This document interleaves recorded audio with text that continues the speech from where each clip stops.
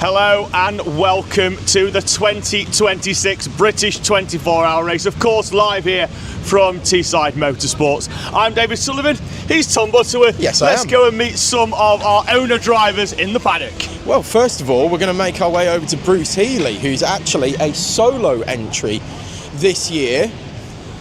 Hello, Bruce. How you doing, guys? I'm very well, how are you? I'm very well, thank you. So running solo this year in aid of? Macmillan Cancer Research. Great stuff, okay, and you've made your way down from Scotland this weekend. Weather's slightly better than it has been up there this week. Oh, definitely been torrential rain down there this week. Yeah, it's been horrendous. Yeah, it's been bad. That's been bad. So looking forward to the improvement in weather, definitely. So what's made you want to do this? It's just all for charity, really. But I've been racing since I left the forces in 2018, and I think it's getting a bit old for it now, shall we say. So I thought I'd go out with a bang, raise some money for a great charity cause, and yeah, just go out with a bang, and that's it. Go back to mechanic, and my nephews are racing as well, so they race with Howard Lucas and that as well. So plenty of help. Great stuff. Okay, and so how can people donate? Have we got Just Giving, or how's it working? Yes, yeah, I've got a Just Giving page under Bruce Healy, and I've also got a bucket that I'm going to try and put in reception or up in the cafe to see if anybody can help donate as well. Great stuff, and I'm sure Bruce will send us the link as well, and we can put that out on the stream and bring it all to your lovely selves. Try and raise as much money as we can. Great stuff, Bruce. Thank you very much indeed for talking to us. Good chat, Tom? Good chat. Good. Right, let's go and see Almost if as good as Cake Chat. Cake Chat is the future. Right, let's have a quick chat with AMC. We don't often get close rails, coordinated close rails as well. Bring yourself in. Sam, is it? It is, yeah. Good. First British 24 with AMC? Yeah. Well, I was here last year as pit crew, and I did the hire karts a couple of years ago, but first time owner, yeah. Pit crew to driver is some promotion. You don't normally see that. It's like Toto having a drive in the Merc, isn't it? I mean, maybe he probably will one day. I'm sure he's used one of the older karts at some point, so maybe that's what I'm doing. I've upgraded myself. That's what it is.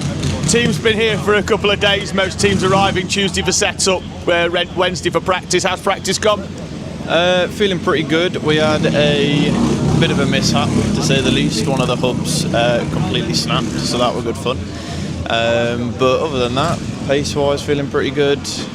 Yeah, can't complain at the minute. So good stuff. AMC as well. We don't just come racing; we raise some money as well. Yeah, we do. Yeah. So any donations, obviously appreciated, but it's for a good cause, men's mental health. It's a massive thing that nobody really speaks about. So anything like that is absolutely brilliant. Yeah. Good stuff. Cheers, Sam. Thank you very much. AMC, Andy's Man Club. Racing, they do a lot of endurance racing as well, but racing some money here this weekend as well. Tom is with Wraith. I'm with the Wraith Renegades. We've got Ben here. Ben, how's the weekend been so far?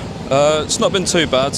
We've taken our time. A lot of the drivers are brand new to this, so it's a lot of practice and eventually getting the kart sorted out. Okay, and we were flashing the Remy badge earlier on. Yeah. The Remy boys. Remy till I die, obviously. Yeah, we've got an army driver as well, but he hates talking to the camera, so he's disappeared. And the rest of us are civilians, and it's a lot of first-timers.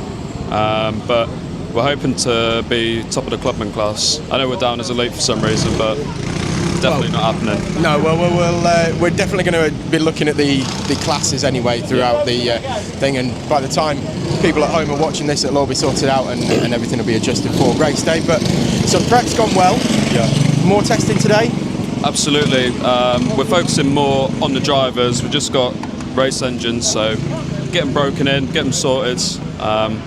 Get ready for qualifying tomorrow, ideally. When you say focusing on the drivers, do you mean like driver comfort or driver experience? And just driver experience. Again, a lot of these are first-timers, so the biggest thing is in pace. It's getting past higher drivers. If you do that, you'll absolutely do well. Always the same thing. Mechanical sympathy, stay out the pits. Absolutely. That's the way to victory. Absolutely. Cheers, buddy. Cheers, Ben. Thanks a lot for talking to us. Let's move on. Quick one. I'm trying to head in here. We've got a comfy seat going on. I need to have a chat with you, fella. Do you know why? First weekend in about 10 that we've not had any sun, and you broke sunglasses out. It's just a fashion statement, isn't it? Just that cool, mate. That's exactly. How's practice gone? That's all right. Good. Yeah, who are we racing with? Cob Builders. Cod Builders. So you guys last year decided about 20 minutes before the race was going to start that you were going to do it. A bit of planning this year. We actually got enough time to change some engine mounts and some oil. New motor as well, by the look of things. We're going all out this year. They're our ones. They're ready to go. Oh, race motors are down the bottom. Yeah, we are a little bit more prepared this year. Yeah, last year we had to literally borrow everything off MS Lippers. Yeah, it was good last year. They've got another team on the grid, and we're heading towards 30 now in owners again, which is fantastic. How's practice gone for you? That's all right. Good. Doing all right. Good. Haven't died yet. Haven't crashed. It's all good. Every cloud. Right, where's Tom gone? Tom's round there, round the pallet. He's up there, I think, with Alessia. I was having a chat with Ryan earlier on, but unfortunately he's gone off for a little comfort break. So actually, I'm going to found esteemed company, this man. Esteemed company. Do you know why he's esteemed company? Because he is one of the very few people who's done a 24-hour race with me. Yes, indeed, we have. So Costa Curtis, how are you, sir? Very good. Happy to be back. I didn't do it last year. I can't remember why. But this is one of my favorite events of the year, I think. Same here. Yeah, of course. Because you are here, of course. I enjoy this event, so I'm back. Yeah, and been racing supercarts and various other things. You're in something every weekend. I try to be. Not every weekend, unfortunately not. But yeah, supercarts, a bit of the Enduro K, a couple of rounds of C1. Yeah. We're getting old now, aren't we? So a bit more comfort is appreciated. Aren't we all? Sir? Of course, yeah. No, but great to have you back. Great to have you with us. Is the definition of eat, sleep, kart, repeat as well. Is the Greek god of speed as well. And your sticker's still up at Le Mans. Yeah, I've seen it. Yeah, it's. I think it's just embedded with the scenery now. It is, yeah. It's part of the scenery there as well. So great to catch up with you, Costa, as well. Thank you very much for talking to us. Just going to stop you there. It is a live paddock. We've got Liam Edmonds heading back in, despite the fact he's got Ollie Clegg's suit on. It is definitely Liam Edmonds coming back in. Let's get a live update straight out of the car and straight out. How's practice going for you? Yeah, really good. Time's looking good. The kart's feeling amazing, so can't complain really. Yeah, I was on track yesterday doing a bit of filming. It looked like it was on rails. You're obviously testing with two, the 19 and the 192. You decided which one of the two you're racing yet? The 19. Definitely racing the 19. Yeah, Kelgate's on this one. The motors feel great, so easy decision to make. Good stuff. A youthful but strong driver lineup, running as four this year with yourself, Reese, Isaac and Curtis. You all do the sprints here at Teesside as well. Obviously getting to enjoy the international layout a little bit. How are you finding that far into the circuit you don't normally use? It's a little bit different. I find the bend a bit tricky on the body, but yeah, getting used to it, and it's not too bad at the minute. Good stuff, Liam. Enjoy the race. Right, we're going to head back in. He's got the main man. I've found the busiest man in Teesside this weekend that isn't actually running in the event. I don't want to be the busiest man in Teesside. Mr. Howard Lucas, of course, of Lucas Racing. How many karts have we got this weekend? In the race, yeah, we've got 14 in the race, and we've had 19 karts out in total testing with the spare karts. Okay. So it's been busy 2 days. I can imagine, and it's going to be an even busier 2 days after this. Yeah, for sure. I mean, we say the same thing every time. It's a chaotic race, and anything can happen. You can be out in the first hour, or you can have a faultless run. So just be prepared to fix stuff, really. Well, exactly. Look, we've got a truck full of spares. Yeah, we've got enough spares. We can fix them. I just don't want to fix them. I'd rather them go round and round. Always the way, isn't it? So we're running, instead of running 43 this weekend, we're running the tribute to Rob Tanway, who's unfortunately no longer with us. So we're running 115, representing Team Key. Yeah, so we thought it'd be a nice touch. I think two of them might be coming up, maybe Danny, which was Team Danny Key. Danny might be coming with maybe one of the girls tomorrow to watch the start of the race. That'd be nice. So I've had those little stickers done as well with, Racing for Rob stickers. That's their last sticker, the last colour sticker kit that they used when they raced a few years ago. So we're still racing MS Soco Select, but as 115. Great stuff. Okay, stuff, and a fitting tribute, I'm sure. Yeah, thank you. Yeah. Great. Well, lovely to see you. We will have a chat as well, because I want to just have a little chat here. This is the preparation that goes into an event like this. This kart yesterday would have been stripped back to a complete bare frame. We've got stalwarts of MS in here with Carl, Didge, Steve Taylor. Let's have a little chat. Practice days, then this will be your race kart, I'm assuming, since it's not out on track and all the hard yards are going into it. But we'll have probably taken this back to a bare frame. Pretty much, yeah. We're pretty much changing everything over. So just done all the front ends, pedals, new brake bar, everything. Everything that's going to have a stress through it. Yeah. Oh, that's a new development. Not really. These have been breaking for years. Yeah. So we always do that now. Start doubling them up for the 24. You know, everything from like bolts that may have had a bit of stress through them have all been replaced. Got new chains going on it. We'll have new bearings in the rear axle. So, Most people will do that. Yeah, everything prepped. You guys have just started early. Yeah. Good stuff. Right, Tom's over there with one of the drivers that's going to be driving this car. I am, and for those who've not seen his face before, this is actual Teesside Stig. How are you, Jack? Welcome back to the paddock. Yeah, thank you very much. It's been a sort of long week. We've been here since Wednesday morning, it's Tuesday night really, but been good. Between the team, we've had a good week's testing, so looking positive towards the race.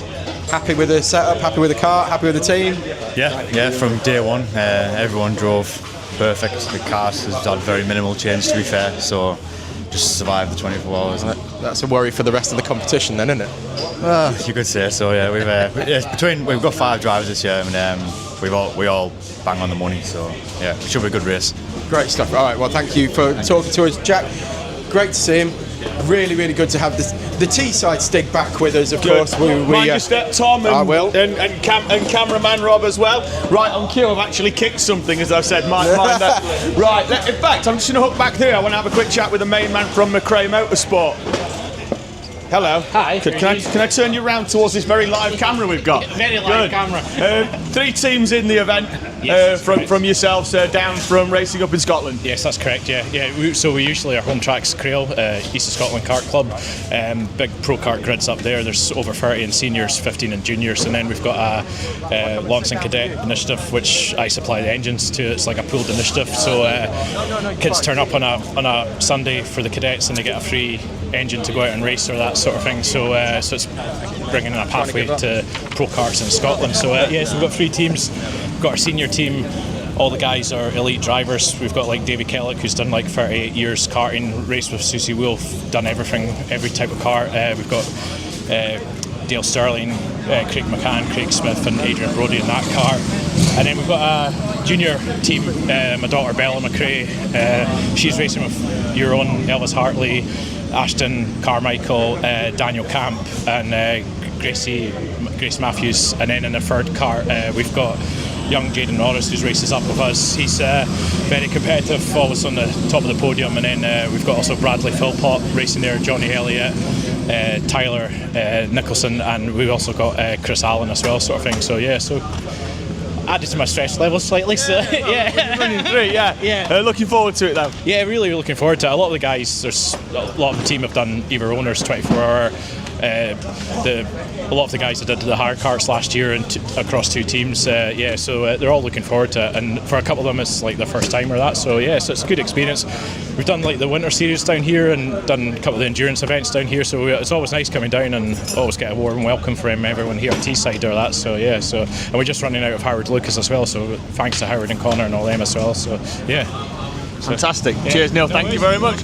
Right, let's go and see if we can find Tom again. Oh, look at that. That's a sight for sore eyes. Look at that. Isle of Man's favourite Dan. Tom has found himself a YouTube star over on the far side of the circuit. Not only have I found a YouTube star, I found a comfy seat as well. We're having a little rest, aren't we?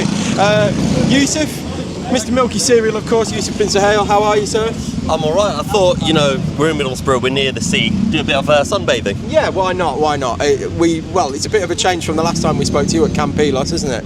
Yeah, well, to be honest, it's about the same kind of weather. I'm still boiling, enjoying it, and should be in for a good race tomorrow. Yeah, well, I mean, Camp Elos went pretty well for the team. You happy with everything that... Well, it started off well, and it was going well, but... I'd say it didn't even start off well, considering we got a 1-lap penalty from pushing the car at the start. Okay. He's got a good memory, as Tom. Yeah. To be honest, I'm just as bad my memories of Camp Elos were you pushing carts around, though. Yeah, David will remember all about that. I don't know if you caught that one on camera. So what are we looking for this weekend? The objective this year, I think, is to win it. Obviously, it's going to be really hard with the 43 with how experienced they are, how much running they do here at Teesside, but we've got a really quick team, and yesterday the pace looked quite good. So I think if we can keep it all together, it should be good for tomorrow. But then we started today, and because you've had all the hire carts out, our setup, which felt absolutely spot on yesterday, it's now terrible because you've got a different layer of rubber on the circuit, and this is kind of where, you know, the experience has to kick in of how quickly can you adjust the car, really last minute kind of setup changes to make sure it's all sorted in the remaining hour of testing. Right, okay, well that's good information anyway, and obviously just keep it out the pits and keep it on the black stuff and keep it all pointing in the same direction, and you never know, victory may be yours at the end of the day. Hopefully so, just need to keep it clean and be wise on the strategies. Great stuff, thank you. I think what the people really want to know, Tom, is racing as well in Pro Kart, as well as hires actually this year, is also fellow YouTuber Bradley Philpott, and I want to know whether you think you're the fastest karting YouTuber. It's not even a challenge, is it? Sorry, Brad, but nah, easy. I feel a challenge being. Hang on, there's a gauntlet Brad, being thrown down. I'm up for a 1v1 whenever you are. I'm too small of a YouTuber for that. He needs more followers. Follow Milky Cereal. We're going to make it happen. We're going to make that happen. A 1v1. I reckon we could pull off a YouTube race. I reckon YouTubers. I reckon we should. We should. One off. Oh, the reigning senior Pro Kart champion has run away. He's run away. There he is. Mr. Delahunty going down there as well. Yeah, very accomplished driver, Andrew. Yes, it certainly is. We'll cover plenty on Mr. Delahunty and his previous exploits during the race. Testing still going on till around about 12:30 today, Tom. I thought we were going to get run over, but no, the cart's taking a different route. So we're making our way up into the second paddock now. This is the actual top paddock, for obvious reasons. There we go. Straight away, look. From Mr. BPEC himself, Bobby Hutchinson. How are you? I'm good. You? Yeah, really good, really good. Out the day. Yes. It's been dry, been warm out there. I've been watching a bit of the practice, a bit hedgy sketchy, shall we say. People trying to race already, and it's a bit too early. Yeah, it's good to be back, to be fair, yeah. Yeah? Okay, yeah. It's good to have the boys back. We're gonna get more for fun this year, I think. We're all getting old and bigger and slower. So, yeah. But we're still going through it. I think there's a few of us in that boat, my friend. Yeah, it's a good atmosphere as always, and yeah, it's good to be back where it started. So yeah, looking forward to it. Great stuff. Thank you, Bobby. Thank you for talking to us. So, how are the rest of the teams looking? From the BPEC paddock and that. Quick. Yeah, look, some quick teams out there. There's a lot. I think the club and class will be really good this year. A lot of people have dropped down. It'll be very competitive, I think. Really fun. The man with the no. Who's going to be your tips? Do you think? Ooh. Let's say there was a bet in sight that was hosting. What, to win? Yeah. To win outright? I think you'd be hard to look past 43. They got the experience. Well, they're running 115 this year, aren't they? But yeah, Soko Select. Yeah, and I think 125 will be quick as well. Really quick. They got a good lineup. Yeah, I'd go for one of them two if I was a better man, but I'm not a better man. All right. I'm in my pocket. Great stuff. Thanks, Bobby. We'll dive in as well and speak to. Oh, we got a little video, didn't we, David, the other day of presenting Mr. Pedlingham with his Guinness World Record. But here he is, official Guinness World Record holder, longest distance solo in 24 hours in a go-kart, achieved here 2 years ago. 2 years ago. 2 years ago. 2 years already. Yeah, there's no gaffer tape today though, which is nice. Well, you got 3 others that you're sharing the cart with, so exactly, you've only got to do a quarter of the distance. Selfish this time, so I'm sharing is caring and all that. So yeah, it's good to be back racing with Tony and the rest of the lads again. So.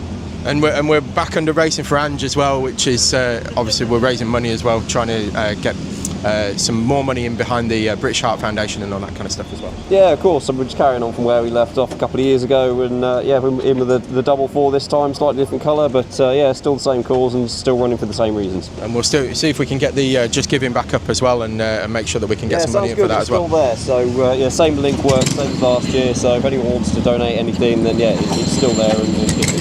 Great stuff. Thanks very much. Thanks for talking to us. Move on. Going to pop into Paragon time. It's looks like we've got that cart's out practicing, I'm guessing. Good, and this will be your race one that's already being prepped, but yeah, and we're obviously preparing for all eventualities, but hopefully we don't need any of that during the race, but everything's sort of there built up in case anything sort of happens. But you know, an event like this, the only thing you can really plan for is the start. Yeah, so we qualify as best we can and just go from there, really. Hope you get a good start, and 10 laps, you're then in amongst it all, aren't you? So, bit of a mix in terms of driver lineup for you guys this year. You've got some very, very fast drivers and some talent, but some of them haven't done 24-hour races before, so it'll be how quickly they adapt to the endurance format will be whether you've got a chance of winning this. Yeah, so Callum's a BPEC driver, so he's been doing all season, not all season with BPEC, but rounds we've been doing. Then we've got Archie Tillett, who's never driven the track before, never driven a pro kart before. Khalid Saab, never driven a pro kart around this track before. Jake Taplin, who's a sort of veteran here, really. He's done a few, And then the final driver is Rylan Eschberg, so he's only done the BUKC 24 here. So we're mixed experience, really, but they are quick drivers. They're all within like 3-4 tenths of one another, so we're pretty good. All the pressure as well on Archie, because you're using one of his seats, so if something happens to it and it's on his name, isn't it? That's the thing. Yeah, that's it. So, right. Good stuff. Hopefully you guys go well. It'd be good to see you guys challenging at the front again in Paragon. Yeah, good stuff. Cheers, guys. Thanks a lot. Right, Tom is down the bottom with. He's found the army. No, I haven't. And the RAF. I found the RAF. I found the RAF. Right, so I found Elliot as well. Elliot, how's the week been for you so far? Not too bad. When did you get here? Got a Wednesday morning, set up, and then we've been altering the car, bits and bobs on Wednesday. Yesterday, figured out we had a bent axle, so then we had to redo that, get that sorted, and then we've been going out yesterday and today, and yeah, we're feeling good.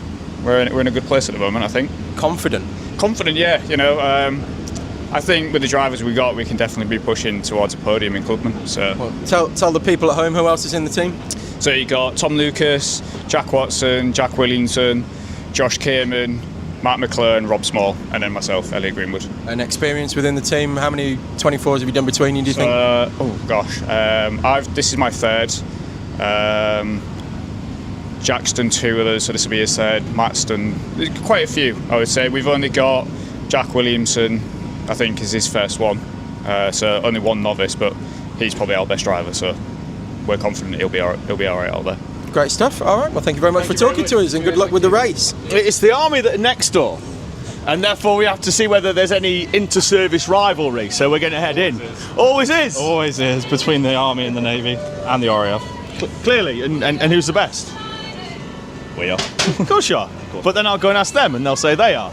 They're lying. The motto of the army is be the best. Be the best. Yeah. That's us. Good. On an MS chassis, how's practice gone for you guys? It's gone all right. It's been with our ups and downs, as every team will do. We're just putting our race engines on now, so hopefully we can get a bit more power. New tyres will eventually go on, a bit more grip. It seems to be going well. It's my first time here, so. Good. How are you finding it? It's a tough track. Bumpy. I don't think my back or ribs are going to like me after this, but it's good fun. Yeah, I saw a quote from a guy who does GT3 who said that the Spa 24 GT3 was the hardest 24-hour, and I respectfully disagree with him on that basis. This one is, I agree with you. This one's very painful. But no, it's good fun. Lots of speeds. Wiggles are interesting to go through. But no, it's... The thing is as well for you guys is you don't actually get the full experience of all those hire karts until the race starts. You've been out there practicing, there'll probably be 20 or 30 on track, but at the start there'll be 61 of them, and you guys normally catch them inside the first 6 laps. I've already been trying to negotiate through the traffic already, and it is interesting. It's also quite fun trying to wiggle through it all, but you are right, like the numbers that they had last year and just trying to get through everything. I think we did the math on it. If every kart was spaced out evenly, it would be like 4 meters distance between the karts, so it's going to be good fun tomorrow. Yeah, it is. It's less than a second between karts on a. Once it starts, if we were to spread them out, it's awesome out there, isn't it? That's close. Yeah, it is really good fun, and I'm sure we'll have a great race tomorrow. Good stuff. Good luck, guys. Cheers. Thank you. Right, well, that's going to bring us to an end already, because we're up at well over 25 minutes already. So thank you very much for joining us. We will see you in a few moments' time. We will be over there by the wonders of modern technology and video editing. We're going to be over there bringing you the Hire Kart Paddock Show. So we were over there.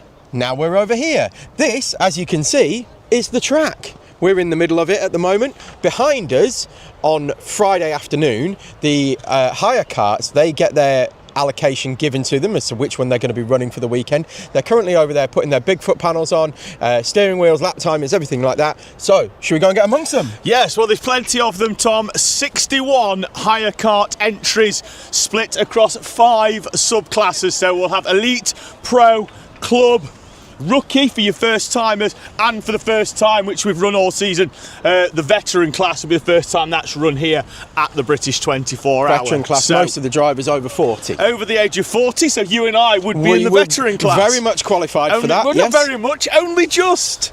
But we would be qualified for it. But we would be in the class.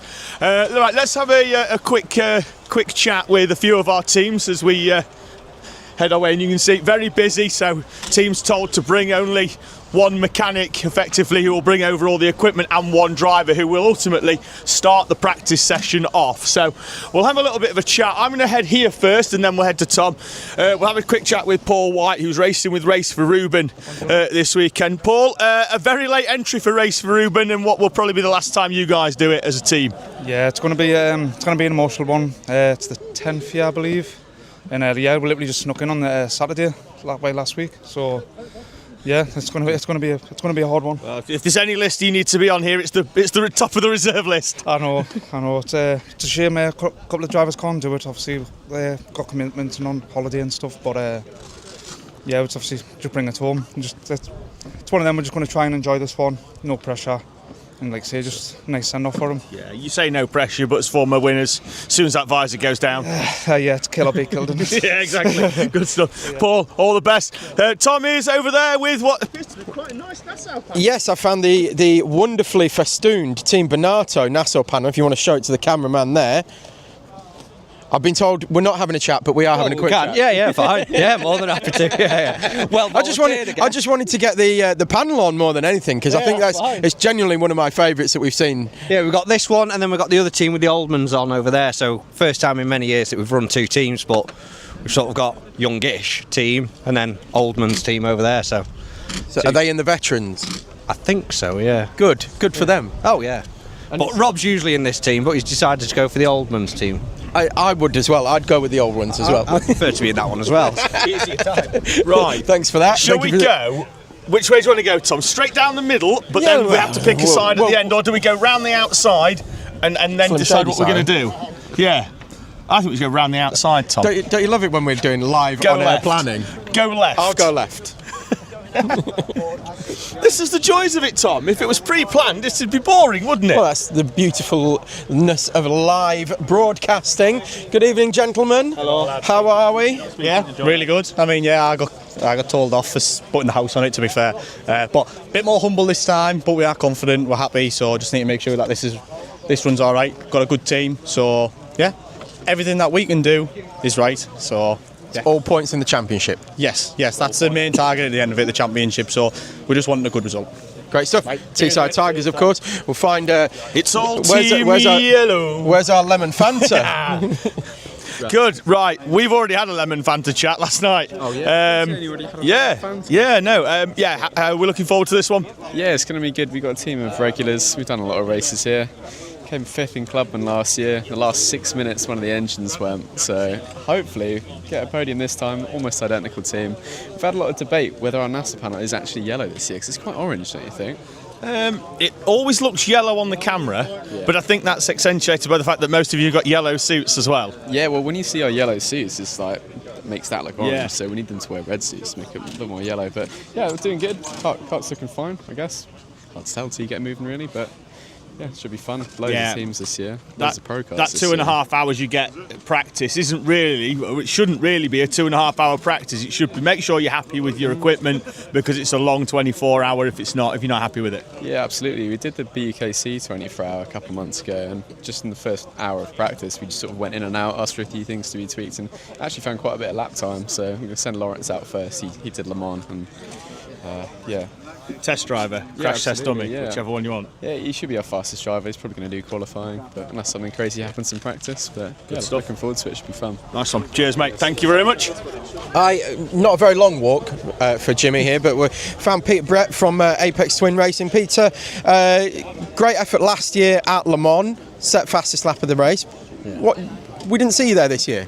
Yeah, not this year. We were doing a T4 Ireland Championship with our team, Apex Twin Racing, so didn't make it out, but hopefully we'll go well here this weekend. So. Well, this is the most important one of the year, of course. Exactly, yeah. Back up.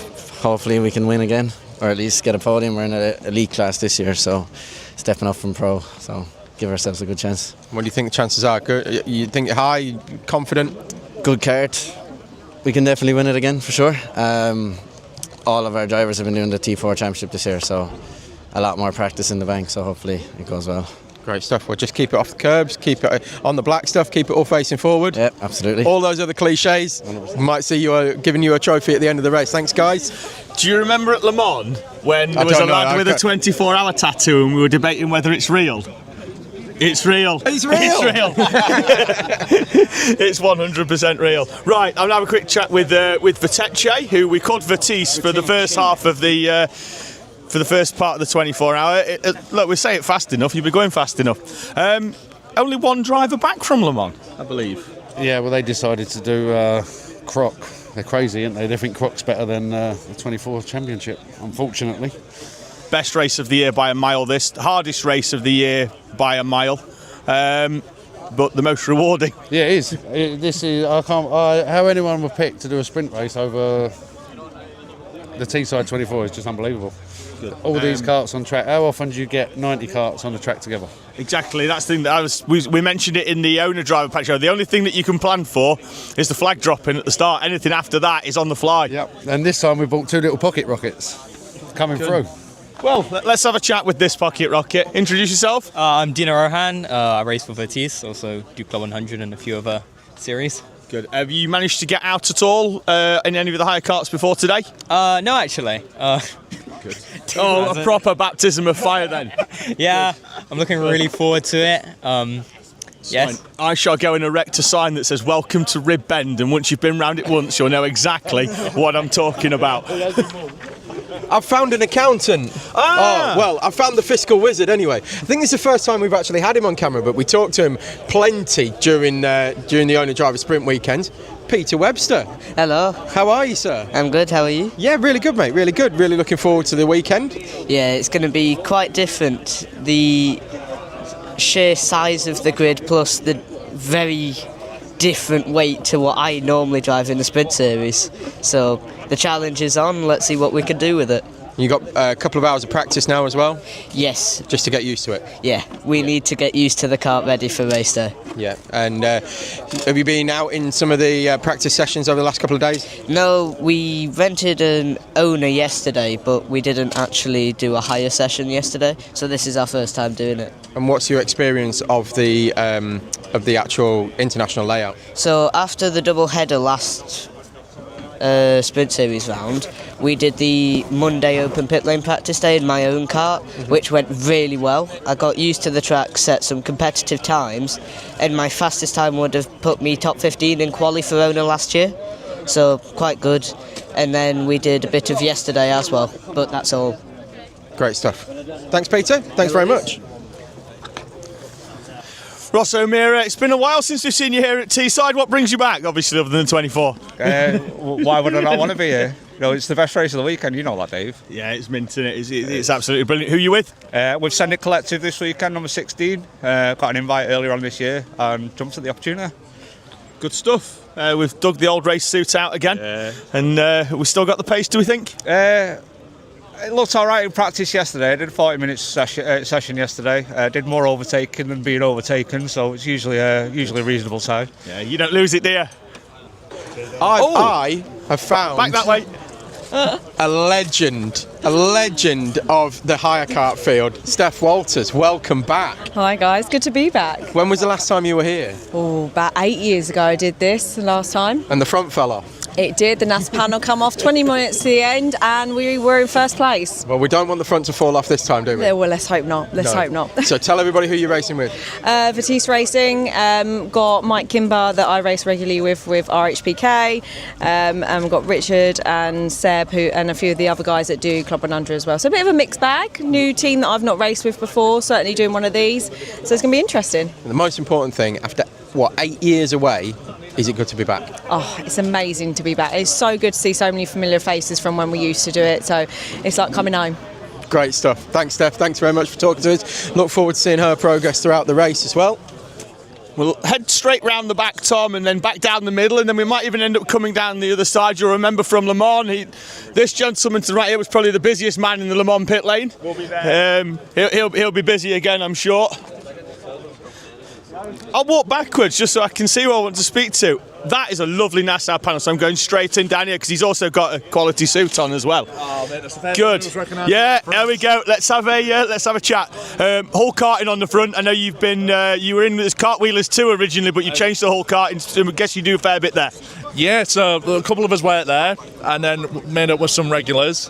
We changed the name to be a bit more relevant, and I do a lot of pub quizzes, and I wanted something really stupid like genitalia or something like that, but I didn't get what I want. So we've settled on Hull Karting. We've got a little mascot, Grog, who's a YouTuber, on the front, and Kane's company, Parmeter Hire UK.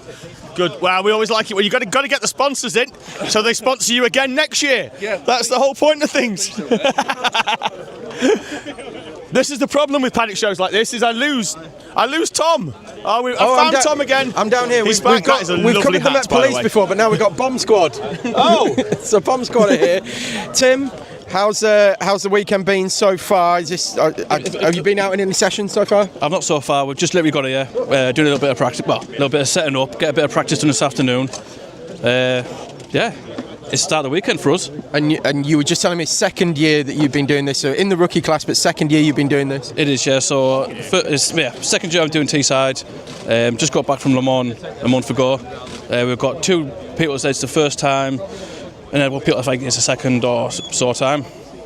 Yeah, so happy thoughts, hopes for the weekend? Oh, obviously we want to win our class. Got a bit of a plan in place. Yeah, probably moving up class, regardless of where you finish this time, because you won't be rookies anymore. No, we won't be rookies anymore. It'll be club next time. To be fair, I'm surprised we're still rookies, really, but so I'm going to take it if we are. You want to be mixing it up with the clubmen? Ideally, yeah. If we can finish high in club, that'll be a good finish for us, and give you good pointers for next year, won't it?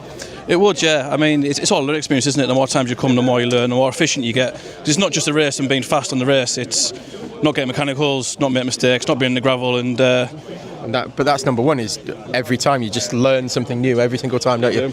Great stuff. Thanks, Tim. Thanks for talking to us, David. Managed to grab Will Folkes from the far side just so I don't miss him. Will, let's just say it's been an interesting but exciting week. Yeah, very interesting. I've got the opportunity to race a mini challenge car at the end of the month at Donington Park, fully funded by Duckham Tuassa Racing, so it's a crazy opportunity. I can't wait to get stuck in, honestly. Sim to Reality, I believe, was the competition that you won. Yeah, Sim to Reality. It was an online qualifier on iRacing, and they also did an Assetto Corsa component to that as well. And then an online race, and then a go-kart race at Daytona Milton Keynes, which I thankfully won just about. I think the gap was 100th on the line, so that was it was a close one. Yeah, who doesn't love a pressure situation? No, exactly. I like to say I thrive in those moments, but my heart rate was 183, I think, max. So. We'll find out whether you thrive on the 22nd, 23rd of August at Donington Park. You're on the TOCA package, British Touring Cars in the Mini. What an opportunity, though. I know, honestly. I can't wait to get in. I'm racing with Graves Motorsport. The top 2 in the championship are run by that team. So hopefully I'll have a good car. I trust them that they're going to have a good car. So it's going to be down to me, I think, on the day. But I'm putting in the sim practice on iRacing, so we'll see how it goes. Fantastic. Well, thank you and congratulations. So I'm with another one of our rookie team entries here. So we're with Formula Num Plan C entry. Alfie, we were just chatting a moment ago. So experience of the track? One Ironman. One Ironman. I think that's about an hour on track. Is it 45 minutes? Something like that, yeah. And then you're straight out into practice for this, and then straight out into a 24-hour. Yes. Yeah. Having never raced here really before. Correct. Did you? Well, on the Ironman, did that use the international circuit? It did, yeah. Okay. Well, at least that's something. That's why we booked on for the Ironman. Right. Just to get our eye in for this. So, we'll see. Okay, so yeah, just straight out into it, and this is exactly what summarises the rookie class as well. So, yeah, just go well. Good luck. Hope it all goes all right for you. Thank you. We'll try our best. Cheers. Thanks a lot. I don't know where David's gone now. Where's he gone? Oh, he's down here. I've found, and it's not my words, it's their words, I've found old mans. And in fact, a collective of old mans. Rob, let's have a chat. We are beautiful livery, Porsche 962 replica.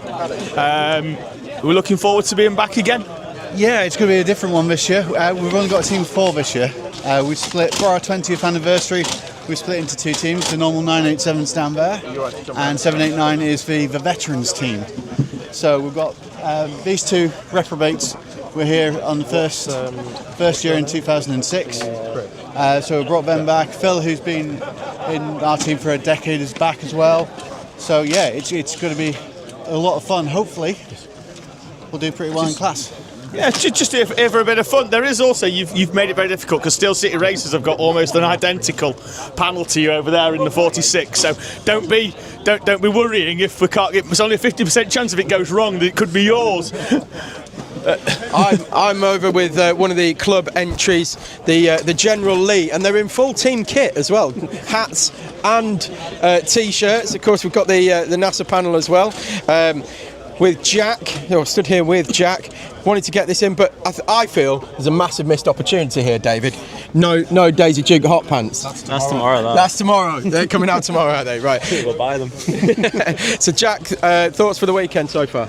I'm really excited, to be fair. We've had a few good years. Last year we did really well until the NASA panel came flying off and we ended up 11 laps down from first in class. Oh, the front fell off? Yeah, well, the driver ripped it off because he's a div. So, yeah, it annoyed him, so he pulled it off and we ended up losing 11 laps by the time we got back out. So we're first in class, down to 7th or 8th in class and finished. Where do we finish? We got struck by commentator's curse when you were mentioning Chris's camper van, his hearse. Oh, that was you, I think. It was. Commentator's curse. Just quickly, Tom. Yes. Are you happy now? I'm happy. Oh my God. Oh my. Yeehaw. Sorry, I've just been sick in my own mouth. That's disgusting. Well, thank you very much for talking to us. Hi, guys. Go well. Hope it goes better this year and hope the front doesn't fall off. That will see a spike in viewership by at least 2. I hope not. Hope it goes the other way. We've gone half and half livery. It's like a 1997 BAR where we've gone half and half down the middle. Half and half down the middle? Yeah. Yes, no, I know what you mean. We've got Utes, Tom. Utes. Yeah, they're called the young team. Yes, they go around spray painting things, and they're always on them electric bikes with no helmets on and balaclavas. Oh yeah, safety balaclava. How are we, guys? Good. Thank you very much. We just a bit of a panic to get the car at the last minute, but we got there in the end. So just getting things dialed in. Okay, lap timer going on, steering wheel going on. Yeah. We'll see if it's going to be the winning car. Probably not, but we've got some good drivers, so yeah. So hopes are high. Yeah. We're just hoping that our luck's in for the race. But where tell people where the young team comes from. You know, we had a few different options. We whittled it down, but obviously being Scottish, and I mean I'm not that young anymore, but a lot of the team are part of the TYT as we call it, and yeah, that's what we went for. So, and number 95, Ka-chow. Ka-chow indeed. Cheers, guys. Over the barrier, Tom. It gives us a wider viewing aspect of the of what we've got, which means we can just keep walking and we can see. Like we've already had a chat with Will and we speak with Core Blimey a lot, so we'll just keep going down. Let's have a chat with one of the youngest drivers in the event. If we can get the lid off. Are we going up and off, Ted? We'll let you get things. Oh, we'll leave it on. No, get your helmet off. Get the helmet off, Ted. Oh, is it because we've not done the hair? Good. Ted Hall racing with Teesside Academy, the youngest average age team. We've got 3 drivers at 13 and a 14-year-old, so running as a 4. A lot of you do a lot of time around here on the sprint circuit, but on the international, how do we find it? It's quite bumpy around the west track, but it's a great laugh. Good. And obviously, with that youthful team, any worries that we might tire towards the end? Hopefully not. If we just get the rest in between each other's stints, then we can push towards the end. Good. Practice yesterday, I saw you out in the kart with a few of the team. The pace looked good in those karts. We've got this one. Assuming practice, we just go out, make sure we're happy with it, and go from there. Yeah, just make sure there's no faults with it. Good stuff. Ted, thank you very much. So, Teesside Academy running a 4-driver lineup. 3 of them are 13. We've got Jacob Carnes, who's 14. I've found a team with 3 entries. Only 3s? Only 3s. So Edward, from Newmarket Buzzing Hornets as well. So 3 entries this year. You guys are running in club class. Actually, I think we're racing in rookies this year. We've asked to run down because the rest of the team have never done this before. Okay. I'm the only one who's got any experience, so hopefully it'll be a good learning curve for them. Well, that's what the rookie class is for. Exactly, yeah. Okay. So yeah, we're hoping to do well. Part my experience with them as much as possible and see how we get on. Great stuff. All right. Well, thank you very much. Yeah, hope it all goes well. I hope it goes well for those 3 entries as well. David, where are we? Now, we've got a few more. We're we've heading got towards the back, aren't we?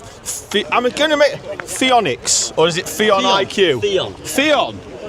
That Q's silent, isn't it? It's you're silent P and silent Q. Yeah.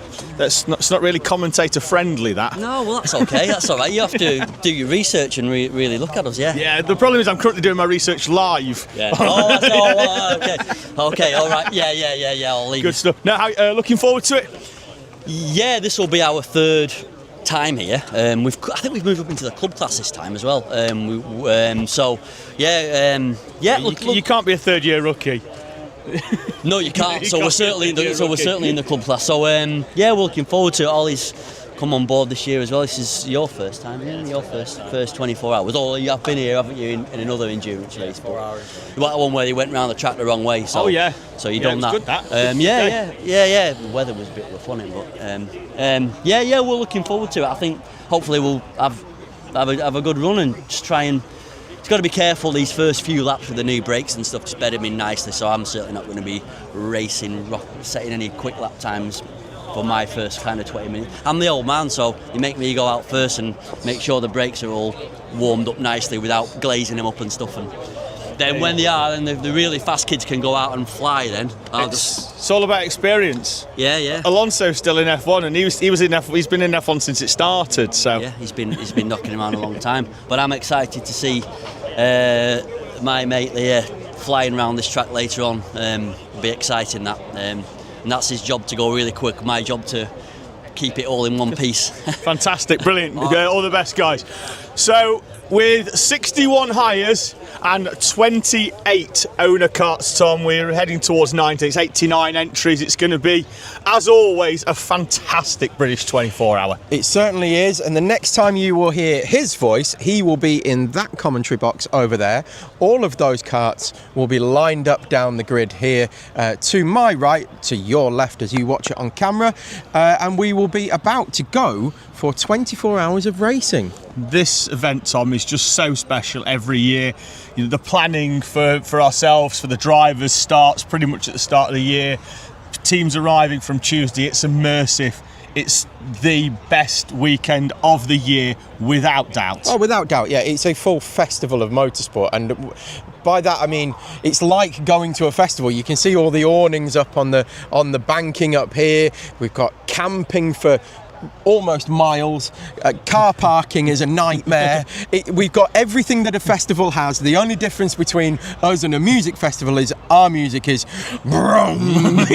which you guys will all be hearing for the next 24 hours. Thank you so much for joining us for the Paddock Show. We will see you very shortly down here, and I will be back on in your ears around about 6 p.m. He will be with you from the start along with Ewan O'Leary, and we will go from there. Thank you very much for joining us. Hello and welcome to the 2026 British 24-hour race. We are 25 minutes away from the commencement of this epic event. The grid is starting to form. as 89 teams get ready to contest the biggest 24-hour race in the United Kingdom at the longest circuit as well here at Teesside. Once again, we're on the international layout. I'm David Sullivan. Alongside me for the start of the race once again is Ewan O'Leary. Good afternoon, even David. Good morning, I suppose. Yeah, great to be here for another year, another British 24-hour in 2026. As busy as ever, as we can see on the grid already. Everybody getting onto the grid and ready for the Le Mans start in just under half an hour's time. Always an exciting moment of the race at the beginning. The sun's out. I'm glad to say that is going to remain, at least as far as the forecast is concerned, for the first 6 or so hours of the race. I did see on my forecast a threat of rain tomorrow, by the way. We'll leave that for tomorrow. Right towards the end of the race yes. as well, I've seen. That's going to be very entertaining. Yeah. I'm sure will play into the hands of some teams in terms of strategy and putting one of their stronger wet weather drivers, of course, because no wet tyres for either our owner or our hire kart teams at the British 24 Hours. So you were slicks for the whole event. Yeah, and you know, we last year, I remember the year before, it was about as hot as this. I think it was maybe hotter. But last year, 2025, I remember there was spots of rain. You were reporting in the pit lane for the first hour. There were spots coming in the pit lane, but nothing really more than that. It never got properly wet last year at all. We'll see whether that changes this year right towards the end. So the forecast is a little bit dubious, sort of half and half at the moment.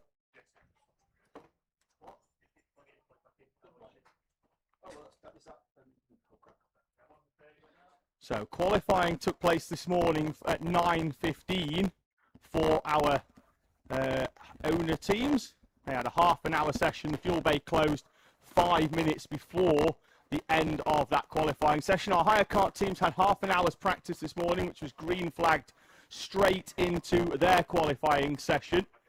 And their fuel bay closed with 15 minutes to go, such is the size of the hire kart grid. 61 hire karts in this event, 28 owners, so their fuel bay closed with 15 minutes before the end of the session. So qualifying this morning on pole position for the 2026 instalment.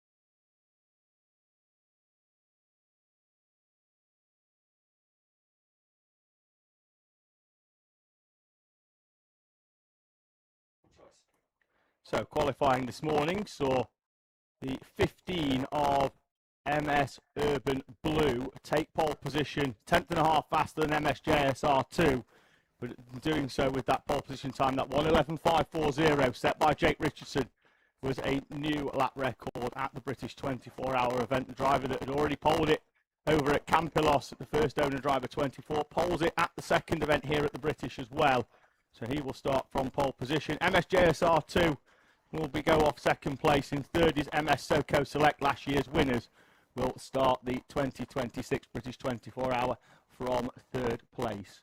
In our hire kart class, pole position set by KBR, King Brothers Racing, on pole position by a tenth of a second to Teesside. Brad Philpott in the number 77 KBR kart, putting that kart on pole position. Teesside as a club team, which is the third tier of our hire kart class, they go off second place. They've got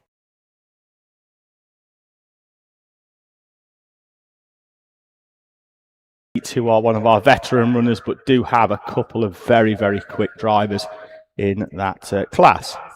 And speaking of classes, by the way, there is one or two more than we had last year in 2025. 9 subclasses in the 2026 event. 4 subclasses for the owners, 5 for the hires. That's, I believe, one more class each. It is. We've introduced the veterans class in both, which is fantastic.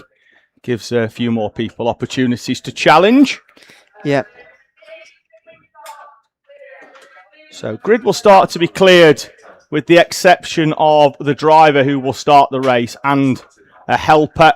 But we've still got around about 20 minutes, so just starts to form up down the far end. We're still positioning 1 or 2 karts, such as the volume of this event. You can see in the bottom left-hand corner of the screen there on the exit of the South Bank corner, where we're getting into position. Yeah, always a great moment, as I say, to look at everyone, every team lined up on the front straight. Some of them round the bank, round South Bank on the other side of the circuit, a long way back at the beginning of the 24-hour. It is a 24-hour race, so qualifying doesn't really matter very much. But they are starting a long way back, and you can see that visually when we have the start here. When you look at the last team, they're just about at South Bank, whereas the first teams are right at the first corner. So it looks like a real disadvantage. Well, it is to start right at the back after qualifying, but there's 24 hours to make up. Yeah, a few teams in qualifying didn't actually go out. Teesside Tigers, who are one of our elite teams who perennially run towards the front, they had a complete change of brake caliper during the last few laps of practice and couldn't get out onto track for qualifying. So they will start from the back. The 79 who will start from P5, the Eat, Sleep, Race, Repeat kart, they're going to start on half a tank of fuel because either they've obviously tried to mix it up on strategy, so they're running on a half tank rather than a full tank. The owners will normally get about 1 hour and 20 out of a full tank. The hires will probably get somewhere between 135, 145, depending on sort of their fuel mileage, the way the drivers drive the thing, sometimes just how economical the engine is.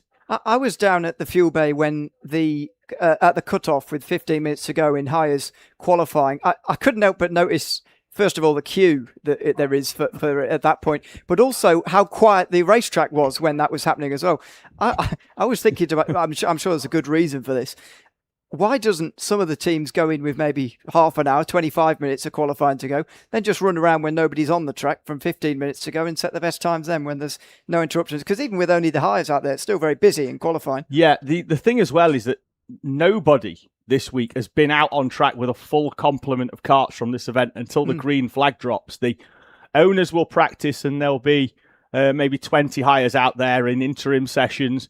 Then yesterday, for Friday practice, the owners were practicing in the morning again with a few interim hire karts out. But then the hire karts, when they do their 2.5 hour practice on a Friday, it's just the hire karts on track. So nobody will have a full appreciation of the magnitude of this event until the green flag drops, and maybe until their first stint in the kart, which could be at 6, 7, 8 o'clock this evening, depending on the size of the team. We've got teams running with 3 drivers. We've got teams running with 8 drivers. That's the smallest and the largest teams that we have here at this event. We've had a few solo efforts in the past, and we've got 1 solo effort this year in our owner Pro Kart class. Bruce Healy in the number 39 will be trying a solo effort at this event. There's always one, isn't there? There's always one lunatic. Always one lunatic. who tries to do it on their own. It was Grace Mitchell last year who did get to the end after 24 hours in one go. Always an extraordinary effort, whoever it is. And our world record holder is back. In a team this year, Chris Pedlingham, nice. Who broke the longest distance set by an individual in a go-kart in 24 hours back in 2024, is back with the 44 of Race for Ange this year alongside Josh Yeadon, Toby Wykes and Anthony Pogson. So that runs a 4-driver outfit in the number 44. I couldn't help but notice he didn't come back last year, too traumatised by the 24 Still hour aching. attempt. Yeah, still aching. Still aching from the previous year. Yeah, good to see him back though. Although a more sensible choice to go with 3 or 4 others over the course of 24 hours. As you say, some of the bigger teams, some of those drivers who are getting in later will not be in the karts until pretty much sunset tonight, which I think is scheduled just before 9. was it 6 minutes to 9 or something like that at sunset tonight. So always plenty of daytime running in the British 24 Hour because of the time of year that it is in early August. It's not the longest day of the year, but it's not far away from those long days in the summer and hot days in the summer indeed. Yeah. It's about 25, 26-ish this afternoon. It feels warmer, I've got to say, when there's no breeze. It is gusting a little bit, but it feels warmer when there's no breeze. I'm sure it will definitely feel warmer for the drivers who are starting here. It's right in the heat of the day, obviously, these first few hours, and the most intense part of the race as well, right in the heat of the day, right at the beginning. This is the hottest point of the race for all the drivers. For all of you sunset fans, the sun will set down on the west track, down the far end of the circuit to the far end of where this camera position is at the moment. This is where the sun will rise. Tomorrow morning at around about 4:30, the sun starts to creep up over the top of the trees down at South Bank. Makes it very difficult for those drivers that have been out with a clear visor from their previous stint as they emerge from the trees of the West Track onto the national layout here at Teesside, which is used for the monthly sprint meetings. For those viewers on TSK-Motorsport Media that join us regularly for that, we've got many, many drivers from that Teesside Sprint Championship taking part in both hires and in owners. We've got teams over from Belgium, from Ireland taking part in this event. Furthest driver, though, keep an eye out for Dylan Downey. He joins us from Barbados. Wow. Joins us as part of Cole Clark Racing in the 19. Wow, that is a long way to come to Middlesbrough for this event, but it's a huge field of so many different storylines, so many different drivers that we'll talk about throughout the 24 hours, of course. I'll just remind you, by the way, of last year's winners in each of the classes, who are the reigning champions, and whether they're, well, you can give me your verdict on whether they're to defend those or not over the course of the 2026 event. You've already mentioned MS Soko, who won last year by 4 laps overall, and in the pro class for the owners. In the club class for the owners, it was MS Urban Orange, who were themselves also 4 laps down. I think they were 3rd overall, but also 4 laps down, along with the second place team as well. And in the it was rookie class last season, was it called? Was it called veteran? I can't remember. No, Elite Pro Club. Elite, so yeah, MS Soko Select won in Elite. They ran the 43 last year. This year they'll run the number 115 as a tribute to the late Rob Stanway. We'll talk about that throughout the event. So yeah, Elite Pro Club, and then the same sort of variants in the higher kart classes as well. KBR winning the other class in the owners. Last year in the hires overall, Apex Twin Selected Works won by a lap or so. It was quite close. They were obviously in the elite class at the front. Race for Ruben won in the pros, a couple of laps behind. Newmarket Hornets won in the club class, and Barry R's Wacky Racers won in the rookie class, the lowest of the hires that year. As I mentioned, the 2026 event has 9 subclasses rather than the 7 that we had 1 year ago. So, as you said, David, giving more teams a chance to compete for a title. And looking at the qualifying order, all of the class leaders inside the top 10, with the exception of one, Formula Non-Plan C in 11th place. So all the class leaders, as it were, in qualifying in the top 11. It's going to be very, very mixed throughout the higher field especially. Yeah, there's some teams that are well out of position from qualifying that you would expect to come through. Corblimey Racing, who won a month ago at Le Mans and who won this event back in 2024, are down the order in qualifying in P25. We've got Teesside Tigers well down the order, that always, and in the nicest possible way, and I'm sure they won't mind, we've mentioned a few times with Teesside Tigers, they've got very, very good drivers, but they've got no driver that I would say is like sort of exceptional. But every year they're at the front. They just find a way. They've done so many of these that their experience gets them to where they need to be. It's like a promotion system. You don't just turn up and go, yeah, we're an elite team. You turn up, and we've got the 666 of Vitesse Racing, who last year they raced in rookie last year. This year they're in club. They want to try and win club so they can go into pro. And I was speaking with Richard Levitt from that team last night, and they want to just work their way up the class system. And sort of have that almost like a Wrexham story, starting down the order and working their way as much as they can towards the top. Hopefully with more character. More character, less cash. Yeah. That'll be their team name next year. More character, less cash. Yes, very good. More family members and other mechanics and all sorts, other team members make their way off from the grid. You can see why they get told to leave quite early, because they don't listen. Well, it's a long walk from South Bank. And it is a long walk, yeah. We've got still 10 minutes to go until the start of the race at midday. So I can see a few people shuffling around as well on the grid down there in the owners as well as the starting drivers get ready for the Le Mans start. Yeah, I think they're just trying to make a little bit more space for themselves down there. So the start procedure here for the British 24-hour, we see drivers already forming up on the far side of the circuit. They will run across the track to their waiting car in the traditional Le Mans style start. The race will formally start at 11:58 because half of our teams are in front of the timing line, which is straight in front of the commentary position, and half of our teams aren't. So until all of our teams are over that timing line, we can't press the start button. So the race will start and will formally start at the end of lap 1 when they all come over the timing line. So that's why we start at 11:58. And every year we've been saying, we're going early. And it turns out that we're not. It's just the way that everything is sort of formulated here at the circuit. And it's the same with most 24 hours. You've got that many teams and drivers that you just need to be able to split them all out.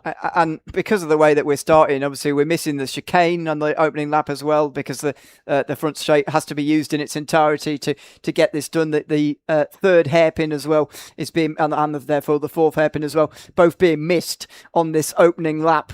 Opening straight, I suppose, for those at the very back, because of the way that we have to start here. So yeah, when they come round again, we'll get to midday and the official start of this race. But so much of this race is tactical, and we'll talk about this as we go along. Not every team has got a full tank in their kart at the moment. We're trying to keep across those who have not got a full one for you. For the most part, we've got, we think, all of them, but we might well see some early stops. Other than that, as you said earlier, we shouldn't expect to see pit stops for the first hour for those teams who've got a full tank in, but full course yellows could come into play and so on. And for the first time here at the British 24-hour race, a minimum pit stop time has been introduced for all of our teams. It's just got that busy that pit lane here at Teesside was just starting to get very, very dangerous. So a minimum pit stop time introduced. 1 minute and 55 seconds should give our teams enough time to come into the pit lane, weigh, take on fuel, have their cart pushed through pit road down to the driver change area. We'll get a camera on that later, I'm sure, just to give you an idea of how things are going. We've got 2 fuel bays for our drivers to come into, so shouldn't get too busy down there, but be very important, particularly on full course yellows, which we will have. And as you can appreciate, you in 24-hour races like this, full course yellows generally breed full course yellows. Yeah, and we're likely to see some early on as well, as we always do. One thing though, on that minimum pit stop time, obviously a minute 55, but that lasts across whether you make your pit stop under green or under full course yellow. So you're going to obviously lose less time if you. So it's still an advantage to come in under full course yellow if you can. But there's only 2 fuel pumps. There's about 90 of them, nearly. So that's well, you do the maths. That's not enough for everybody. You need to try and choose the right moment. You need to get lucky a little bit. Yeah, very much so. If the full course yellow comes out while you're coming around hairpin 4, that's absolutely perfect. You can win these races on pure pace, but you don't win 24-hour races without a little bit of luck, things falling for you throughout the race. You know, how many times have we seen, things happen, even at the highest level? We've seen it at the what I'd call proper Le Mans with the cars. Is it 5 or 6 years ago now? Is it the Toyota rolled to a halt with a lap to go? 9 years ago. 9? 10. too much. 2016. Life is passing me by before my very eyes. Yeah, 2016. It's always referenced from that point onwards. And I'm sure Toyota fans and indeed Toyota. They're back now, though, aren't they? They are, yeah. So it's fine, and they've won a proper one this year. So I can, we can give them that. But it's always referenced. It's never over until it's over, and that will be whoever the leading team is going into the last 30, 20, 10 minutes. That's what they'll be thinking about. We cannot celebrate too soon. You never know what can happen in 24-hour racing. There's going to be about, if it stays green and it stays sunny and dry like we're expecting it to, about 1,100 laps around here. It's going to be a very, very long race and a physical race for absolutely everybody that is not far away from getting underway. Live timing is available for this race at alpharacehub.com/24hr/live, as well as full uninterrupted coverage of the 2026 British 24 Hour on 3 separate links. We'll have commentary throughout the event from myself, from Ewan alongside me, from Joseph Black, and from Tom Butterworth. We are 4 minutes away from the start of this race. 89 drivers lined up on the far side of the circuit. 89 karts waiting to hopefully propel them for 24 hours round the Teesside International Circuit. You can sense the nervous energy from the drivers who are bouncing up and down, getting warmed up. Well, they're already probably quite warm, but getting ready to run across the racetrack here and get this race underway. Here come the engines. They've been told to fire. The drivers are ready, preparing themselves to run across the racetrack. As you can see, each team having a helper to fire the engines, help the driver get into the kart as quickly as possible and get underway as quickly as possible as well. Paul Franklin has the flag in his hand, just waiting for the go-ahead to get this race underway. One helper just making his way down. The few karts still being fired, but towards the front, the 15 of MS Urban Blue, the driver that set pole position, Jake Richardson, is waiting to get in that car. It looks like we've got Curtis Yule getting into the 19. Ryan Cannon, by the look of things, potentially could be starting, although it does look a little bit short for Ryan. We'll pick it out. So the big thing for this year as well, we're running RFID tags on drivers for the first time. However, for the first stint, they won't be used, I don't think, potentially, solely because they won't have been over the RFID tag on the exit of pit lane because they're starting out on the circuit. Yeah, bit of guesswork for us from the beginning for the first hour, which is good, but at least it's in the first hour when we're still nice and fresh and not in the last hour when we're not nice and fresh a little bit later on here today. 24 hours of racing here at Teesside for the British 24 Hour, not far from getting underway. The flag is in hand. The drivers and the helpers, I can see, watching with anticipation to see when this flag is going to be waved at the moment. Still arms folded, still waiting. No way you can see that flag from the back. You're just waiting for the driver to run. Look at that line of drivers on the left-hand side, all the way down to Lewis Blench, who will start at the back for Teesside Tigers in the number 1 orange Nassau panelled hire kart in 89th place. They're looking for the comeback story of all comeback stories after a brake caliper change in practice and qualifying meant they did not set a time this morning. Yeah, as you say, they're just waiting for other people in front of them to move before they can go here at the beginning of this race. As you can see, they might be able to see a slight break in the field. That's the owners to the hires. You can see them slightly split apart, actually, at the beginning here this year. There's about, 10 feet, maybe 20 feet between them just to separate out the fields. Here we go. Ladies and gentlemen, the greatest spectacle in UK motorsport is underway as the drivers make their way across the track and into the karts. A slow start for the 39. He's got a problem in the owners. That's Bruce Healy who's doing the solo effort. Drivers will need to move over to the right-hand side and do so. Everybody misses him under a waved yellow flag, but the field streams down towards Rib Bend for the first of many, many, many times. That was a real bad start for the 39, which is finally now underway very, very slowly, and it still doesn't look quite right. Looks a bit slow. Oh, big trouble out of turn 2. Huge trouble out of turn 2. Carnage down at Rib Bend. We've got 5 or 6 drivers. All it takes is one driver to go round, and we've got many off. Down at Rib Bend, we've still got a few stationary. Wouldn't be surprised to potentially see a full course yellow called before this race has even got underway, as we've got one kart and drivers making his way off. We've got stationary karts, and I'd be very, very surprised if we don't go to a full course yellow already at the end of lap number 1. Yeah. Battenberg, full course yellow FCY. Yeah, and the leaders were side by side at the time. They're going to have to get back to single file again as this race comes to a halt. just before we even cross the line for the first time. There goes the 15 leading this race, but under a full course yellow. This race is already interrupted after a big crash at Rib Bend. Huge. One of the karts looked like it wasn't moving anywhere. Yeah. It's going to take a while to clear that as we get all the karts over the line for the first time. The first full course yellow. Oh, Paragon are in already. Yeah, One of the elite runners in Owner Elite, the 20 Paragon, will pit on lap number 1. Hopefully they'll not lose a huge amount of time because of that. Well, but what we've established there is many people feel they could have won a 24-hour race on lap 1. Yeah, indeed. At the front, I don't know if it was just from the angle that we saw it here, because we didn't have the best view from in the comms box, but it didn't look quite right. The front of that kart looked like something was bent out of shape, almost as if they were. Didn't look like there was a involved. Nassau on it, did it? It looked like someone's gone up it. It was a bit sort of wonky at the front. It certainly looked like, as the drivers are continually weaving around. There's a couple of karts that are just making their way to the line now. That I the think would have been 22 involved, and 98 is that, I think, both involved in the higher division.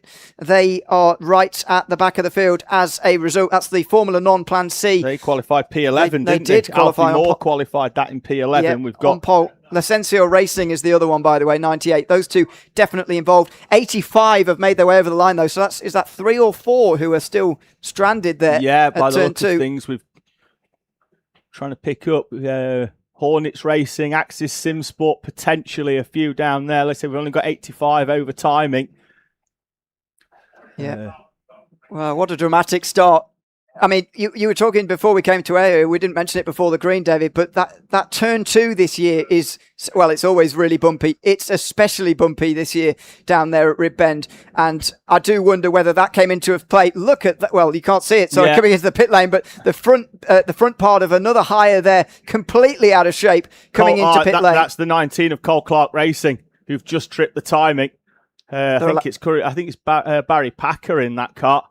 But yeah, the Nassau panel completely off that, so it looks like somebody's been up and over the front of it. Wow. But many teams have dropped a lot of places on that opening lap. So I'm trying to see who that is and what number that is, sorry, on that kart there. I can't quite, my eyes aren't good enough. But there's 2 stranded there that are not moving anywhere quickly. And they're going to need to be recovered before we get this race back under green again. By the way, I'm not sure, is fuel open already in this? Fuel is normally it's 5 minutes or 5 laps in. So. Okay, so maybe it isn't yet. But I was just wondering why some of the teams, we know there's plenty of teams who miss the fueling earlier on, especially in hires, why they don't come in for fuel. But if it's not open yet, then they won't be able to. So we'll await the... I'm guessing the recovery quad will make its way out down to the far side of the circuit. We have a recovery cart as well. So let's say, for example, if a team runs out of fuel, they will get pushed back into the pit lane. Whereas if we have an issue with the cart, maybe let's say a wheel falling off, that cart will be recovered by the quad if it can't make its way back under its own power. The leader at the moment backing the whole owners field up, and actually the hires have actually caught them up now. So this is almost like a safety car period where the leader is the safety car and everybody's caught in behind. Another hire into pit lane. Didn't catch the number on the way in there, but we've got another stopper. And again, if the fuel bay opens, then surely some of these guys are going to be coming in. Race Repeat, who were on half a tank of fuel, have taken your advice and peeled off into pit lane. Well done. So you and O'Leary for all of your strategy. That's a bad idea. That we're going to have some angry knocking on the commentary box window in a minute if people are starting listening to me. One of those carts has been recovered. It's a triple numbered cart. The other one maybe ending in a 5. Triple 5. That's Team Yellow. Team Yellow Racing 555. Yeah, they've not come over the line at all, so it must be definitely them. So well, so obviously you have to choose. I guess one of the karts is going to be recovered before the other, and so the 555 has been left stranded there. It is a very long race, but you do not want to start the race by losing. Well, they've already lost 3 laps, and they're going to end up losing more. I suspect that we'll have to try and we'll obviously get some information from Tom, the hourly update, but he will hopefully tell us if there's any damage to those karts and if it's had to be repaired there at the beginning of this race. It didn't look like those two karts were going anywhere when we saw that vision of them there out of the opening lap. No, I wouldn't expect us to get going for another 5 minutes or so as we just recover karts from the far end. Thank you very much for those that have already joined us in the live chat. Greatly appreciated. Thank you very much. We will try and get to that as much as we can, but as you can imagine, the first stint of a British 24-hour race, until everybody's sort of gone through that first cycle of pit stops and things have calmed down a little bit, it is quite frantic. So we start the race and pretty much head to a full course yellow immediately due to a stacking up of vehicles down at Rib Bend on the opening lap. It's always the big pinch point here at the British 24-hour. Well, they must be feeling that this race is going to go green shortly, because the owners suddenly have started to weave around much more aggressively to try and keep some heat into those tyres. Not a problem I was expecting to be talking about in the first 5 minutes, I must say.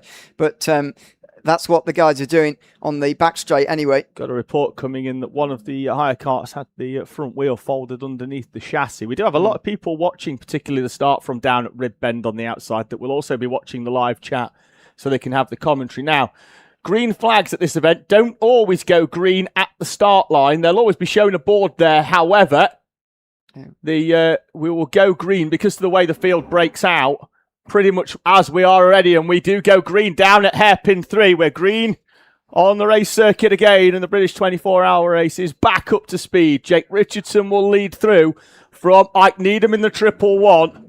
Looks like we've got Jack Morris in the 115. Curtis Yule just behind him in the 19. The top four running down the hill towards Rib Bend, and hopefully this time it's a little bit less chaotic. Number 200 in the owners already getting swamped by the Hires field at the moment, still led by Kart 77, the KBR team who put that one on pole in Hires only about an hour or two ago. So we are back underway. 7 minutes, that full course yellow. We've got... Oh, trouble on the front straight. 247 into a spin, getting confused by somebody coming to the pit lane. Yeah, to be fair, I don't think the driver put his hand up to come into the pit lane until fairly late on. He was offline. He seemed to be yanking at his engine thing. That's a technical term. Yes, trying to get it restarted by himself. Because, like I say, teams will be coming into the pit lane and will have to adhere to that minimum pit stop time. Yeah, and if it's a small thing like that you need fixing, you don't want to spend a minute 55 in there doing it. We've obviously got information this year on the length of the pit stop time, and so do race control, who will be, I'm sure, giving out many penalties for people who've forgotten that they've got to stay there for nearly 2 minutes. It will surely happen overnight. It was automatic yesterday, which was everyone was coming in after qualifying, going, well, practice, going, why have we got penalties? So just trialing the system out. We hadn't even told people how long the pit stop was going to be. So. That first full course yellow, by the way, 7 minutes, or 6 minutes rather, I should say, at the beginning of this race. Now that we're single file, though, this race properly underway and the rhythm of the 24 hours can properly begin. It does mean that traffic is going to be reached for these owners a little bit later than it otherwise would have. There's a couple of hires who are obviously off the back of the rest of the field, and so the 15 is already having to make its way down the inside in towards hairpin 1 for the first time. After 8.5 minutes of racing, there's the first bit of lap traffic for these leaders in this race. This is what really starts to fragment those front runners, is getting up to this lap traffic that's quite reasonable around hairpin 1 and 2, but if they can't manage to make it through, particularly the D chicane, which is very much a single file corner, it can start to fragment the front. We normally get 5 or 6. The fuel bay is now open. So my strategy was thwarted there by race control. And I wonder whether that 79 came in and had to wait for a while. Yeah, because if you're not taking fuel, there's nothing else to do at this early stage in the race unless you have damage as well, which we know that a couple of these karts did have. 2 of them, in case you're just joining us, not making it through lap 1 and having to be recovered before this race even really got properly underway. A big crash through Rib Bend on the opening lap. I've got to say, biggest crash I can remember in the first lap for the last 3 years.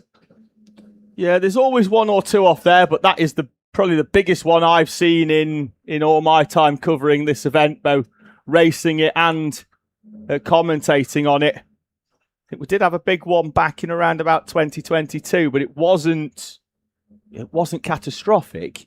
We didn't have a full course yellow for it. It just took a few people out of the opening lap. Just having a quick look in the live chat. Lofton, is there a list of teams or drivers or qualifying anyway? Right, previous results you can find on Ralph Race Hub at /24 Kart, 24HR for that.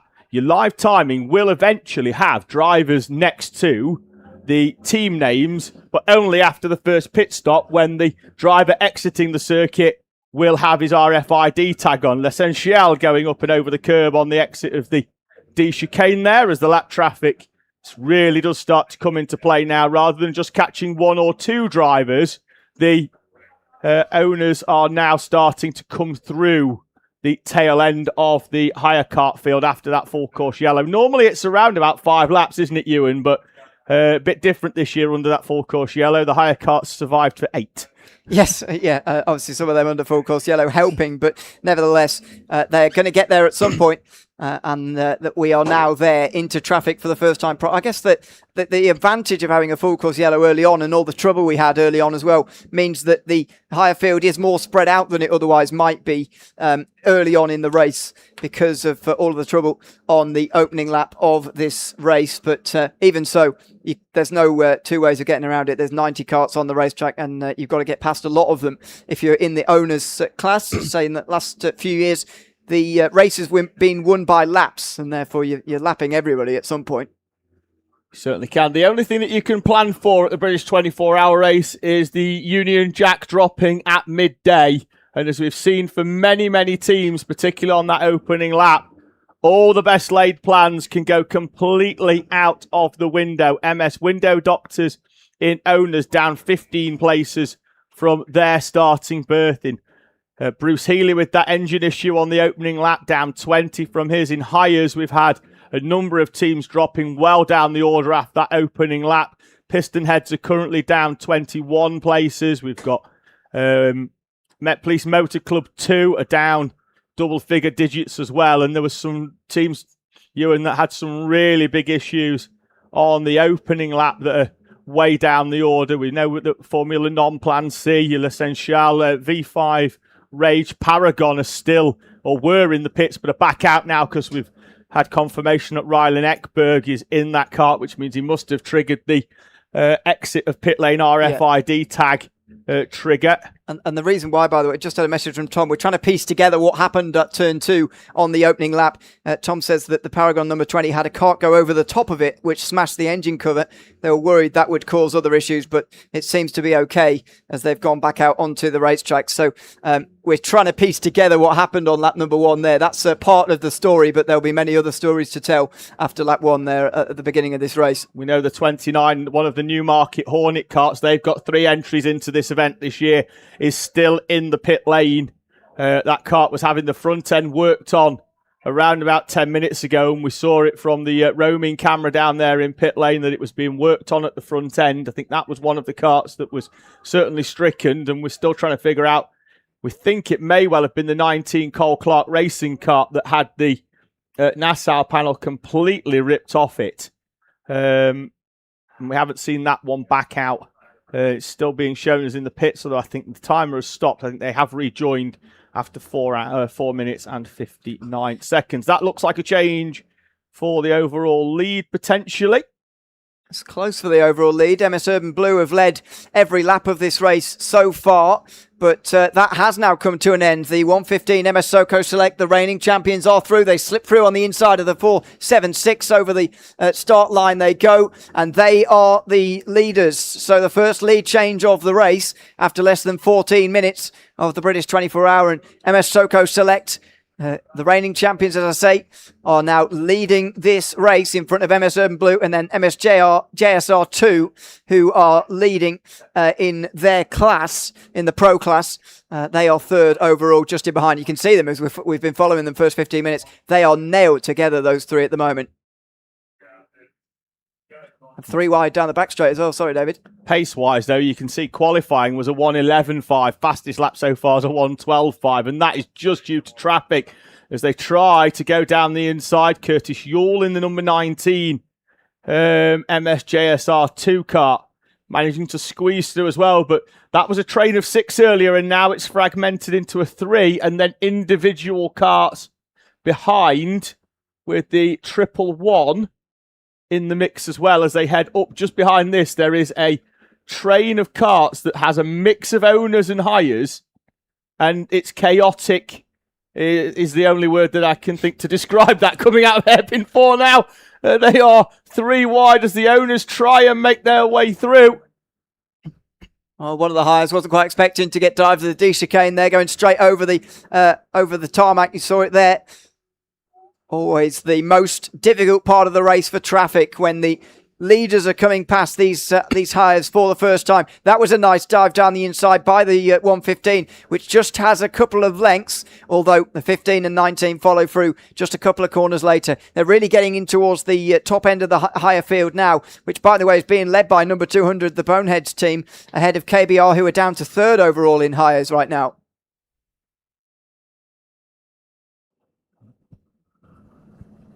Bruce Healy still going on. We'll try and keep an eye on him later on, but until I think the first stint comes to a close. But he's currently around hairpin 4 at the moment, just keeping out of the way. We'll monitor his progress. I think he's already just taking his hands off the wheel, just shaking them around a little bit to free himself up.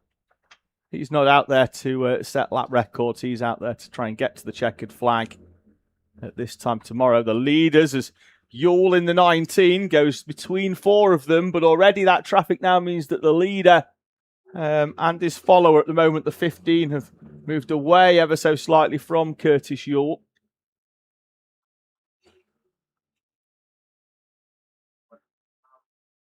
Around the outside for the 158, just in front of us, making its way down the inside through the D chicane of some more higher teams. This race gets properly into its rhythm. There's a long bit of free track on the back straight, which the leaders are now just going to step into. The 115 just able to slip through, and so was the 15. The pole sitters, MS Urban Blue, right in behind them as they come through hairpin 1. Now, is that the lead battle in hires? I think they've just passed there. It's hard to tell anymore because they're so stretched out across the racetrack already. It could well be. Advantage by contact now are at the front of the higher class. They're making their way round South Bank. So, yeah, the leaders have made their way through. The top 3 and owners are through. Advantage by contact. Looks like it's Harrison Pugh in that car, although Sam Barrett for Lockwell Hill is going to dive down the inside. But ABC will hold on here, and Barrett will lose a place, actually, because Pugh has been pushed through by Brad Philpott. And through, so the top 3 battling a little bit, but pulling away from the rest of the field. Advantage by contact, making up 12 places from the start of this race to lead now in the 116 from the 77 of KBR, the 100 of Lockwell Hill, with last year's pole sitter and fastest lap setter Sam Barrett in that Lockwell Hill number 100 car. Le Petit Bouchons, the Belgian entry, are leading in the pro class from Bargain Racing and Scenario 77. So we've got 3 elites, 3 pros, and 4 club. It's almost like this seeding system works, Stuart. Yeah, it's certainly working so far at the beginning of this race. Then the next of the class leaders in the rookies is Racing for Riley, who are 40th overall in number 11. And then you have to scroll a bit further down to find the other class leaders. The 16, I think, is the other the class leader, the veterans. They're all the way down in 65th at the moment. So we're losing some positions there in those classes as the leaders come over. Waved yellow. We've got the number 4, I think, of Wraith Renegades, potentially, has just gone round up at the far end of the circuit. I think we've got Philip Richardson in that cart at the moment. So finding his way through traffic, he is back up to pace with a little shake of a head as he comes up and over the timing line. He's making his way through the higher traffic already. Just a quick look in the live chat. PW West Home Improvements wants to know. We always do like it when people put their business names in. It's almost like free publicity for them. What teams went out in the crash? We're still actually waiting for a few to get back out on track. We have had Newmarket Buzzing Hornets are back out on track. We've had Racing for MS in the 74 are back out, and Cole Clark Racing were involved. There was who had to visit pit lane because of that. We've had a few others as well that were involved, but didn't take them out of the race.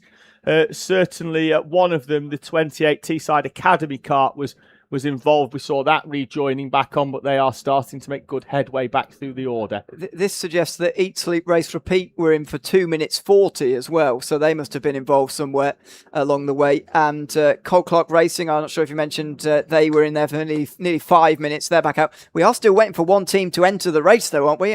We're supposed to have 89, yeah. Is it 555? We're still waiting for? Team Yellow not back out yet. Yeah, so that's a more than 20-minute repair right at the beginning of this race. I mean, what are the leaders on now? At lap number, I know they're not challenging for the overall lead, they're a higher team, but we're on lap 15 already, effectively starting this race, giving everyone a 15-lap head start. It's not what you want. Certainly isn't. Like I say, you can't plan for these things, though. Sometimes it takes you a little bit by surprise. Still that 1:12.5 fastest lap from MS Urban Blue on lap number 8 as before the traffic. Normally you're only ever going to see fastest lap set just after full course yellows throughout this race, just because that they get 1 or 2 laps then potentially of clear track in front of them. And any sort of golden hour you'd be expecting in tomorrow morning? Not so much in owners, but in hires. They go very well. Black flag for the 116 advantage by contact, potentially. Wow. Is that warning flag? Warning flag. Got the wrong flag. Start Marshall definitely picked up the black flag for a little while there.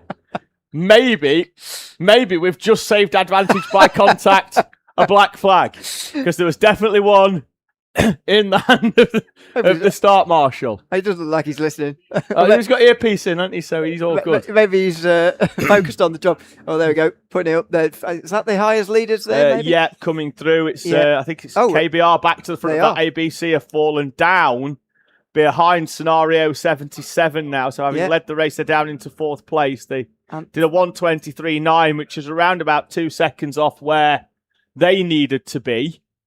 In terms of their standard lap time. But if you are watching on live timing and and you want to just get an idea, because the TV screen isn't just doing it justice, but how chaotic things are, look in the top right-hand corner of your live timing screen at the circuit map, and at no point can you actually see much of the circuit. Because the circles of all the karts are hiding the tarmac. Yeah, it's unbelievable. It takes me by surprise every year. Obviously, first year, you'd say, well, it always would do. But I say it's my 3rd time coming here now. It does take you by surprise every time, because normally you arrive in the morning, and I'm not here for owners qualifying. Normally, I'm normally having the lie-in so that I can stay up late, which is wise. It is wise. But even the hires, when I get here, the hires are qualifying, and even then you think, goodness me, it's very busy out there, isn't it? And then you've got to add another, what have we got? 27 owners teams this time round. It's unbelievable to witness here at the racetrack. You say it's one of the longest tracks, but even so, on average, there's a kart coming past you way less than every second. If you were to stand at one point on the racetrack, way less than 1 per second here. Even if you take the higher kart's average lap time, it's 1 kart per 9/10. And if you take it from the owners, it's under 8/10 of a second. Yeah. If you were going to do them individually spaced, which they never are, of course, over the start line, that is that's where it's at. That's how busy things are here. Yeah, and as we say, it's not a short track, so it's unbelievable to witness. As saw for the first time, maybe somebody coming. I should have taken note of who it was. One of the hires coming in for potentially what looked like a scheduled pit stop. 25 minutes into this race, Unit 45 have been in for a minute or so on the pit stops. We'll get this as classified information. This Ewan, so we're the only ones that get to see this. We're on the. You're not releasing that one to the public. We're on the circuit information, so we get to see what the pit stop times are. I'm just trying to look at who might be coming in early here because of our what we've noted down as those who are on the quite a light tank at the moment. We're thinking about who's going to be coming in first. As you mentioned, on a full tank, hires might be able to do 90 minutes, which means that for another hour potentially they could be out there. But note that one team has only got a third of a tank apparently, so that would be about now, surely, about half an hour in that they would need fuel already. Yeah, we've got a few coming, a few that we think 67, we think they've already been and sorted themselves out potentially. 74 as well, that are 1/3 full, I think. Trying to read Tom Butterworth's handwriting. He could have been a doctor in a previous life with handwriting like that. Should have written the fractions for us. They're a bit easier. Yeah, so I can read the numbers. It'd be easier if he'd done it in decimals, wouldn't it? Yeah. What's it? He's got 15/17 of a fuel tank full. He's just making it up now. Do the maths on that. Yeah, it's likely that we're going to see some pit stops for one or two very soon, but obviously full course yellows throw that right out the window every year. Still waiting for the first of those full course yellows where the fuel bay is actually open, because it was not open for that first full course yellow that halted the first 6 minutes of this race this year. If at any point during the this live event you hear one of us on commentary go, oof, it normally means that an owner kart has sent it down the inside of a hire kart into hairpin 1 from about yesterday. Yes. And Miles Murphy, who was in the 18 Stu Stretton photography kart, has done just that on some of the hire karts. That kart currently running in P5, second in the pro class, is starting to get his eye into endurance racing. Nearly half an hour gone. We haven't even had anyone off at hairpin 1 yet, which must be a miracle. Well, it is nobody left after Rib Bend. That's true. It's normally the place where, it's right in front of our commentary box, so maybe we mention it and see it more often than other places. But it is remarkable every year, again, just how many karts go off through there throughout the 24 hours. And as you say, it's always a place where the owners do make dives on the highs, and see a couple of higher class battles going on at the moment through there as they dive down the inside, and then come the leaders again. Still MS Soco Select leading ahead of MS Urban Blue. MS JSR 2 have caught up now, and so it's 3 for the lead, and there's a change for 4, by the way, as MS Urban Orange get up ahead of the Stu Stretton photography team, number 18. So we're nearly half an hour into this race. It hasn't really calmed down yet, and won't until that first set of pit stops where everyone has got the opportunity to take a deep breath. KBR and Advantage by Contact have a good gap now. By a good gap, I mean around about 25 kart lengths from the rest of the hire kart field. Oh, sorry, doing it again. You will have caught it on the stream there. Just through the final turn before the start-finish line, 2 of the hires bumping each other over the curb there. They survive, thankfully. And 3 wide, again coming towards the start line. The 28 very nearly getting spun out there, coming through the final turn. That one's a little bit frisky. Yes. Which is always the case.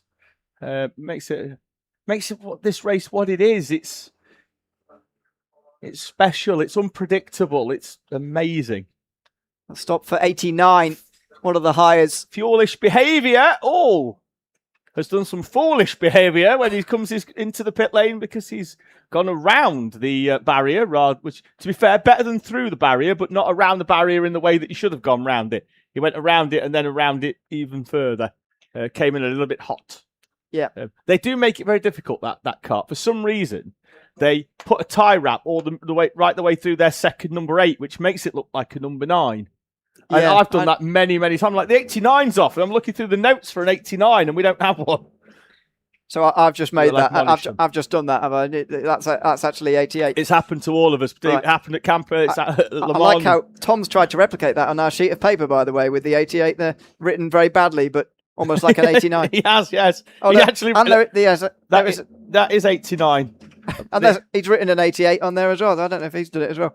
But they clearly didn't have quite a full tank of fuel. I mean, we're not sure. Was it 98? 98 have come in. It was the 88 came in as well. Definitely came in, because they've got a gold Bigfoot Nassau panel for foolish behaviour. As L'Essentiel head. Oh, never seen pit lane so quiet. Look at that. Circuit. Well, it's early, isn't it? So. It's never like that when I'm there. So, although I'm always on at the start of the race, I suppose. Lockwell Hill are in the 100. That is earlier than expected for Lockwell Hill. Yes. And that is a stationary owner car. Now, are they expecting full course yellow maybe, why they've come in early? Because, yeah, no, that's going nowhere. Stationary owner, I think that's right front. He's saying throttle cable maybe has snapped. Yeah, it looks mechanical, doesn't it? So he's on one engine, that's for sure. Trying to just... It's a bit of a hill there as well. That is AMC in the 431. Come on. And Andy's Man Club are going to try and get that car up the hill, but they are down to one engine for AMC. It's just a local yellow at the moment. Looks like he may be able to get that round. He'll be offline, which is handy. Change for the lead, by the way, in the last lap. MSJSR2 have gotten past Urban Blue and Soco Select. Yeah, they certainly have. Curtis Yule will lead this race then. They're back together, the trio at the front, as they make their way out of hairpin 2. Oh, that cart's still going very slowly through the wiggles now. Got to be careful. 3 different leaders. Going to try and wait for a gap, but where's he going to find one? Well, again, I'd have probably gone across the grass there, maybe, and just stayed off the racing line. Maybe doesn't think he has the power to do that. As the field streams through. Oh, I wouldn't like to be sat there.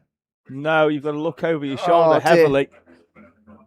And the thing is, as well, it's blind until the field joins, and that is Lockwell Hill in the pits. We thought they were in early, potentially, and look, what's happening there? It's not leaking fluid. They're putting water on the brake just to cool it all down so the mechanics can work. There's Sam Barrett there in the suit that zipped down to his waist, who was the driver.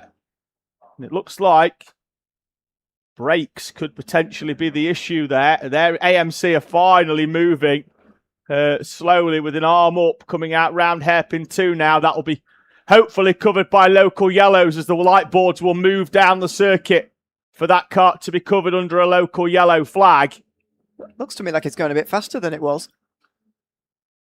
Slightly downhill, I reckon, that back straight. Maybe you're right. Yeah, well, if he can make his way round offline, that's the thing now. He can cut to the inside, and I think he's going to bring this home safely back into the pit lane, but AMC have lost some time there. Yeah, well done for getting that back, though, without causing a scene. Leaders are coming through, and they're going to try and squeeze through that gap and go round the outside of a higher kart into the D chicane. They get it done. I think they're trying to signal to something to kart 125 there, the fourth place team. Wonder if they're not due in, that's for sure. No. But the 919 of McRae Curb, another one of the owner teams, are in the pit lane as well, and have been in the pit lane for 3 minutes now. Yeah. We're going to have to do some maths on seconds to minutes over this race because of the way that works. So that's good. Oh, what was it? 115 seconds, the minimum pit stop time over the course of this race. Every pit stop has to be at least 1 minute 55. So those very quick turnarounds, as quick as you can do for, especially that was a very close moment for one of the owners into the D chicane there.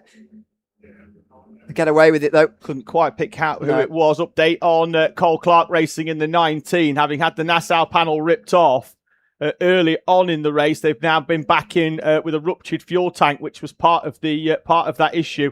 We've got a right rear wheel coming off here for McRae Motorsport 919. All of the team down there at MS jumping on that kart. Right rear hub. Circlip will be required just to take that hub off. It's already been... So it looks like we may well have lost a stud there. Looks like one of them was snapped. One was visibly shorter. So hub coming off. Bent rear axle. That's why the 8-foot scaffold pole is out, because it's easier to straighten it than it is to swap it. Well, I was going to say. So out comes the big 8-foot scaffold pole. Now will come out a pen. High-tech stuff. This bit. We'll hold the pen. And what you do now is wherever the pen clips, you set that to the top, which Howard Lucas is doing, and then you'll bend it back into position. This may take 5 minutes, but it takes probably an hour at least to do the rear axle if the rear axle needs changing. So they've already been in for 5 minutes, this 919 team. So Already losing 4 laps here. Yellow flag at... we've got a slow-moving owner coming out of the D chicane and rejoined on the left-hand run at Howells down the hill towards Rib Bend. And as the leaders go over the line, change for second. MS Urban Blue past MS Soco Select. So the 3 leaders continue to exchange those 3 positions. All 3 of them have now been in all 3 of the top 3 positions in first, second and third. So JSR2 leading Urban Blue, and then Soco Select still running absolutely nose to tail, as they have been for 35 minutes so far. Bit of a lead for JSR2 actually now. Very slightly bigger lead than what they've had up to this point. Although that's shortened right back up again as they come towards the line another time. A little bit tight over the start-finish line there. Joseph Williamson in the 690 Have a Go racing cart, just squeezing his way down the inside. Another chance for lead in the Highers as well, by the way. ABC Racing back to the front there in 26th overall. That's just what they're in traffic now as well, aren't they? The Highers are now starting to catch the tail end of the Highers as well. And that starts to bring them back together because KBR had a gap of well over a second a little bit earlier on. And that started to just bring that whole sort of class back together once again. I mean, we're probably down to about 30 Highers on the lead lap again already. It's harder to tell because they're not leading the race. It's hard to tell exactly how many are on the lead lap. But I put it at about 30 already in this race because the Highers at the front are so much faster. We've had our first goodness me hairpin 1 excursion for one of our owners on this occasion. I think it was the try to pick the number out on that. I couldn't see the number. Very multicoloured cart it was. But that's not really narrowing it down. No, and it's one of the colours. It looks like a 1991 Benetton. Just a bit. I think there has been a lead change on this lap as well. We'll get confirmation as they come to the line here, but I don't think JSR2 are in the lead anymore. It was 917 that went round at hairpin number 1. I think it was Craig Smith potentially in that cart. And number 15 is back in the lead again. Actually, number 19 has lost 2 places. JSR2 down to 3rd. Urban Blue back in the lead again. Quality. Well, welcome to the British 24-hour sprint race. Yes. We've had about as many lead changes as you could expect in a 24-hour race, all in the first 40 minutes. There's 3 wide into the 4th hairpin, you can see there. 3 Highers, one of which seemed completely knocked off balance by what had gone on the hairpin beforehand. The tough thing, particularly for the Highers, down the inside on the grass goes Boneheads in the 200, is that because there isn't a number on the back, and you can't really remember, unless you've got some sort of amazing talent, who's in what car and in what order they were in, and then the drivers come in and they pit. So every single time you're approaching the sort of higher cart as an owner with that usual level of trepidation. We've got another spinner at hairpin 1. So now the what would you say? I think he's down a motor as well. That is a slow-moving higher. Pull in to the left-hand side. There we go. That's good. We'll get it started. Trying to get the other one fired. There we go. One of the. I'll tell you, it's better to get it started there than to waste 2 minutes in the pits getting it done. Another warning flag coming out. Not a black flag. Certainly not this time. Trying to pick out who this is for. There's a pit board being held. First warning I think we've had for ages, actually. We've not really had very many warnings or penalties coming in yet. They will, of course, come at some point during this race later as we go on. But for the moment, it's been a clean race for the most part after the opening lap, in case you weren't with us. A big crash coming out of turn number 2 on the opening lap here at Rib Bend. Glad to say that all 89 karts have now officially started. As of 12 laps ago, Team Yellow Racing were able to get out onto the racetrack in the 555. They were the most delayed. They are 18 laps off of the lead and 3 laps off the next kart in the field, 88th place racing for MS. So we've had 3 karts that didn't even make it to the pit lane on the opening lap. Newmarket Boys and Hornets also, along with those 2 other teams we mentioned, but also long stops for likes of Cole Clark Racing. We also saw Unix 45 Racing in for a long time, as well as Essential Racing early on as well. So some very, very long stops for some of those teams earlier on. Long stops that are currently happening, by the way. The AMC Racing team are currently in. They've been in for 7.5 minutes. One of the owners in 4-3-1. And the number 100 Lockwell Hill karting team are still in pit lane. They are 85th overall now. Yeah, it's going to be a tough road back for Lockwell Hill, the team that ran and won it in Higher Pro last year. 85 is picking up the warning. And the warning for the 20 as well coming up on the board, which is Paragon in the owners, who are down the order but starting to work their way through the hires now. Where are they now? Well up the order. 51st, sorry, now. Yeah. Their pit stop was a 1:40 as well, so I don't want to rat anybody out, but that is too short. You'll be getting in trouble. Mainly from the people at Paragon. Yep. In the live chat, somebody's just noted that they said we've got Bruce Healy's number wrong. He's running 39. He is running 39. However, on the live timing is 37. On the entry list, he was 37. So we have him down as 37. There's always one. So, yeah, I take no responsibility. There's always one. Another black and white flag coming up. It's now for the number 21. The RAF Spitfires team are getting a warning for contact as well. So just as I said, there's not many contact warnings coming through. Now they have started. So that may be my fault. Well, as we've established many, many times, not just at this event, but everywhere else, the commentator's curse is very, very real.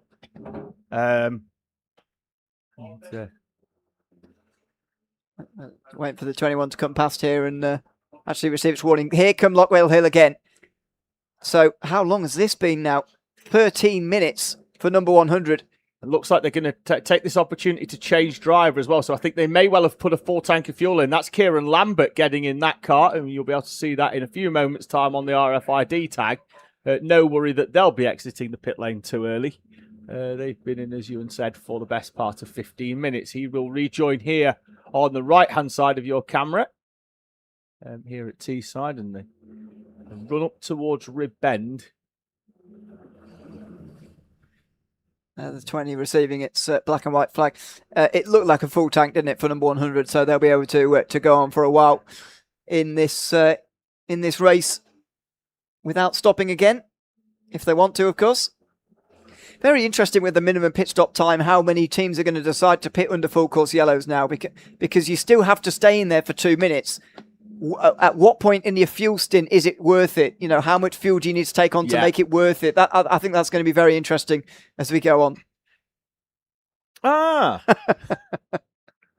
So 2 or 3 minutes ago, I mentioned to effectively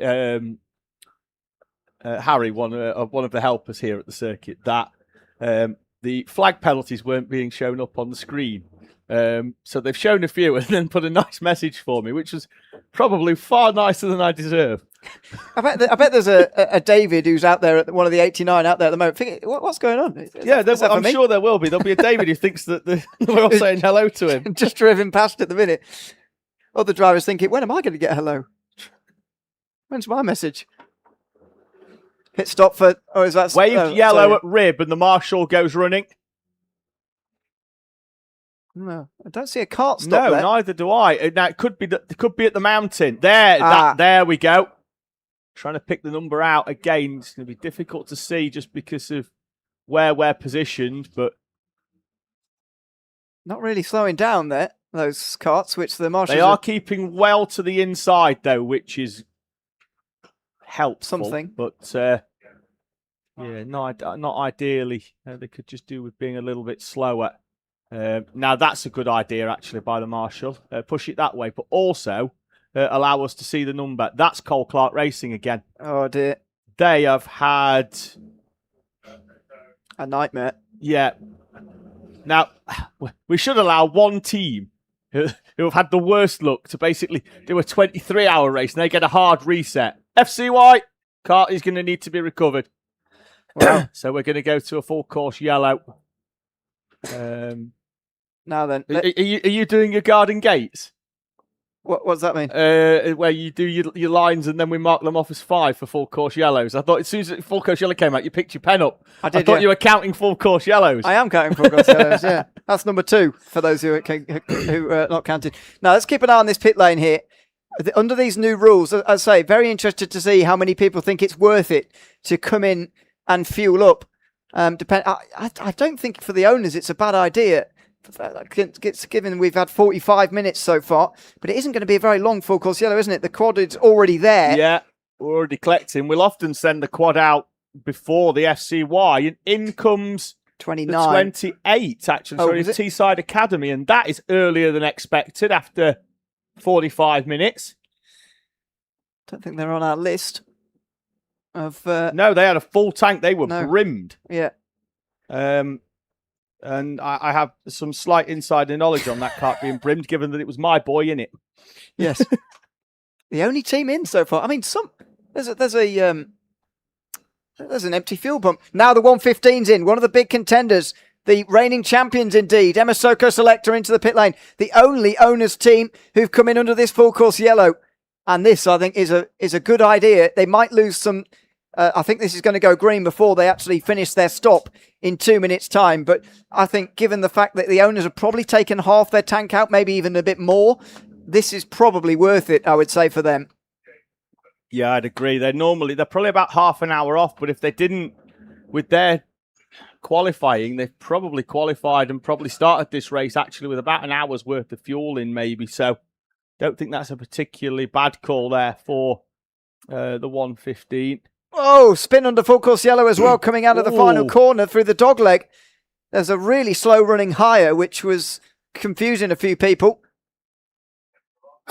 And it's the 778 that gets back going again. Green flag's picked up and we're back under green again. After 2 minutes under full course yellow, we're back under green flag conditions with 23 hours and 13 minutes to go. MS Soko selects the only owners team to come into pit lane during that full course yellow. Now, I think their stop has still got about a minute left of it. Maybe even less than that. I don't actually see them on the list. But, yes, they're the only owners team into pit lane as the kart that caused the full course yellow goes to the mechanics in pit lane.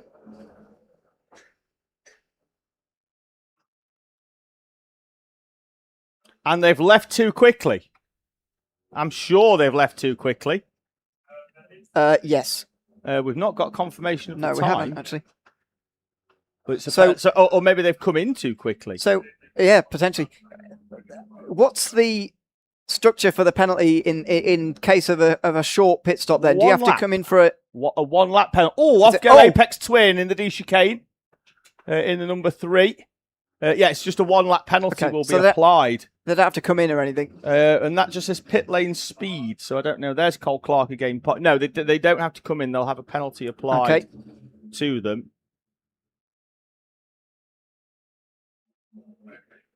So, back under green flag conditions again, but what I thought was an ingenious call by the 115 has turned a bit sour as they've been pinged for pit lane speed. So where have they dropped to? They're 24th overall. And yeah, their pit stop time for whatever reason didn't actually show up for us. I think they've gone through and they're back again. Well, they're a long way down. We've got a kart off at Rib Bend again in the gravel. Should be recovered, I think, under a local yellow. I think he's close enough. There's a bit of concrete there that sort of gravel sits on, so he should be able to get sufficient drive. The other kart that came in under full course yellow has got a penalty for speeding as well. Cole Clark Racing have also got a speeding penalty. I think they're coming in too fast, because I'm just trying to pick out how long they've been in and heading back out, and it looks like that's a penalty for the 19. That's the higher Cole Clark Racing kart. So 2 penalties for speeding already here. And both karts, the only 2 that came in under full course yellow. Normally it's manic in pit lane under the full course yellows, but I guess people are less willing to come in and do that when there's that minimum pit stop time that's still in force under the full course yellow. So it's a little bit early as well, potentially, for them coming in, but it is what it is. Not even an hour complete yet, so still a bit early. Under the full course yellow as well, or at least on the way out of it, MS Urban Blue are now over 6 seconds in front of JSR2, by the way. So that's a big lead now, and MS Urban Orange are now behind JSR2. So someone's just put a point here, the Cole Clark kart came in on the back of the quad, so was the quad not speeding? That's a very good point. That's a very good point. Very good point. Yeah, that completely slipped my mind. That's absolutely right. So I do like it when yes. the live chat is on the point. Yes. Very well said. So only one kart really speeding down pit lane. Psycho Select certainly did have control over their kart. There's another warning flag is being readied here out of the dog leg.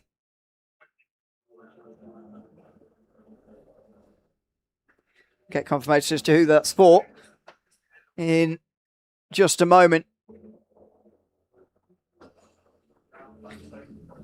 There's just over 50 minutes gone, and 8 minutes of those lost to full course yellow so far. The beginning of this race after a crash through rib bend and then a mechanical failure coming up the mountain for number 19, causing the second of those full course yellows. That was just a quick recovery though.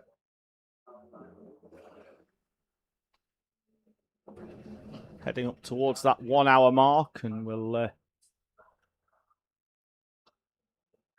Maz just wanted confirmation whether it was on the back of the trailer. I can't unfortunately confirm whether it was the trailer or not, but there is no we don't have like sort of speedos on the kart or anything like that, so it is timed through pit lane normally. The quad might be getting a 1 lap penalty.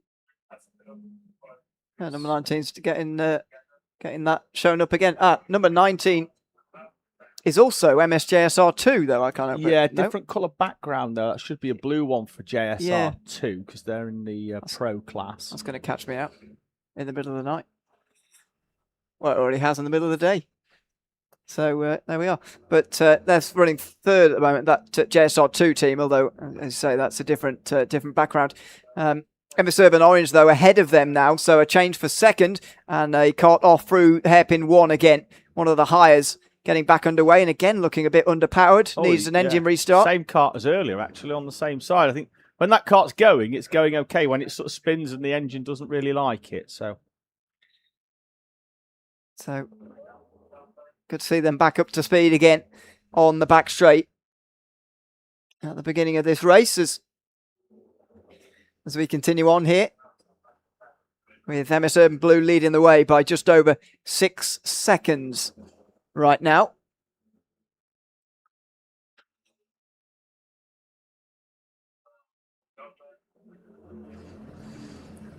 Coming up towards the end of the first hour. We are. It's been a chaotic first hour. It's as expected. It hasn't really settled down. It's been the first time in a long time I've taken the start of this race. Normally I like to be down in the paddock. Tom normally takes it, but Tom fancied a change this year, so we've switched it up a little bit. Well, have you noticed what that does to his overnight rest, which may have played more of a role? Was he? Did he have a late night last night? Well, no, but he's not commentating from midnight till 6 a.m. today. So yeah, to be fair, he normally works nights. So I see. That normally do him nicely. I work quite late as well, so I'm happy with the graveyard shift. Be cool. I think that's the best. I think that's the best time in the race, the overnight shift. I like it because there's no real script. You just do what you want. I know, yeah. Do what you want. The live chat normally goes a little bit crazy with like random questions. We can go off on a massive tangent. Whereas at the start of the race, everybody wants to know what's happening with the race. In the middle of the night, when everything's spread out, You know, people want to know what your favourite biscuit is. And we'll normally oblige with adequate stupidity. There's Bruce Healy in the 39. That's Tom as well. And Tom. Chatting to him. Tom chatting to him in the orange high-vis. With, obviously, he's got Teesside Motorsports on the back of that, so it does make himself look like a full-time employee. Yes. Are we going to get an hourly a 1 hour update? I think we will be getting a 1 hour update. I assume. It looks like we've got Jimmy down there with the roaming rig, so hopefully we'll be getting a 1 hour update shortly of everything that's gone on down in pit lane in the first hour of this race. Far more than we can cover here, and especially in the first hour. There's so much going on track that all the stuff in pit lane generally passes us by in the first hour. So we'll focus on it a lot throughout the rest of the race, but. There's a lot going on the racetrack at the moment as Bruce Healy sits back down again. Bit more conversation. And we'll talk a lot about this 24-hour solo effort throughout the rest of the day. It is such a physical challenge to do what he's doing here this weekend. I mean, even teams of drivers find this event difficult. So for somebody to be doing it on their own, it's... The sleep afterwards must be incredible. It's one of them, I think, you probably wake up and you have to check what day it is rather than what time it is. Hope he's got Monday off work. Yeah. Probably on a night shift. Straight after the race, straight to work in the evening. To be fair, if you're going to bed at just after midday, let's say he gets to bed at 1 p.m. tomorrow night. Oh, higher kart round on the exit of the D. He's done really well, actually, not to have that rejoin. Back into the pits. That looks like it's Cole Clark Racing pitting. And we've got a slow-moving Bruce Healy down the back straight. Was he just moving over to let the traffic through? I think he was, yes. It was Cole Clark Racing, by the way, who are officially down to the back of the field. Even Team Yellow Racing, who missed the first 18 laps of this race, are now ahead of the number 19, which is an indictment on what's been happening so far for them. Just under an hour complete. We'll get that hourly update from the pit lane from Tom Butterworth very, very soon as we get to the end of the first 60 minutes of this British 24-hour here in 2026. Always busy, always exciting, and it certainly has been. Now, maybe Bruce Healy does have trouble here because he's back in again at the end of just one lap out on the racetrack. So as we head towards that first 1 hour mark, MS Urban Blue now have a gap of 6.2 seconds to MS Urban Orange. MS JSR 2 leading pro from Stu Stretton Photography and MS JSR. RAF Spitfires, Cobb Builders and MS Accelerate are your leaders in the owner classes. We've got a kart stopped on the exit of Hairpin 2, just having a refire of a right rear engine. In our higher kart class, Barry R's Wacky Racers, a club team, have managed to make their way to the head of the field in the 911. Trying to figure out who is in that kart. We'll just keep an eye out where. I think they'll be heading into shot very, very shortly out of the back straight. Will that kart. Trying to pick out who is in it. Not quite sure, but they're certainly in front of KBR at the moment and the Advantage by Contact kart as well. Great start from them overall, making up 12 places to be where they are. So a couple of owners' teams have dropped behind them, giving them 3 places, but the others will have been legitimate overtakes from the hires. So with the 1 hour mark upon us nearly, we are going to head down into the paddock for a 1 hour update from Tom Butterworth.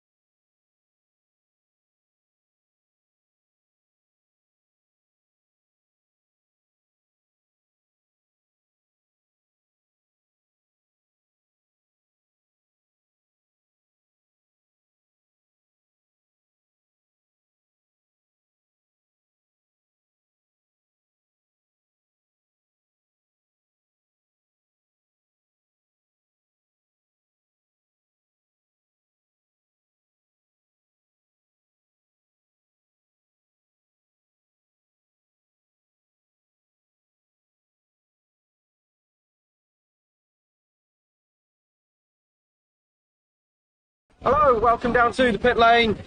Just a quick update on what's been happening for the first hour of the race down here.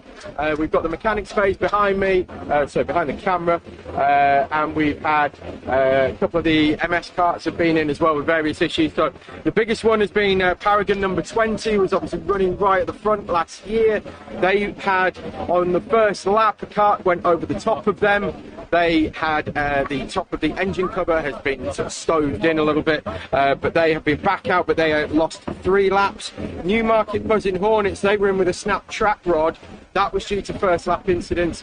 15 laps they've lost.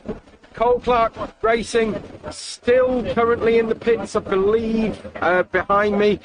They had a snap Nassau panel due to contact, 20 laps down at the moment, so not great for them. Team Yellow 555, obviously we saw them doing really well in Campilos. They had their axle shift due to contact. The exit of Rib Bend, they were in 3 or 4 different contact scenarios. The whole axle shifted to drivers right. They lost 19 laps in total. Lockwell Hill, they had a brake binding issue. They lost around 14 laps. Well, that got repaired and they were running right at the front at the start of this race, and we'll see them climb their way back up the order. In terms of other owners that have had issues, 431 Andy's Man Club, they lost a chain, and 919 Life Sciences, they were having a brake binding on issue that then they came into the pits to repair. On the way into the pits, the driver clipped the barrier on pit entry. That then bent the axle.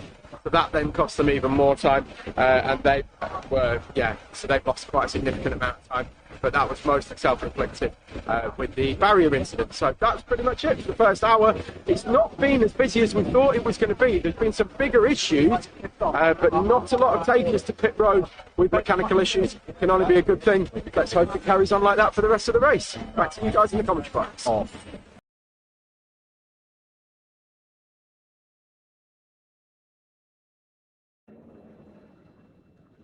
Thanks, Tom. Having a quick look in the live chat. Not case sensitive. It asked, does anyone know what car Tyler Nicholson is driving? Yes, he is in the 919 McRae Curb entry that's had a troublesome start, let's say, to this race with that bent rear axle that we saw being tended to earlier on. How long did that take them in the end there? 9 minutes 36 in the pit lane for them. Johnny Elliott taking that kart back out onto the racetrack again. Still a considerably faster pit stop than changing that rear axle. So. Yes. Well, I don't know really anything about mechanics or whatever, but does that not shorten the lifespan of that rear axle? It's only got to get till midday tomorrow. Okay. Suppose so. After that, it can go in the scrap bin. Fair enough. Just wondered if that was really papering over the cracks for the impending doom that was to come later on, but. Well, it's one of them, and if it gets, as long as let's say it's only got to get you to the start line in 1 meter. After that, it can all just like fall apart completely. Penalty for the 778 Phoenix Cup because it hit the barriers on the way into the pit lane, and they have been replaced, but largely frowned upon putting them barriers in place. Yep, and they're back in. I wonder if they slower this time. Are they coming into the pits for? To have a chat. I don't know. So when that penalty comes up, it's just a lap penalty, and they don't actually need to certainly the come ones, in. For the ones that have gone out of the pit lane too early, yes. Whether it's coming, the Rob Borrowick Media W2TF kart is in the pits for a right rear engine change by the look of things. That's been in there for nearly 6 minutes already. So that's going to take, well, it already has, but it's going to take some time to change. Already quite busy for the mechanics in the first hour, largely due to crash damage from lap 1, to be honest. But SKA have just come in the number 67.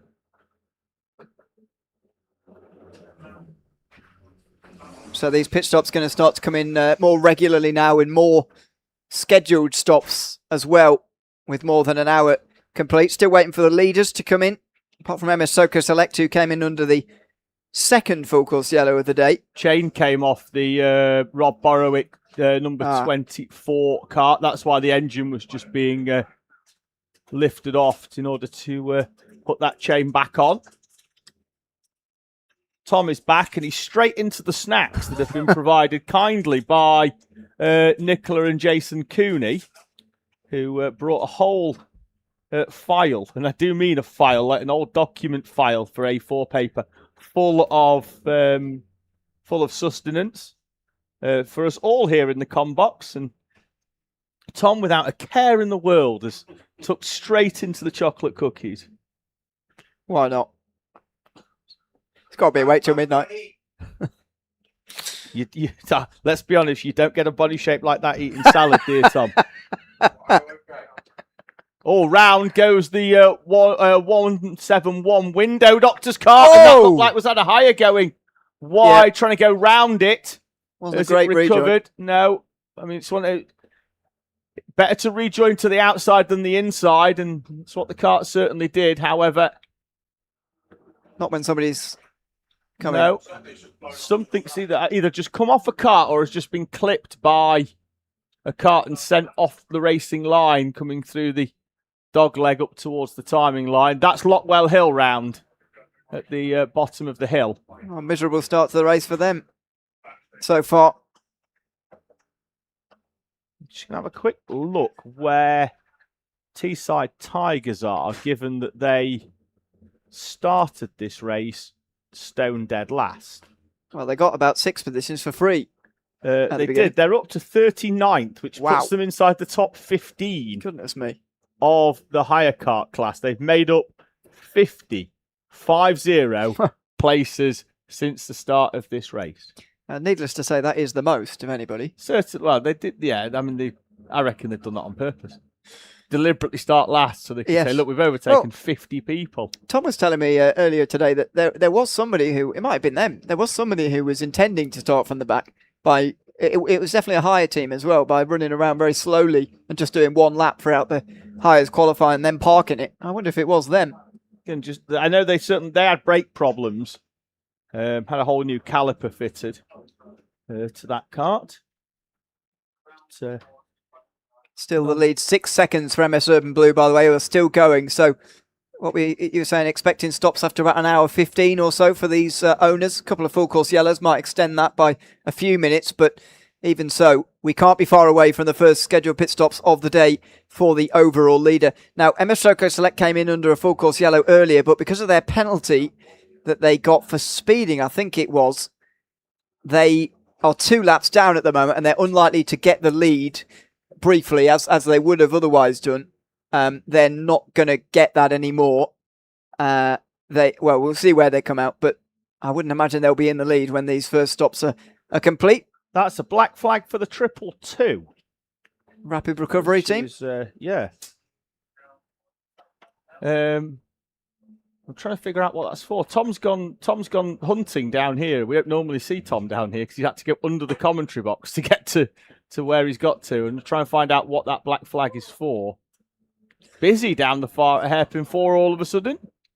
It does happen like that, doesn't it? Where all the karts seem to group together. 3 wide, careful. Oh my goodness me. Oh, yeah. That was number 99. Again, so Brad Philpott for KBR didn't seem particularly happy about that. It was on the inside. There was sort of 3 karts going there. He was on the inside of them, but at the same time, that is... That looks like 99, doesn't it? No, that's Ashton Carmichael for the 919 McRae curb, trying to start his right rear engine on the run up towards the mountain section. Trying furiously to get it started again. Just going back to what I was saying before, coming through that corner, Philpott at the front in that 77 KBR kart, clearly not happy with the slower karts in front of him, but at the same time, he is the faster kart. Look, he's an exceptional driver. We can't get away from that. But it's one of them. If you're that good, you get through without the carnage. And everybody else is on the same track. Everyone, the people seem to be doing it. I think these seem to me like some of the early part of the race things that happen are not going to happen in 12 hours time in the middle of the night. You know, even though there's the same amount of karts on the racetrack, everybody's very stressed. It's all very close. It's all very intense, and especially the starting. It's very hot in the karts at the moment because it's quite warm outside of them. To be honest, it's one of those early race things that people are just getting very frustrated with each other. Because it is so intense, so hot, and a very stressful part of the race. It feels to me like this will calm down once the drivers who've started the karts have gotten out for the first time. The penalty's still showing for 222, and that's a new penalty for rapid recovery. They've had a black flag, and now there's a penalty for them for pit lane speed. Yeah, it seems to be a fair few of them happening at the moment for our teams. Yeah. It certainly is. So as well, it's not only is it the speed through the pit lane, but it's also if you come in like a hero and clatter the barriers, that is largely frowned upon as well. I've got to say, they did look like they came in quite slowly, so it must have been the pit lane speed through the middle of that. It wasn't for steaming in through the tyres, I wouldn't say, but so many. I mean, we haven't had very many pit stops yet. We've had a lot of penalties for that sort of thing in the early stages of this race. Comment just coming in from AB Design saying our NASA panel is based on our sim racing designs on iRacing. And I'm sure it's lovely, but you haven't told us which team you're from. So we can't look out for it nor give you a shout out. So if you could provide us with that information, we will try and pick it out for you.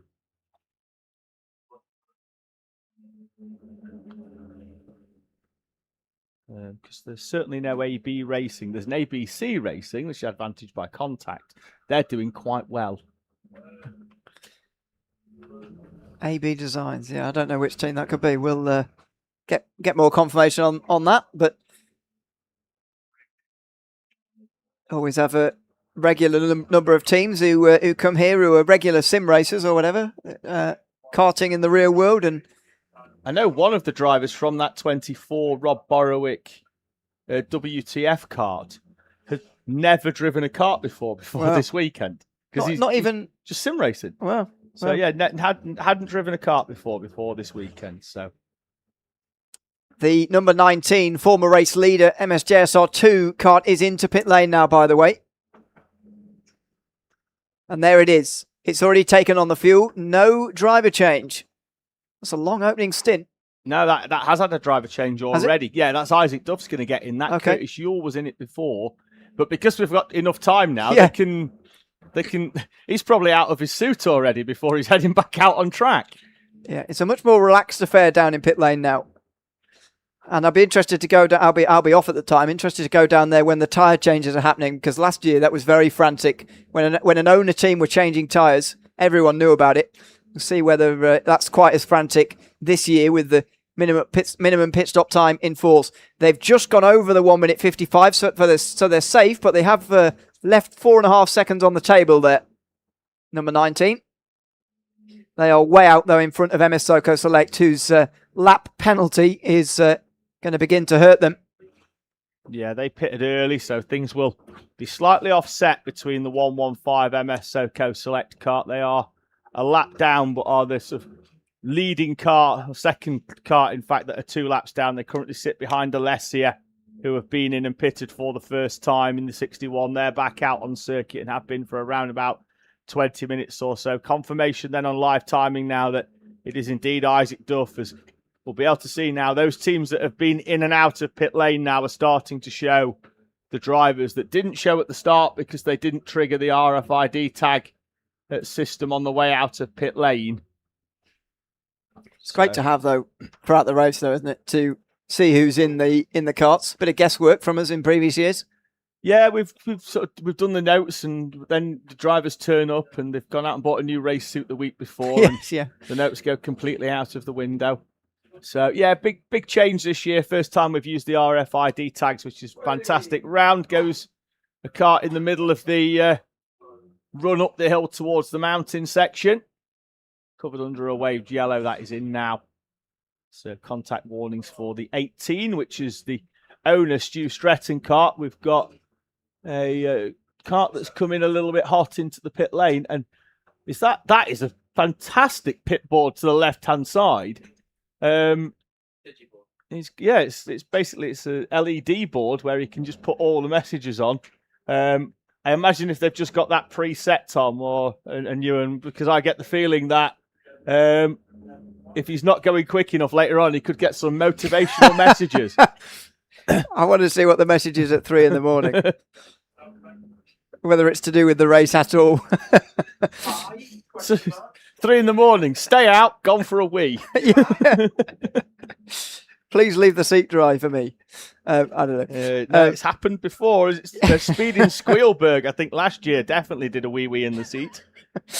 Wouldn't want to be in the spray of that, would you? To be fair, it'd evaporate in this weather. Smell wouldn't. Slippery surface flag has come out because the 450's done a wee.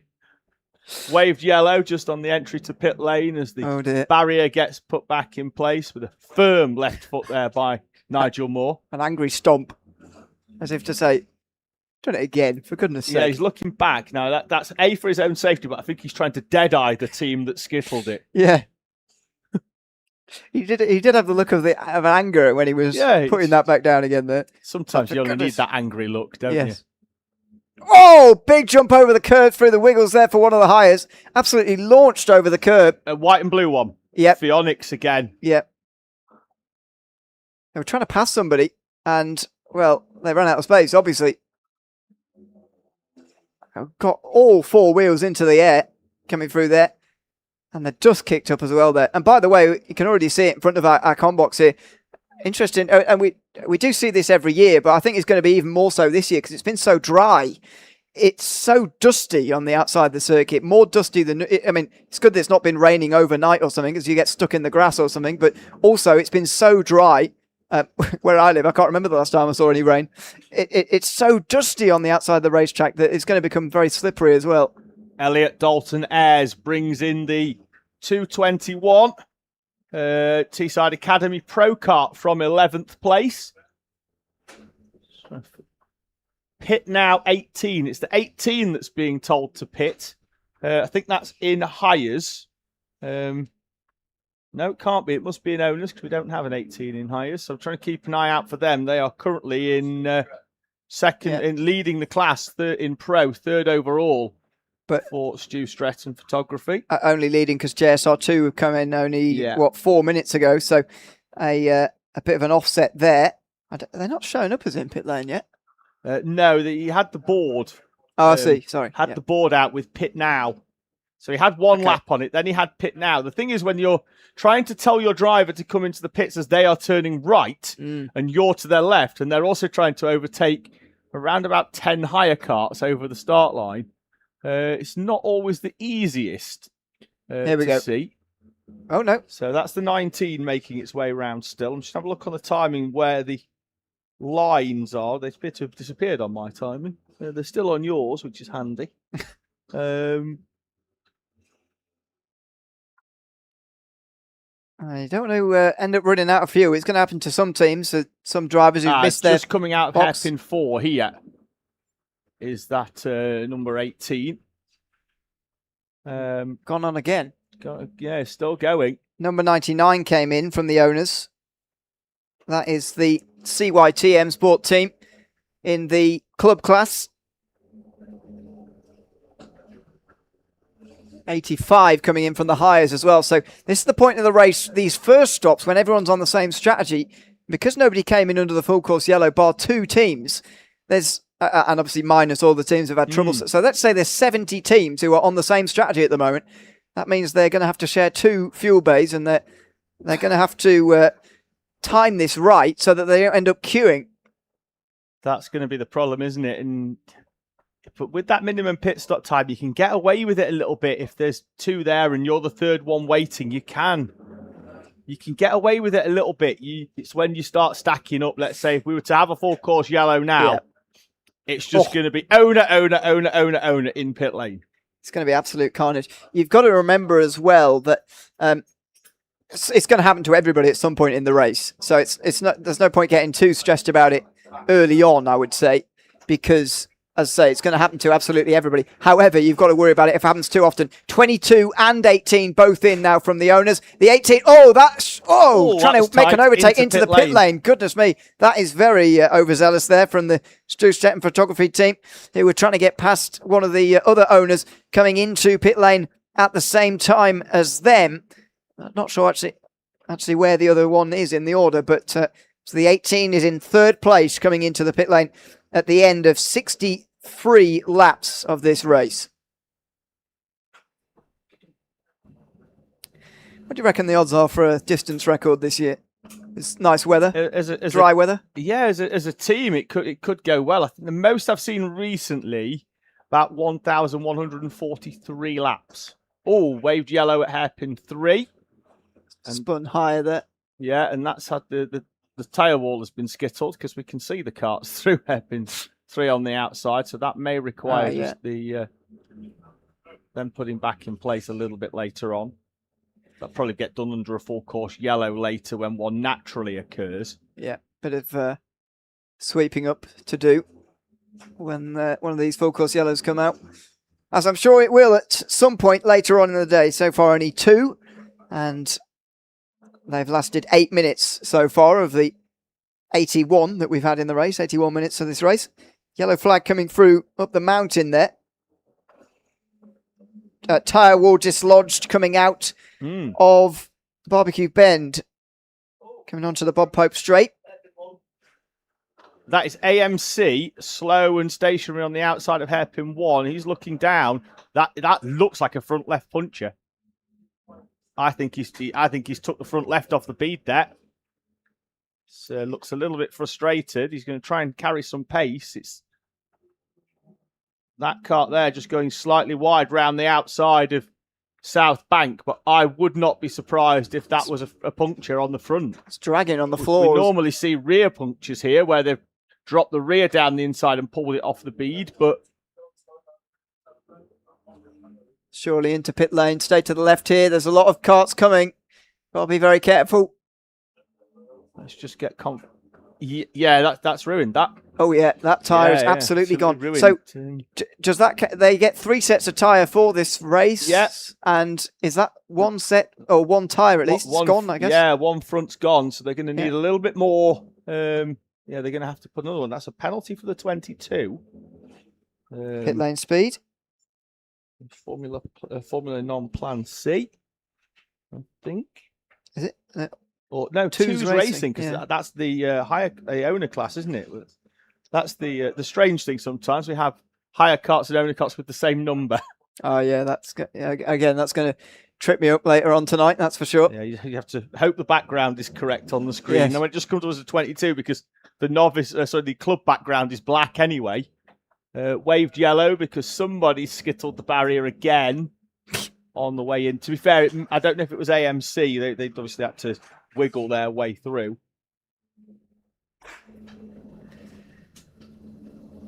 Twos have been picked up, for that pit lane speed again for Twos Racing. 111 is in pit lane, MSJSR. We're still waiting on quite a lot of these owners to come in after an hour and 25 here. 158 is into pit lane now as well. That's the DWS Racing from 10th place overall, one of the owners. A few higher teams starting to make their way in now. And that's what pit lane's going to look like for the next 22 and a half hours. Yeah, well, the AMC going to push the cart through. They need to grab a trolley in a minute and get that cart up in the air. Get that front left changed. Yeah, it is much more relaxed in pit lane, though, isn't it, with that minimum pit stop time, which I think is probably a good thing. With the, with everybody trying, especially those real front runners. Obviously, some of the teams who are just looking to get to the end of 24 hours were not particularly rushing their pit stops or whatever, especially in the middle of the night in previous years. But you don't want these owner teams tearing around the pit lane, changing tyres or doing whatever it is throughout the race. Here's the tyre change. That's an early part in the race to lose a set. Yeah, just that front left by AMC just being put on. Just going to have a quick look now at the rest of the cart and just make sure everything's okay. Thing is as well, if they weren't expecting to have a tyre change this early in the race, they might not have one waiting up in the tyre change area. Up to 3 sets for the race. So would you say every 8 hours they'll try Roughly and every 8 hours, they'll do it during a scheduled stop rather than. Surely they're going to have to change their plans now, though, because they've got one brand new tyre going on there now. Surely they can't change that one after 8 hours. Well, maybe they will. As well, it's on the left side, which is the one that's going to take the most hammer as well, because the big run round South Bank, and it's where the outside front gets all of the load put through it. Wonder if they fueled that kart as well. Not been out for too long. It does look brimmed, so if they can get that kart fueled, same driver may well go back out in that kart. The Stu Stratton photography team, by the way, number 18 had a 3-minute stop when they were in a few moments ago, by the way. So slightly longer for the leaders of that pro class at the time. MSJSR2 were back into the lead, though, in front of the 111 MSJSR, who were 7 seconds longer in the pit box. And they're some distance behind. We're waiting for them to come across the line for the first time to actually get a gap there. But looks like number 19 is leading the pro class by quite some distance as the tyre change is complete in 4.31. A fairly efficient change, actually, in the end, but it will still have cost them some time. Don't think they're going to be in any danger of going under that 155. No. Down in the pits. We've got higher kart there just getting squeezed to the left-hand side as the owners make their way round and up the hill.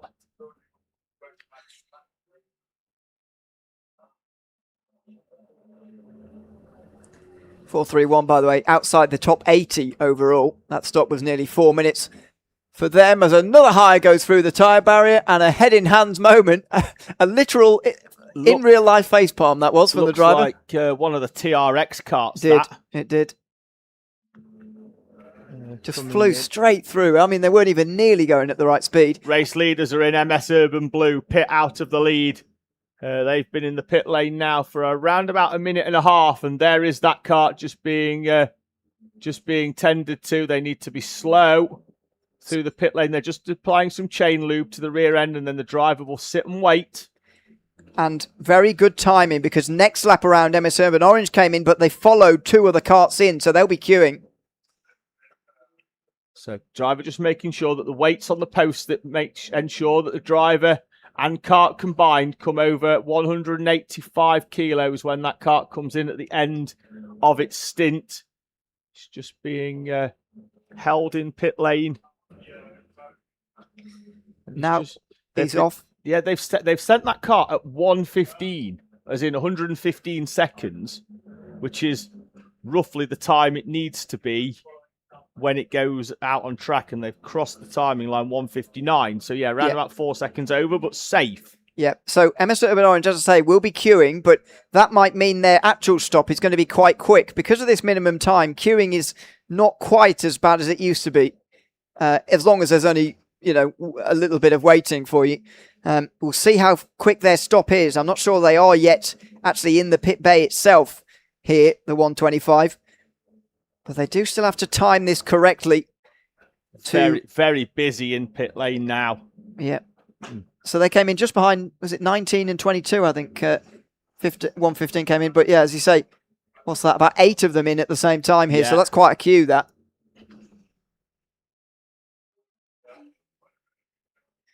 Still waiting for 4 of the owners to come in, by the way. Actually, a few more than that. But there's 4 at the front. RF Spitfires are the first of them. And they're about to take the lead. They do. 3 in club, all in as well on this lap race. Renegades, Royal Navy and Royal Marines and Army Motorsport are all in, which puts... that we're there. Oh, that is the TRX kart, I believe, fairly slow. The 376, and the driver does not look happy. No. I think that's going to bring out the full course yellow. I think that's getting recovered. And there were some passes happening there. In a few moments' time. There were some passes happening towards turn 3 as well, which is under yellow flag at the moment. So this could be well timed for some of these club class owners who have yet to make a stop. Yeah, into the right hand of there. I think that we're going to have to get this radioed in for recovery. Kart's just being pushed well out of the way, so we're probably not going to have a yellow flag for too much longer down there, but I'm just going to keep my eye out for the quad being readied to be sent down onto the west track to recover that kart. Latest penalty in for MS Urban Orange. Their pit stop was 1/10 of a second too short. Oh, it's tight, but look, it's under. That's a costly 10th of a second, that.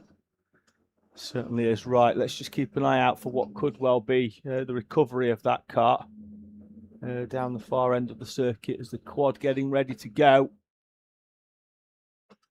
Or are we going to send the pusher kart out to bring that kart back round?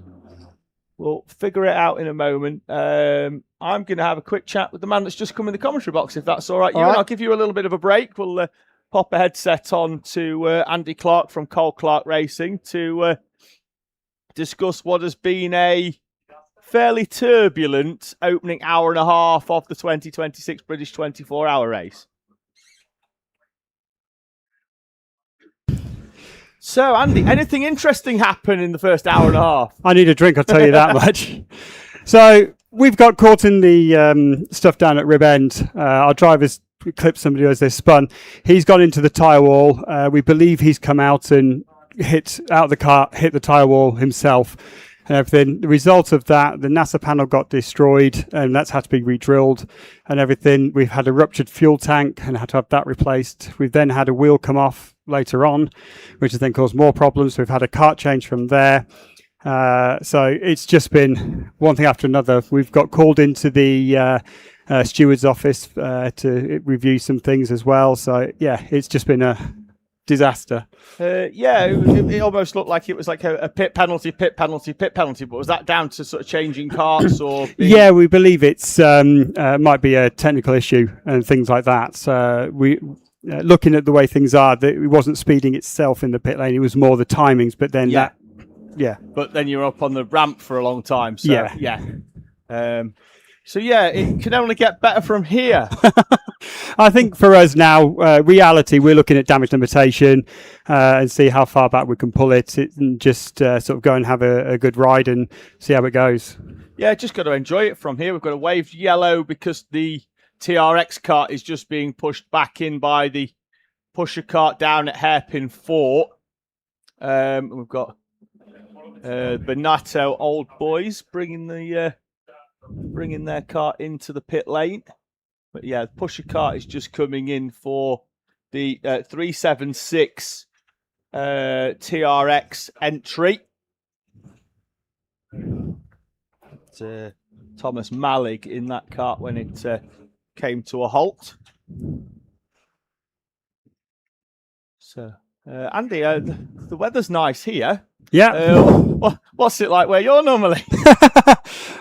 Believe it, I think it's actually possibly similar temperature at the moment. So, yeah, I don't fly back until the 2nd of September.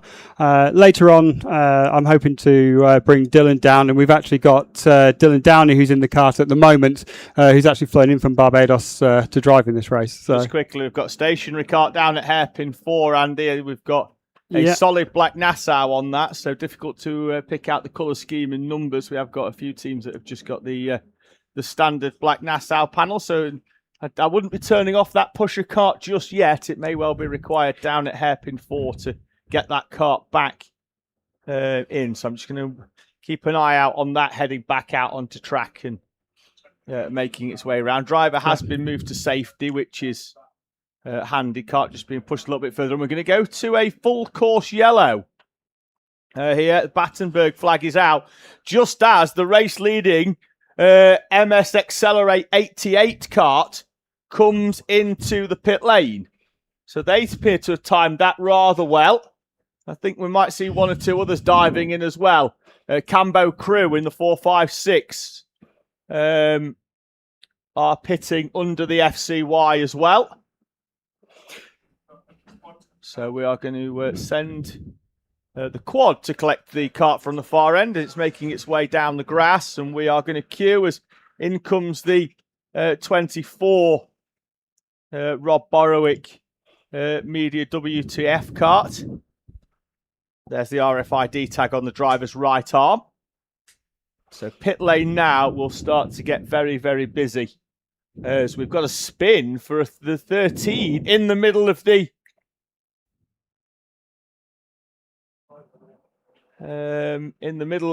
pit lane. So I wouldn't be coming in right now if I was a driver. He's coming a little bit too hot through them chicanes, and we've got a kart very, very stationary. So hopefully nobody decides that now is a good time to pit. Driver has managed to right that kart in the right direction just as we've got a kart coming in, so they've managed to get round there reasonably safely. Kart is now making its way back in from hairpin 4. Just see if there's anything visually that's the issue. Yes, the fact that the front left is no longer attached to it is quite catastrophic to that kart's ambitions of going forwards. Kart is in though, and immediately as that kart goes in, we will get ready, I think, to go green in a few moments' time from what has been the third full course yellow of this race. So still being shown at the moment as a full course yellow. I think we'll just so that we've got waiting for the pit lane to clear, and we go green on the overhead gantry in front of the commentary box, and we are racing once again. So Dylan out in the kart right now. Yeah. How much longer has he got? He's probably going to be about another sort of 20 minutes or so, and then I'm getting in myself. So we're heading up there and getting organised in a minute. Would you, if you weren't talking to me under that full course yellow, would you have been in? This is where I had the fun part of the fact I have Nigel to do that for me. So all the strategy. Yeah, it comes down to on Nigel. Somebody else. Yeah, so that allows me to focus on the stuff in the Caribbean. So before I run off, I know you like to get your cakes and everything. I do like cakes. So Big fan of them. If you have a look to your left. Oh, that's not even small, Andy. It's small when you open it up, but that's a special one I've had made for you. Oh, fantastic. That is lovely. That is a full cake. Look, that picture didn't actually happen, though, did it? That picture definitely didn't happen. That's been, but I like that. That's very beachy. Fantastic. Appreciate that, mate. Thank you very much. No worries. Andy, right, pleasure. I'm going to go get ready. Cheers, mate. I'll come and see you later. Much. So an hour and 40 minutes in now to this British 24-hour race. It's the field make their way through up and over the curbs on the exit of the D chicane. As soon as I heard full course yellow, I saw you running back. You were almost, I think you were down there and you just said, I've gone full course yellow, and I think you just did one of them sort of like a well, the best way to describe it, and I'm going to do an example that the viewers can't see, but is a boy band turn. Oh yeah, is where you go like that. And I reckon you've done a full boy band turn. As soon as I've hit full course yellow, you're straight in. I'm so disappointed we don't have a commentary camera on you at that moment. Which I don't think we even have this year. It's gone missing for some reason.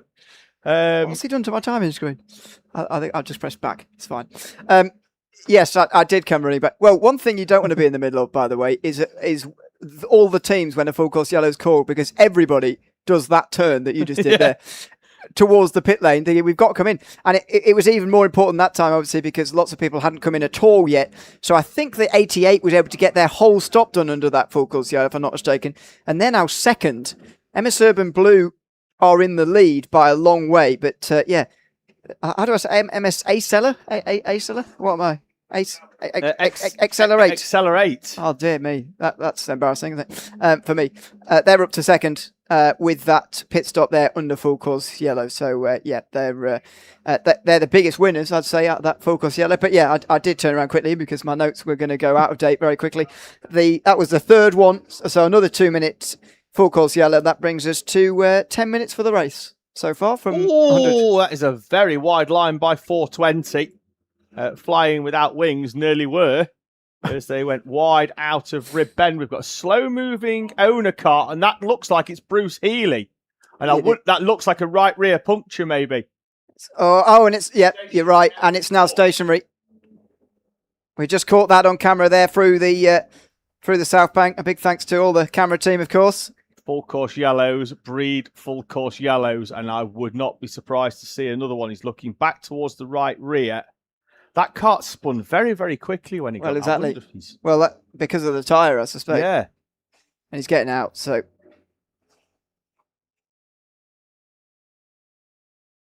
So, yeah. Marshall radioing and driver moving away. Well, I was going to give you a rest and do a bottom of the hour update a little bit late, I know, but I'll wait till after the full course yellow, which is surely on its way here in a moment, just in case everything changes. Start Marshall is on his feet. Start Marshall has picked up a flag that I could only see the black bit then. Yeah, same. And we are going to a full course yellow. Once again, the field will slow. There will be winners, there will be losers. Yep. But that is full course yellows for you. That's the shortest green flag run since we started this race, obviously, with the full course yellow on the opening lap of this race. But that was only 4 minutes under green before we had to go back to reduced speed. Stationary kart on the outside of hairpin 2 as well. Looks like he's down an engine. So the quad is going to stop, run to his aid by the look of things. Oh no! Yeah, run. Yeah, actually, pick them. Oh up. no! Do you know when someone nicks your taxi? Jump in the queue. The quad was off to pick up Bruce Healy down the far end, and a cart has broke down in the interim. I think Marshall's just hurt his knee on the funny bit. Oh dear. He's going to get back on there. That is Newmarket Hornets 9 out of the pro class. Who've been picked up. Now, they won't actually do the full lap. I think they'll cut through over the grass here on the right-hand side, potentially. Yep. And join. But somebody's just stolen Bruce Healy's taxi. Taxi for Healy, please. KBR pit, the number 77 pits, the front-running hire kart team, currently in second place, Le Petit Bouchons, who always like to push the fuel window. Do Le Petit Bouchons in the number 2. And they do like to minimise their pit stops. They're still out there, having not stopped today. Wonder if Nigel's going to drive this back for Bruce. He does have form for doing that. The tyre actually does look inflated, actually. Yeah. Let's see what he's going to do. Is he going to run it back? Or no, it's definitely not inflated now, I don't think. But if he leans over to the left, which only Nigel Moore can do. Very well done. As if like he's in a sidecar, it takes all the weight off the tyre that is flat. Now, Nigel is an incredibly adept racing driver. I can assure you of that. He's raced Le Mans many, many times in LMP2. I think the last time was around about 3 years ago with Inter-Europol competition. And recently took a victory in the Prototype Cup over at the Nürburgring the week before we were at Le Mans. So the first weekend in July to last weekend in June Nigel was winning over at the Nürburgring. So when he's not winning races, he's heroically recovering karts back into pit lane. That was very skillful indeed. What we just saw there, very well done. Now that kart's back to pit lane. We're just waiting for Bruce Healy to run down the rest of the racetrack back to pit lane himself. See if he hasn't got enough to do in these 24 hours. Goodness me. Did you just say run? Well, he was running. Oh, was he? As soon as he said run, he stopped. Yeah. There we go. Now we're there back. we go. Yes. Go on. Get those legs moving. Just making sure that... Oh, he's wondering who's shouting at him. The whole four-course yellow waiting for Bruce Healy to run back to pit lane. Yeah, will be sorted surely in a few moments' time. Get him back out. So this is full course yellow number 4 coming to an end as we get vision of the number 39 receiving that tyre change. So it was indeed a deflated tyre. It'll be ready for him before he's back. It will. I'll be wondering where he is as we go back green. So 22 hours, 15 minutes to go. Now that we are back green, there is one team down in pit lane in the owners. It's a slow hire. L'Essential, I believe that is. They were caught up on lap 1. as well, if it's the same team. Who is moving slowly down the back straight. Has he pitted since lap 1, though? Have they been back out, L'Essential, or have they... They have not pitted since lap 1, no. They've been out there for an hour and 15. Well, they must have pitted since lap 1, actually. Pitted early, yeah. But very early on, yeah. After about half an hour. So they were one of those who effectively rejoined the race late. Team Alessia are the only ones waiting, still on pit lane at the moment, having completed their second stop of the day, actually. They've decided to come in under the full course yellow and make use of it after not a very long stint there for them. So I suppose it was 52 minutes, actually. They'd made an earlier stop that I hadn't seen. And another spin through hairpin 3 for a higher. Is that the same one? I was looking at the timing screen. Yeah, that is the same one, isn't it? Yeah, again, I think that's had a spin and is potentially down onto one engine. Yeah. It does happen. These engines, they don't really like being turned round. But if he has spun, he's been helped there because there was no way he was going fast enough to spin himself on one motor. Yeah, potentially, yeah. So, yeah, if he has had a spin, he's been helped round, which is not kind. Oh, big crash on the front straight. We just saw it there through the D chicane. 2 hires to come together. Yep. One spun and another came clattering into it. Barrier will need to be fixed and the marshals go running to collect them. Yep, yellow flag waving just in front of us. That lad's knee's better because he's got some serious pace.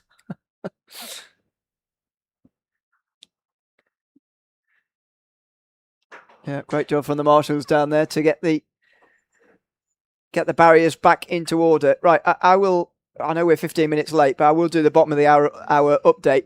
Let's do an owner's update on the even hours, shall we? Or try to keep this up throughout the 24 hours. We've already missed the first half hour, but obviously it was the opening part of the race. So MS Urban Blue are leading overall. They are over 21 seconds now in front of MS Accelerate, who are in second place. And they are, of course, the leaders of the club class in the owners. The leading pro team are MS JSR 2. And that is the overall podium. So all three of the class leaders, I should say, are 1, 2, and 3 at the front of this race. MS Soko Select, who had that penalty for speeding in the pit lane earlier on, have dropped a lap because of that, but they are still 4th overall. They stopped under the full course yellow nearly an hour ago. That was full course yellow number 2. So they're second in the elite class. Then it's the RAF Spitfires team, number 21. They're second in club, 5th overall. Ahead of MS Urban Orange now, whose stop was 1/10 of a second too short, not satisfying the minimum pit stop rules, which states that your pit stops have to be 1 minute 55 or longer.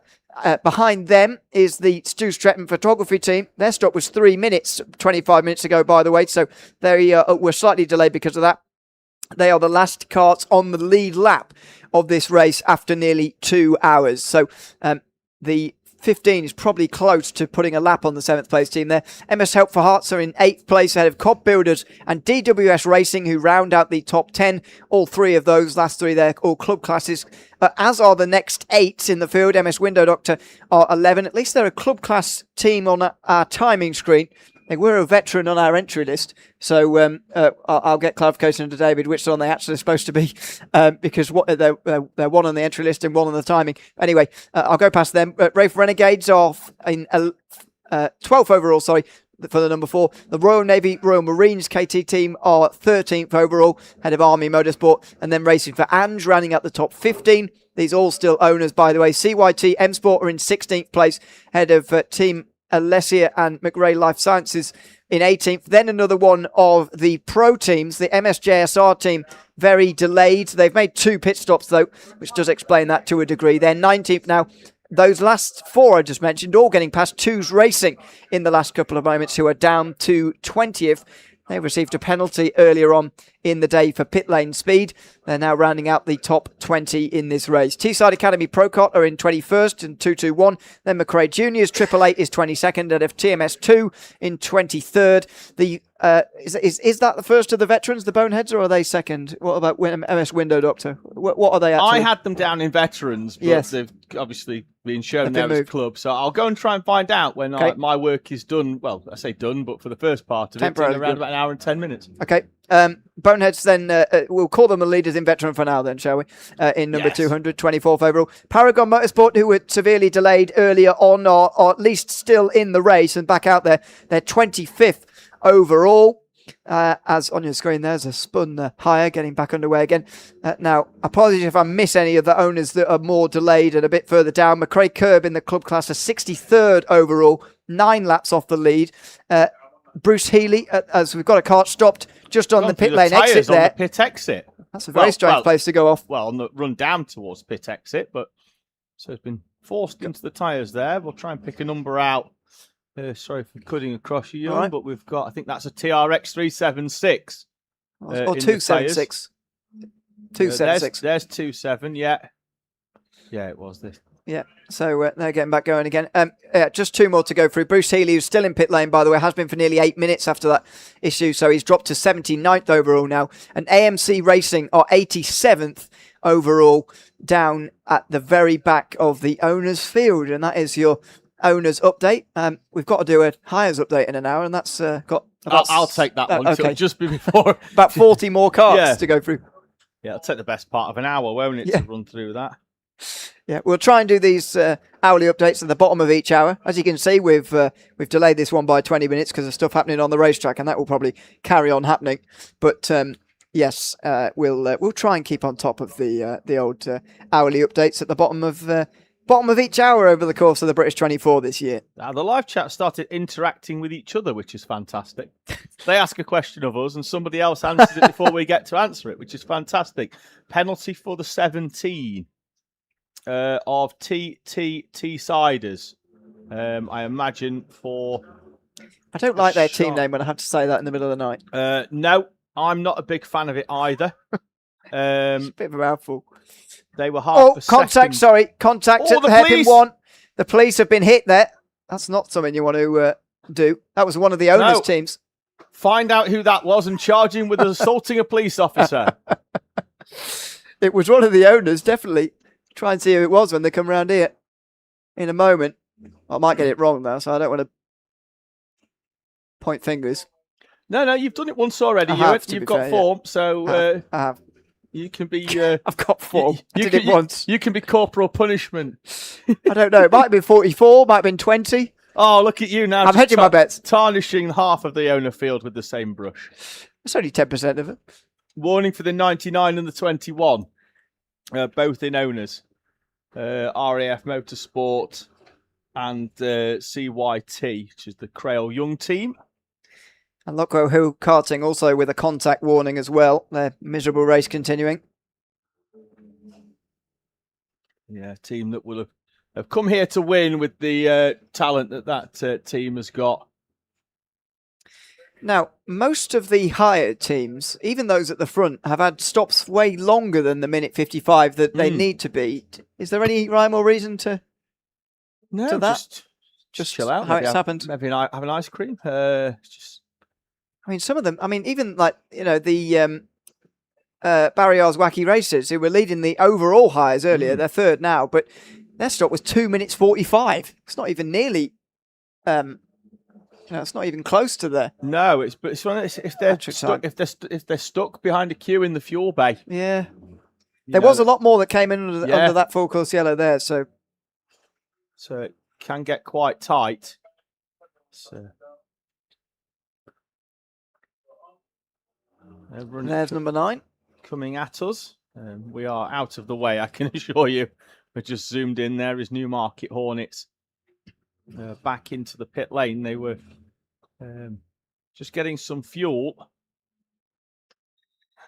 and enough time to wave at the camera for the 9 of Newmarket Hornets. Trying to find where they are overall. I think that's Carl Vella. It is. Getting in that one. Or is he still in? Because I think he's got back in. He came. They had a problem. Ah, yeah, I you're think right. he's been out, and then I think he's come back in, and now is having to sort of wait. 6 minutes that stint was there. So yeah, you're right. That was a very short one. And the penalty as well being applied for the 45 of Unit 45 Racing. Again, they were 152 in the pits. This race is going to be won on a stopwatch. Yeah, you can avoiding penalties. No point being 5 seconds late and losing a lap. It's a minute and 21 seconds round here for the front running hires. So you're not going to get that back. No. Got to try and avoid penalties. And, this is where as well, like, these teams will be trying to cut it as fine as possible, especially at the front of the owners. But what's the point in having oh dear. Turned round. That hire cart there by the owner cart going down the inside of it. Very well turned round. I think that was potentially SKA Racing being turned round there. And looking at the front ends of the carts, I think it could have been the 4 doing the damage of Wraith Renegades, potentially. Now look who's pointing fingers. Yeah. Just joining in. Yeah, why not? Well, look, you started it. And plus, with you starting it and someone just gives me grief, I'll be like, look, Ewan told me to. He wanted me to. They won't know who I am. Yeah, exactly. Grief. Yeah. An accusation halved. It's. The owners again trying to find gaps that are inevitably going to close. But that's the thing with the closing speeds here. The lap time difference between owners and hires, front running owners, front running hire, is around about 9 or 8 seconds a lap. At best. 10 seconds a lap at worst. So they do have to try and find a way through here. It's Miles Murphy in that number 18 Stu Stretton car. Yeah. Is out there taking no prisoners at all. No, they've got time to make up after making a 3-minute pit stop about half an hour ago. So, well, easy maths there, just over a minute lost. MS Soco Select will probably be the next of the big contenders to come in from the overall. They've been out there for an hour and 10 so far, although that hour and 10 includes 3 full course yellows, although one of them they came in under. And they did, of course, get their lap penalty. They're currently 40 seconds off the lead, so they would be the leaders. Have they not sped? I think it was speeding, wasn't it, for them? Yes, it was. They were just too quick. So that dropped them a lap, and had that not been the case, they'd be leading this race by just over 30 seconds. But MS Urban Blue have got that lead as it stands by 25 seconds at the moment. Although they are being caught, I can't help but notice. They started this stint more than half a minute in front. Now a gap down to 25 seconds. MS Accelerate have arguably got their fastest driver in for this second stint, Rossi Costello, in that kart for MS Accelerate. Why wouldn't they have the fastest driver in at the very beginning? It's one of, for me, and you may well have been, we just didn't, but they are starting to come back through, which is not 100% on it. However, it's one of them. Is the fastest driver the most useful at the time where the field and the higher carts are still in big packs of carts and it's harder to get through, or are they better utilised in the second stint? Well, we'll find out. In comes the 85 of Sloth Racing into the pit lane. Much quieter down pit lane at the moment than it has been. Certainly under the previous full course yellows, we saw nearly 10 carts in all at once. There would have been quite a few at the fuel bay just at that moment. As we approach 2 hours complete of the British 24 hour here already. I've got to say, when I was rushing back in to write down my full course yellows again when I was out a couple of minutes ago, I came in such a rush, I had to double take that said 22 and not 23, because I couldn't believe that a whole hour and a half at that time had passed us by already. We are 2 hours in this race. Couldn't believe it. Is flying by. Could not believe it. Claire Shields in the live chat saying to the commentators, if you want to steal food, go to Alessia. They always have great food. So they're down in the bottom paddock in the number 61 owner Karts or Alessia, team that's been doing this British 24-hour race now for a number of years here at Teesside, and great to see them back once again. And to be fair, great to see the contingent of teams that regularly contest down the Pro Kart Championship down at Rye House. Joining us for the British 24-hour. Nathan is fully expecting Le Mans style jokes overnight, please. Le Mans? Oh, I see. Yeah. Tom and I just go off on massive tangents. Yeah, but you're not really. Are we going to call 9 p.m. to midnight overnight? Well, quite possibly. It depends. It's that 3 a.m. bit, isn't it? Where just everybody's going a little bit crazy. That's me and you this year. It is. It's going to be midnight to 3. I'm looking forward to it. Because, like I say, the night stints are often just like a podcast with a race in the background. So I love the night stints. I can't promise Le Mans style jokes, but there probably will be some if we're being totally honest. When that moment comes, because there will be serious race stuff happening as well. All of the hires have to go for a service at some point during the night. There's a 2-hour window. Normally it's starting around midnight, maybe just before, where the hires all have to come in. Race for Ruben are slow, and I'm interested to know when they pitted, if they pitted. It doesn't look like they've got any in that tank from here. They last pitted only 13 minutes ago. Oh. Well, that doesn't make sense then, does it? I think fuel's okay, but both engines appear to have stopped, so... I mean, I know it's hard to see, but the tank looked very empty to me. But yeah, so didn't need a full course yellow to recover that because they were basically at pit lane already. One of the marshals just came down and grabbed them.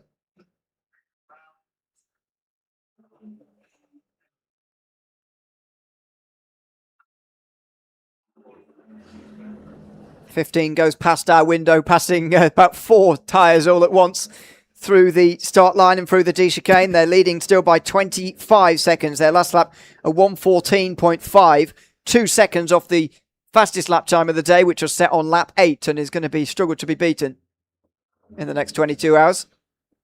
Yeah, I think the only time we're going to see lap times coming down beyond personal best is going to be largely for our hire karts in the early hours of the morning. They just seem to sing a little bit better as the air is a little bit cooler. Big slide and a neo spin for number 21. Good save, but a very hair-raising moment. RAF Spitfires. 5th place. And they're not far from going a lap down, so they'll be pushing. Elliot Greenwood in the kart at the moment. That was a big, big save. And you don't want to go through the tyre barrier here towards the front straight, where the cars are coming the other way. No, there's not a lot of weight in that tyre wall in the meantime, which is mainly because it just needs to regularly be moved out of the way to allow kart recovery on higher kart sessions. Oh, and again! Yeah! Greenwood again! And he's angry with the hires, but I'm not sure why. Well, again, if you're 10 seconds a lap faster, it's your job to do the overtaking. We're not throwing blue flags and they're not moving out of your way. They can't, the speed in which you come to that kart. I wonder whether he's got a little bit of a handling issue. Maybe a slightly bent track rod, maybe. I know a lot of them run nylon track rods. And 1 or 2 of them will be running and now that looks like that cart's got a puncture. Yeah, exactly. That's why I think he was a little bit more frustrated that things weren't doing exactly what he wanted. But it looks like we've got a problem for the second place club kart of the 21 of RAF Spitfires, and we believe it to be a puncture, which we're seeing a lot of. That's 3 now in the first 2 hours. I don't remember seeing this many in an entire race. No, in the last 2 years. we had a lot of punctures one year when we first moved on to the Dunlop, and teams were experimenting with tyre pressures, and we moved away from the Bridgestone YDS tyre to the Dunlop SL1. He's doing a good job of getting it back. Yeah, let's have a look at left rear. Yeah, 100% left rear. That's been going down for a couple of laps, hasn't it? And just needs to get himself off the racing line there. Or do you reckon he damaged it doing that over the curb through the wiggles, maybe? Quite possibly, and we're also seeing cars getting quite a lot of air round rib bend, and when they're coming down, if they're bouncing it too hard, we saw a puncture in practice, a driver that had gained a little bit of air over the curbs at rib bend, and when he bounced down, he said he just heard it, it just popped off the bead when it landed, that car, trying to keep out of the way the best he can. And again, another team having to use a tyre way earlier than they were hoping to.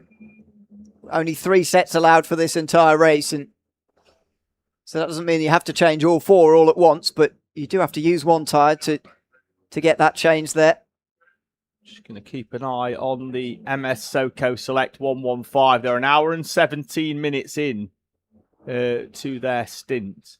Yeah. And I do wonder whether we are about to see them head towards pit lane. Yeah, 4th place overall. Now 41 seconds off the lead, so losing time slightly to MS Urban Blue, who for some reason haven't chipped our pit lane RFID.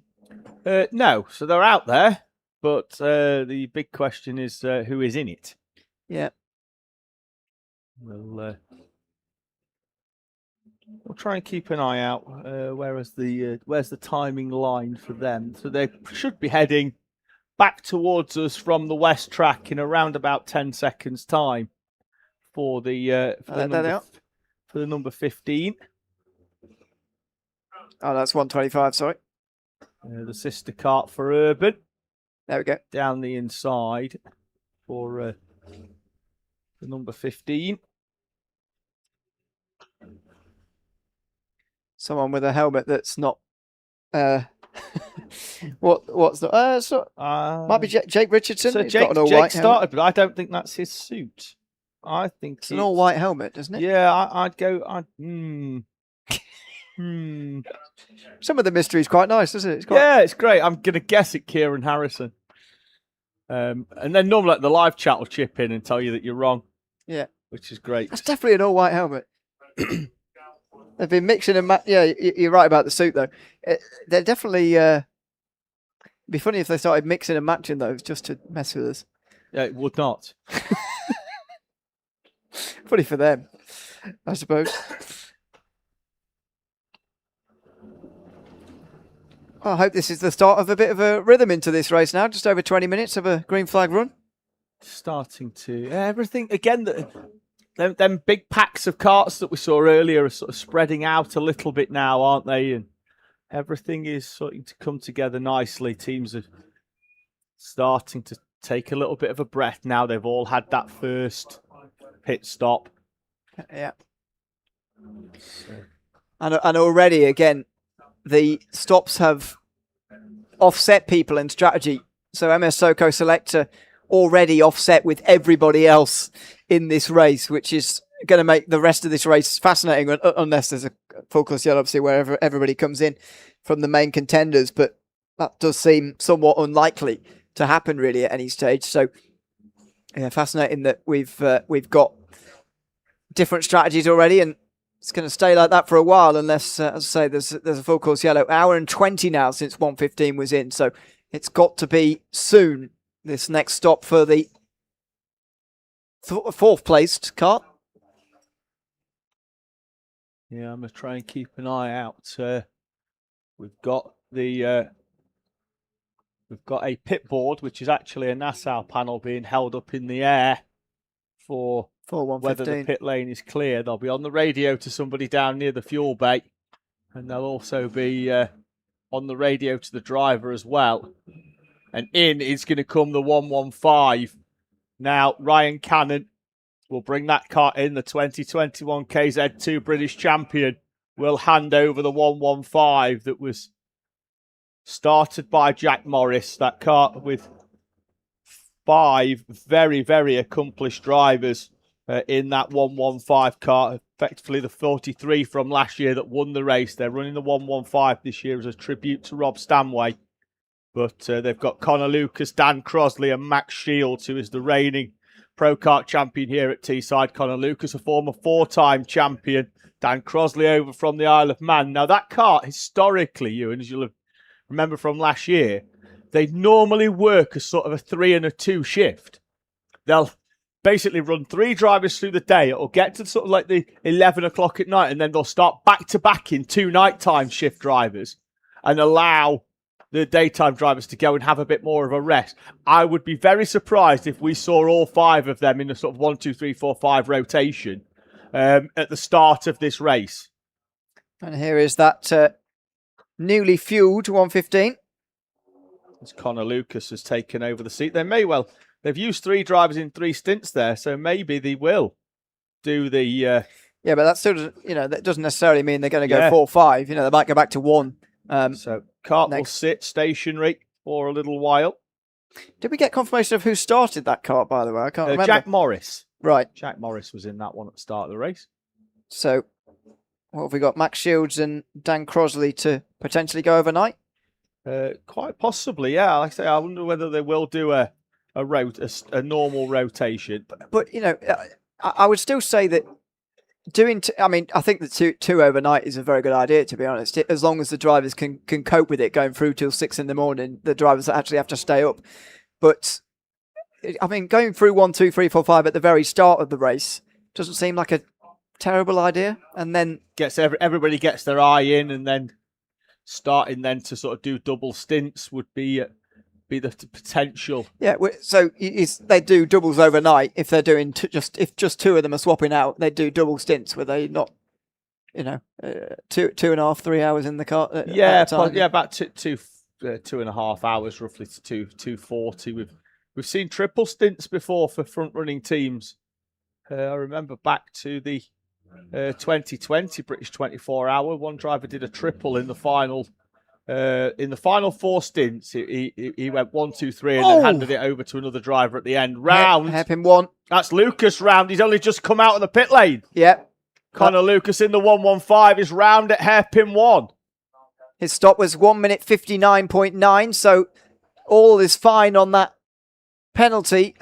Penalty. I'm reading the word penalty for 222 at the time. That's rapid recovery. But Lucas, as you say, on that outlap, getting caught up with a couple of hires down the inside of hairpin 1, spinning around right in front of them. Making a bit of contact as well. Hopefully no damage done. See as the 115 comes over the line there. Doesn't look to be damaged at all. Yeah, 1 minute and 40 for rapid recovery. Oh, that's way short. I think Sloth Racing before that did a 1:30, so that's their name ruined.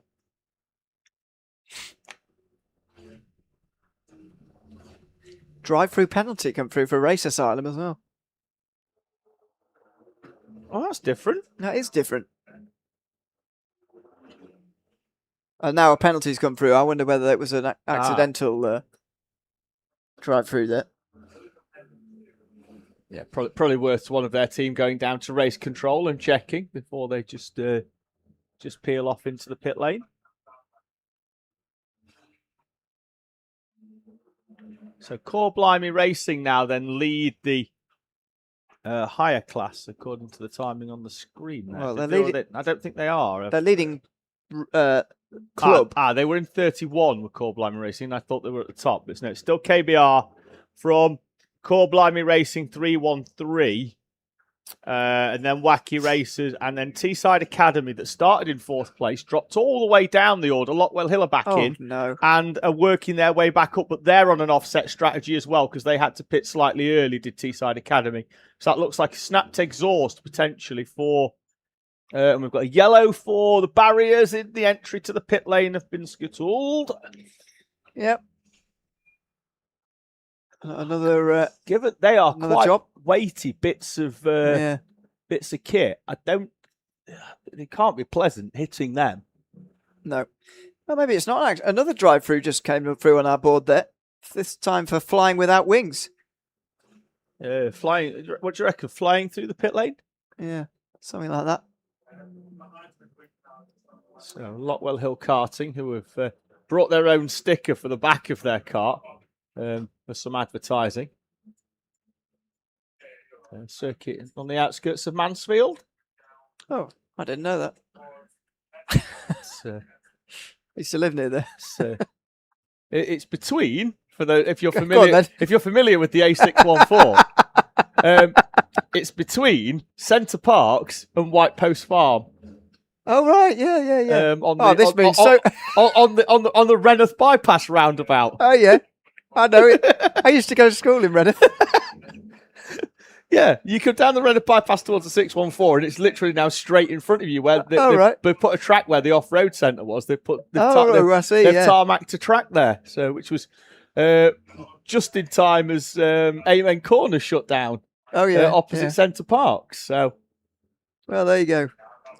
I'm sure the whole audience is captivated by the conversation about the Reneth bypass. Normally, around about 11 o'clock at night, I get Lewis, who works at Lockwell Hill, sending me abusive messages along the lines of "mention my track" and then an insulting line just after that. So, getting them in early. Oh, waved yellow down at hairpin 3. We've got a Kart backing into the curb, so he's just going to rejoin. Oh, dear. It's the 916 of Send It Collective. Having a little bit of an excursion. I think that could be James Wallen in that kart. A lot of penalties coming through at the moment for. I mean, the amount of pit lane speed penalties, I don't remember quite as many as this in the first 2 hours. No, let's say it's something that's getting clamped down on, and this year, people have been accelerating through life pit lanes far too quickly. I mean, look, if they've got a minimum time, waved yellow, stationary kart on the exit of the D. Put it this way, two karts that have come together on the exit of the D, because one just appeared out. That was almost like when you're expecting one child and you miraculously get twins.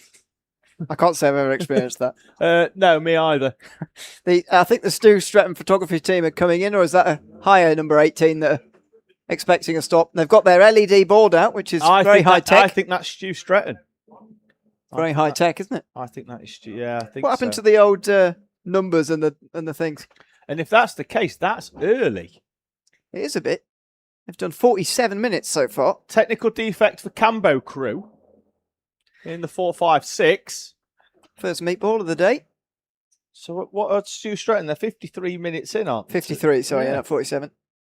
But even so, it could be an early stop for them. Trying to figure out what's wrong with the Cambo crew car. Well, exhaust may have fallen off, maybe. Oh, one of the owners again down the inside. Racing for Hearts have just sent a move from a distance back. Yeah, for that Stu Stratton photography team, their last stop I noted was 3 minutes. So something went wrong. I wonder whether they were queuing for a while for the fuel. Then they thought, let's not bother putting a full tank in. We've lost so much time already. So maybe it isn't. Just getting a heads up here. Okay. Drive-through penalties are for smashing up the chicane or missing it completely. Okay. So, yes, that is... Box 18 weight. Right, I think they have potentially... Are they bringing him in because they think he might be underweight if they go all the way? Waved yellow, I think we could have somebody off down at Rib Bend. There's a waved yellow at Howells on the run down towards Rib. There we are. It's at turn 1. Stationary car on the outside. Don't know why we can't. For one of the hires, is that? Yes, it is. It's got a Bigfoot Nassau on the front of it. Looks quite yellow.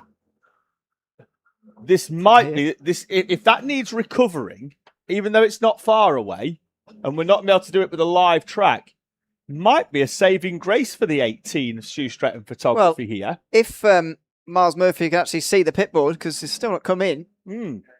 Maybe he just thinks they're trying to insult him by putting weight on the board. Bit early for that, isn't it? Also, if they were trying to do that, I think they might have written something else. But anyway. Trying to figure out where he is at the moment on track. We know he's expecting he's going round the outside of some hires, and he is locked in. He is focused. Dear me. Yeah? The problem is he's not focused on his pit board. No. He's focused on overtaking people. Oh, that's tight. Many, many karts. Yeah, about 15 coming up the hill.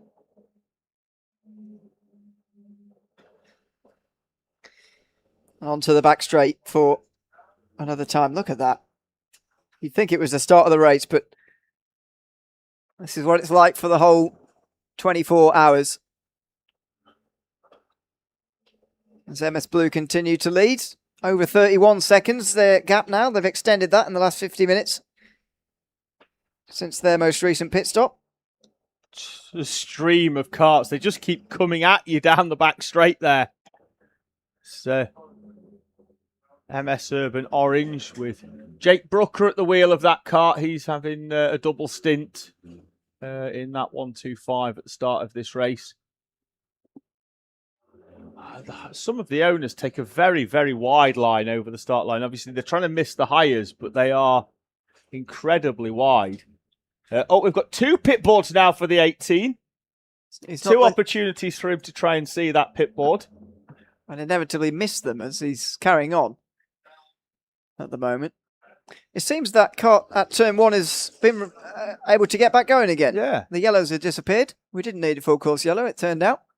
It did look like it wasn't going anywhere, actually, but clearly it was eventually. 456 not entirely listening to its meatball at the moment, by the way. And now the manual meatball flag has been ready by the marshal just in front of us.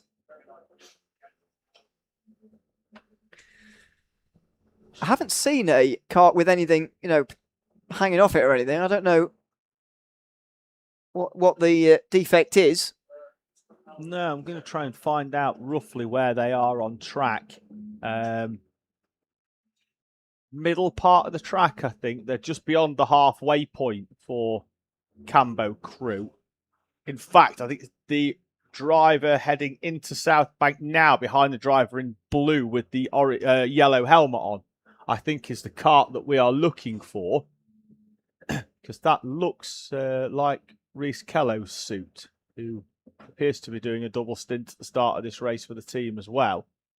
So let's try and have a little look when that kart comes through, if there's anything noticeable. In fact, he is pitting. Exhaust off on the left-hand side. It's leaning back, and that will be making quite the noise on the left side. So I imagine he was hoping to get that through. That is a stationary kart. We've got an potential warning there, had we, for the 888. Send It Collective was a slow kart, and I think they're going on, that looks 1 motor maybe, for Send It Collective. Try and go up the hill with 1 engine. Find out whether it's still going quickly at the far end of the circuit. No, it seems to be up to pace again now, so kart has been refired. It's making its way through the chicane now. Gonna keep an Miles Murphy watch is still going on. Is he's still not pitted, is he? Nope, still not pitted. It's been 6 minutes now, 7 now actually, since they first started showing him that pit board. And he's still not come into pit lane. Pretty remarkable. Yeah, it's one of them though. At the minute, he's in the midst of his stint, and he won't really be mentally looking for that. Exactly. And that's the thing, everybody who's by the tyres there is way out of your line of sight when you're coming in towards the chicane, as opposed to if they were allowed to come down here where this marsh, I mean, there's no actual place for them to actually do that, but if they were further towards this bit where the final marshal is over the start-finish line, then it would be a little bit easier, but obviously they're not allowed to do that, and you are relying on the driver looking outside of their normal field of vision there to see when they're supposed to be coming into pit lane. And you can see how it goes wrong. And this is how guys run out of fuel over the course of the race. It's very hard to... You don't have a fuel gauge like you do in your road car. You just got to sort of figure it out and remember when it was when you last came in and try and figure out when you should be coming in again. The 919 is starting to work its way back through the order after that issue with the bent rear axle. They're only, say, 5 karts away now from being in front of all the higher kart contingent. 23 off the road at hairpin 1 there on the stream. That's the MS Help for Hearts team. Second place in the club owners class. And they were only 7 seconds in front of DWS Racing, who themselves only a second in front of the Cobb Builders team. So that must be very congested now for 6th place in the order.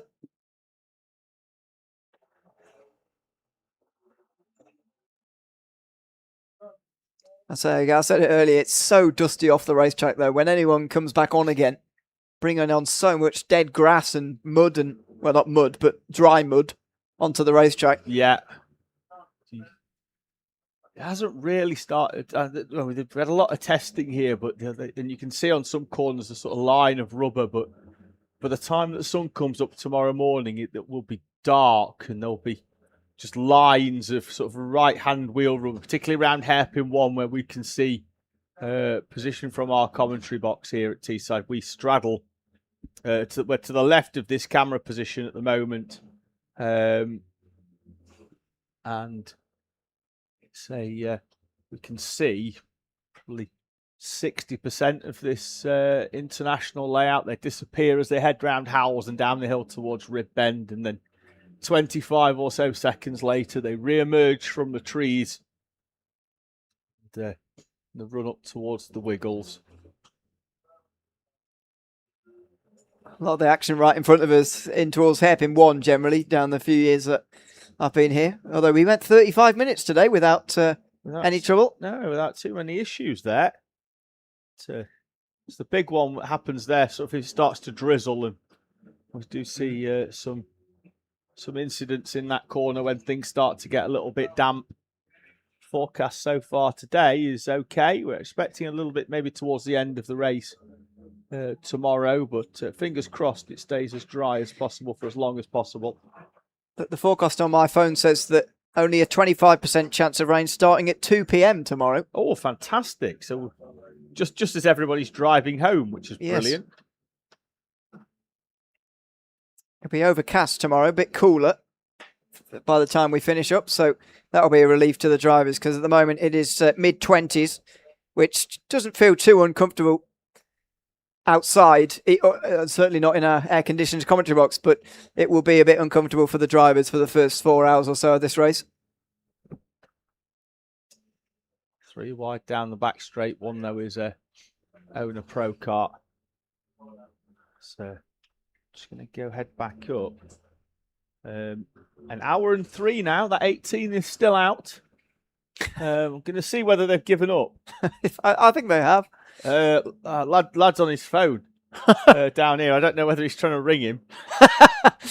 Wonder if he'll pick up.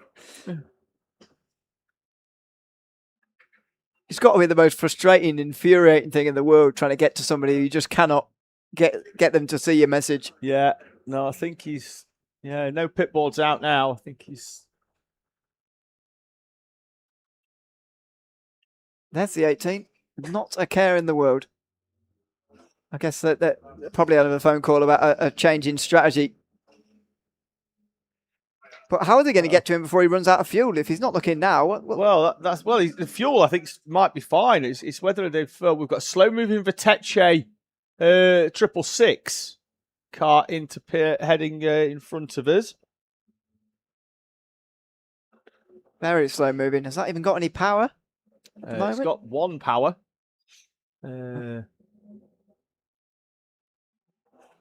Yeah, that could end up stopping. It's grinding to a halt. That. Nigel's running. Charlie Jackson in that kart for Vitesse Forza. Only it's been out of 50 minutes by the look of things.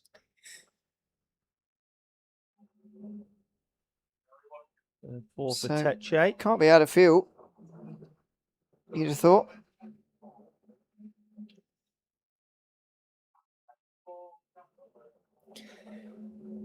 So we're approaching the end of another half hour.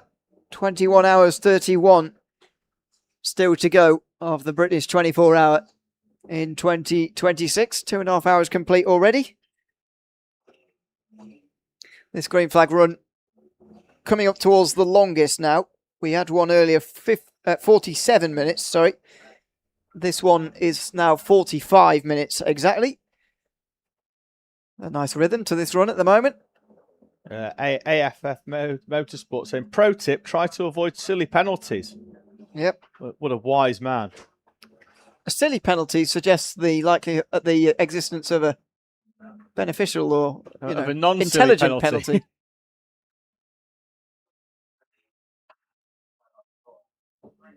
Yeah, thank you for everyone that's getting in touch in the live chat. Things will start to settle down a little bit in the next half an hour or so, and then we'll start to interact a little bit more in the live chat. So,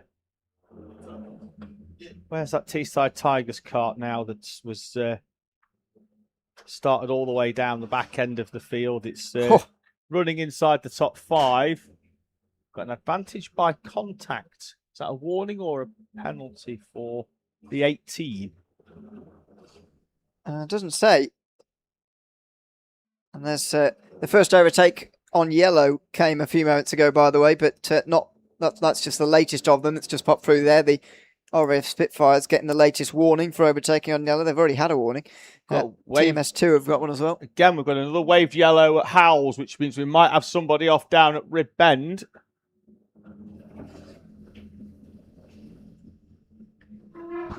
Yellow's there. No, yellow's in. I can't see anybody. Again.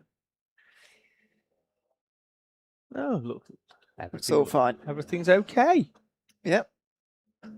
Maybe the marshal just wanted to exercise his arm a bit. I mean, it's not that they've had nothing to do so far. I can't believe they're struggling for things to think of to do. Contact warning for 67, SKA Racing.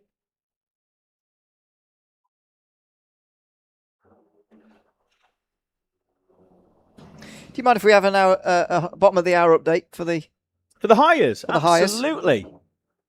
So Corblimey Racing 313, second place, but at the moment, the kart to beat the 77 King Brothers Racing KBR entry with Brad Philpott in that kart for a double stint at the moment is leading from the 313, which they are not a million miles apart, 1.8 seconds. They're both heading down the back straight at the moment with KBR leading, then Corblimey Racing, Barriers, Wacky Racers, and then Bargain Racing in front of Corblimey Racing, who are starting to come back up the order after a poor qualifying session by their standards. Le Petit Bouchon's race team, the Belgian entry with Lucas Warland at the wheel, who are currently in 32nd.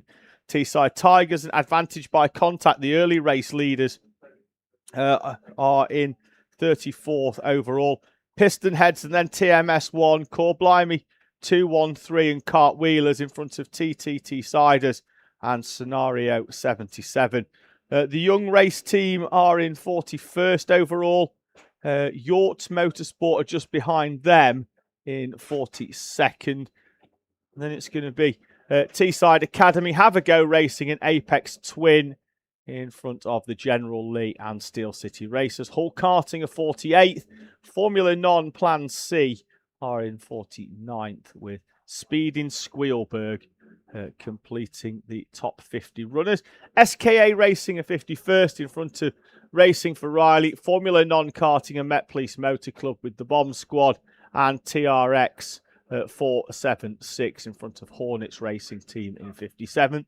Race for Ruben are in 58th. We've had then 3 teams that have just pitted in the last few moments. They've not been out on track for too long. I think they've just headed into pit lane, which is Vionics, Bonato and Apex Twin 2.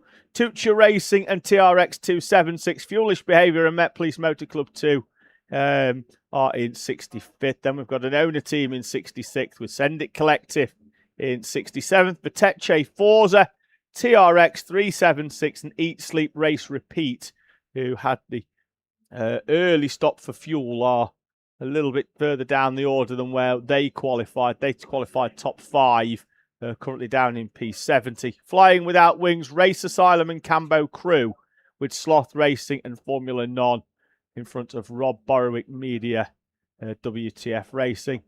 Benato Legends with Axis Sim Sport, L'Essential Racing are in 79th, with Newmarket Buzzing Hornets in front of Lockwell Hill.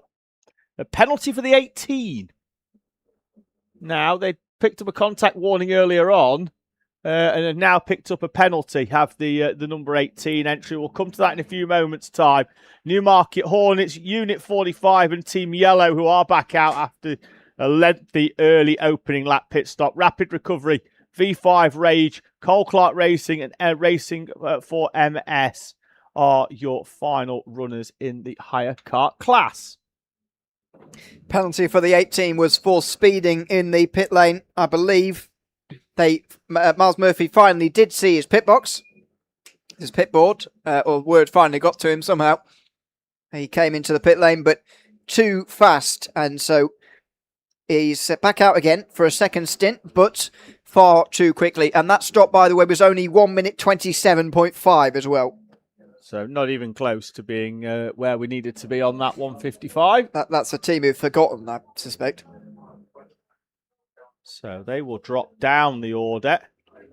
Wonder if no, he's coming in now, back in. So I wonder if that is to whether he's coming to serve that penalty, but he's back in. So whether he's seeing the penalty as, or did he clip some barriers on the way in rather than just speeding in the pit lane, I don't know. We haven't got any word of a drive-through. No. Only speeding. So I wonder if he's come back, if he's come in to serve that penalty. It is quite confusing to see that penalty sign, I think, and not real. If I'm on the radio, I'd definitely be going to confirm whether we need to come in for a talking to, or whether we're just going to have a one lap applied. Triple Eight just launched through the dogleg there, trying to pass some hires. As the 19, the new leader in Owner Pro, coming into pit lane after an hour and 22. So these owner stops have rather snuck up on us, but we're at the end of another stint pretty much already. And they've just got to stay out of trouble at the moment. The other Owner Pro runners are down the order due to penalties, pit stops and issues. The 111 currently in P15. We aren't a million miles away, I don't think, for seeing that JSR2 kart, and it has indeed pitted. And now Reese Cranston's gone out in that number 19 MS JSR2 kart out of third place. The current Teesside Junior Pro Kart champion and British Pro Kart champion as well, that he won as part of the UK Kart Series last year. So Reese has now gone out in that number 19 MS JSR2 kart, and she comes through the wiggles for the first time and straight down the inside of a higher kart. He's getting his eye in early. Change for the lead, is that right? Or is it just my timing screen flipping around? It is just my timing screen flipping on its head. MS Urban Blue still leading. They've actually extended their lead throughout this stint. When it was earlier coming down a bit, it was getting a bit closer. 39 seconds now between the top two. Just keeping an eye out potentially where that MS SoCo Select kart is that had them penalties earlier on, but they are pace-wise 3.7 seconds off the kart in front, but 1.1 seconds faster on the previous lap. So they'll be heading up towards P12, I imagine, in the next lap or so. Change for the overall lead in hires, where James Zuber of Corblimey Racing has gotten ahead of the KBR team. Only just, but they are now leading the way. The 919 owners are now finally going to get ahead of all the pros, taking them over 2.5 hours to do that, but they are now in 26th overall, or they will be. But yeah, change for the lead in the hires. The club class leaders, Corblimey Racing leading overall. Be interesting to see whether that 313 entry can sustain that. We often find with the club class teams, they'll normally have one driver that is that does have the talent to run in classes above where they are. See whether they can sustain that, but going well so far. Yeah, and I've commentated on James Zuber of sim racing before. I haven't seen it for a while actually, but he's a very seasoned sim racer. Don't know if he's been here before. I certainly haven't seen him in the last few years. Not in the 313. They've only got one returning driver from last year in that Core Blimey 313 kart. They've had a full switch around of drivers that just didn't fancy it this year. So Luke Branch, the only one of the 5 drivers that raced this event in that 313 last year. Some drivers that we have seen before in other karts.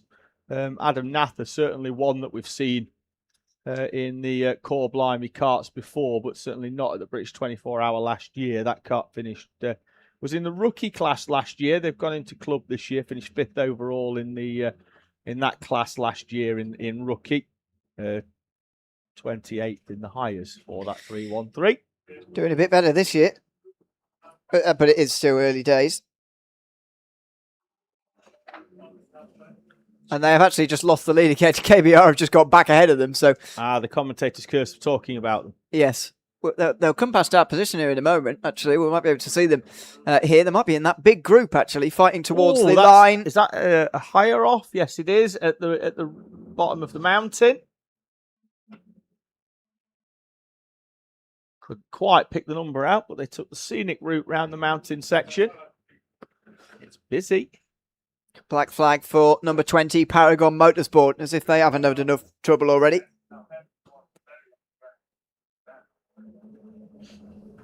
That's on. I don't think they've been in the pits recently, though, have they?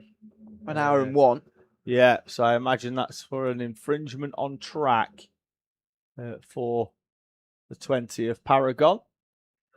And trouble through the mountain again there as well. There's a couple of carts going slowly, just briefly. So we follow the through the South Bank. A real big group here again. All bunching back together. A lot of the hires as well, just finding each other as in comes Cole Clark Racing. And that's the hardest point for the owners. It's when you can get past 2 or 3 hire carts together, but when there's a train of around about 8 or 9 of them, particularly if you catch them at corners rather than down that back straight, it's a really tough time.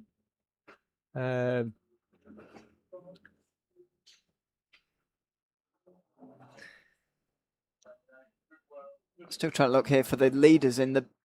I think that might have been them. Higher leaders have just there. Yeah, higher leaders have just come through. KBR are still in front of the Core Blimey Racing. Yeah, the Core Blimey 313. They were both pushing along behind the number 28 Teesside Academy kart. She's got Ted Hall in it at the minute in 41st place. They're on a bit of an offset. And if I'm not mistaken, around about 10 minutes ago, Hall was a good 50 kart lengths behind the 2 race leaders. So as he heads down that back straight with the 3 of them up towards the Wiggles through, he'll come and certainly isn't being intimidated by the class leaders. Some of the owners starting to make their way through them as well. But that academy team, the clue is in the name. It is full of young drivers that race here in the Teesside Sprint Series. They've got 3 drivers at the age of 13, 1 at the age of 14, and they have got some real pace in that squad. Whether they've got the stamina to go a full 24-hour round this grueling Teesside International Circuit remains to be seen. But that team went to Campillos with 3 of the 4 drivers that they've got, finished 5th overall and 3rd in the pro class. So running in the 2nd tier of the higher kart class are the youngest team on the grid this weekend. As you say, it might be more of an effort of endurance for them than any other team. We'll find out how they get on over the course of 24 hours. Red Kestrel in the live chat just saying Newmarket Hornets need some love. They've been struggling with mechanicals, but hopefully the secret weapon can work some magic. I'm assuming they're talking about Carl Vella, who is in the seat of that. I imagine he's been called far, far worse in his time. They do have some time to make up, but they are the reigning club winners. Are they? They're not in the club class again this year, are they? No, they're in pro now. No, yeah. Yeah, we did have one or two teams that did really well in their own class last year and then decided to try and sign on in the class below this year, which meant I had to spend an hour of admin time last night reallocating them into their correct classes. Always the way at this race.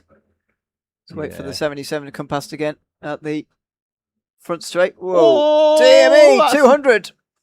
Going all the way around the outside. Some of the higher karts do take very wide lines round this middle section, and then the owners have to go all the way around the outside of them. 111 picks up a contact warning.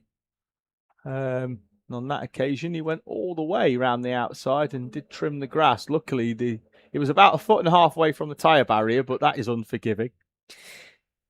Do you reckon we're following the KBR and Core Blimey Racing battle and CBR, I suppose, battle at the moment through through these few laps?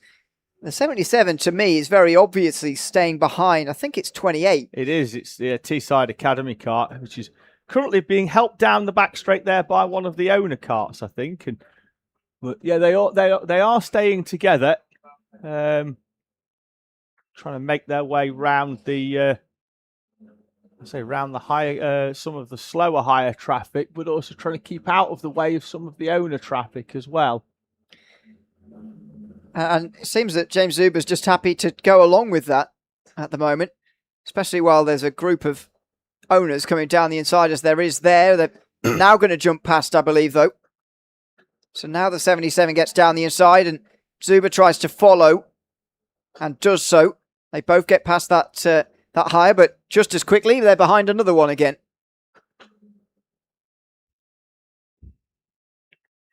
It never ends here for the highs, especially because when you're the leader of the highs, because you're passing so many slower highs, but also all the owners are trying to come past you as well. It's arguably the hardest place to be. The 18 Stu Stretton kart back out now, been back out for around about 8 minutes. They have had a driver change in that one. Miles Murphy doing that double stint at the start. Now they've got Leo Brown in that kart. Very used to this endurance format. Is Leo Brown races in the 6-hour British Pro Kart Endurance Championship along with Harry Graham, who's also sharing that kart. They've still got Lucas Blanford, who won both the Kart Championship and the Super 1 Senior Rotax Championships last year, to go out in that kart a little bit later on. So they've got some real talent in that number 18 kart to maybe try and get back through the order. Do we know who's driving number 77? He's got no RFID on that at the moment. On the KBR kart? Yeah. Brad Philpott still in that one. Yeah, started the race. Wow. He's in the middle of his second stint. Will be surely heading or thinking about pitting at some point. Minute and 3. Hour Core and Blimey Mason. Yeah, sorry, hour and 3. Yeah, correct. Get towards the end of his stint. Yeah, he's only done about a minute. Bring him in. So yeah, an hour and 3. He's still got a little bit of time in that kart, I imagine. He's also signed on in owners. In one of the life science karts as well. Is he driving both, or is that just a... Yeah, well, he was out there testing it yesterday, so... he's in the McRae Curb 919 kart that had that bent rear axle earlier on. Is there a minimum drive time, as it were, for in the rules for this race? No, I don't think there is. You sign. So he doesn't have to drive no, since he's signed, I suppose. No, you can sign on. I imagine. I don't believe there's a minimum drive time. Okay. I know in the BPEC 6 hours there's a maximum drive time of 3 hours, and I think it's 3 hours and 33 minutes, which is basically 60% of the drive time. Right. Yeah. The leader's in, by the way. MS Urban Blue into the pit lane now. So second stop of the race for the race leader after an hour and 20. Surely must mean we're waiting on a couple of other stops as well, because DWS Racing have been out for an hour and 22. Cobb Builders out for an hour and 24. Urban Orange aren't too far out either. They've done an hour and 19. So plenty of teams sort of trying to push that extra sort of 5 minutes or so on fuel. But again, they'll also have that knowledge that after that first stint that they'd done, they came in and said, we've still had an inch and a half of fuel in the bottom. We could maybe do an extra 10 laps or so. I say, it's so hard to know, isn't it, how actually far you can go on fuel compared to what it's like in a car, as you call the proper Le Mans or whatever. You know exactly what's happening there. It's much harder to work that out and also measure how much fuel you've left in the bottom. If you do see, still got a bit in the bottom of the tank here, how far would that actually take us? It's all very hard to work out precisely. Yeah. And you certainly don't want to go too far the other way and run out. 420 flying without wings round, that's Kart Wheelers in the 34 at hairpins 3.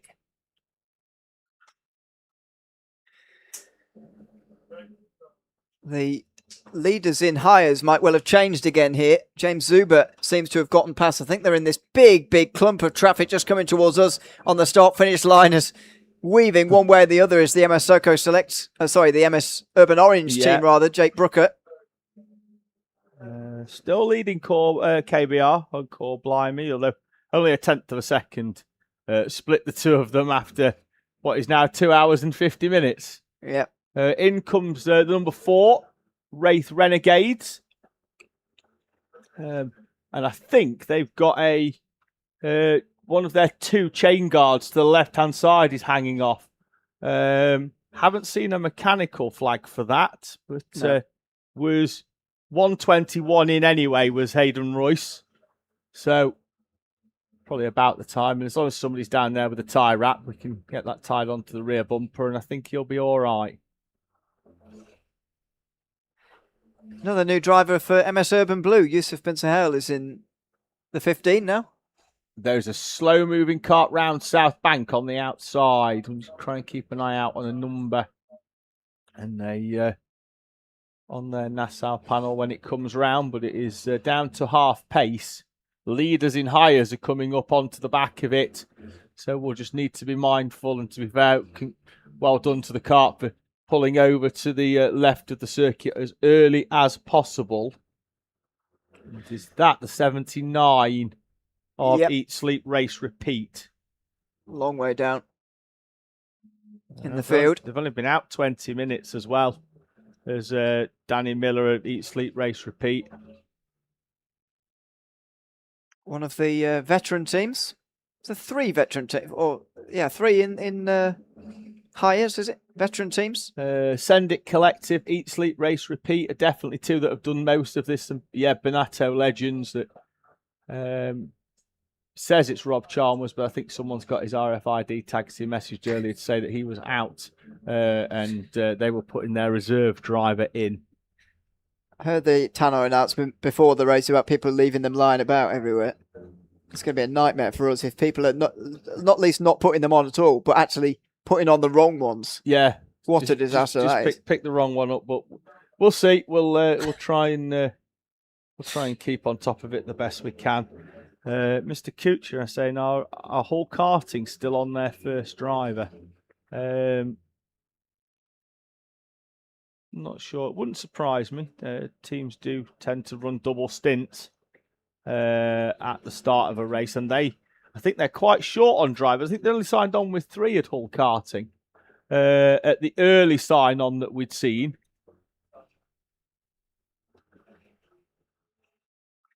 So the leader, KBR, going over the curb on the exit of the D chicane. It's just been squeezed by a kart trying to overtake it. So no fault of the 77 really there, I don't think. But yeah, had to take to the escape road to the right-hand side. And they have been just overtaken by Core Blimey Racing as well. Another change in the higher class lead. Those 2 have just been changing places very regularly in that battle. Another 20 seconds back is Barriar's Wacky Racers, who are 3rd. And I believe Bargain Racing, who are leading the pro class, are next. They're another 30 seconds behind the 911. And then there's Core Blimey Racing 113, the other team there. They're an elite team. And they are rounding out the top 5, but not many on the lead lap in hires now either. Only 3 on the lead lap in owners as well.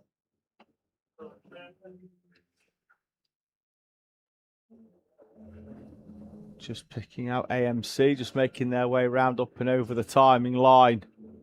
So there's the 115 of MS Soco Select after that 1 lap penalty earlier on. Window Doctors in a 171 peel off into the pit lane for what appears to be an unscheduled pit stop for them.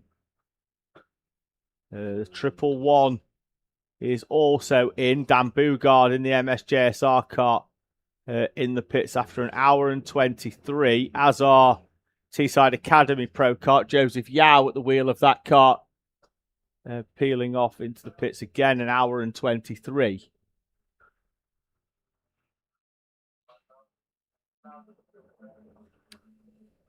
There's lots of karts in the pit lane at the moment, with the MS Window Doctor, MSJSR and Teesside Academy Pro Kart all in, making pit stops right now. There's a bit of vision from the pit lane. 2 owners there. I believe that's the 2 MS. So got that, the 221's the first one. Oscar War is sat in that seat, ready to go, having been taking that over from Joseph Yao, and then we've got the JSR 111 just behind them. And the 171 should be popping around the corner in a second as well. As that MS Urban Orange come in from 2nd place now as well. So it's getting busier down on pit lane. They've sent that kart quite early. No, they've done okay. 1 minute 55.9. Oh, nicely done. Perfect. Left 9/10 on the table there. We'll see if JSR can get that right as well. They've gone a bit further over. 159.7 from them. Just having a quick look at some of the teams that had troubled runs earlier on, with Newmarket Hornets had some early issues. Did the Racing for MS kart. Lockwell Hill have had a few issues. They've got Lewis Comer of MCR Racing in that kart now. They do the British Pro Kart Endurance Championship, do a number of the drivers in that Lockwell Hill kart, but he's out there for his first British 24-hour in hires. Hope he's enjoying it. So into the pits is going to come the 11 of Racing for Riley. That's the thing with the hire karts as well. They don't know, some of them, then they're not here, and we say this all the time, this is a race for everybody. They're not here to effectively go for the win. They're here just to enjoy themselves, get a little bit of experience. So you might not see them running that full 1 hour 35 waved yellow, because somebody has gone through the barriers on the way into the pit lane. I think it was the 45 of Unit 45. Someone's furiously waving at the 78 to come in. This is very much the time for owner teams to be coming in. TMS2 trying to signal to their driver to get in the pit lane, please. But they're not listening just at the moment. So that pit lane chicane is being repaired.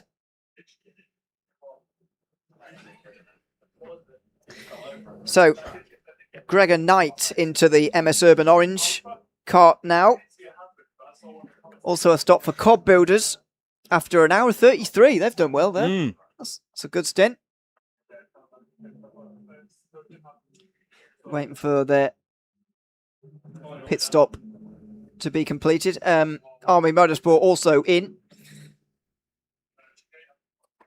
MS Soco Selector being given another few positions because of these pit stops. Well, we're coming up towards the end of 3 hours of this race completed, David. We're nearly ready for a pit stop. We are, yes. In the commentary position, 2 minutes until the top of the hour. So just just been joining in with some of the live chat because we've got one signed in as me and one signed in as TSK Media. So loads of people have been asking about UCOG or UKOG or UCOG or I'm in my early 40s. I don't do youth speak, but apparently he's a sim racing god or goat, which I am aware that obviously that's greatest of all time. Well done. Apparently it's George Boothby who is in the Teesside Tigers kart that's currently got James Polframan in, I believe, at the moment. Claiming sim racing greatness as well. Yeah. Apparently. Warning to the previous race leaders, MS Urban Orange. Now, has their stop just cost them a long time, or is this yet to sort itself out? They're behind MS Soko Select. Is that expected? Yeah, Soko are a little bit off strategy, aren't they? Lucas has been, it only seems like about 15, 20 minutes since he went out, but he's been out for 48 minutes. Yeah. There's Colin Lucas. He's well beyond halfway in his stint. The 111 out now. MSJSR's got Paul Wilkins in that kart, who wasn't down to do this event until around about yesterday morning, I don't think, but he was coming anyway. Brought his suit, brought his helmet. He's brought his suit and helmet just in case. Convenient, yeah. That is convenient. Former race winner of this event, I believe, Paul Wilkins. And if he doesn't win, he can say, I never planned to be here anyway. Is that a slightly early stop for the 21 of 52 minutes, yeah. RAF Spitfires. Slightly early. Their last stop, don't forget, though, was that puncture. Yes. So they might not have fueled, which is no, maybe not. A potential error in not fueling that car. 23 goes into a spin at the pit lane. I don't know why the marshal walks away from there. You might as well just pitch up a chair just near Newmarket Hornets, because every time he gets back, he's having to go again. So yeah, seems like a lot of hard work for the lad walking away. So talking of walking away, king of the segue, I'm done. I'm done for the first stint. That's 3 hours of me out of the way. And it's my pleasure to hand over to a British 24-hour debutante. Joseph Black joins us on commentary for the first time, so I'm going to down tools, go for some light refreshments, and I'll see you again in 6 hours' time. Thanks very much. David Sullivan swapping out for Jacob Black. Joseph Black, sorry. For a British 24-hour debut. You think it was my British 24-hour debut, the way I just introduced you there. Sorry about that. Just over 3 hours, 4 hours gone. I know you went to stand towards the start line for the start, which obviously you'd never have the pleasure of seeing before. What was it like down there at the beginning? Are you only saying that because you've never had the opportunity? You've been on the race start all 3 years now. It was good fun. I ended up watching from on top next to where the food and refreshments that David's inevitably getting now are available, and it was good fun watching everybody scramble over their carts as they got in. It was the second most panicked moment I've seen a lot of these karters at. The other one is the pit stops, and I went down and watched the pit stops for a little bit. They are really dramatic. We can see now what's going down in the pit road, and they're just trying to get themselves all sorted. Of course, when you got about 8 or so karts in the pit lane, as there was when I visited, it can get a bit scrambly. Yeah, it certainly can. And I was just looking away to our right, where the Rafe Renegades team are trying to signal furiously to their driver to get into the pit lane at the moment. I think they're quite concerned they might run out of fuel in a second. Although they've only been out there for 8 minutes, so that doesn't really make very much sense. Maybe it wasn't them, but there was some furious waving going on to our right. Plenty of penalties and warnings still coming through for curbs and things like this. But this is, I say, very much in the rhythm of the race now. It's been 1 hour and 20 since we saw a full course yellow. We've had 4 of them so far, all coming in the first hour 45. We were expecting that sort of thing to happen at the start of the race, really, but it was, I don't know how much you saw it if you were actually out there, but the huge smash up at Rib Bend at turn 2 on the opening lap. I always say that you can't win 24-hour races at the very beginning, but as David said, some people were trying to at the beginning of this race. It was a scene I've not seen here for the last few years. Brought us under full course yellow straight away, but as we always say, these things are very likely to happen at the beginning of races, certainly as we saw today. The difficulty is where the commentary box is and where I was watching the start. We couldn't exactly see turn 2, so there was just a lot of noise and a lot of clamour, and everyone's trying to work out who it is. So at those kind of points, the commentary is really crucial, because then you can try and work out who it is. At the same time, you were trying to work out who it is, so it can be a kind of a double-edged sword, really. Yeah, we didn't really have much of an idea from here either. The stops in the owners have just about finished. MS Accelerate have nearly completed their second stint of the day. They've done 1 hour and 28 on this one. And you see the 213 here trying to get its engine started again before getting back going again. Some more consternation down pit lane. I've got to say, you mentioned the pit lane and how busy it is down there. It's much calmer now that the minimum pit stop time has been implemented. I've got to say, it was even more frantic than that in years gone past. Sort of a good thing, I think, that there's been a pit stop time introduced, as we got another spin going into the pit lane again there. The 24 going around. Yeah, that's the Robert Borowick media team, I believe, in the hires. Yeah, number 24. So, and contact down at the first hairpin as well. One of the owners involved, smashing the wheel as well. And in avoidance, a couple of hires going off as well. There's not really much they could do there, apart from avoid, because when you're on that outside line and trying to get moving, one of them's actually unable to get moving, desperately trying to pull the cord and get themselves going again. Engine's gone, now getting out. That's the Licencio Racing team, I think, with the Belgian style front end. The pit wall, the pit lane chicane, if you like, is being repaired as the engine is tempted to get started again. There's a yellow flag covering them down there as well.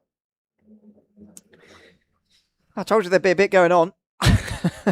There certainly has been. It's been a dramatic first few hours. I've been leering over David's shoulder, as it were, across the course of the starters. All the marshals go over and help. It must be one of the scariest moments of the marshals' day, really, trying to run across the track, because of all of the karts that we got in this race.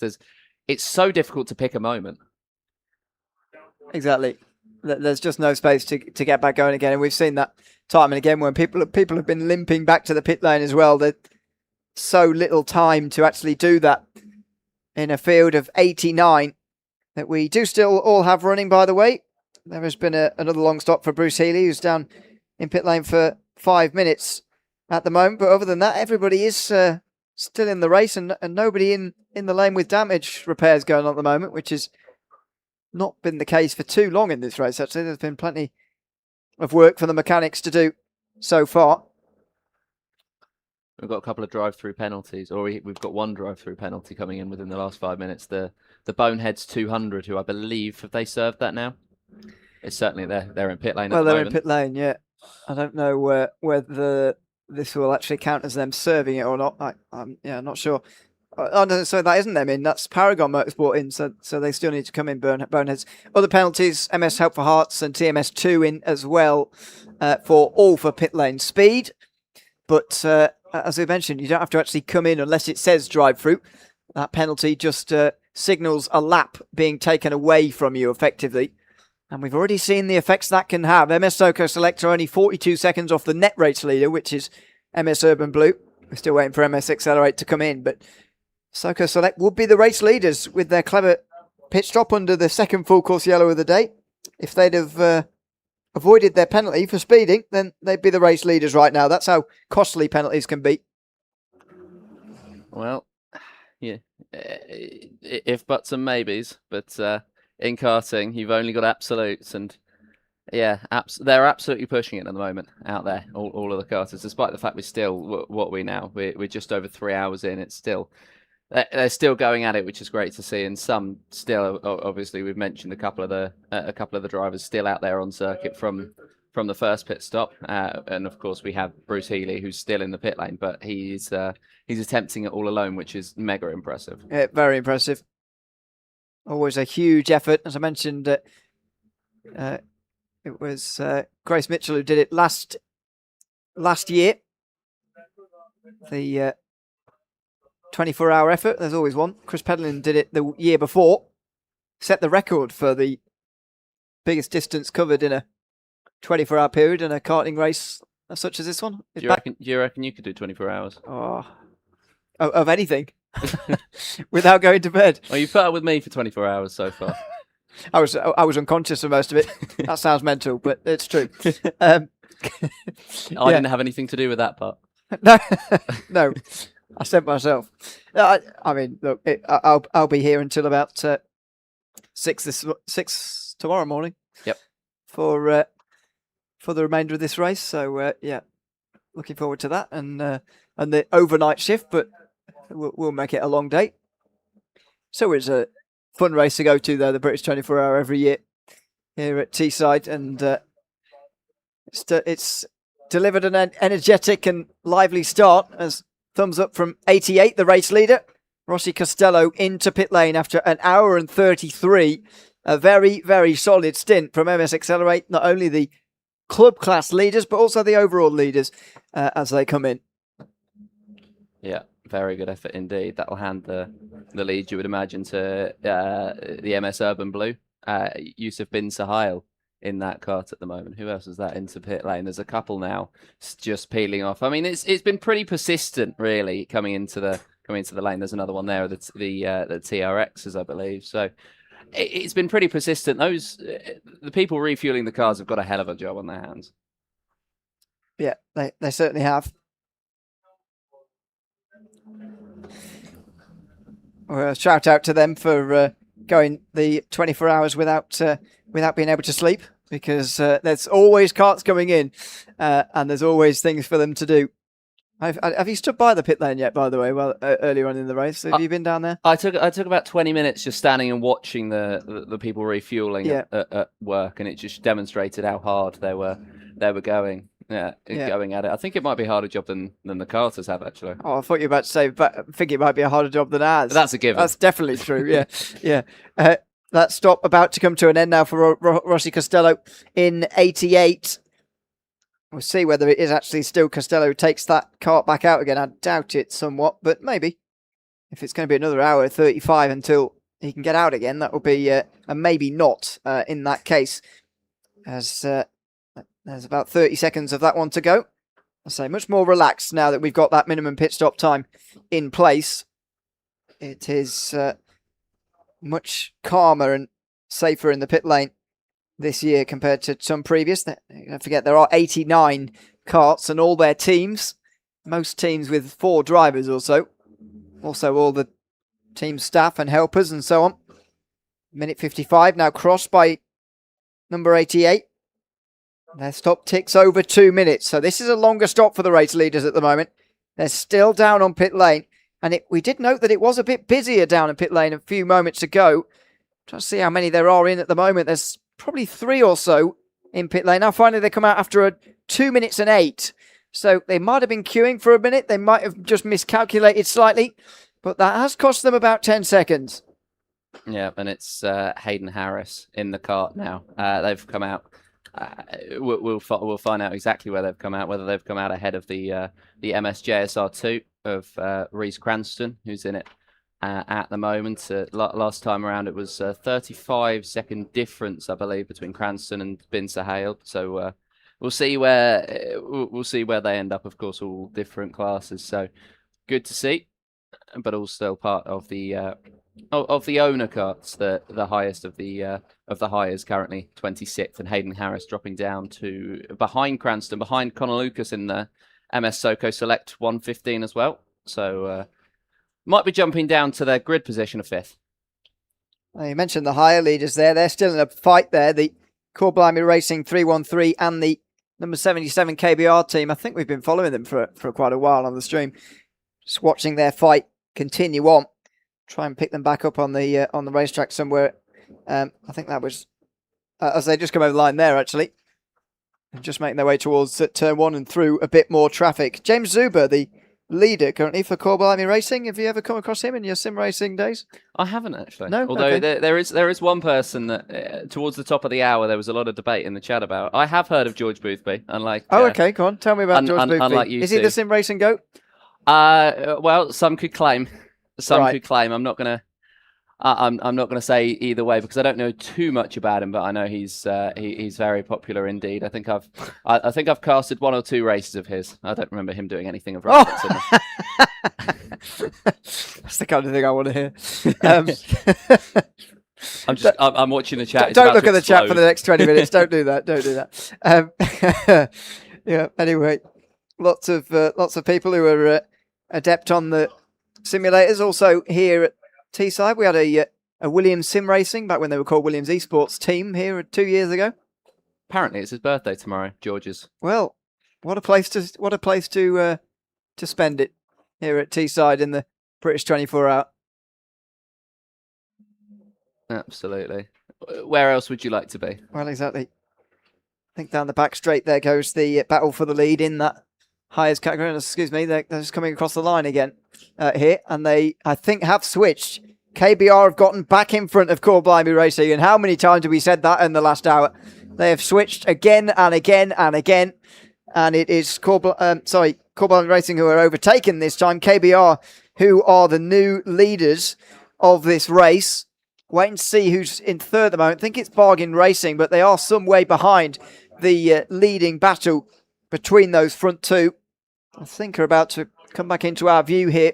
It's a little bit harder to identify the hires because they've only really got a number 4 as visible on the front. I believe they're coming into the Wiggles now. And maybe into hairpin 1. Bit of side-by-side for 7 or 8 hires that are in a row down there. Coming through that double hairpin. There is the group towards South Bank.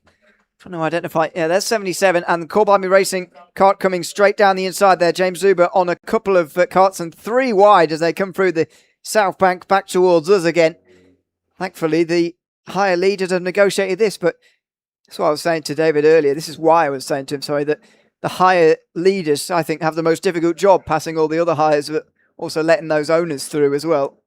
I've always found that in endurance that you don't want to be the fastest because then you're constantly having to get past people. You don't want to be the slowest because then you're constantly being passed. And if you're somewhere in the middle, well, you're kind of having to think about both at once and having to memorize who's where and what's what. So it's a tricky one being in the middle. I think that's the spot I'd want to be in the least if I was in these cuts. But of course you've got to have a mid pack because you've got 89 runners, so you've got to have a mid pack of some sort. Although, I mean, we haven't seen Bruce Healy for a while, so we're currently down to 88. Indeed. How long has it been now? 15 minutes. Hopefully we'll having a spot get of back lunch. out, potentially. Yellow flag being waved towards the DCK, and that's because, well, you guessed why. The chicane on the entrance to pit lane is being repaired again. As those higher leaders again come back towards us. Look at the group that they're in at the moment. 3 wide down in towards hairpin 3 there. One of the owners steaming down the inside of absolutely everybody. And there goes the switchback from one of the other owners trying to get past the battle for the lead. As the 313 gets back into the front and number 77 is in. That's Philippot after an hour and 33 minutes into the pit lane. I suppose that had to come soon since these higher leaders have gone over an hour and a half. But finally, Philippot is into the pit lane after 3 hours and 20 in that kart to begin this race. That's a mammoth double stint to begin with. Absolutely. That's a real struggle. When I was down by pit lane, there was conversations going on while the karts were being refueled as to whether they could do an extra hour and a half, and this was at about the 2 hour mark, and a lot of them went, yeah. Not if I can avoid it. There was no no's, but there wasn't any yeses either. So it's a real struggle, even for the karters who, of course, they're out there. They love karting. They could go at it all day, but there's points at which you start to feel that fatigue. You got some of the karters that were in the karts about 20 minutes ago. They've started to sunbathe on what is a surprisingly nice day up here. You keep being surprised that there is sunshine in the north of England. That's why. I am from the south, and there is a lot. There is, to my understanding, a lot more sun down there. But it's very. Well, there very probably nice. is more, but that doesn't mean it doesn't come out in Middlesbrough.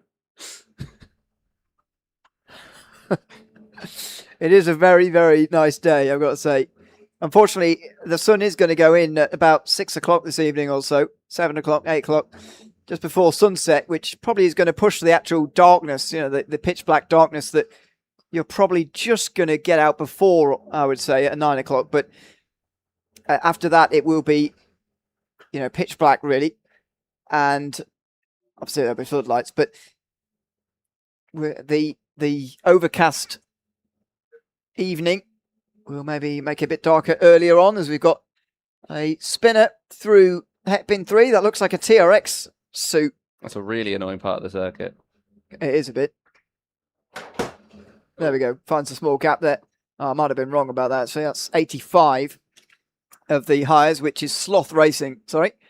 One of the bigger teams, 7 drivers in 85.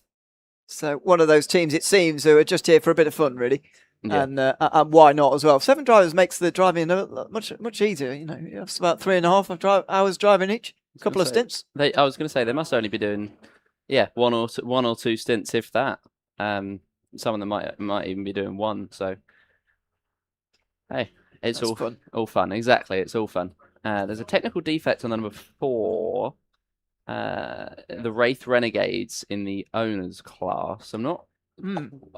I'll try to catch an eye on them, but my eye's not great when it comes to spotting technical defects like that. So, well, they are in the final sector somewhere in number 4.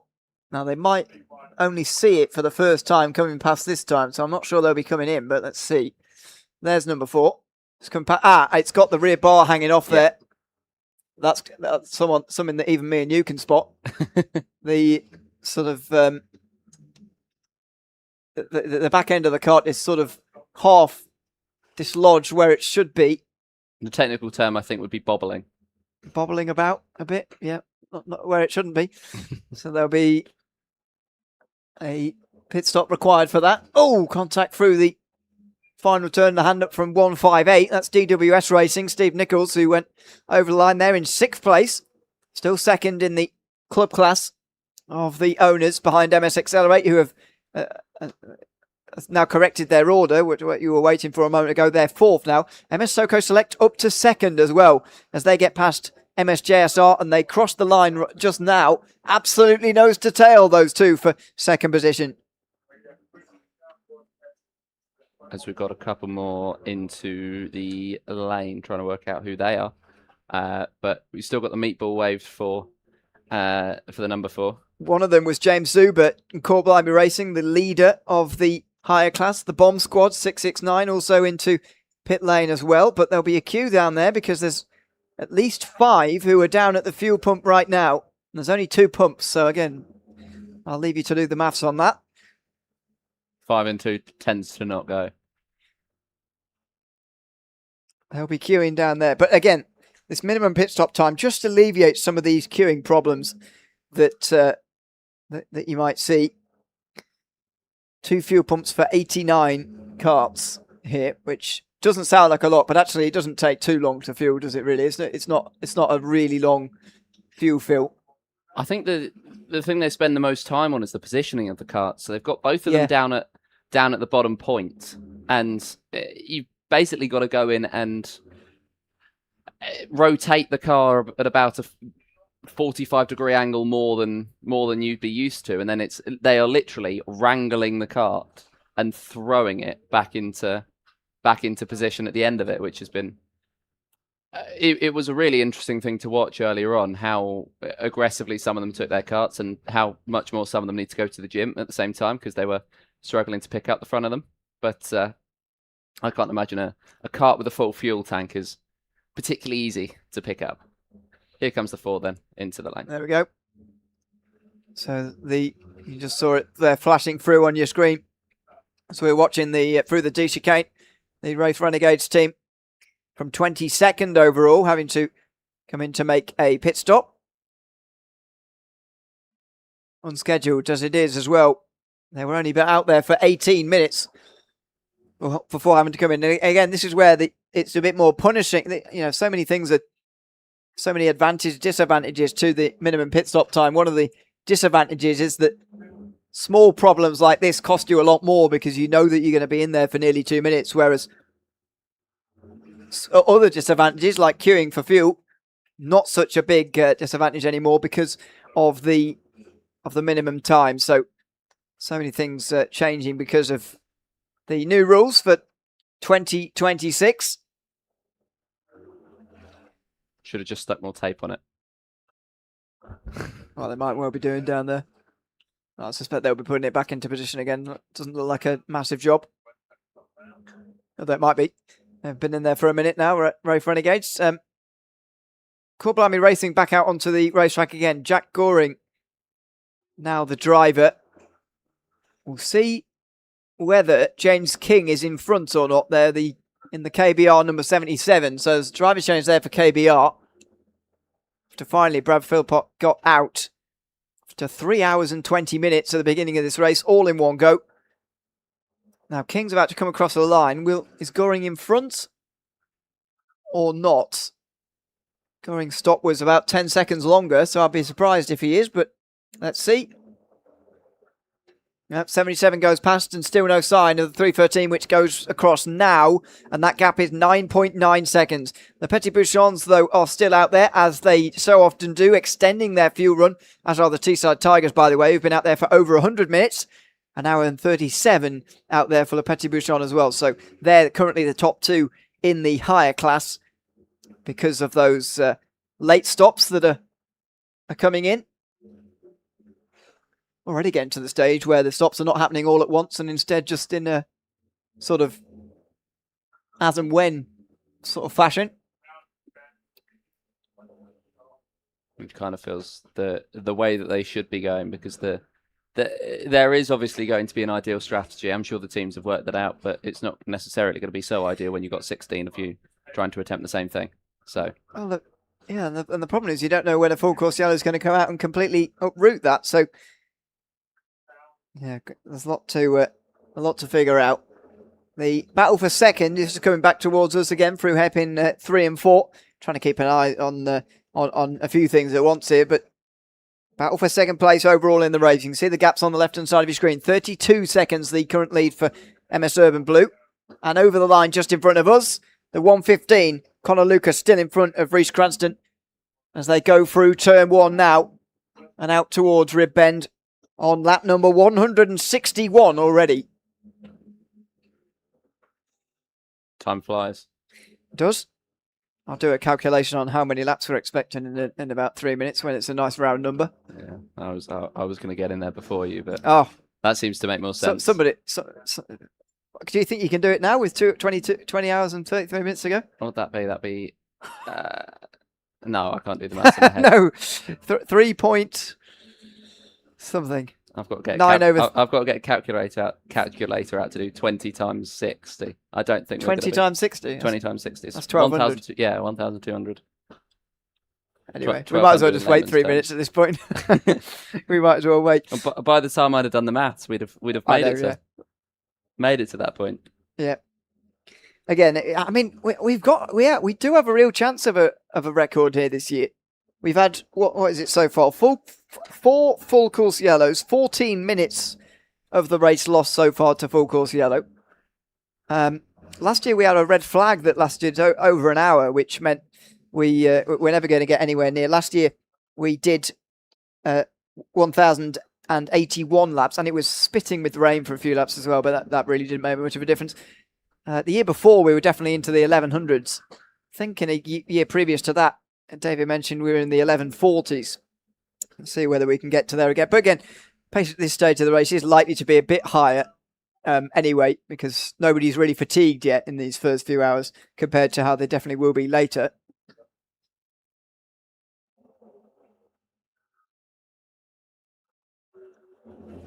following the battle for second here through the hairpins.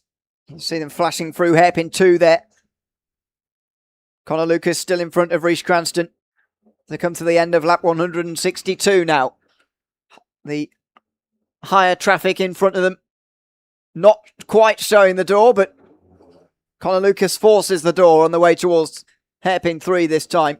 Cranston can only follow as they come over the line again. See what the lap times are like in comparison to Yusuf Binterhel, who's leading this race at the moment. 13.9 from Binterhel, a 13.5 from both of them last time round. So that's 0.4 of a second for that lead knocked off there by the battle for second place. MS Soko Select, though, have been out there for an hour and 18, so I'm not sure this battle will carry on for too much longer. Although split by 0.076 at the line, so it could be over right now. Just trying to get an eye on the 19 and the 115 in terms of that fight, because typically when you've got a sign like that, it can only be a good thing for the JSR2 kart, and in fact the 19 is still in behind, deciding not to go for it down towards Howes. Question. Sorry. Question in the YouTube chat from MG Motorsport. Would they require a brake pad change throughout the 24 hours? Well, for the higher class karts, everybody is required to come in and do a service at some point around 11 o'clock or afterwards, and it goes on for about 2 hours. Each kart is taken in at one time to do a full check over. And one of those things, of course, included is the brake pads, a look at the brake pads at that stage in the race.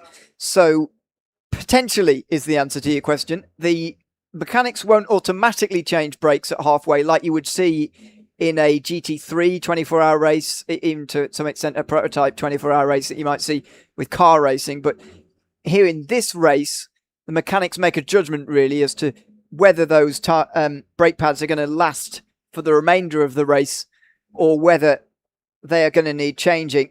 And so it's really on an as and when basis that they are looked at. I'm not entirely sure about the owners, to be perfectly honest with you. I don't think they would require a brake pad change, but I might be wrong. And again, they have the option, I guess, to change brake pads if they need to, but again, not sure whether they're going to have to at some point in this very long and quite hot so far 24-hour race. Yeah, surprising for the north of England. That one's a joke that time. Into the box, looks like we got the number 1. So the leader in class, Josh Palfreyman for the Teesside Tigers, 28th overall. Coming into the box after, what was it? You said over 100 minutes? 1 hour 46, yeah. 106 minutes in that case. Oof. Impressive. We'll see whether we see Mr. Palfreyman again out there. By the way, I did the maths. I did the maths, and if they're going to average a 1:15 lap time, which they have been at the moment, they're going to end up doing something along the lines of 1,130-ish. So not quite breaching the top levels, but that's of course the rhythm that the karts in the middle have settled into now, the 15s, whereas the top karts have reached the point of 12s and 13s. So I took a reading at 3.5 hours and got 1,125 myself, not from lap times, but from how many laps they'd done over 3.5 hours split over 24. So we're guessing really at this point, but you know, we do our best at the moment. Now, do you want to do this bottom of the hour run through of the owner class, or shall I? Shall I do it? I'm more than happy to. I'm more than happy to oblige. Of go on course. Then. You want to avoid the hires one next time? I'll have to do the hires next time. Fine. Yeah, go on then. No, we've got at the moment at the top of the owners, we've got the number 15 MS Urban Blue, Yusuf bin Sahayl at the moment on that number 15 kart. You've got the 115 second place, the MS Soko selector Connor Lucas. Third place, we're going to have the 19 at the MS JSR of Rhys Cranston, and the MS Urban Orange of Gregor Knight is going to be in fourth place in the 125. The MS Accelerator, Hayden Harris on the 88 is going to be in 5th place with the 158 of DWS Racing. Steve Nichols in 6th. 7th is the 171 of the MS Window Doctor. Nathan Williams currently on board that kart, and that's 7th place with 8th. The Royal Navy Royal Marines KT of Neo Phipps, the 48 in 8th place. Cod Builders, Reece Shepherd, and then the Army Motorsports Shane Forder rounds out the 10. Rounds out the top 10. That's the 84 and the 7. And then 11th place is the 111. So 11111 is going to be Paul Wilkins in the MS JSR. Stu Stretton Photography. They recently came into the pit lane. Leo Brown now in that car in 12th place in the 18. Then racing for Ange, Toby will be in the 44 in 13th place. The Teesside Academy Pro Kart of Oscar War is going to be 14th in the 221. And then Team Alessia, number 61, Ed Fuller, is going to be 15th place as it stands.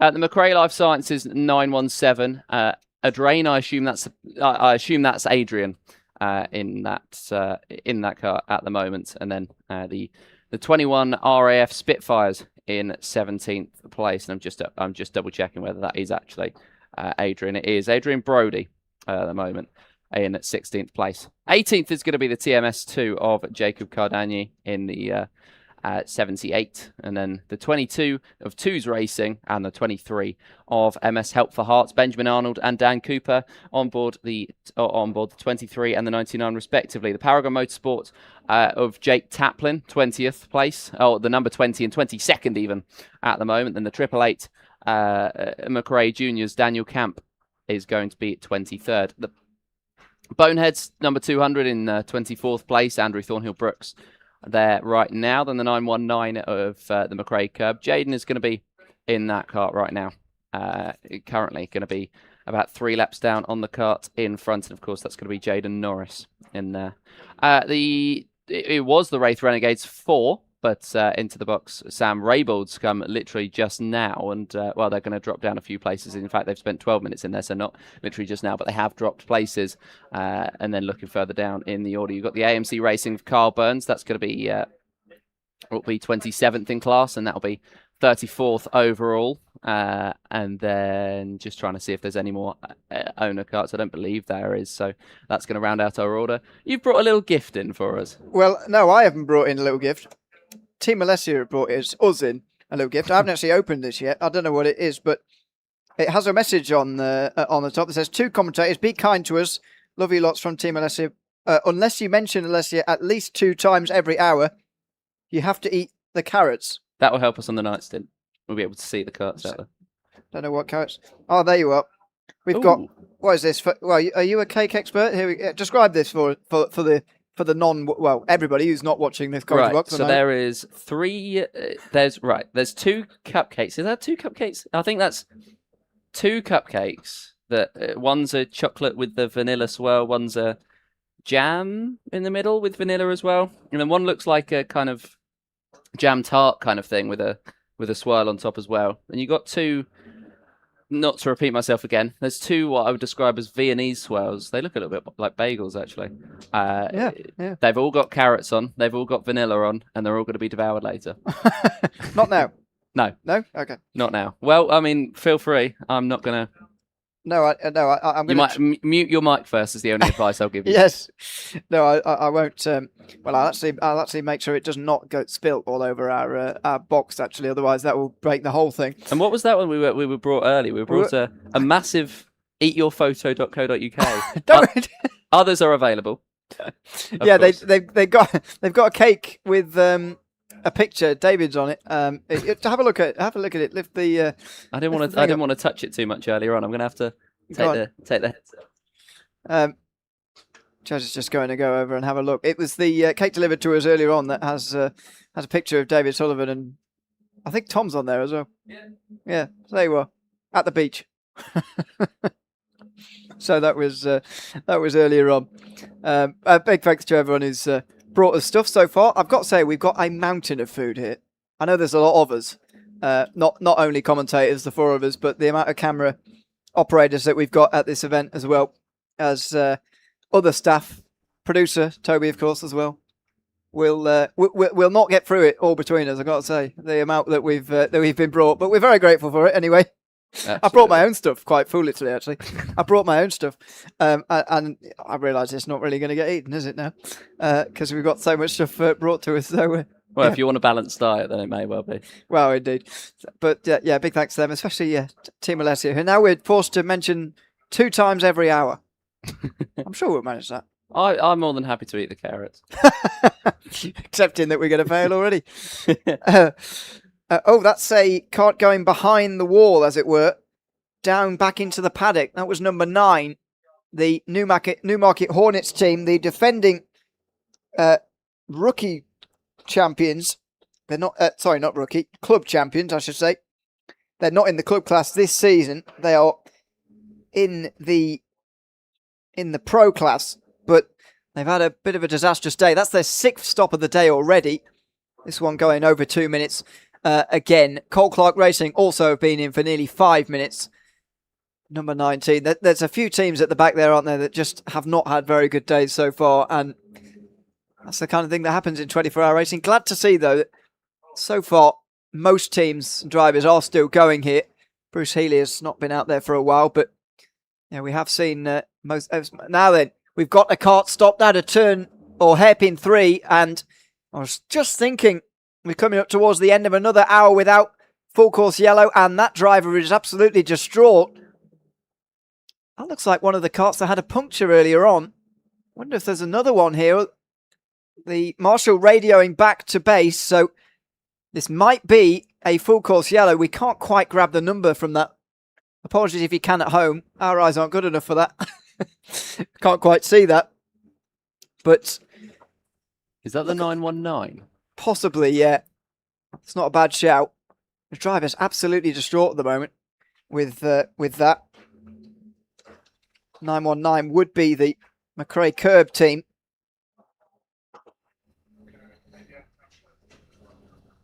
It is 919. There we go. Thanks to the... and it's a front right puncture, look. The front right tyre is definitely down. Now, is that kart going to move anywhere? Or do we need a full course stoppage here? He's stuck in the tyres at the moment. And he could use one of those. That's very good. And he has got going again. How far away is he from the pits? So I think that's Johnny Elliott. I don't know why I'm looking it up, as if I've got to work it out. Sorry, no, it's Jaden Norris. Sorry. He's not too far away.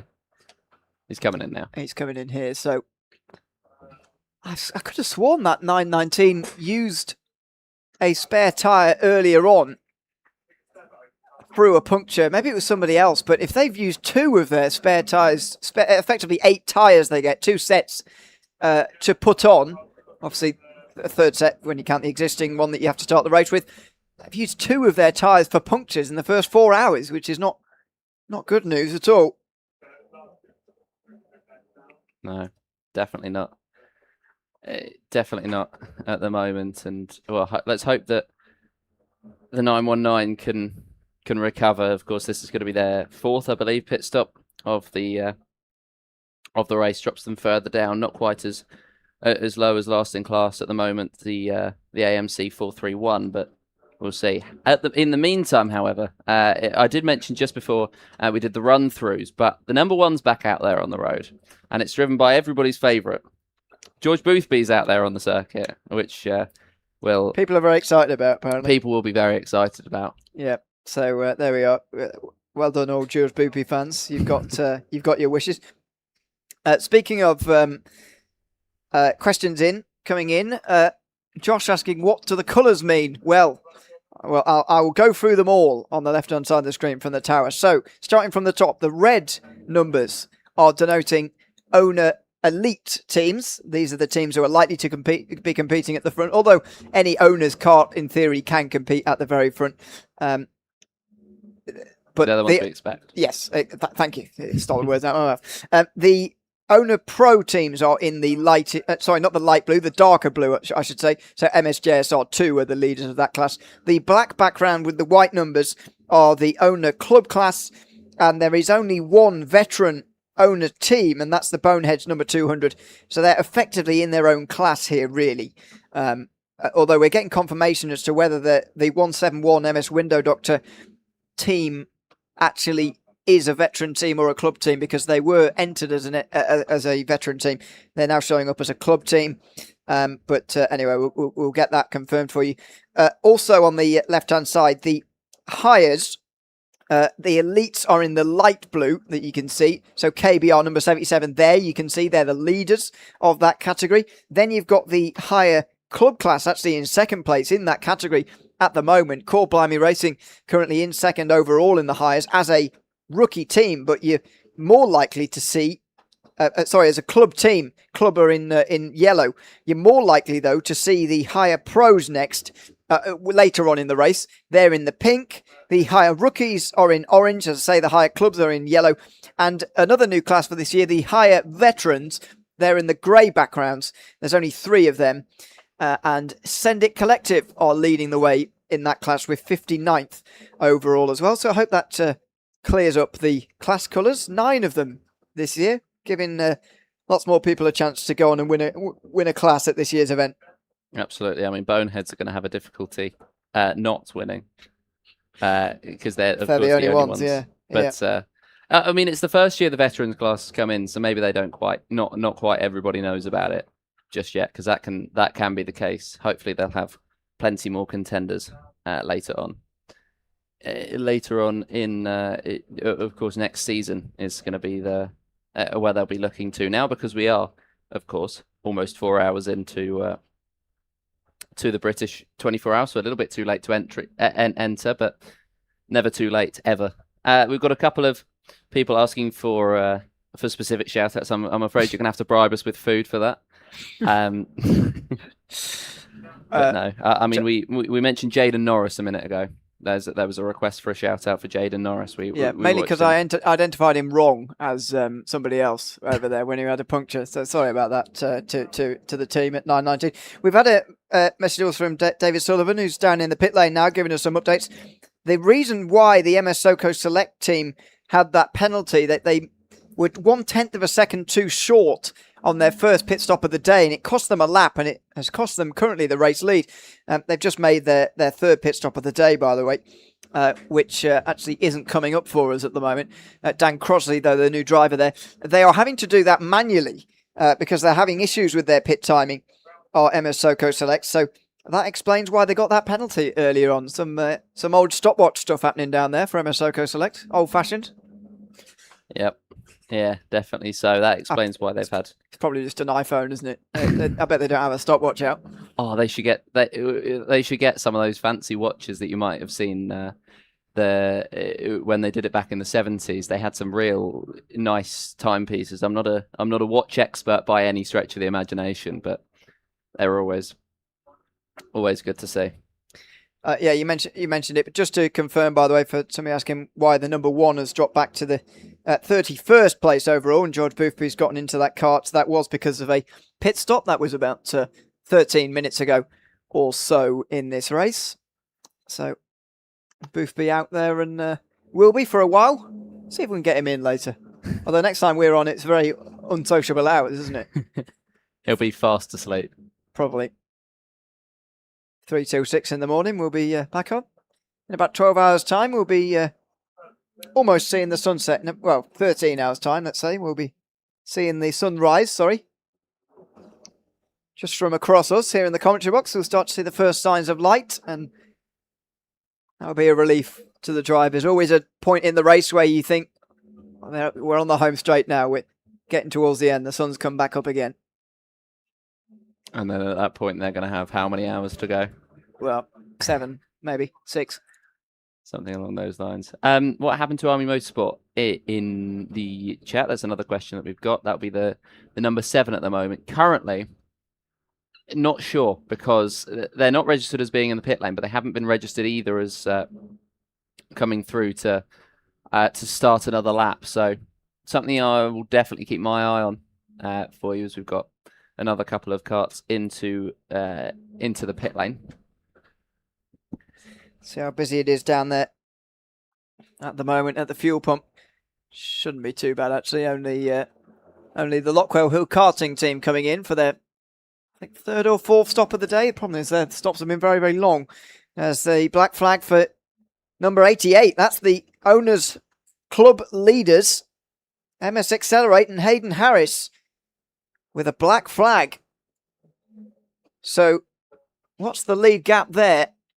It is over, and no, I can't actually. No, it is over. Trying to work this one out. Sorry, 1 minute 8. No, it's about 1:40 that they have over DWS Racing, who are second in the club class.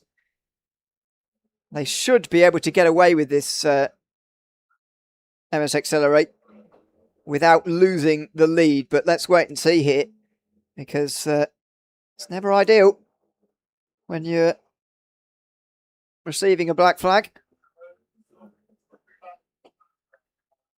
Definitely not. More questions in the chat, by the way, and I want to know your take on this. We've opened a can of worms, haven't we? We have. I know. I'm reading it very, very closely. There's another black flag for the MSJSR. It's not the number. It's not the 2. That's the 19. That's in the lead of the pro class and second overall. It's actually the other MSJSR, Paul Wilkins, currently the 111 in 11th place. So a couple of black flags coming out for the drivers. They're getting a little bit more harsh, I think, out there as they rack up their warnings. Yes, exactly. They're just racking up warnings, and then eventually they will receive penalties. Change for second overall in hires, and that's Barriar's Wacky Racers getting ahead of Core Blimey Racing for second place, I say. They're just about to come towards the start-finish line, I think. Oh, sorry, they're in the final hairpins, actually, I should say. So that's number 911 in front of 313.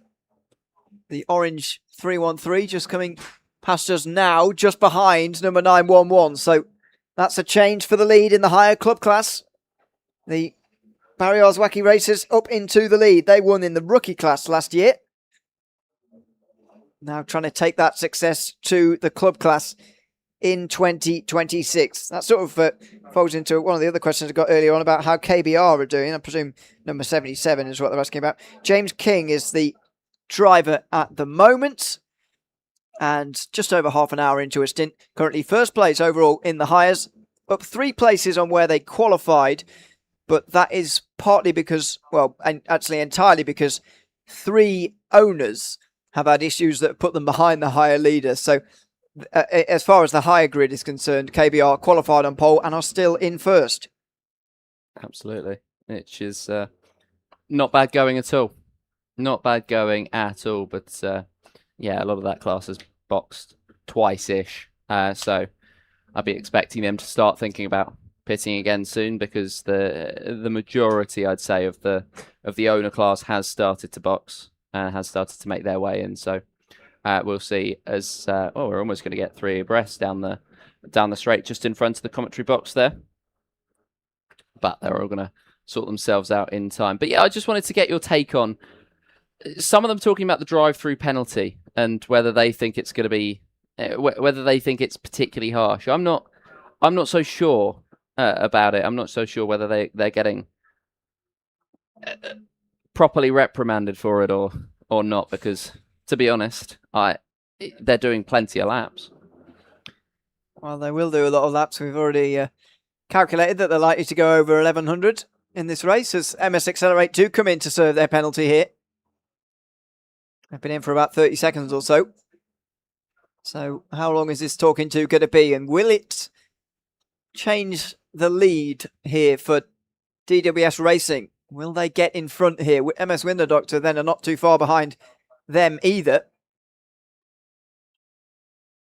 So we follow the final sector here on the stream, the 2 hairpins.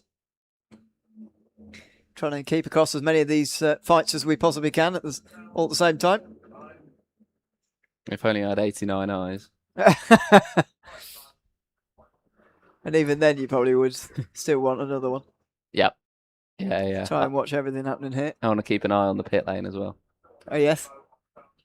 It's not quite the time where I ask where those eyes would fit. It's like a third eye in the middle. Anyway, it's not quite that time, as I say. It's only 3:52 in the afternoon. That's for 3:52 in the morning. Yes, which I am on, and I'm sure I'll be having that same conversation. That's for later.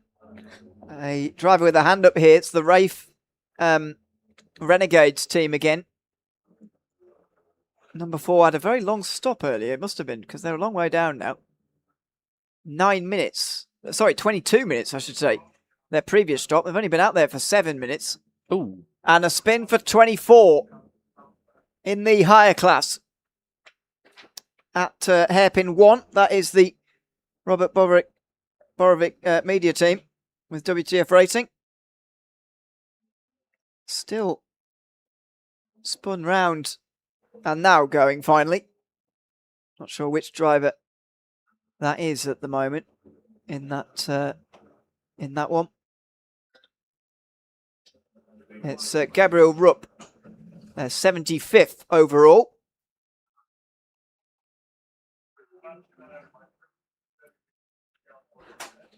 Now,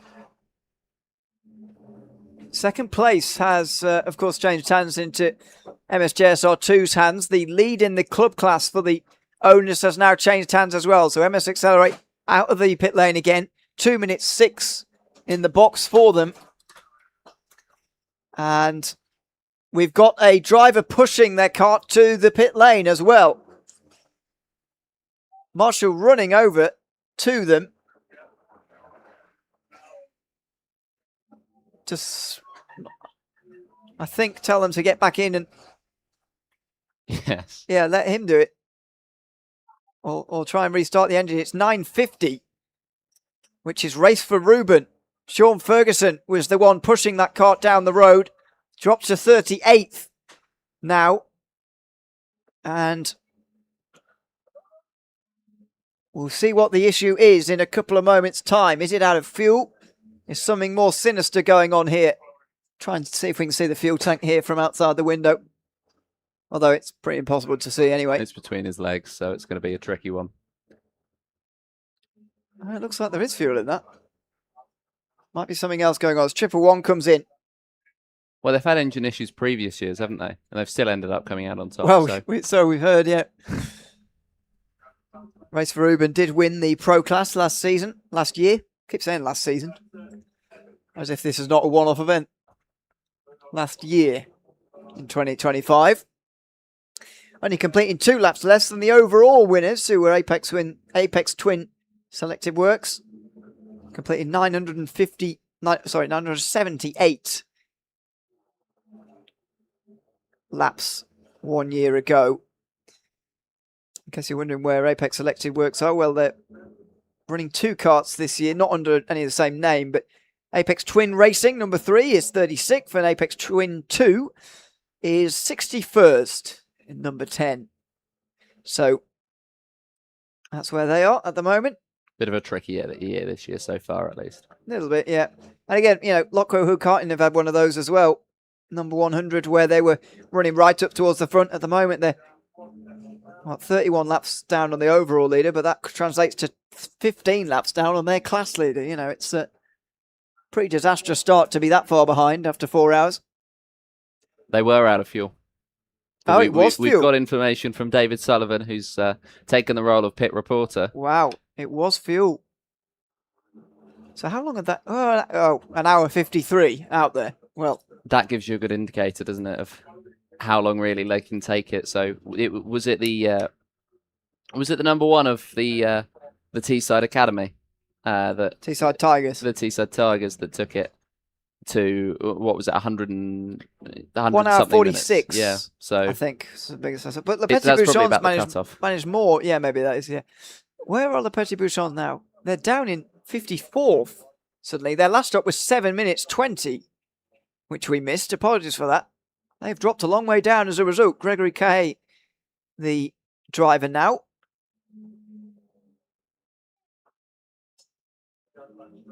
I'll tell you who's back out there. He's done 4 laps. We've got Bruce Healy. He's back out on the road. After a lap 100 was 49 minutes long. He's back out there, back setting decent lap times and hoping to get through this. His mammoth effort of course, he's running alone in that 37. Good afternoon / evening to Steve Hale, who says he's watching from sunny Greece. Please put a shout out to wish both my twin boys, who are 19 today, both racing for Barriers Wacky Racing, Alfie and Danny Hale. Cheers, guys. Steve Hale. Thanks, Steve, for messaging in. Hope you're enjoying Greek. To be honest, we're enjoying Greek weather.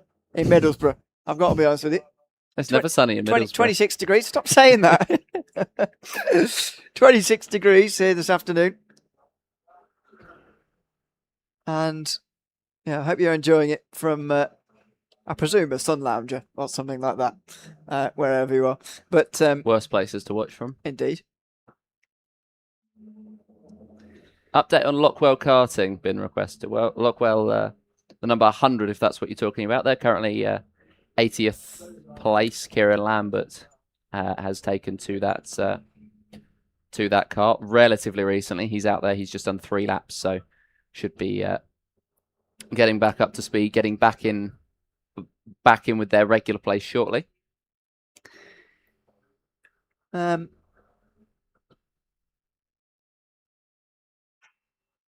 Also, a message of support in for Vertice Racing, who apparently have had 2 mechanical issues already in this race, which has put them quite down the field. They are 75th at the moment. Their last stop, 11 minutes, presumably the most recent of their mechanical woes. And what's happened with Army Karting is... That's the one that we can't quite work out because we think there's something going on with the transponder. What do you mean? Because they've not come to the end of a lap in a very long time, but they've also not been in pit lane. I see what you mean. Sorry, I read that as a transponder issue for number 100 that had just been fixed. That's not the case. Okay. Good evening to someone watching in Newcastle, Australia. Oh, I was going to make a joke about that. You've stolen. Go on. What were you going to say? I was you going to can say it anyway. They're watching from Newcastle. And you were going to go, oh, that's not far away. Australia. I wasn't going to say that, but yeah. Newcastle, Australia. It'd be probably very sunny up there at the minute. Well, very. It's Australian winter, of course. I was going to say it's about getting towards their. But it's north New South Wales, I think, Newcastle in Australia. So I think it's a bit hotter at this time of year than some of the other places. Someone else watching from a relatively cold Australia at 1 a.m. in the morning. Yeah, well done to all of you over there in Oz who are staying up and watching us this evening.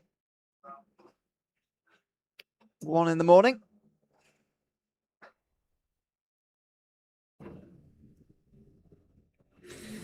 I mean, we're gonna be up at 1 in the morning watching on as well. I know. It's quite a good time, I think, to watch this race, is the Australian time zone, because yes, it starts at 9 p.m, but then you get up on Sunday and you watch it right the way through, the last, 16, 14, 12 hours, something like that, depending on when you get up. So we have crossed over another hour, by the way, less than 20 hours to go, and we start it with a slow hire kart down the back straight, and it's come to a stop indeed as well. Now, this is going to be yellow flags out through Barbecue Bend, and a bit of a dangerous moment. It reminds me of the very start of the race when there was an owner stalled on the grid, as it were. But not everybody. People are going to be unsighted here. Got to make sure that nobody clatters into this hire cart. There's a lot of overtaking happening here. Just before the stricken hire cart, which is now going to be pushed away as the 18 of Leo Brown comes in after an hour and 24. That's the Stu Stretton photography team, number 18. And there's also a spin at Rib Bend. What a start to hour number 5 this is. All sorts happening. Absolutely. Haven't quite worked out who that is. Can Currently you read that? They're getting going 2-7 again. That's something. the 2-7. 9? It's a good question. Apologies if you've got better eyes at home than we have here. 276. Yeah, that's the TRX team. The Liam Tricker, currently. Now, is that back underway properly, or is that being pushed? I think it's back underway properly. Yeah, it is. It is. Oh, good. So, they're back going again. Update on the Newmarket Hornets, somebody asking for. The Hornets have been in for a while, unfortunately. Well, they're just back out again, sorry. The Newmarket Buzzing Hornets, number 29, are still 77th overall. The other team, the number 9 team, are back out there again. They just made a recent pit stop, so it was a scheduled pit stop, but they're 87th at the moment. Only 2 teams behind them. That's Cole Clark Racing and Bruce Healy, who's back into the race again after a 48-minute pit stop. We can excuse him some long pit stops over the course of the day, I think, to take a bit of a break. He is doing this entire race, in case you're not aware, solo. He wasn't having any issues. He was just waiting in the queue for food. Surely, he gets permission to jump ahead. Surely he's got somebody doing it for him, I'd thought. Yeah. I'd be interested, actually, to see what kind of a team the 37's got behind him, because surely it takes more than one to tango. Well, it's 39, really. I know it's 37 on our timing screen, but in real life, it's a 39. No. It's a bit of a... Yeah. But yeah, it's a hats off to all of his helpers and team members who are helping Bruce through the day. The camera crew have got a penalty for pit speed. That will cost them a lap. They're 4.56. Currently 64th. Toby Case in that kart right now. Well done. I watched it flash up. Okay. 1 hour and 27 since we saw MSJSR2 into the pit lane, the owner's pro leader. And by the way, looking at that tower there on the left-hand side, you can see, look at the gap for the owner's pro leader. This is a very big advantage that the number 19 holds over the rest of the field here.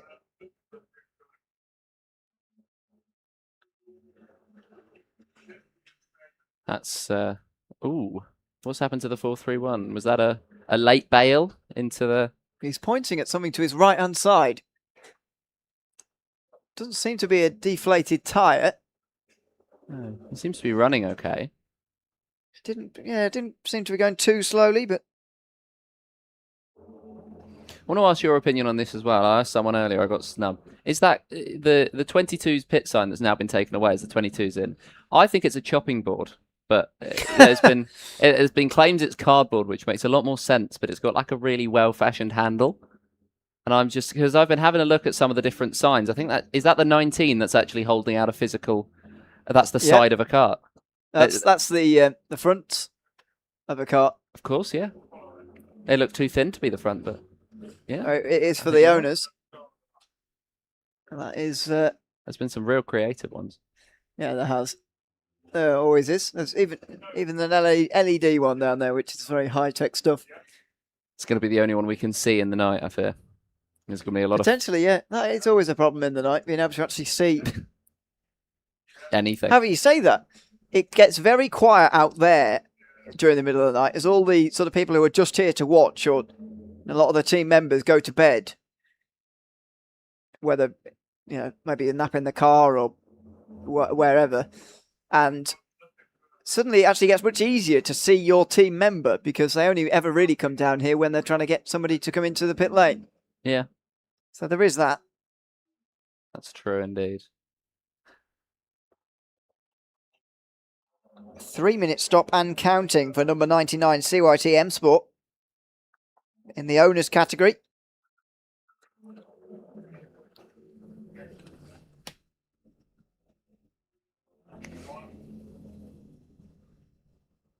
As this green flag run continues, over 2 hours 20 here at the British 24 Hour. By far the longest green flag run we've had so far today.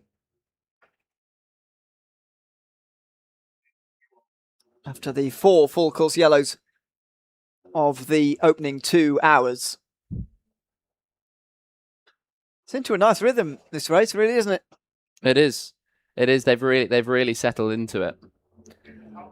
Which, after what was one of the most chaotic first hour and a half-ish that I've seen in recent times, I think they needed it for energy conservation purposes, because of course they've got 24 hours. I'm sure most of them are going to be doing multiple stints. It's well, we were talking earlier about that actually, in terms of splitting the stints overnight compared to during the day. As we've got a stop, I'll get back to that.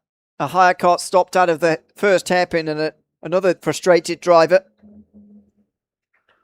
And a marshal who can't quite get to them just before a few moments. Now, can't see the number from here, but looks like an engine or two needs restarting. Didn't look like that kart was going anywhere, but only the right engine has been looked at here by the marshal, who's now radioing back. I think this might need a tow. That's an hour, again, an hour 25 since we... Oh, no, he is going. Ooh, just. There we go. But again, that's underpowered, isn't it? So MSJSR2 come into the pit lane in that time, and you just wonder whether they might have been banking on a full course yellow at that point. That would have been absolutely perfect for them if there was, but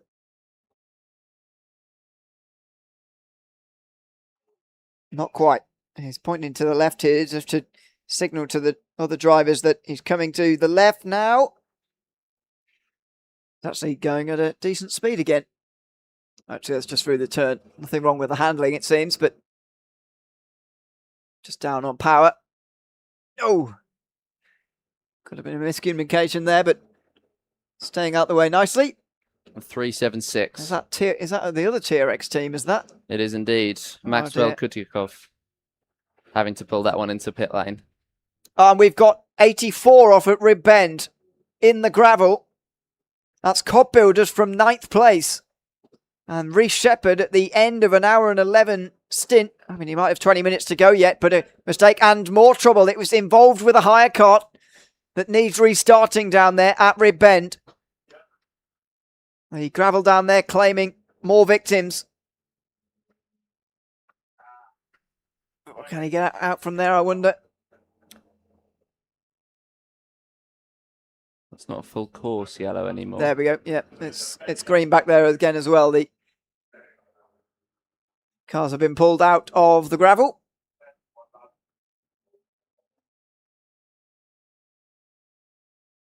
And in all of this, where does the 19 come out? They've done 1 minute 40 now. Of course, they're getting above the minimum, so we'll see where they come out. It won't be in front of Gregor Knight in the MS Urban Orange 125.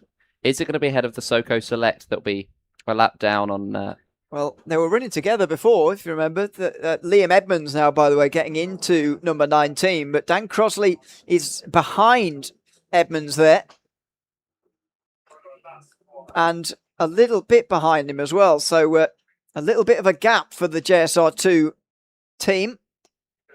I'll say earlier was fighting with MS Soko Select for second place. Let's say Gregor Knight still waiting for a pit stop there, and Yusuf Bin Sahel will be in next from the lead for MS Urban Blue.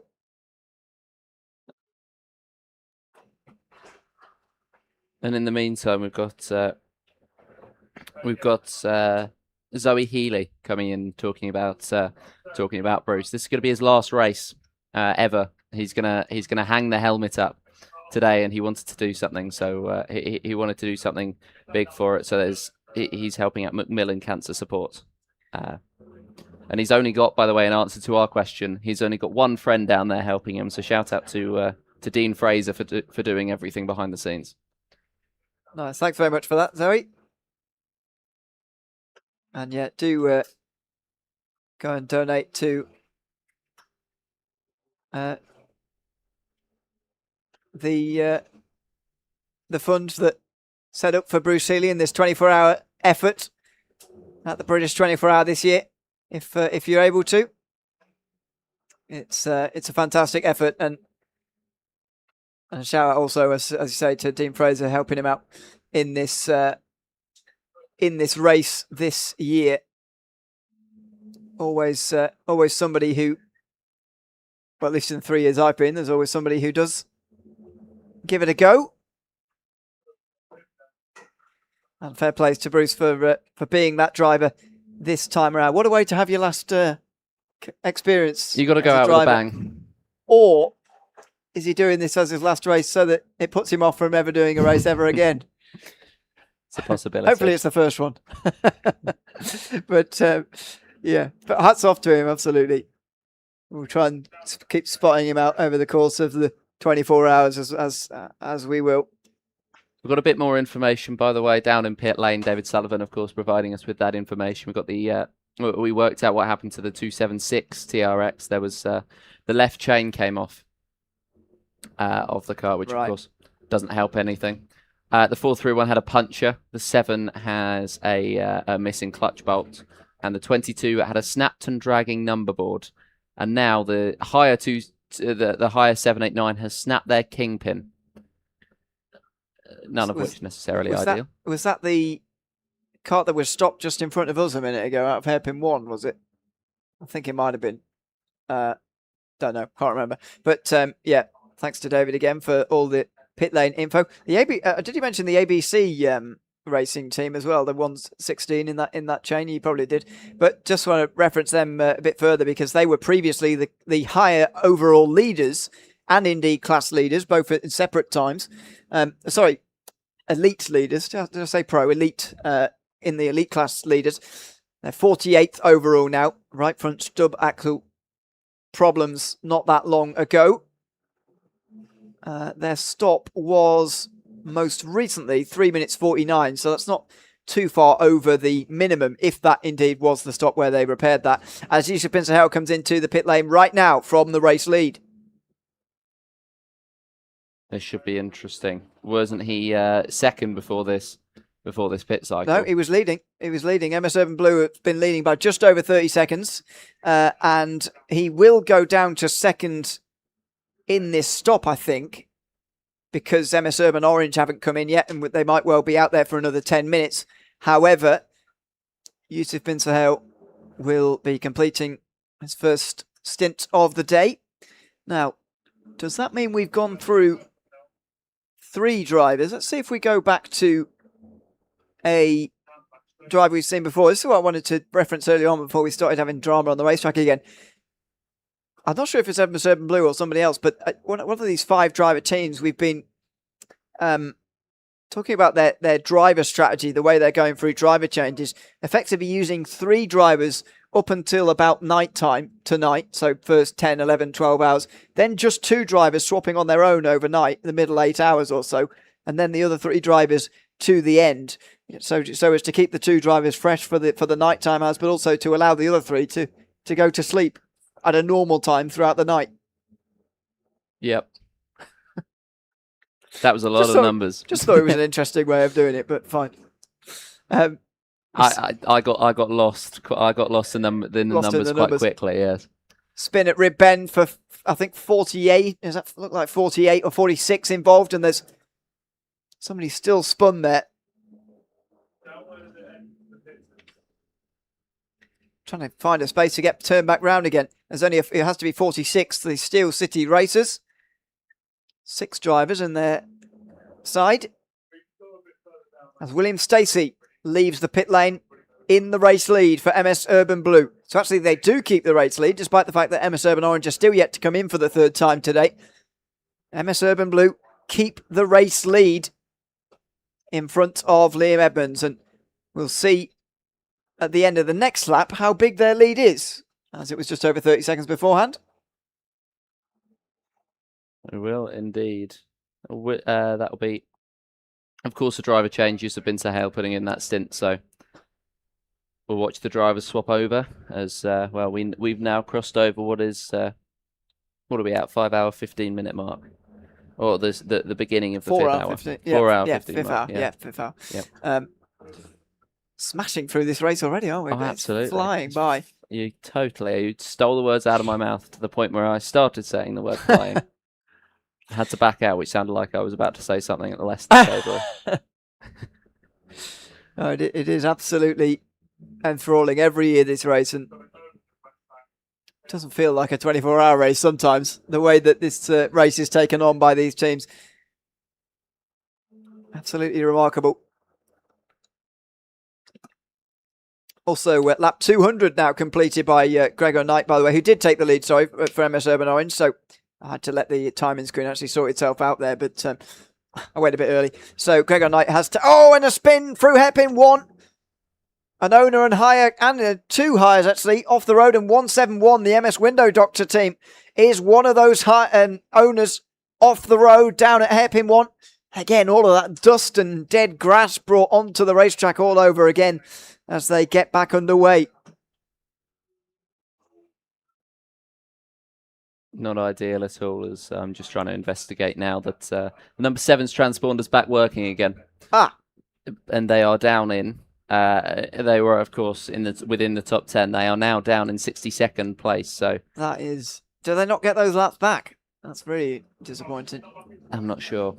I'm really, truly not sure. We've got another black flag. In the meantime, the Stu Stretton photography team, which is a team that's hard to say if you say it too fast, they're currently 12th place, second in the pro class, but they are they've got a black flag, unfortunately. Leo Brown currently piloting that machine.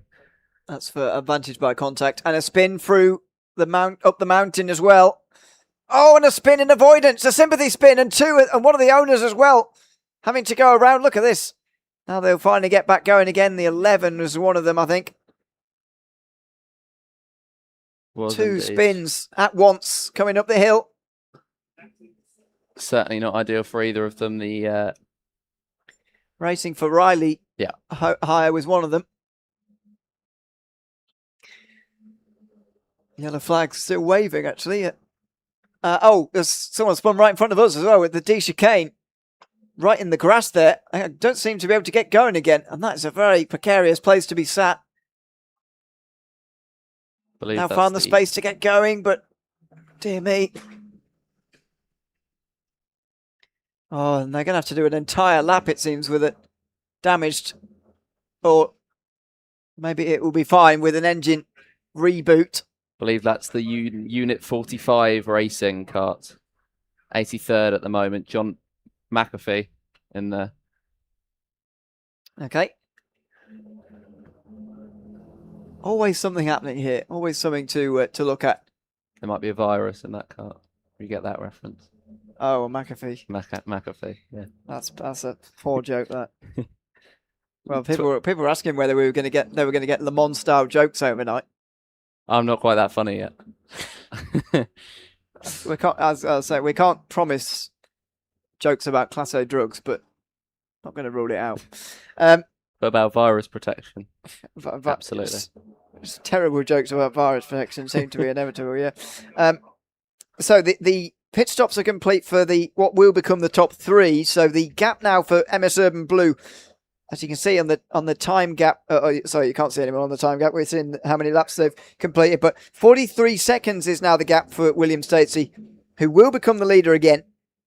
And that's a bigger gap than before. Also with a bigger gap, MSJSR2 have a larger gap over MS SoCo Select, who are 12.5 seconds behind them. Before, if you remember, they were running absolutely nose to tail for second place. That is a much, much bigger gap now.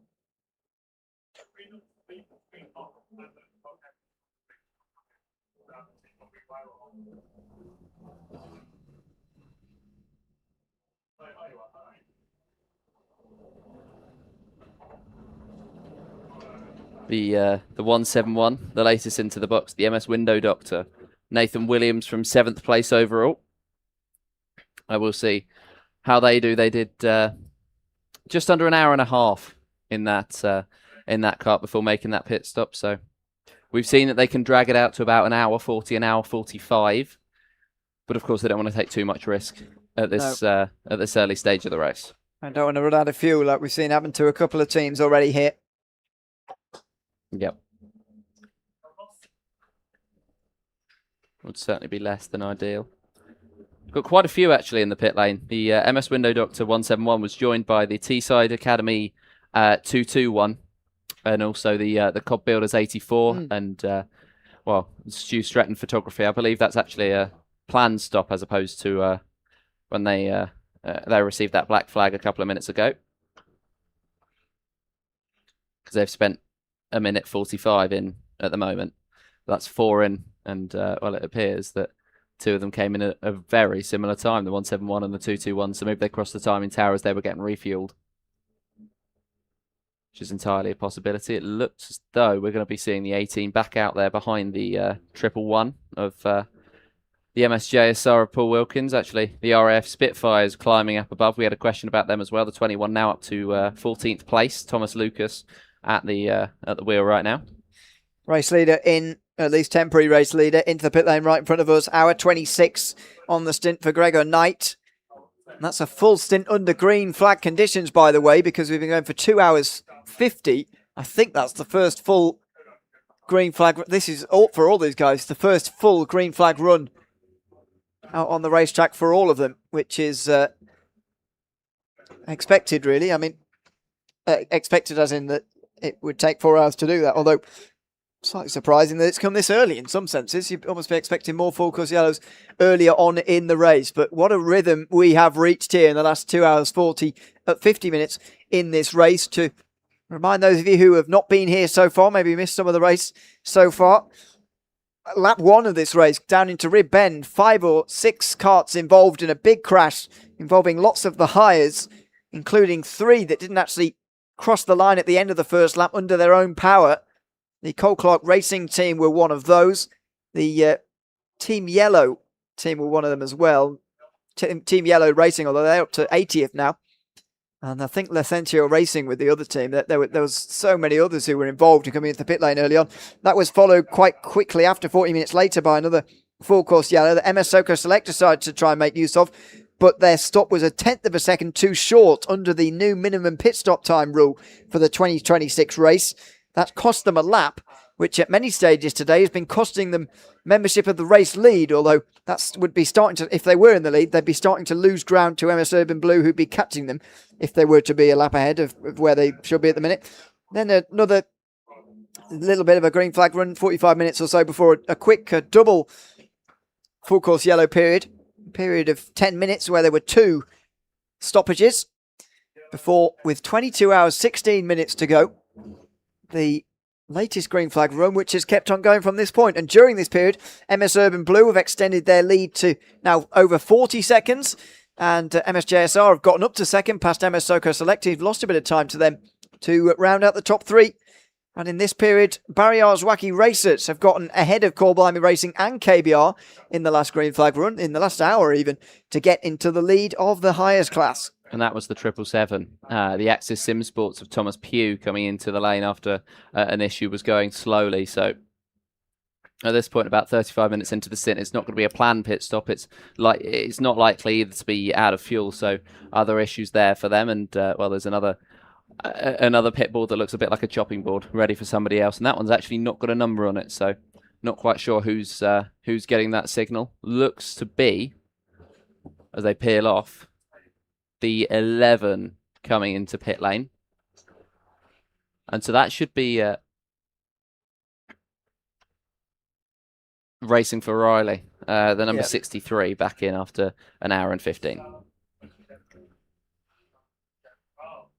Yeah, and 63rd, like that, overall. And in the meantime, Gregor Knight still in that kart, back out in 4th place. So doing a double stint, it seems, in the 125 from what was the lead. Yeah, absolutely. So it's going to be a 2 hours 50 stint. It's weird, isn't it, trying to work out stints for this race, I think, because you can do such long stints. I mean, 1 hour 25 in the owners. We've seen 1 hour 45, 1 hour 50 in the hires. Doing one of those does feel a little bit on the short side, but then 2 suddenly puts you, well towards and over 3 hours sometimes, which feels quite on the long side. So it's hard to know really what is the best way to do it over the course of, especially the night time when you're trying to give people more of a rest. Do you leave it 1 hour 25 or do you go 2 hours 50 overnight? It's very difficult to work out. You'll be happy to know that I didn't get lost in the numbers that time, so I can actually respond to that query, which is a positive. I feel as though doing it straight would be better overnight. Of course, you'd expect that there's going to be a little bit less going on. They're going to try to give it a little bit more of a relaxed stint, and maybe it comes down to the individual drivers that you've got in your team. Of course, those who are more suited to doing that long time, like Gregor Knight clearly is, why wouldn't you extend their stint? Why wouldn't you keep them out there? Because they're in the rhythm. They've set themselves up really well. Why not just keep them out there and keep them fighting away and keep them just knocking down the lap times? Because it's not like he's been inconsistent at all. He's been, in fact, very consistent. Kept it 14s, 15s-ish as cut in the corner there to try and stay ahead. There's a couple of them actually who've run themselves off the road. But all is okay. And, well, it's just hard racing, which we do like to see. Well, we're coming towards the bottom of another hour. In the next few moments, we'll do a run through of the hires class this time round. There's about 60 of them. But we'll run through everybody. Get everybody a mention where they are in the race currently. There's two carts coming in nose to tail into the pit lane. I've got to say that drivers have finally learnt to slow down for the pit lane here instead of smashing through the chicane like they have done on so many occasions in this race. Well, I will say as well, the barrier that they've got on the white barrier that everyone seems to be having an issue with, I'm not sure if they've moved it wider, but they certainly seem to not be having any issues with it anymore. Maybe that's the reason why, yeah. It's just to try and slow the carts on the way in, because obviously they get past that bit there, they then turn sharp left into the pit lane itself, where the people who are fueling carts are. So, got to be very careful on the way in there.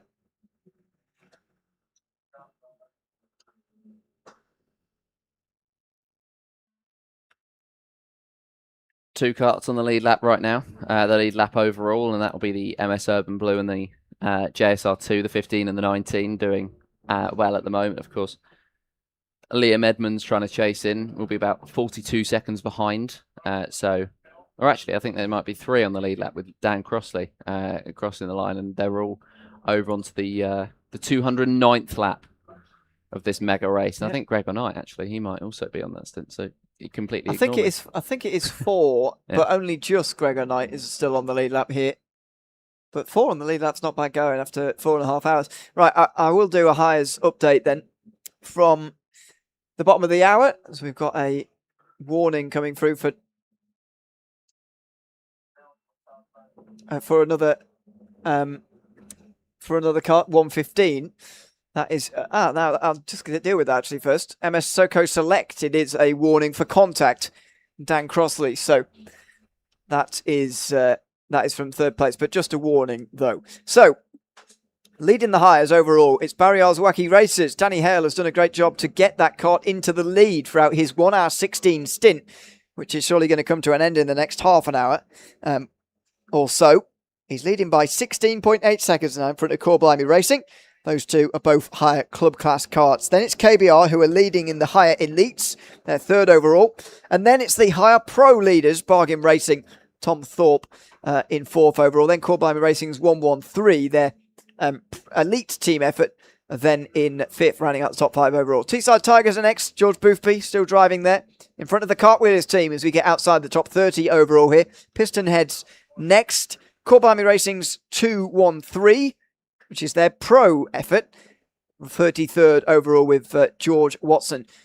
Then it's Apex Twin Racing, the reigning champions from the overall higher class, currently running down in 11th in the class at the moment. Oh, sorry, 10th place, I should say. They're the last team in the top 10. Teesside Academy are next, 35th overall, ahead of Hull Karting, and then the General Lee. Then it's YAWT Motorsport, who are just in the pit lane at the moment, so may drop behind the likes of TMS1, Fen IQ, Wii Racing, and Teessiders.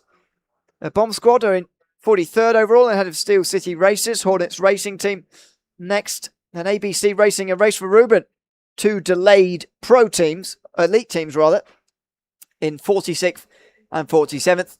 Formula Non-Karting are 48th in front of TRX 476. Le Petit Bouchons with their latest pit stop of 7 minutes 20, dropping them down since the last update to 50th overall. They were contenders for the overall in hires not that long ago. Now they're down to 50th. Formula Non Plan C are 51st in front of Have a Go Racing.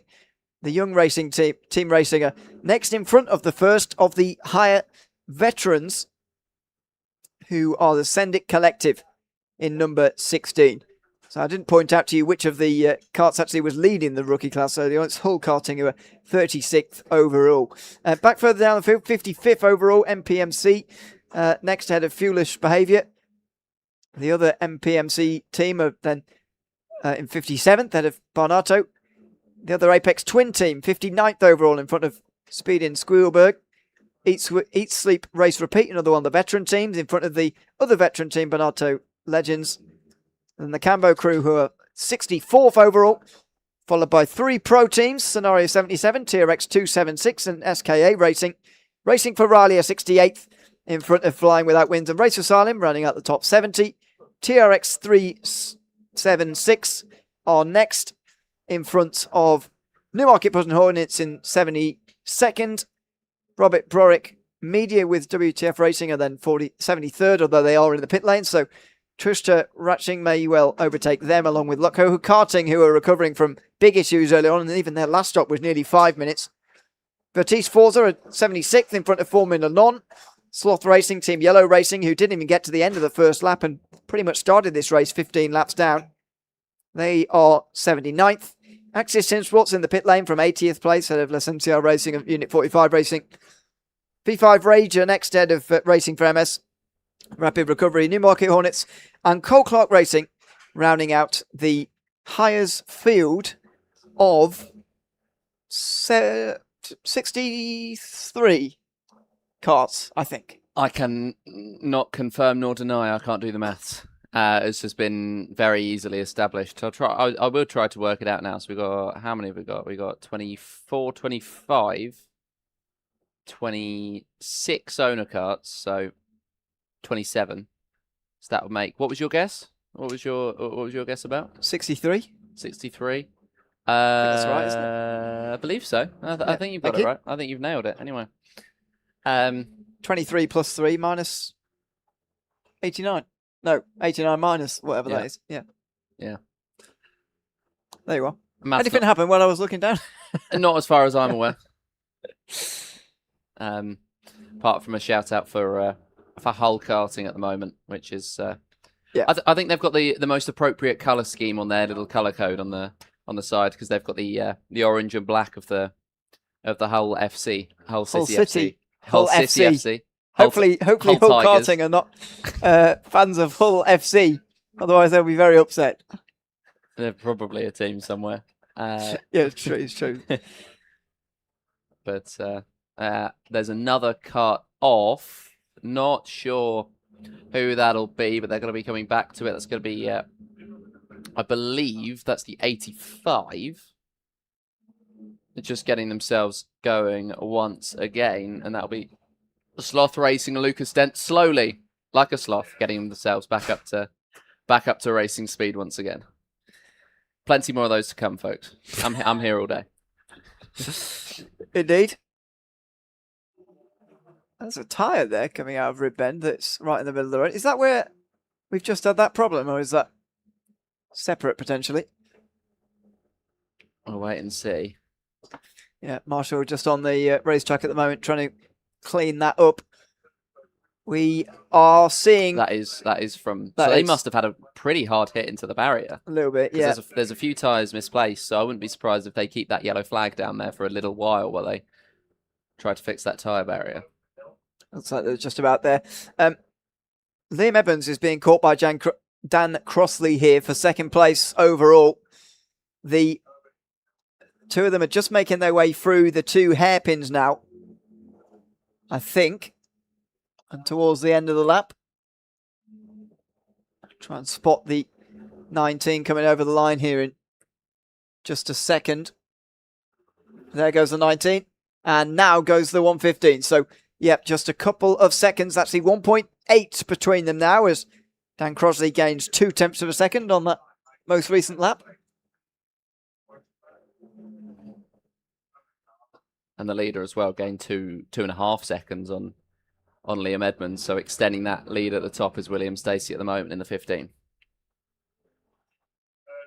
Now coming through, about to lap, I think, Gregor Knight in 4th place to make it three drivers on the lead lap.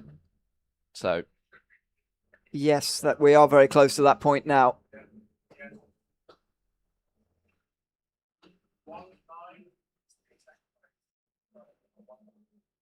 We've got a few karts still in the pit lane. We've seen Cobb Racers waiting in there for a while. We've had Wraith Renegades in there for about a similar time period. Axis Sim Sports we've not seen for 12, 13-ish minutes. Andrew Kyle of the Rapid Recovery 222 team, ironically, been in there for about four minutes now, so let's hope they live up to their name. We've got General Lee. No, in fact, it's the Hull Karting team, the 35 in the pit lane, as well as the 42 TMS1 and the 778 Phoenix We Racing team. So a few karts with scheduled stops, a few without scheduled stops. And having a look at that, Marcin Aksamit has done a 1 hour 48 stint in that kart at the moment in the 778. We've just picked up the second and third placed overall karts here, battling for second position, MSJSR2 and MS Soko Select at the moment.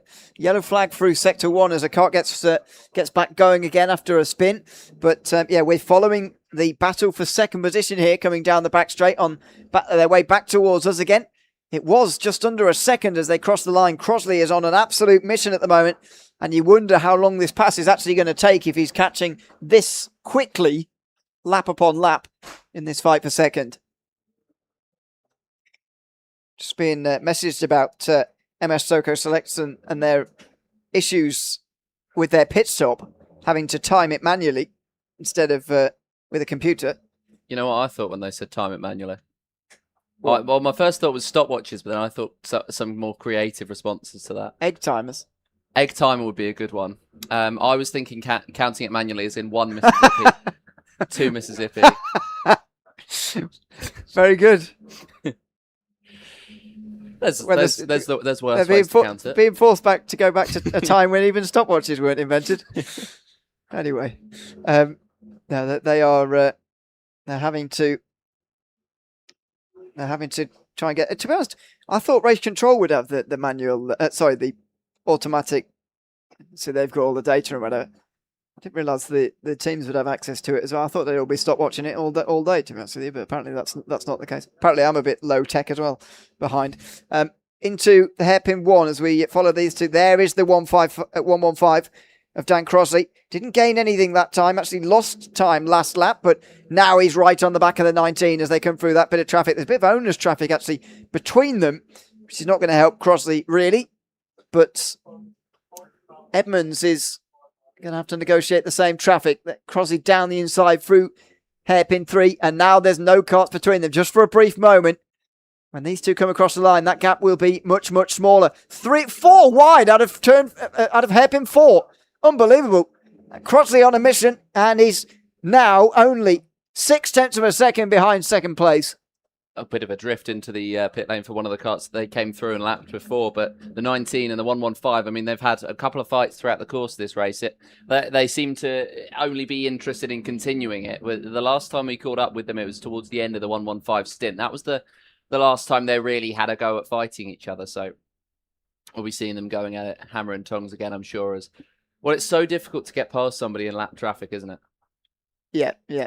It can almost serve as a bit of a defence, really. A defence mechanism sometimes for the driver who's in front. Just use those slower karts to stay in front. As they come down the back straight now. And back towards us again. Is Crossley going to appear back into view of everybody here ahead? Not quite. Excuse me, they're already around the... missed them. As they come towards us, that's the number 7 with a rear right puncture. I'm not sure if that's... So they had their hand up way in advance as they came out of dogleg. And I think a couple of the karts further back were more focused on fighting everybody else. So they got hit. So I'm not sure whether the puncture was because of the contact or just that little bit afterwards. And we've just got an off at rib bend as well for one of the hires. Off into the gravel in a massive clump. You can see it here. Look at through Barbecue Bend. Massive clump of karts here. And this, again, is where the battle for second is taking place. Liam Edmonds still holding on in front. Now there's another bit of trouble in towards hairpin 2. That's one way of communicating with the marshals. Well, a lot of shouting, a lot of stress. And stepping through all this is that battle. Still, Edmonds holds on from Dan Crosley down in towards South Bank, but again, he's sort of used those slower carts as a bit of a shield, really, but to stop them from being overtaken.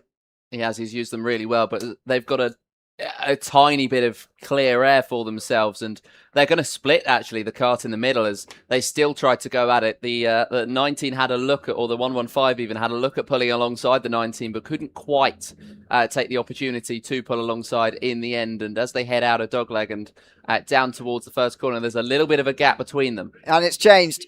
Dan Crosley's in front of Liam Edmonds now as they step into even more traffic. There's the hire getting back underway again. Looks down on the front right, that, doesn't it? Number 100. It does indeed. Just a little bit. I can't even see the tyre. There's definite trouble for number 100 here in the highest class. Not ideal for the Lockwell Hill karting. If they had, what's the saying? If they had any luck, it'd be, no. What's the saying? If they had any luck, it'd be bad luck. If they had no luck at all, it would. What? What's the saying? I'd help you, but I haven't got a clue what you're I can't remember what the saying is either. I don't know where I'm going. But yeah, anyway. Terrible look for them is what I'm trying to say. Ultimately, we follow Crosley and Edmonds again. Dan Crosley now in front of Liam Edmonds in the battle for second place. That's MS Soko Select, the reigning champions, moving ahead of MSJSR 2. They come down the back straight and towards hairpin 3 and through these final corners now.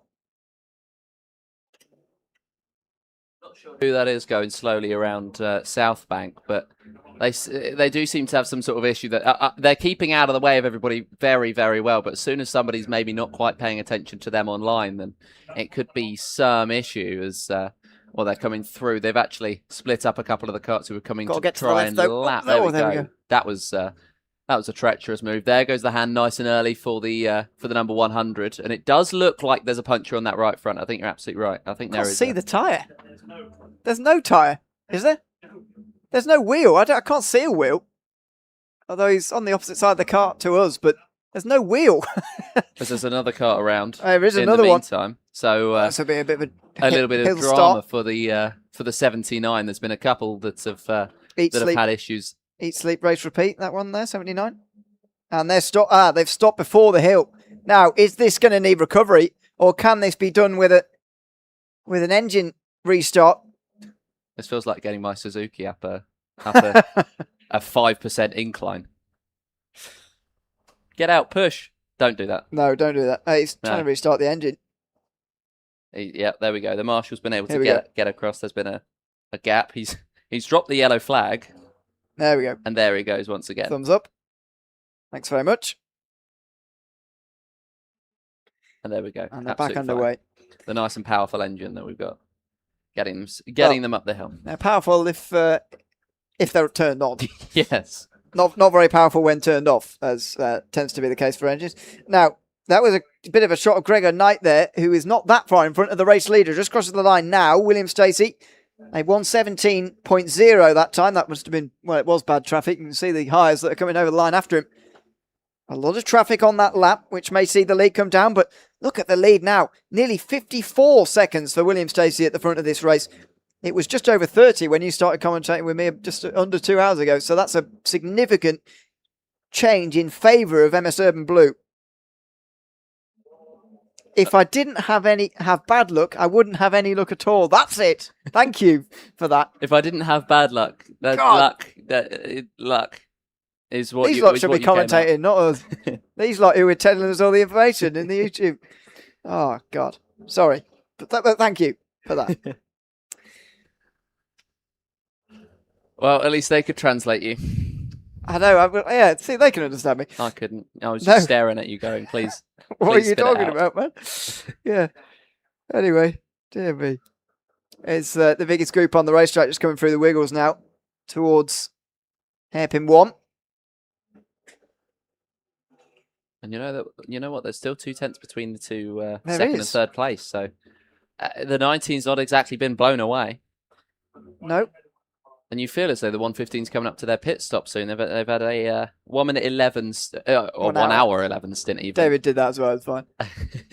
They've had a 1 hour 11 stint. So you feel as though they're going to be pitting 15-20 minutes time ish. So yeah, whether they feel as though the fight is worth it or whether they just whether they decide to wait behind, it remains to be seen. But Edmonds is having to try harder and harder to stay with Dan Crossley here in the fight for second position. And it's going in favour of MS Soko Select, who are just making their way towards the start-finish line now. And in front of us. There they are now. And now the 19 goes past. So that's a second gap almost exactly. But Crossley's caught behind an owner cart there, which is just not quite helping it get through. Now, the 44 Racing for Ange club class owners cart has come into the pit lane from the lead at the time. The MS Accelerate team were leading earlier, but they've stopped 6 minutes ago. Stephen Westford, now the driver.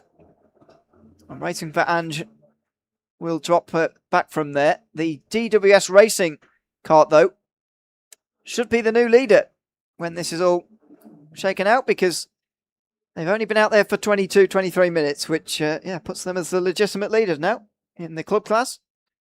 absolutely, it does. We've got a couple in, actually. We've got the MS Help for Hearts 23 in, the McRae Juniors 888. So there's a couple that are entering pit lane as it stands. We've still got a few that have been waiting in pit lane for a while further back in the field, but those are the ones that are actively taking what you would imagine are regular scheduled pit stops. So we'll see at the moment it seems like the cars are really, or the karts even, are really clumping up on themselves. As it was that a move there for the 19 on the 115 into the first corner. Well, it was only 3 tenths apart, I suppose, over the line that time. It certainly got through on somebody. Yeah, I mean, they were lapping some owners as well, so that they're definitely in the conversation there.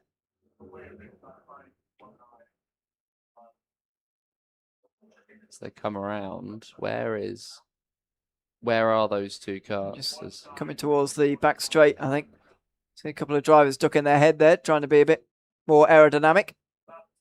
There's a big gap between the 115 and the 19. It's almost Mississippi distance. You can count it, but not quite yet. I'd say that's about 7 tenths of a second. As they're now catching up to traffic, and this is at a really good time for William Stacey, because he can clear, or not William Stacey, even Dan Crossley, because he can clear the first 2 or 3 karts with no problems at all, because he's heading down the back straight, which is going to give him a massive benefit. Liam Edmonds is going to catch up in the corner, so I'd say that it might be around 1.5 seconds for those for the difference between those karts at some point soon. So that was a real big opportunity for him to make a bit of distance between them. And there you go. I'd say that at the line, 1.4. So yeah, I was pretty much bang on with my 1.5 seconds.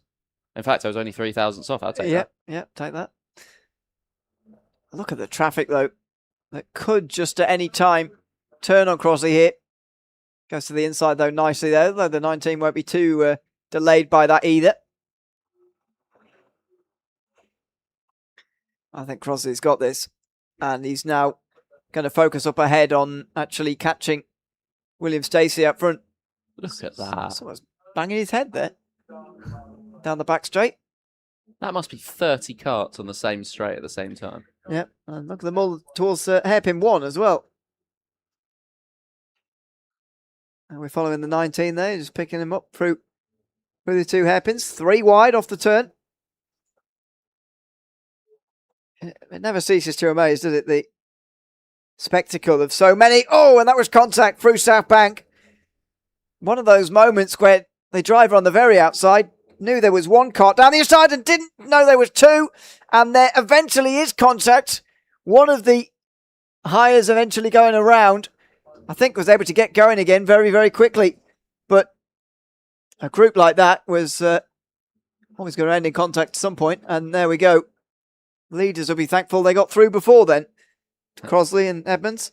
Definitely, there was a little bit of contact even after that moment as well, and they were having real conversations as they headed down towards the final part of the track, just telling each other off essentially before they ended up getting to the next couple of braking zones so they could have a bit more communication in future, which I think is what they may well need in that little group. As into the pits comes the 911, the Barriers Wacky Racers, currently the leaders. In the lead, exactly, of the higher cars. I'm not sure that's going to last for too long, with Core Blimey 313 just 20 seconds behind.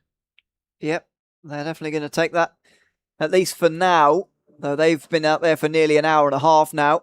KBR have been out there for an hour 34, so we are about to see some more higher class pit stops as we approach hour 5 complete of this race. Still spectacular weather outside, and it's cooling off a little. It's actually got quite windy in the last few moments. Something bad weather north. Insert another comment here. It might get windy, that's for sure. Trying to work out which direction it is, whether it's a headwind down the back straight or a tail. So we've just been handed some Haribos by David Sullivan. I'll try not to eat them too loudly next to the mic. Yeah, placed right in front of you, I can't help but notice. Yeah. I must just look like the kind of guy. I've got the cake as well. You have got the cake as well from Team Alessia, who I don't think we've been mentioning 2 times an hour as we've been conscripted to. Well, we were given it by them about an hour and a half ago. I know. I think we mentioned it straight up then, and True, we've just mentioned it now. So can we mention them one more time? Where are they at the minute? 13th. Colin Palacio in the 61 at the moment, which will be counts as a mention. 7th place in class. Yeah, we'll count that as a mention. Yeah, definitely. Although I will say the forfeit's not that not that strenuous. No. I'll have to eat some icing carrots. Some icing carrots, yeah, which I may well eat of my own volition. I anyway. know, yeah.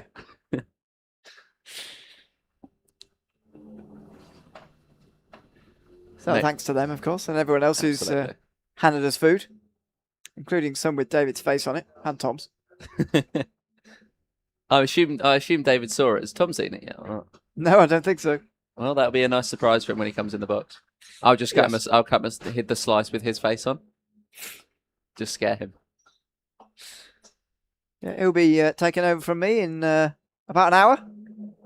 After 6 hours of this race is complete here at the British 24-hour 2026.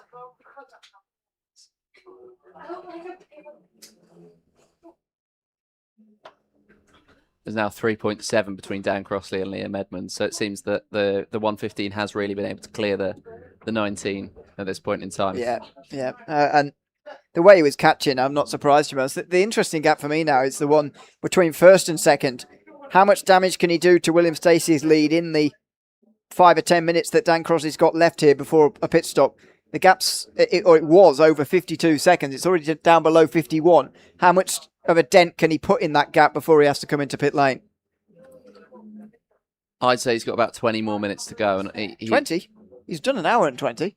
Yeah, they've been pitting around 1 hour 40, no? For the hires, yeah. Not the owners are a little bit less. Yeah. Less than that. It shows what I know. Is it?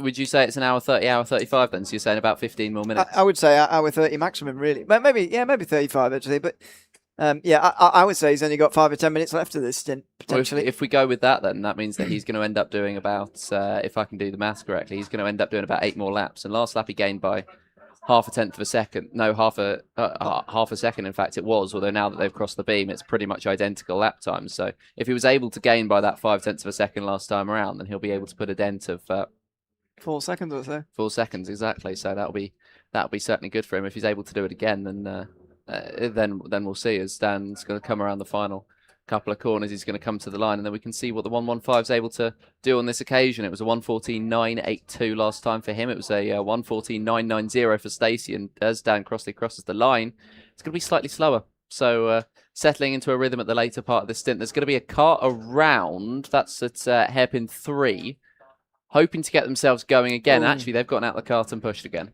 Need to pick themselves up manually here. Push backwards out of the tyre barrier. And get back going again straight away. There it is, getting going. That's going to be one of the Teesside karting carts. Or is it? Or is it just somebody who's borrowed a suit? It's the 45 of... I believe that was a Teesside karting one at least. Unit 45 Racing. No, mine. I think it is someone who's just borrowed a suit. One of the 7 driver teams, that one. Speaking of 7, the number 7's coming into the pit lane right now. What a segue. What a segue. The Army Motorsport of Jamie Ram after only 12 minutes of a stint. So issues for the owner kart, further issues for the owner kart at the moment. Currently 64th overall, and we'll be hoping to pick the race up for the next 19 hours, which of course we are pretty much reaching the top of the hour. We're pretty much reaching the end of the 5th, as it would be, because I know how to do that maths. And yeah, start of the 6th, therefore. At the start of the 6th, therefore, and I'm going to forget that about. Oh, big trouble at the first hairpin as 2 hires eventually go around. There were mothers involved, Unit 45 involved again, and number 13 also involved in this.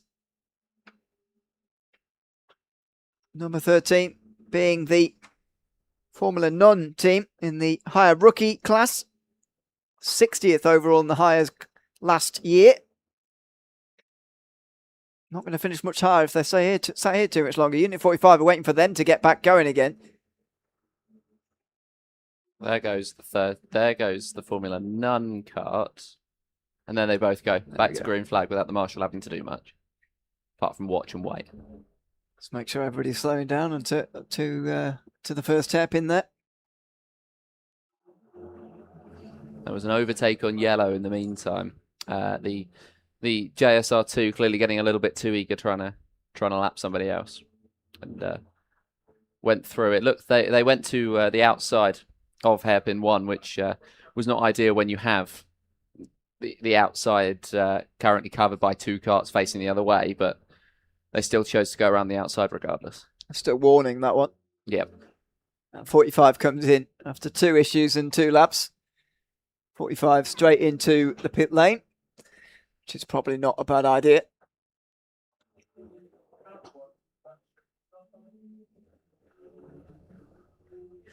Be fairly busy down the pit lane. McRae Life Sciences are in as well. It was the Court Blimey Racing team who also came in, by the way. Jack Goring right in behind the 45 there. So they might be queuing there. There's 5 who've just entered pit lane in the last sort of minute, which is going to result in a bit of a queue down there. We'll just watch this pit stop time for 313 and see if there's see if there's a delay now in this pit stop because of that. Surely what's going to be a queue through there in the pit box, in the fuel bay. Yeah.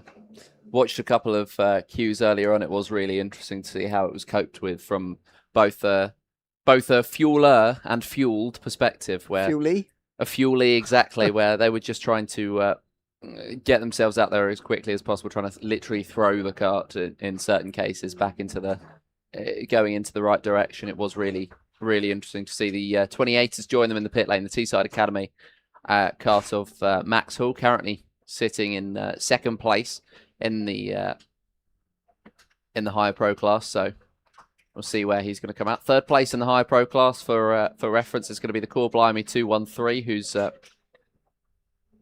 has completed 1 less pit stop than the 28, but 1 minute, 1 hour, even 20. I will do that multiple times. A 1 hour 21 stint for Maxwell. Would you say that's a bit short for the hires? For the hires, that's definitely a bit short for Teesside Academy. 1 hour 20. But again, if you're doing the pit stop and you've got a bit of a queue at the fuel bay, then you might just say, well, actually, I won't take on a full tank. I'll take on a little bit. I'll go back out there again. You know, an hour 20 is still most of a tank. You know, it's probably over 75, 80%. But yeah, you might well find that you don't want to take on a full tank. You'd rather keep to the minimum pit stop time. Court Blimey Racing's 313. We noted they might be queuing. Their pit stop has already gone well over 20 seconds longer than it should be. It's now going up towards 30 seconds longer than it should be. You wonder whether there's any other further problem here for them, or whether this is just because of the queuing that they will have done at the fuel bay here, which has gotten quite busy in the last 5 minutes or so. I'd suspect so, because Yeah. the 476 having similar problems up to 2 minutes 30 in the box. Are they back out again now, though? They No, may well be. Oh, sorry. No, well, but they'd be after they'd be after Core Blimey anyway, and so would Apex Twin 2. But why aren't they? This is a very, very long stop for Core Blimey. Oh, Barry R's Wacky Races have already got through here. They might have even put a lap on CBR now. This is disastrous. More than 3 minutes now. This is over a minute longer than it should be. Yeah, really not ideal at the moment. Back out now, though. 29th, so 41 seconds off of the back of the 77 last time around. Or in fact, they will It's be. got to correct itself as they come out. Yeah.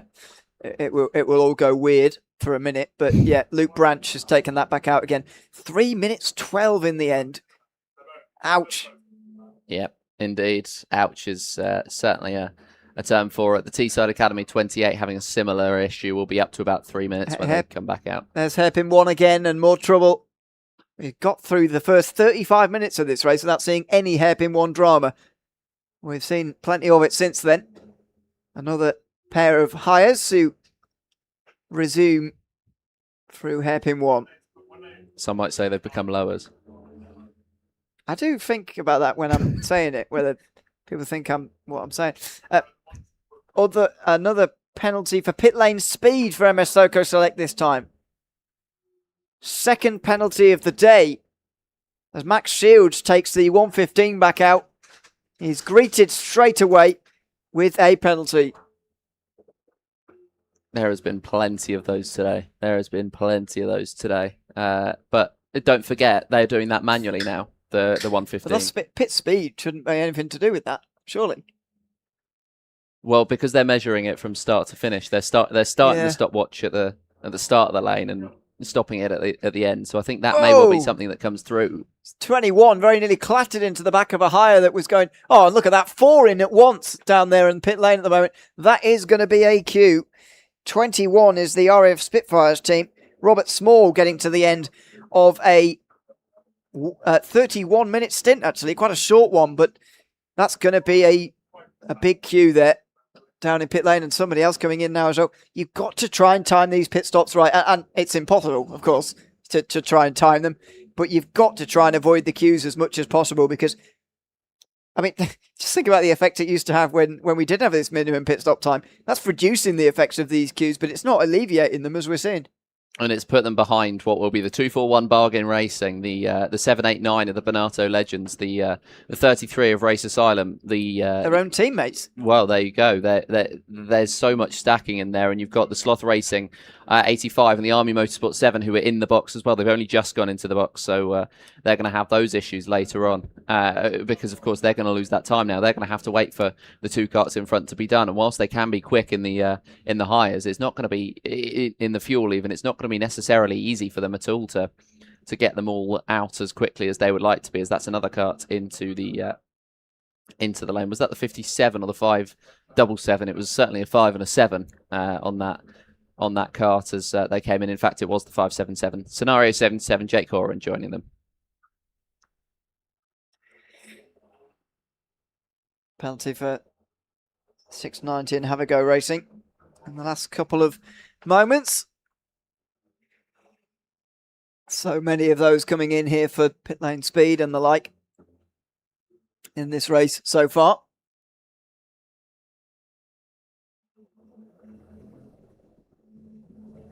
'89 karts still running in this British 24-hour though. Bruce Healy is having a bit of a break again on pit lane. 10 minutes in the box. A thought 43-minute pit stop, which has been, I think, completed for Rafe Renegades, one of the owners. All the way down, 62 laps down now. After a very, very long stop. 33 also now in pit lane. Sorry, well, they might have been in pit lane because the Race Asylum have got pit lane speed penalty. They must have been in pit lane recently, but a penalty is what I meant to say. So they will drop a lap as well. Yeah, spent 1 minute 54, I believe, in that pit lane that time around. So not necessarily ideal for the 33, as you say. And well, I'm sure we'll be seeing them out as now we're going to see Stacey's coming up to the back of Gregor Knight. So the 15 looks like they're about to lap towards the top 2 now. Or the 115 recently in, so yeah, on a slightly different 4 minutes structure. ago. Yeah, they are very much so because they pitted under that second full course yellow of the day within the first hour. We were discussing this myself, me and David, about whether it's worth it anymore to come into pit lane under full course yellow, or at least how much fuel do you have to have burned for it to be worth it? Because of a minimum pit stop time, or when there wasn't one, sorry, you could fuel even the tiniest bit under a full course yellow and go straight back out again and carry on. Under this minimum rule, you will be in there for nearly 2 minutes every time. So, interesting when that becomes worth it. When there's not much fuel being burnt, probably not. But what does that?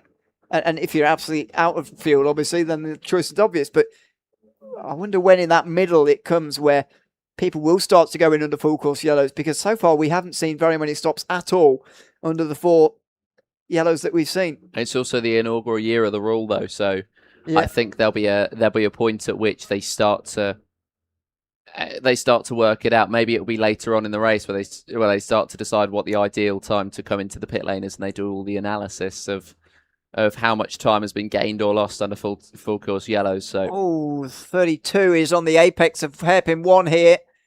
And, there's carts going either side. Right in the middle. And, oh my word. Finally gets going and out the way. That would have been a very, very scary place to be there. Through just after the wiggles and into the hairpin there. Definitely.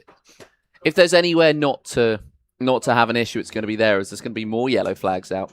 As well, it looks as though there might have been a car looking to come into pit lane that's they're frantically trying to... Why don't just push it if you're coming in pit lane? Yeah, you think so? I don't know if they are coming in. I think they've spun out of the chicane and have stopped there. I don't think they are coming in pit lane. Otherwise, you just push it, I suppose.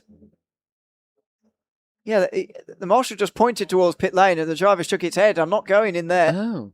I think that was a spin out the chicane that stalled the engine. Who was? I couldn't catch the number there. It was one of the owners' teams. I couldn't either. Couldn't see from here quite. The 32 that was spun, by the way, was Churchter Racing, who were 63rd in the higher class division last year.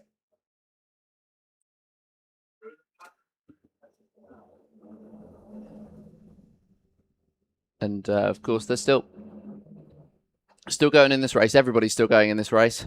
We've seen, well, plenty into the box. There's another one, the 99 currently jumped in there. Shame for the RAF Spitfires, actually. They've been sitting in pit lane for what's coming up to about 6 minutes. They had a really good little bit of momentum going on, but a long pit stop has kind of eradicated it all.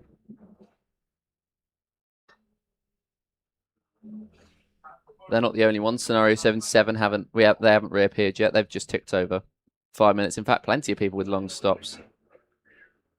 And of course, we know about Bruce Healy still sitting in there for about 15 minutes. The Army Motorsporter Jamie Ram, the number 7, has been in there for about 13. Race Asylum's coming up to about 3 minutes and 33.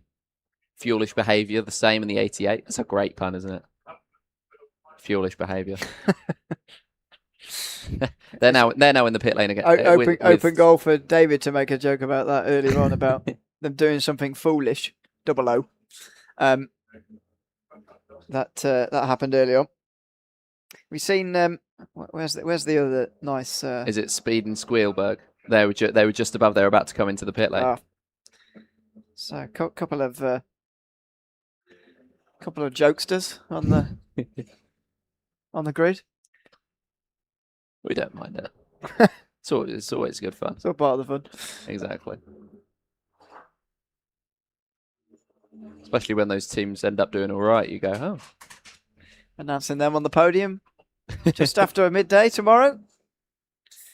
Of course, there will be a presentation just by the race control thing where the podium is every year. It's just located just after the D chicane, next to the pit lane sort of area if you're looking for it later. Or indeed tomorrow. It's later for us because no rest for the wicked. Yeah, I know, yeah. Big decision as to whether to sleep between 6 p.m. and midnight. I want to open this up to everybody in the chat. I want to see what they're going to do. I mean, we've seen what the Australians were up till about. They've gone quiet now, I think, most of them, but they were up till about 1:30ish was the last time we heard from them. So I'd be interested to see if they're still knocking about. Because I think I saw one of them say that they were getting the nighttime banter in the daytime, which is always good to see. It must be a very weird. I suppose it's just like us watching races from America or whatever. When the Daytona 24 Hours is or whatever is on, it's evening in the UK. It's dark outside because it's January by the time the race starts. So yeah, I guess it's not that unusual, is it? And the Australians are used to it, I suppose, with every event in the world being at a very awkward time for them. And then we moan when we get our one race at a year. I know, it's exactly. Like 4 a.m. I always get a bit annoyed on their behalf at Europeans for that. Because I'm like, some of these lot in other parts of the world are doing it all year round. Especially at this time of the year when it's European season. European summer. Although now that there's more single-seater Australian and Middle Eastern stuff coming up, we've got racing all year round at relatively reasonable times. Yeah. Because they love a night race. Yeah, they do.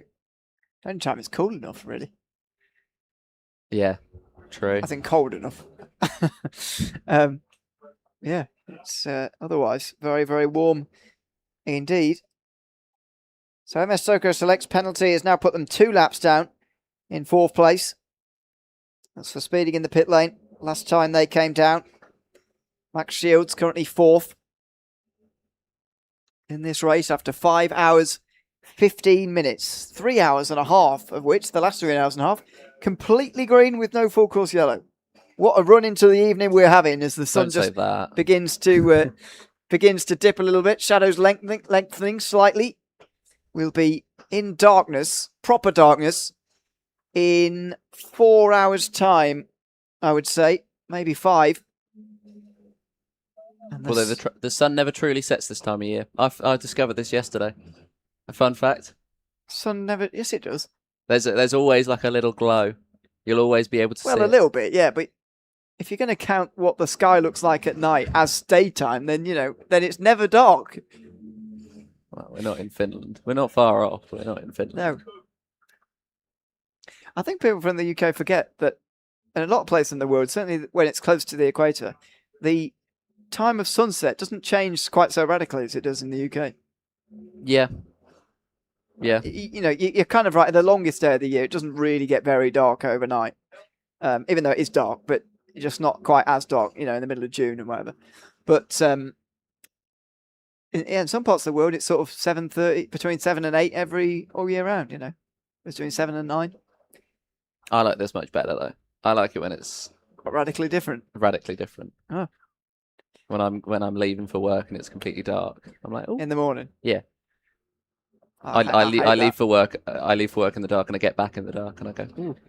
I wasted That's the grim. sun. That is grim. I hate that feeling. It doesn't happen to me really, because of the times. Normally, I either get home or leave.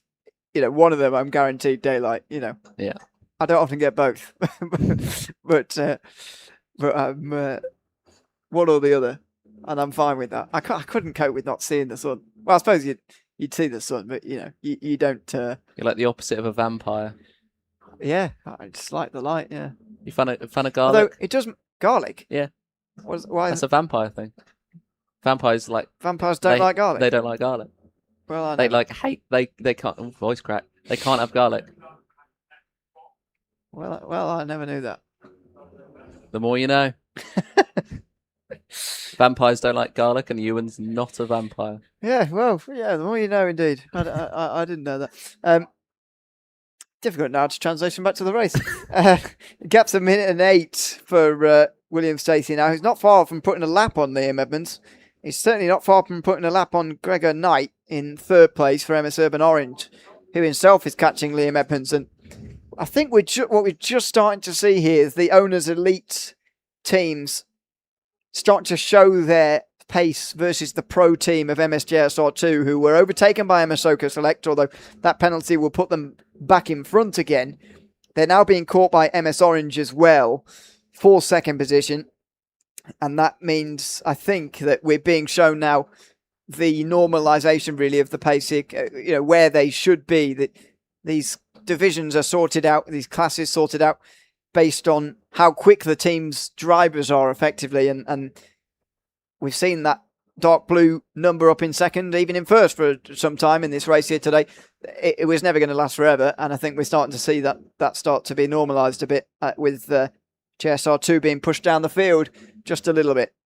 Although it is difficult because we never get a true representation of their pace because they're always lapping somebody. That's the nature of having 89 karts out on a 16-20 meter circuit.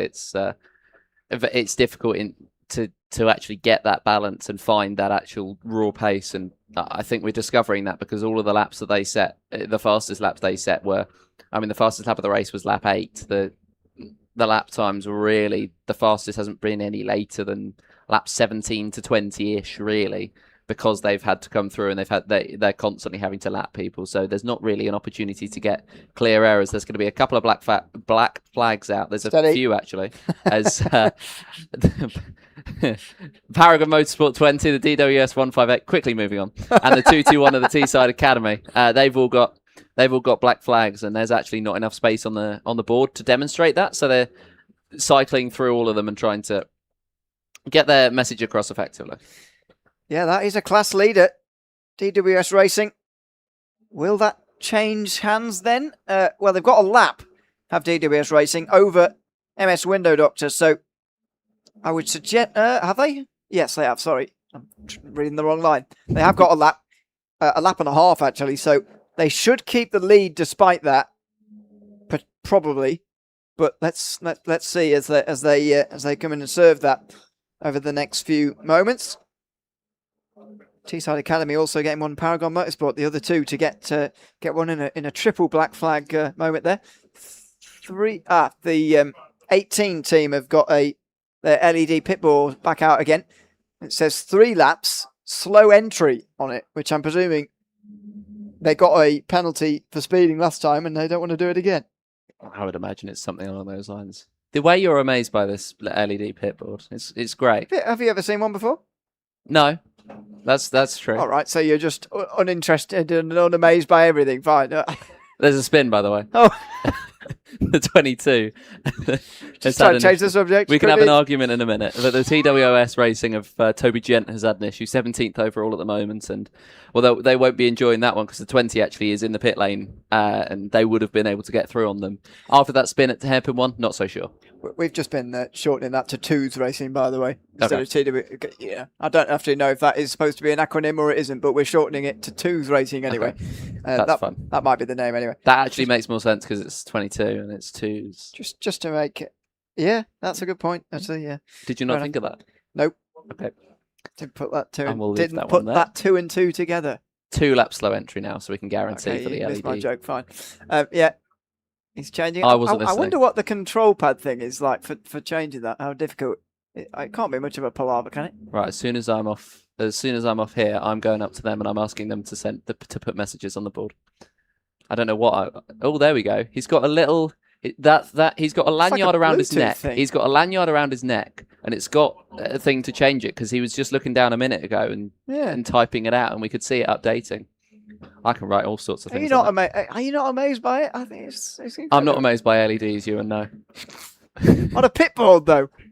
On a pit What board happened to the old-fashioned, pants on a stick sort of pit boards? Well, we left those back in the early 1950s, I'd imagine. Not this race. My low tech stuff is what I'm into. I like the chopping board. I want to see the 22 come back into the pit lane because I like the chopping board. Yeah. Oh, and he's done the grammar right because he's got rid of the S on the laps as well. He's grammatically interested too. I'd be concerned if he wasn't aware that one laps. One laps. I'd be so lazy. I'd do that. One laps. Also worried about getting it out in time for him to come Steady past. He was quite quick on it last time. Yeah, indeed. It's Leo Brown this time, by the way. I don't think you were here quite. It was just before your stint, but they were having real trouble getting the 18 into pit lane earlier. Actually, and I think they only did a pit now board, and I think this way, doing a 3-2-1 countdown means that they've got 4 opportunities to see it. Yes, exactly. Which I think is a good idea. You know, you live and learn in these races, you know, and that's I think what's gone on there. We'll see whether it works before we compliment them too much, though. Might wait. And again, as just before Barbecue Bend up the hill here, we've got a higher cart spun. Oh, that was close. One of the hires going up a bit fast under yellows there, and looks like another TRX cart. Not had a great day as a team so far. Need an engine restart as well. I was trying to find it because I thought it was the 87, but yeah, well, you might be right. I don't know if there is an 87, which is I can't find it on the. Either way, back going again. So. Oh, 18 hasn't come in here, so it hasn't worked. Oh no! Right, what's he typing now? I can't imagine it'll be a message we'll be able to, it's only to display. Only an hour and 1 out there so far. A little bit on the short side for a stint. So yeah, how are they going to get his attention now is the question.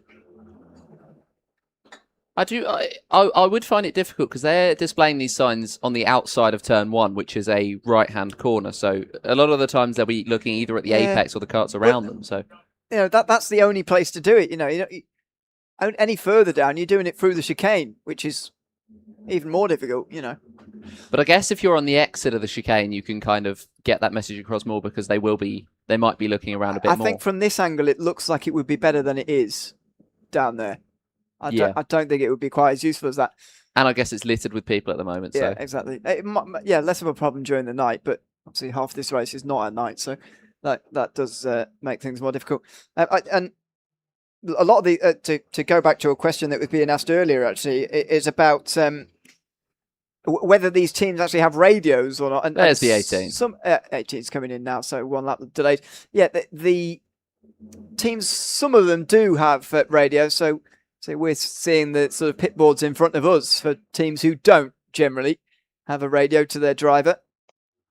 Either two-way or to be honest, just one I think is fine. Just a race engineer to a driver is enough, probably one way. But some of these teams do have radios. Some of them are just using the old-fashioned pit board, even with a bit of LED technology in some cases. I think you might need an LED sign. I think I might need to get you an LED sign. That's the only way to curb the enthusiasm. I do find those annoying when I see them in people's houses. When have you seen an LED sign inside someone's house? You know, like just people have them up, don't they? Saying? All sorts. I've never seen that before. Right. I'm not sure what sort of establishments you're visiting. Okay. They've actually got quite a nice one in the cafe here. Oh, I see. So it says welcome and it's got a figure on it. I'll enjoy that. Yeah. I'm about to go for dinner, you see. Yes. We've just been asked for an update on drivers and teams who are down in pit lane and have been for a while. Bruce Healy is having a bit of a break at the moment, half an hour in the pit lane right now. Just at the end of a 3-minute stop for Barry R's Wacky Races, which is they're still in pit lane, I should say, after only half an hour. So number 911 might have had a bit of trouble here. That is an early stop for them. And 3 minutes of a stop as well. 22 minutes in pit lane for the RAF Spitfires, number 21. Now, can you remember was that the one with no wheel at all on their cart? Or was that somebody else? The RAF Spitfires I team. believe you're right. Just a puncture, maybe. Anyway, they had something wrong with the tyre, whether it was whether they even had one or not. Oh, I assumed that it might have come loose and it might be flapping about a bit in the wheelbase. I couldn't see one at all. No. But anyway, they've been in for 22 minutes, and all the others are regular length pit stops, including Teesside Academy Pro Kart and our TT Teessiders, who are in pit lane for a normal length pit stop at the moment. They're both refueling just after Licencio Racing are done refueling their kart at the moment. The Barriers Wacky Races are back out again, but that is a 3.5 minute pit stop after only half an hour, so that there must have been trouble there. Must have been indeed. It's tricky for some of these drivers who know that they may well not have not necessarily a competitive result in this race to get themselves back out there. But there's still plenty of time to go. 18 hours and 31 minutes left to go in this race, so there's still plenty of opportunity for yourselves to get into a good spot. But Can't believe how quickly it's gone. No, I know, absolutely. 5.5 hours gone already. Goodness me. Absolutely. Well, it's because we keep getting brought gifts. Well, it's true. I've noticed you're snacking on the Haribos. Would you like a Haribo? No, actually. Thanks. Are you not a fan of Haribo? Well, I'm just tempering my sweet intake at the moment, just in case I want to have a quick nap before I come back at midnight. You know. Yeah. I did last year for about half an hour just before the midnight to 6 stint, and it works a treat. So I'm thinking again. Look at this, number 22, waving furiously. Is that a chopping board or not? I can't really tell from here. No. I have to go and knock on it later. Seems the driver got the message, though. They seemed happy with the response.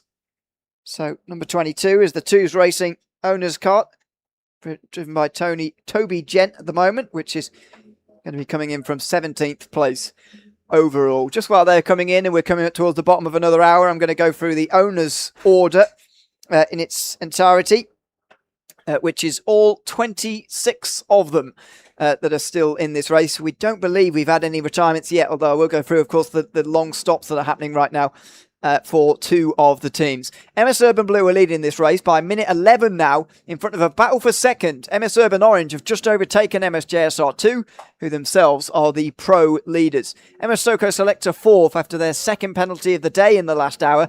That has put them even further back in 4th place now, as opposed to in second, where they just battled themselves through into a couple of moments ago. MS Window Doctor are currently leading the club class, although we are in the middle of a pit stop phase there. That rounds out the top 5 overall. MS Accelerate, who were leading earlier, are now in 6th overall, who are also ahead of DWS Racing, who've dropped from 1st to 3rd in the club class. Expecting a pit stop, though, first from MS Window Doctor, then from MS Accelerate, then from DWS Racing. So you can see how the lead is going to keep changing between those three. Royal Navy, Royal Marines KT are in 8th ahead of Racing for Ange in 9th overall. MS JSR 2nd in class in the pro class. 10th overall in front of Team Alessia. That's another mention. Stu Stretton Photography are in 12th position, fresh off their pit stop 3 minutes ago, ahead of Teesside Academy Pro Kart, who were fresh off their pit stop 1 minute ago. TMS2 are in 14th, ahead of McRae Life Sciences, rounding out the top 15. Paragon Motorsport, the final of the elite teams, all the way down in 16th after trouble right from the very beginning of this race. Twos Racing are in the pit lane as instructed. Toby Gent bringing that one in 17th ahead of MS Help for Hearts. Bonehead's the only veteran team to our knowledge at the moment, 19th ahead of CYTM Sport, rounding out the top 20. AMC Racing and McRae Juniors, the only other teams who've not had significant delays in this race, although they are still 20 and 21 laps off the lead respectively, and only just in front of the Hires. The others are all in amongst the Hires field. The 919 McRae Curb team, who have continually had long stops today. They've made 5 of them, and the last one was over 3 minutes. They're still working their way past the final 4 Hires. Still in the pit lane, the RAF Spitfires team for over 26.5 minutes now. They're 37th overall and dropping. Cobb Builders, who were challenging for the club class owners lead earlier, are now 41st after half an hour in the pit lane 40 minutes ago. So that's one of the other teams who've dropped back, as have Army Motorsport, in their number 7. They're 79th overall after 16 minutes in the pit lane in their latest bit of trouble. And Rafe Renegades are back out after 43 minutes of repairs in the last few moments. They're 88th Ahead of Bruce Healy, of course, who's had the last 36 minutes having a break as his 24-hour solo effort continues. I couldn't do it. I really couldn't do it. So it's full respect as we've got now into the pit lane, the number 19, the MSJSR2 of Liam Edmonds diving in from third place. And well, you're absolutely right. It was going to be that car that was in third place coming in. I'm sure soon to be followed by the 15 of William Stacey. Then Gregor Knight is about 10 minutes lagging behind them, but still should be coming in within the next, within your stint at least. So we should be seeing all three of them come in and then back out in what I would imagine is similar positions, although Liam Edmonds having that undercut, that may well benefit him initially. Yep, Ewan O'Leary here with you, Joseph Black alongside me for the next 27 minutes before I transform into Tom Butterworth. And he'll be taking you to midnight in this race, firstly with Joseph. So commentary shift swap coming up soon. After the first 6 hours of this race complete. First quarter of this race complete. Goodness me. Where is it all going? Spin through hairpin 3 meantime for one of the highs, it looks like. Does a nice turn back round again to resume. The good thing for that stop on the timer, by the way, for Liam Edmonds, no queue at the fuel pump that time. So he's able to get straight through there, straight back out again. And none of the top three have had issues with that so far in this race. Urban Blue, Urban Orange, or JSR2, all without trouble coming into the pit bay and the fuel bay this time round so far. They'll have to time it right, though. They'll really have to time it right. And the 19's timed it perfectly, that he'll be able to get out there nice and quickly. So that may well be the difference between the on-track lead in that fight for second place between the 19 and the 125. It was 2.7 when he came in. But if Gregor is going to get caught up in a little bit of waiting for that fuel, waiting at the fuel bay, that could be absolutely huge in the context of this race. Again, the minimum pit stop time reduces the effects of that slightly, but it does not alleviate the problem entirely. As Curtis Yully gets back out onto the racetrack in number 19. So we've seen all of them now. Isaac Duff, Reece Cranston, before Edwards, and then now Curtis Yule. So all four of those cycling through early on. So first 7 hours, they've used all four. Should mean there's 3 stints in the kart each, with maybe a fourth for 1 or 2 of the drivers, depending on a few things over the course of this race. But we haven't had a full course yellow for nearly 4 hours. So don't say that. Well, I've said that plenty of times before, and we haven't had one for nearly 4 hours. So just saying. We're getting to the stage already where this is in danger of being the longest green flag run in the race. And it's not going to be beaten, you know. Well, look, we don't mind a bit of green flag running. In the meantime, by the way, the TRX 726, I believe, or 276 even, I believe, was warned about their fuel usage in one of the higher karts. 1 hour and 26 minutes into their stint, so it might be a little bit early for them to be watching. But either way, in comes to the pit lane. I believe I saw Gregor Knight potentially diving in. Was it? We'll wait and watch. I would be surprised if it was, but, and in fact, he's just crossed the line, so it wasn't him. It was Gregory Kahai. So I almost got it right. There's a Y on the end of the name, but it's Gregory Kahai in the number 2 LPBRT. Currently finding himself what we, I believe, third in the higher pro class, fourth even in the higher pro class, behind the Teesside Academy kart of Joshua Sullivan. They are very good on fuel, the Le Petit Bouchon team. Hour 51, as you say, that time. Absolutely remarkable. And that does add up. They had a 7-minute pit stop earlier, which might well undo their race, but they're going to continue pushing on. They were up there last year as well in the pro class, eventually won by Race for Ruben,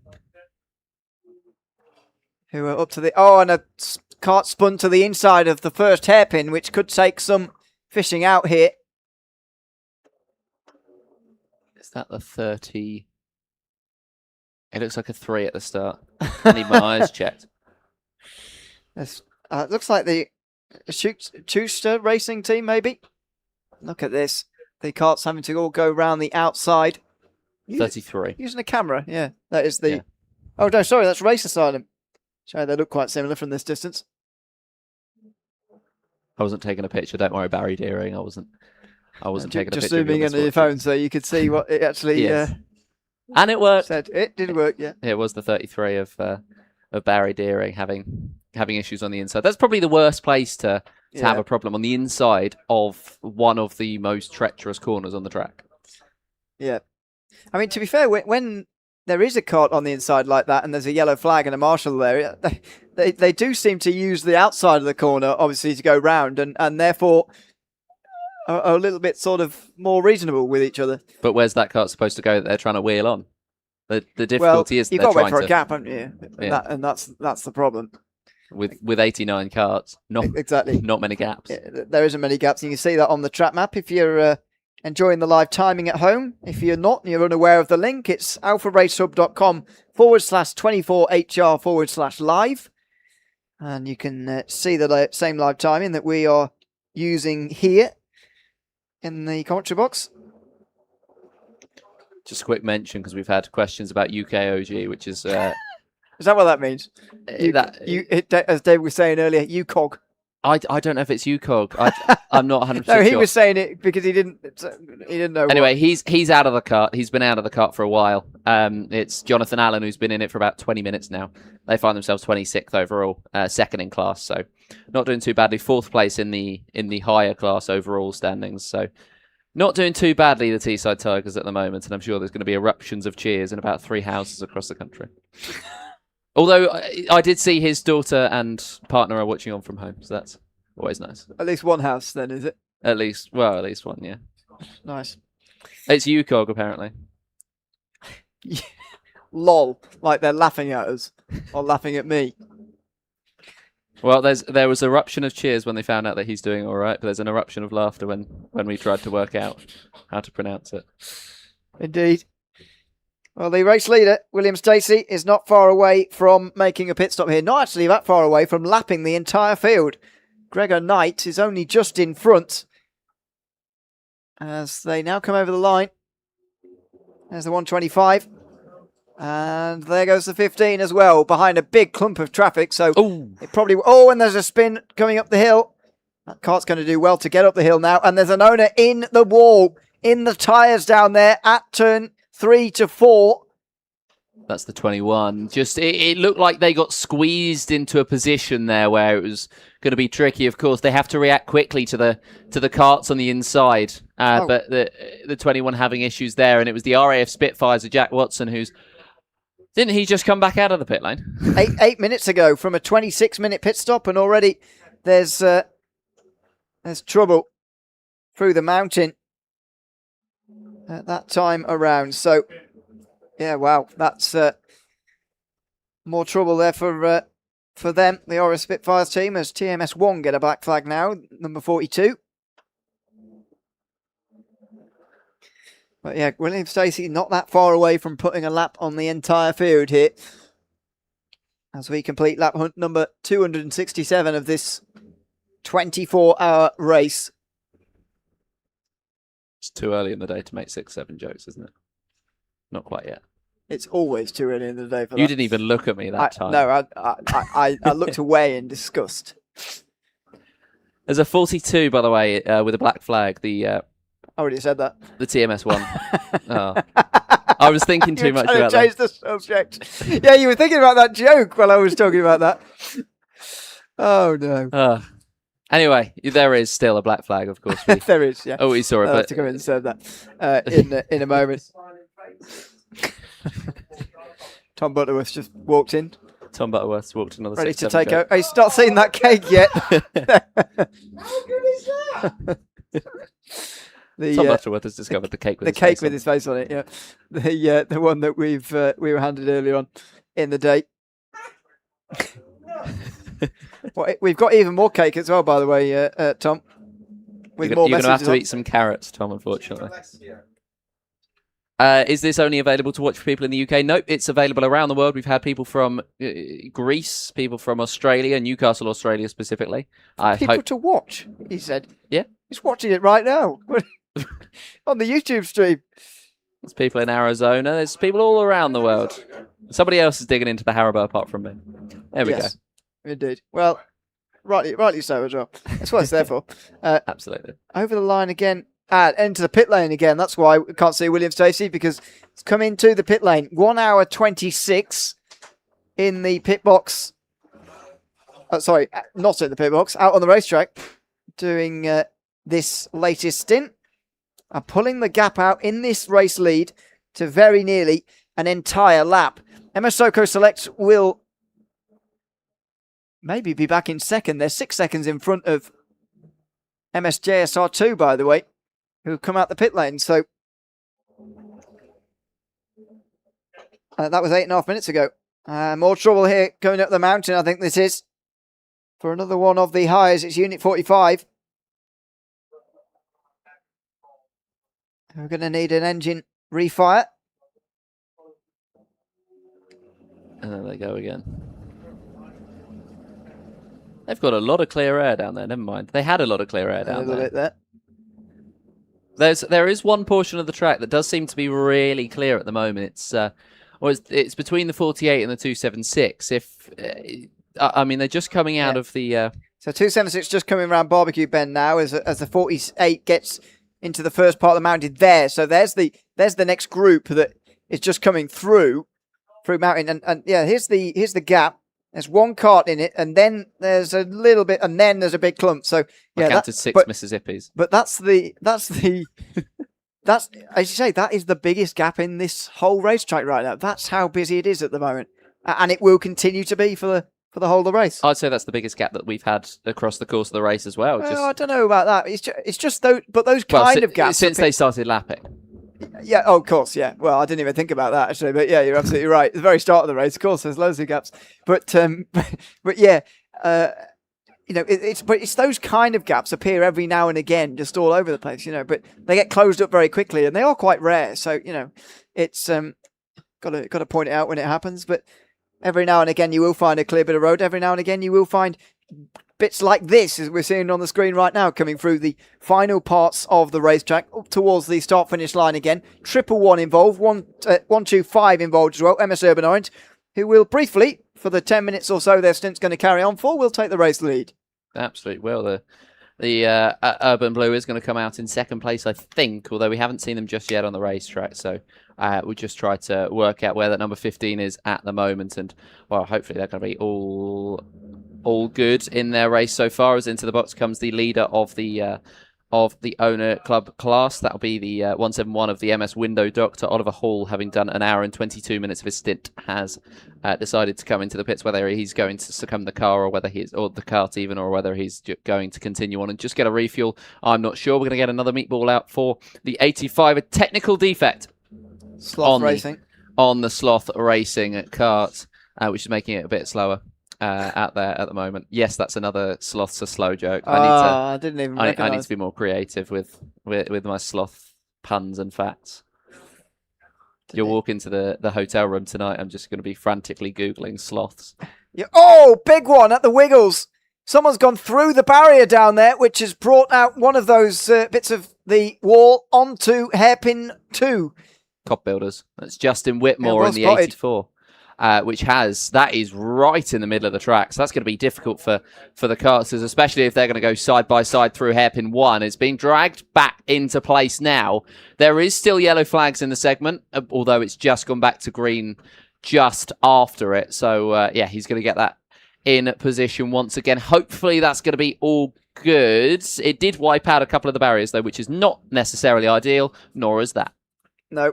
Trouble up the mountain again for one of the hires. I think it's just struggling to get up the hill after a standing start. No, there is an engine that's failed there for a moment. Needs refiring. And we've got trouble at Rib Bend here. Maybe a bit of track sweep up happening. There's no cart off down there. I think it actually out of turn number 1. Some gravel's been brought onto the racetrack that is being swept up now by some of the marshals. There's a yellow flag through Barbecue Bend as well, as they come round there onto the straight, and there you go.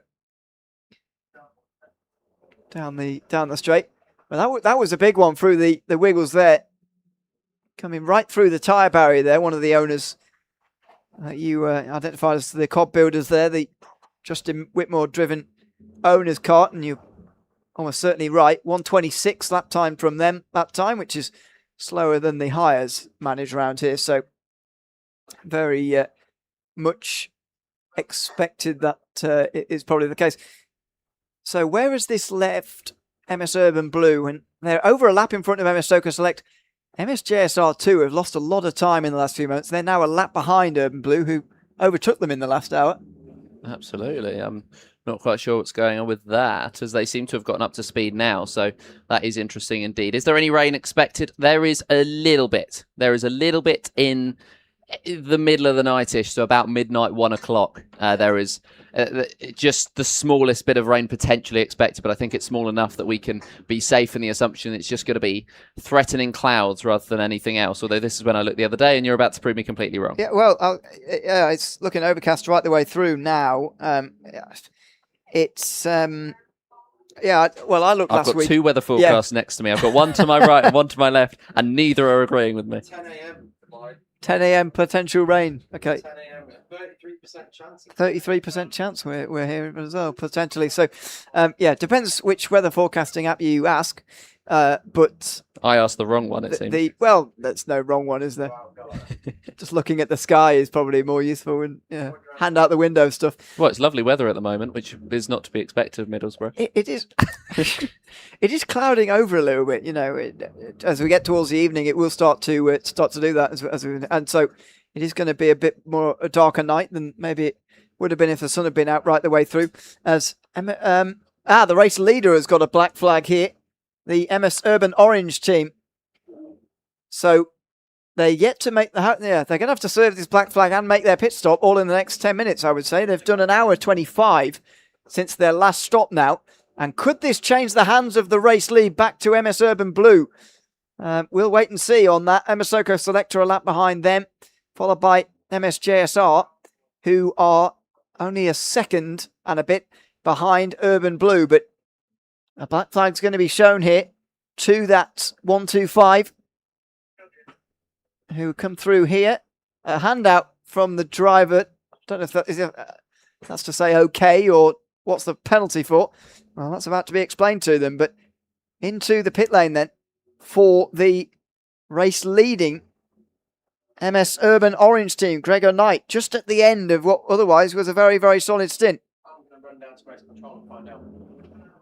And then he comes hopefully he's not going to lose too much time in this stop, but we'll see how that ends up going for him. It's going to be disappointing nonetheless that he's picked up that black flag. Could be a big point in this race with that black flag. We're gonna find out as to why as quickly as we can as we start to head towards your final 10 minutes in the box, Ewan.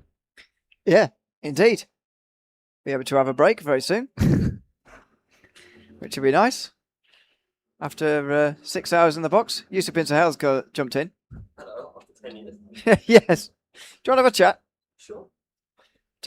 Give Joseph a rest for a moment while we come towards the end of Marston. Oh, how was it out there? How are you doing? Yeah, not too bad. I was sitting in the paddock and I thought, is that Ewan? I was like, I've got to come in. I've been here for the last 3 years, you know. Have you? Since 2024, yeah. I think most of the times I'm just too busy wallowing in self-pity that I don't listen. Yeah, well, how is the race going for you this year, your team? It's going quite well. We are leading, so that does help. Yes. Ocean's gone out for his first stint, so I'm sure he's going to be flying soon enough. But I think it's just a case of trying to keep it clean. I think the new pit system has caught out a few teams. There've been a few glitches here and there, and we're just trying to make sure we keep it steady, stay out of trouble. I did pick up a contact warning, so okay. But for me, that's staying out of trouble, I think. Yeah. Well, yeah, as long as it's a warning, not a penalty, of course. I mean, what's the general sense of what the teams have been saying to in your discussions about this new minimum pit stop time? Because I've got to say, I've noticed the more relaxed feel in pit lane. That's a positive, obviously. But what's the other side of it? What are the teams saying about it? I quite like it. I never thought I would have liked it if you had asked me, 2 years ago. Yeah. but we've done a few events in Europe where they ran it, and we really liked it. So just knowing that's what we're going for is good. I think the one thing that catches people out is not having the kind of display screen that shows, how long you've been in the pits for. So it is relying on comms. I think for some teams, I mean, yes, most teams run comms, but sometimes you get issues with comms. Yeah. And I think just having that kind of failsafe of the screen being there would helpful. I know the 115, they've had issues where it's not been coming up for them, which has costed them some time, which we're silently a little bit grateful for. It's given us a bit of breathing room, but I think the consensus is it's a really good addition. And I think as Teesside inevitably improve upon this for future 24 hours, it's only going to get better and better. Yeah. As you say, it's only the first year that it's been implemented. And yeah, one of the positives undoubtedly is that the less manic pit lane generally atmosphere that there was in previous years. I'm always down there normally, well, always, I have been for a couple of years, when the tyre changes are happening for you guys. So is that still going to be quite pushed for time for 2 minutes? It's interesting that you mentioned that, because it's what we've been thinking about and trying to figure out. We reckon if you do a tyre change and you do it well, it adds another 35 seconds. So that's driving the kart down into the mechanical bay, getting it up on the trolley, taking all of the nuts off, putting them back on. So it's going to mean that you don't lose as much time for your tyre change. It will still be manic, and I think when teams make their tyre changes, that's when you're going to see them pushing that speed limit again a little bit to try to eke out the most out of it.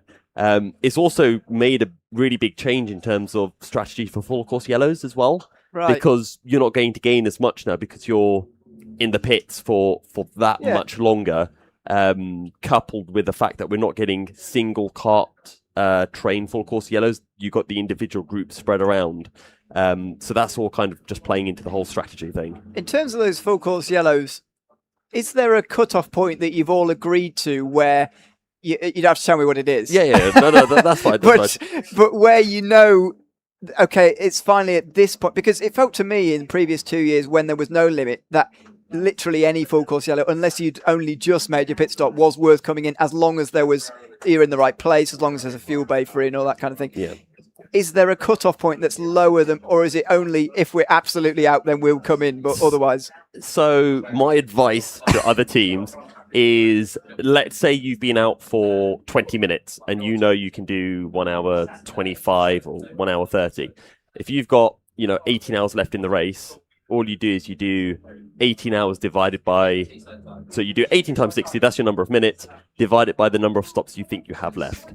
And that would tell you how many minutes you have to do in every stint. So if I pit now, I've got to do at least 1 hour 23 to get to the end. Right. So through that, you can figure what is your cutoff time. And, if I pit now, that means I don't have to do an extra pit stop, because that's the whole point, is you want to get a free pit stop. So if you pit too early and you have to do an extra pit stop, that doesn't help. So that's what we're looking at. But because the full course yellow laps aren't as slow as previous years, it's the benefit that you gain from pitting under full course yellow isn't as evident. So we're now wondering, maybe it's something that if you get a full course yellow, maybe keep it in the pocket for later in case there is something a bit bigger.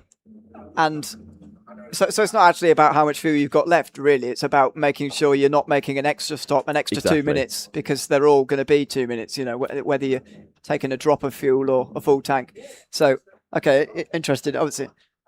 that we'll see how that gets thrown out the window with one later. Are you surprised, by the way, that it's been over 4 hours now since I think you were out there the entire time without one? Is that right, or did you? No, so not quite. Oh yeah, I didn't have a full course yellow in mind. Okay. So maybe I'm a blessing on the circuit. You've just calmed everybody down. Yeah, exactly. I was the maniac on track. And now it's all fine. Over 4.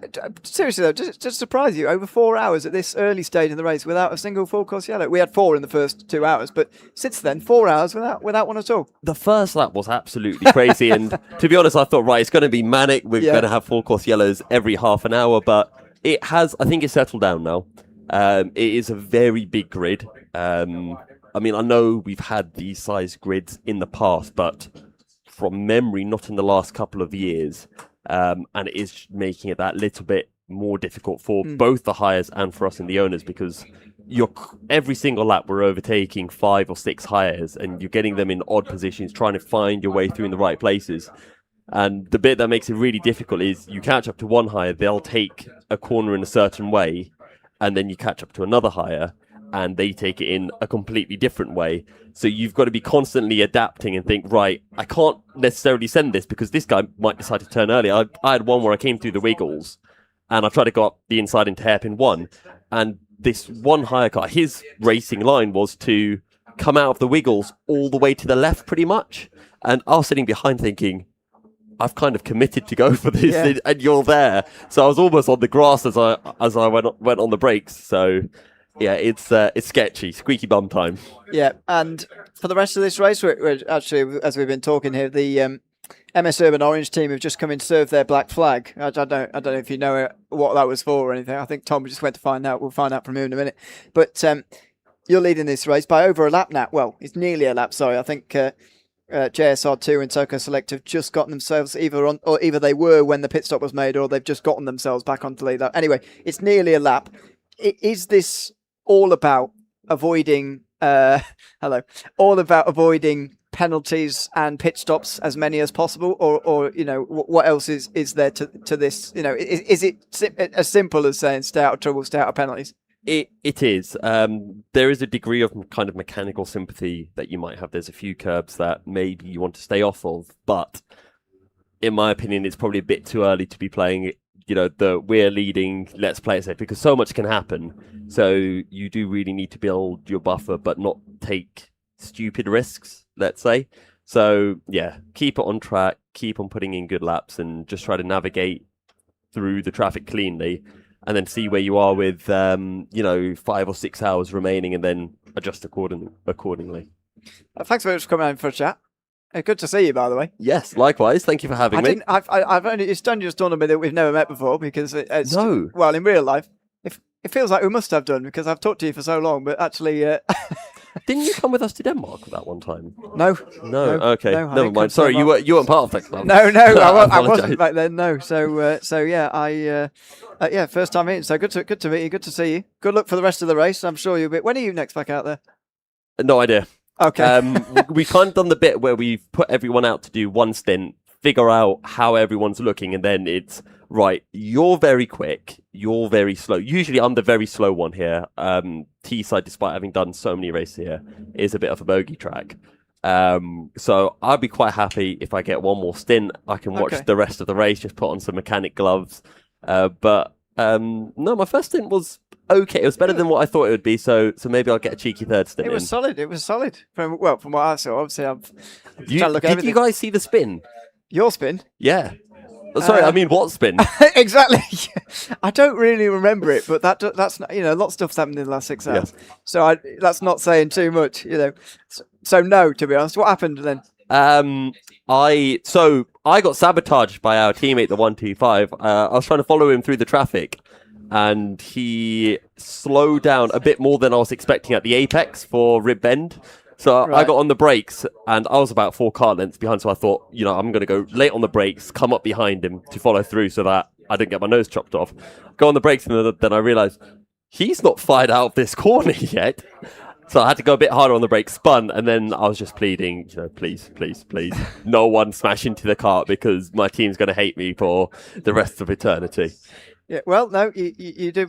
We didn't see it, to be honest with you, because it's out of our view here. Rib Bend is not visible here. We've got to catch it on the camera, and that requires a bit of good fortune. So sometimes we'll miss it at Rib Bend. How much did you see what happened on lap 1 down there, by the way? Because obviously we didn't see that with our own eyes either. I saw nothing, but Team Yellow Racing posted a really good video which highlighted it. So I saw that on Instagram, and I thought, that was a bit chaotic. So yeah. Right, go on Instagram then. Yes, Team Yellow Racing, they've made a little highlight reel of the first lap for them. Well, you would do, because it's basically cost them this race right from the beginning. They didn't complete the first lap, obviously, so not ideal for them. Well, thanks for coming in. Good to see you, and good luck for your second stint later on at whenever that's going to be. Yes. As neither you or I know when that's going to be. You'll know because penalties will pop up on the very board. good. But I'll hand back over to Tom. Thanks very much. Cheers. Yusuf bin Sahel, one of the drivers at MS Urban Blue, who have led this race so far for quite some time. Well, the time has just ticked over past 6 hours, so it's time for myself, Ian O'Leary, to step away to eat and rest for a few, while Tom Butterworth takes over for me with Joseph Black. Hello, hello, hello. Welcome along, everybody. Hope you're all enjoying the live stream so far. Thank you very much to Ewan O'Leary. Thank you as well to Yusuf bin Sahel, who has just been and joined us in the commentary box. I'm sure we will be having a few more guests joining us very shortly as well. We're going to try and ramp this right up now in terms of entertainment value for you all. Hope it's been a good race for you so far. Hope you have been enjoying the coverage. Let us know in the comments, as always. We will be bringing you as much of your comments as we possibly can, as much as we're allowed to bring you. And of course, hashtag cake chat will be incoming at some point. I've just had hashtag donuts. Well, actually, it was donut. It wasn't plural. But they are here in the commentary box. Thank you very much for Team Bonato for dropping those off. There's also an immense cake that has been dropped off by Cole Clark Racing, featuring the faces of myself and Mr. David Sullivan, which has been dropped off, and that is absolutely incredible. So thank you to Cole Clark Racing for that as well. And Alessia have been in and dropped off cakes, and loads and loads of other people have dropped off sweets and all sorts for us. So thank you very much for that. Wonderful to be back. Obviously the best race of the year for me. Love this. It is a proper festival of motorsport weekend. The only difference between this and a music festival is that the music going past us right now is just rum, rum, rum every second. 84 karts on track. Average lap time for the higher karts is 84 seconds, which means one of them will be coming past us every second. And by the time they've gone and done a lap, the owner karts, probably 6 of them will have come past and done another lap in the meantime. So, yes. Hello, Joseph. Hello. You've been on for the last 3 hours. How's it been? It's been good fun, actually. We've gotten to all sorts of topics. I'm sure we'll get onto all sorts of topics once again. But yeah, it's been good fun. It feels like there'll be moments of lull, and then everybody decides to have issues at once, which has been the way that it's been throughout the course of the broadcast. So it's going to be really interesting indeed to have a watch. And of course, we've had plenty of discussions about a certain few of the drivers in various different karts, so we will see what happens. At the moment, the fight is really with the top 3. So the Urban Blue team, Ocean back in that team at the moment, then the JSR2 number 19 of Curtis Ewell, and then the Soco Select of Matt Shields, the 115. They've all been really going at it and trying to one-up each other on strategy. At the moment, the JSR2 team seem to be the one on top on strategy. However, that may well have come at a point where they got a little slice of luck. Well, MS Urban Orange have just received a black flag a few moments ago, around about 10 minutes ago. They received a black flag for overtaking under yellow flags. So that's now dropped them 2 laps but off MS Urban Blue. Just dipping into live chat comments. You know, we were talking about where people are from and distances and all that. And we've had, Australia and New Zealand and Arizona. We've also got Mr. Matt Womack in the chat. One of my very, very good friends. Love that man. And he's currently watching from Chattanooga, Tennessee. That's one of the more obscure ones, I think, that we've had. Chattanooga, Tennessee. Yeah. That you could. I reckon you say that 5 times fast, and that's one of the most fun. I reckon fun names if you of say it places. 5 times fast, he'll appear behind you. Ooh. I don't want to give that a go yet. Chattanooga, Tennessee. Chattanooga, Tennessee. But yes. So we've got contact warnings going out for 690, 777. It's all still kicking off here. Even though we're 6 hours into the race, we've got the tyres being replaced at hairpin 1 on the outside because there is carnage where people have just gone straight on, and it's so dusty there as well. You can see I can see the dust coming up from where all they're doing is just moving the tyre barrier back into place because people have skittled it over the last 6 hours. Let's give you a bit of a rundown of what the order is. So as you said, Joseph, MS Urban Blue currently lead the way from MSJSR2. They are around about a minute behind. Then we've got MS Soco Select, who are recovering from an earlier penalty. They got a 1 lap penalty for a pit lane infraction. MS Urban Orange are P4. Then we've got the first of our owner clubman class, which is MS Accelerate. Which, if they'd just written it as Accelerate, would have been far easier for me to pronounce, I think. They've also spelt it a bit wrong. Yeah, but that's what I mean, yeah. Racing for Andrew up to P2 in class from what was an awful qualifying by their standards. Pedals and Poggy et al. Making their way up, and they are currently sitting P2 in class. They are perennially on the podium here. Every time that they've raced in this event, they've been on the podium, and that is not a trend that we wish to be breaking this weekend. We were a bit worried earlier on that wasn't going to be happening because the pace wasn't really there, but they've just gone about their business as they always do, picking off those who fall around them. MS Window Doctor P3 in the owner clubman class. Stu Stratton Photography, they are P9 overall, they're second in pro. P10 overall, MSJSR, they are third in pro. So you've got your 3 classes in owners, Boneheads in the owner veterans, they're still going around, currently P20. KBR lead the higher class overall from Bargain Racing, Core Blimey Racing 313, and then Barriers, Wacky Racers, Cobb Builders are in the owner class, and they are 27th overall. So yeah, 23rd overall for your higher class leader. They also lead the elite class. Bargain Racing 241, they are 24th overall. They are leading higher pro. Core Blimey Racing 313 leading higher club. Then we've got further down the order, 37th overall, and currently in the pits, leading higher rookie, are Hull Karting. Now, we thought that they were going to go quite well. They've got a really good lineup in that Hull Karting squad. Although they are rookies, we did expect them to go quite strongly here.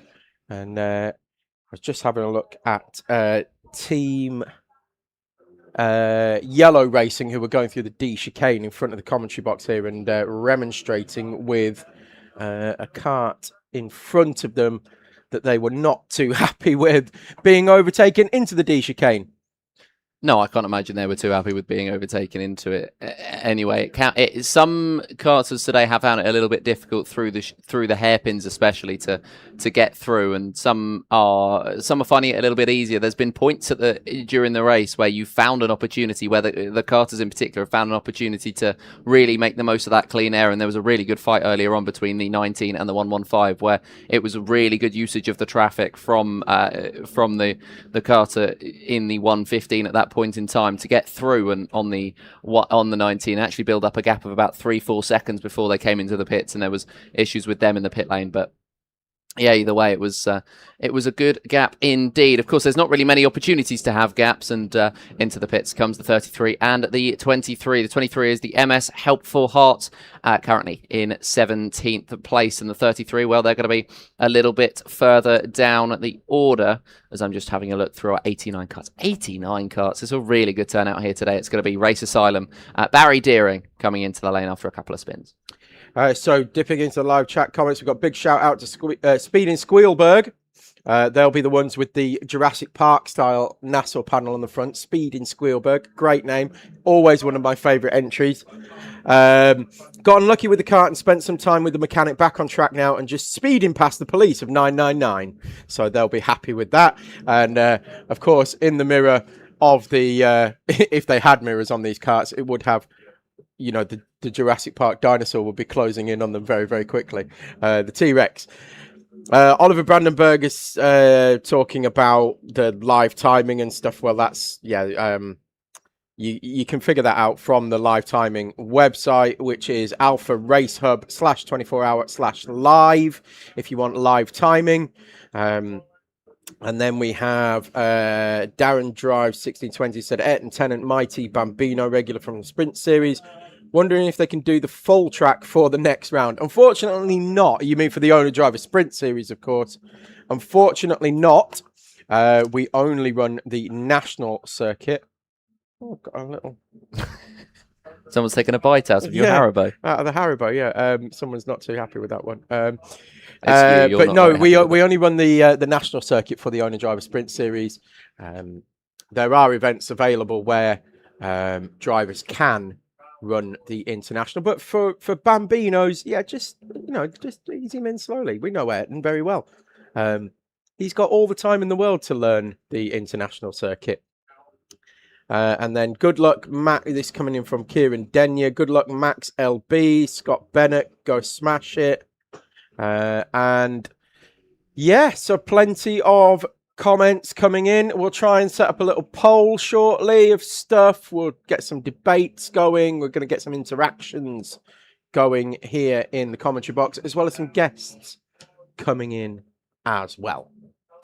We will indeed. I wonder if I'll be able to continue a couple of the debates me and you were having earlier on. He's a really big fan of the. I think it was the 18 has an LED sign. He was loving it. Oh, down here. Yeah, it's cool, but you'd think it was a very inventive piece of technology that nobody's ever used before.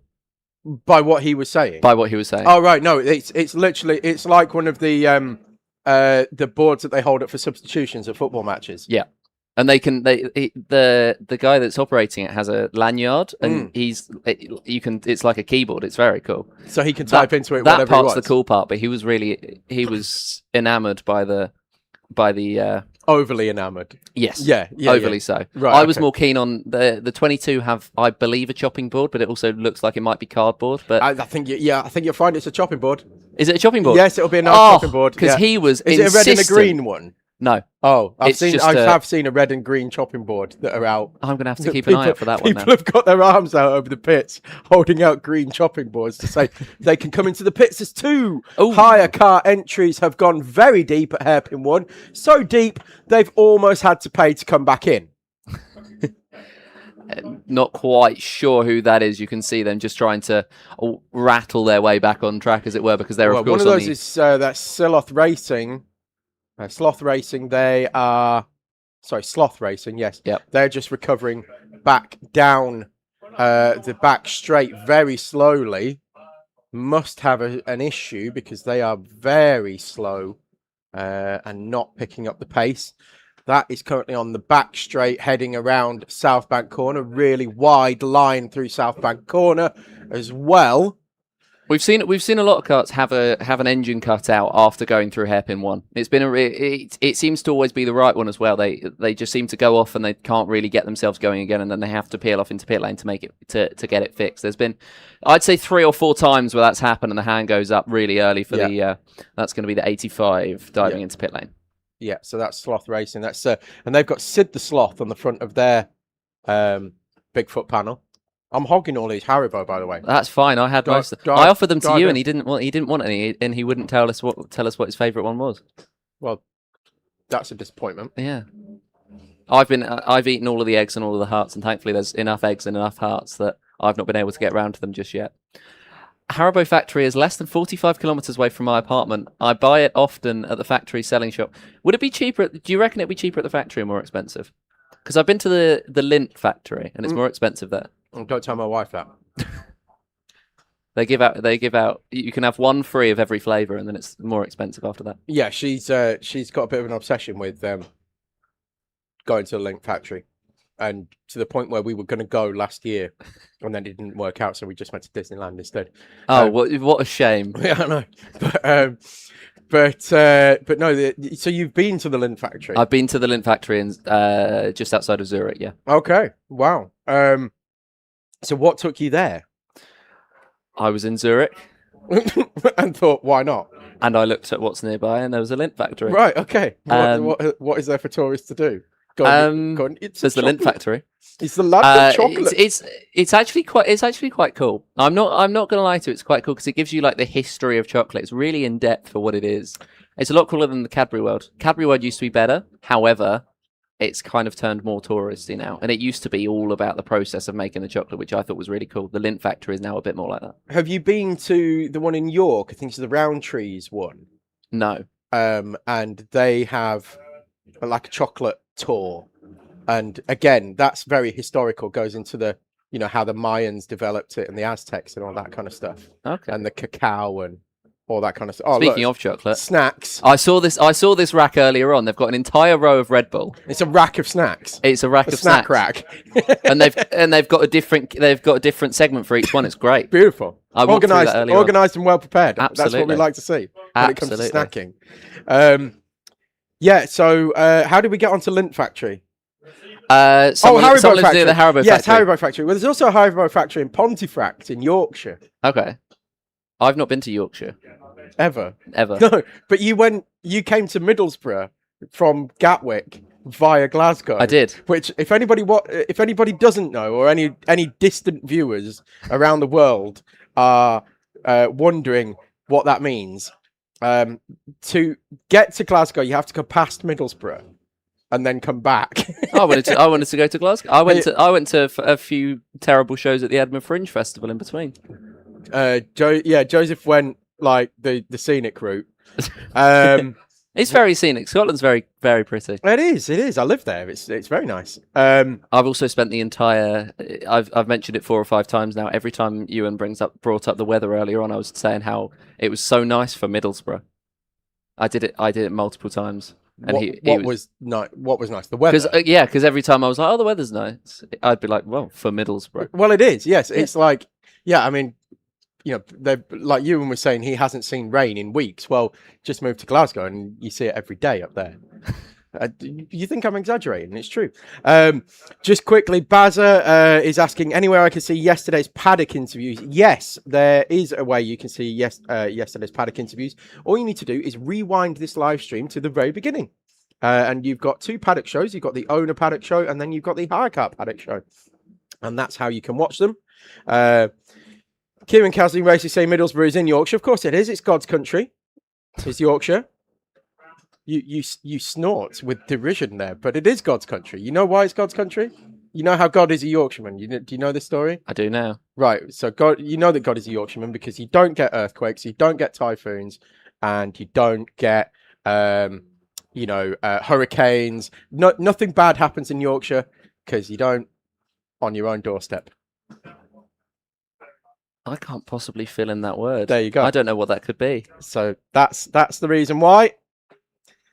And as a very proud Yorkshireman myself, I can attest to Middlesbrough very much being in Yorkshire. I mean, it's the wrong part of Yorkshire for me. In the same way that David is also from Yorkshire, but he's also from the wrong part of Yorkshire as well, because he's from Sheffield. And anything south of Barnsley to me is the Midlands. I was having a conversation with Ewan about this yesterday. I'm from south of London, so to me, anything north of London is north. And he was not happy. Yeah, well... and I don't imagine you'd be very happy with that. Well, no, definitely not. No, you've got to get out and live more, my friend. Yes. Move around the country and enjoy it and see it. But it's weird for me because I live there and I say I'm from the north, and yet I'm from 4 hours down the road. Yeah. 4 hours south of where I'm having that conversation. In answer to your question, Zoe Healy, she's come into the chat a few times. Just to update you, Tom, in case you weren't paying attention, Bruce Healy is out of the pit lane, which is good news. Yep. This is his last race ever. He's hanging up the helmet after a solo 24-hour attempt. Yep. He's raising money for Macmillan Cancer Charity while he's doing so, and he's doing so with 1 member of crew. So it's a really impressive effort from him. Oh, no, it is a really impressive effort. I've spoken to Bruce a few times. I spoke to him earlier in the race as well. I think he was on either his first or his second stop, and I was just asking him how he was going, and he was one of the higher car engines got very loosey-goosey. That's the Bonato one. That's the 987. Got a loose engine cover on the right rear as well, but got very leery going into hairpin 1. But yes, Bruce is doing a fantastic job. He's another one who's made the trip from Scotland. He's come down from Cowdenbeath, and we spoke to him during the paddock show yesterday. In fact, I believe he was the first person that we actually spoke to. So he will be right at the start of today's stream if you want to see what Bruce looks like. Just having a look through the window of the commentary box, which we are very blessed to have here and be on the start-finish line. And MSJSR are currently pushing along MS Soco Select of Max Shields. They are nose to tail, second and third. So Soco Select, the 115 this year. I'm sure we've covered that already, but running 115, not 43. Soco Select moved their way up to second in Owner Elite as well. And they are now being pushed along. Max Shields being pushed along by Curtis Yule in the MSJSR2 kart. I've got somebody asking what's happened to the 21 of the RAF Spitfires who were doing very well earlier in the race. Well, they've had a couple of quick fire pit stops. I'd say they had about a 40-minute stint and then they box, and then they've had another 40-minute stint and they currently sit in the box. So I think they've just literally come out of it now. So it's been tricky for them so far in this race. They've not had their share of good luck, or they've not had their share of luck, as you and O'Leary would say, but they've just struggled the last hour and a half or so, and we hope that they're going to be able to get themselves back up, because their pace-wise they were looking pretty good and they were looking pretty set for something half decent. We had a guess actually earlier on as to how long this race was going to be. We've not had a full course caution for a while now. There was a 4-hour-ish period where there wasn't a single full course caution.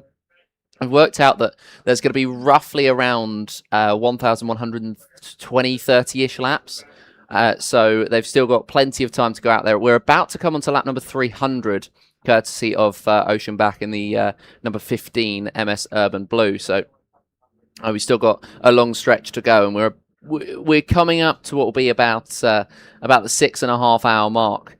And we still are not able to split the 115 and the 19 in second and third. No, they are still very much nose to tail. We'll see if we can pick them up on camera while we can. They are... Well, that's the 111 who's just gone in, and there's two more higher carts have gone off at hairpin 1. No, it's not. It's one higher entry, and I think that's the Alessia. They have gone in hard into the barriers at hairpin 1. There they are on screen. It's not Alessia. It's the 22 of Twos Racing. Thomas Johnson in the cart. Looks to be okay. He's certainly moving around, but definitely went in there pretty hard. Yeah, real big contact with the higher carts. Both of them went off. The higher cart, obviously, with the full wraparound bumper, absolutely fine and carries on. Not sure who it was, but we've got yellow flags, and we may have jinxed it, Joseph, because we may be going full course yellow if this car needs recovery, if the driver's not okay to continue. It's being pushed back. Looks like he might be okay. Yeah, might be damaged though. But if it needs recovery, I can see Nigel Moore stood there on the exit, on the entry to pit lane on the radio, having a discussion with the marshals as to whether this is going to need recovery or not. If I see him sprinting back in the other direction, I think that's going to be an indicator that we might be going full course. And in other news, this is the 44 that was in 6th place at the beginning of this lap. They've been sitting in the pit lane for a while. I'm not quite sure why exactly they were sitting in there, but they have managed to make it back out, and it was because of a penalty. It looks like they were too quick out of the pit lane, as they were just sitting there whilst being reprimanded, unfortunately. The 22, are they going to be able to get going again? It looks as though they might just be waiting for a gap in the traffic. Of course, there's not going to be many of those, and they do seem to be pushing a little bit as there's contact, and off of the road just in front of the 22 is going to be one of those cuts. They seem to get a little bit sandwiched. The 22's back going, but they've got another cut to recover. That's going to be a big reprimand, because that's under yellow flags as well, so they're going to get a stern telling off, I'm sure, from Mr. Moore in a few moments' time when they come back round, because that is under yellow flags, and if you crash under yellow flags... Whoa! As we've got another one going off now, also under yellow flags. And yeah, that was very silly, because that nearly took the marshal out as well. That's the second time this race something along those lines has happened. There was one where they went, I think it was 4 abreast out of dogleg down here, and the marshal was holding out a flag of some description and almost got wiped out by, I think it was the 99 that was coming through at that point in time. So there's been a couple of moments like that in this race. We are going again. There's still yellow flags out, and Marshall doesn't seem to be very happy with them. No. Well, he's got to make his way back across the track because he's still got the yellow flags out. They are going very slowly now. So, well, certain drivers are going very slowly through there and adhering to the yellow flags. Others are still coming through there at full racing speed. We've got a black flag for the 88 MS Accelerate. MS Accelerate. Not sure whether they were anything to do with the incident or not. But they've received a black flag. Maybe that's what was the cause of the hire cart going off into the gravel. Could well have been MS Accelerate, and they have been leading the owner clubman class at various points throughout the race. That's going to do them no good whatsoever. Definitely not. Definitely not indeed. It's going to drop them down this order. There's a couple of contact warnings coming in as well that might be related. The 200 of Boneheads and the 577 of Scenario 77, as there's going to be a black flag waved, and I'm sure that's going to be for the 88 as they are going to receive their reprimand. But yeah, he's just seen it and acknowledged it now. So we will see them coming in. We've also got contact warnings for the 577, Scenario 77, and for Boneheads as well. They've also received a contact warning. They are in the owner veteran class. So yeah, that was all a bit crazy for a while. Matt Womack being back in touch and saying the marshal had spidey senses. Yeah, I don't know how he saw that coming and jumped out the way, but great reactions. Absolutely. We've got Jimmy with the roaming camera walking down the wrong side of the barrier, which, I mean, he's a brave boy to be walking down there. But he's Rob's stunt double, for those who don't know. Cameraman Rob. And there's Rob's stunt double. He's just giving me a smile now because he knows what I've just said. So cameraman Rob, and then we've got Jimmy here on the roaming rig. He's got personalised high vis. Yeah, we call him Rob's stunt double because they look a little bit alike and they work together quite a lot. So we've got Rob and Rob's stunt double.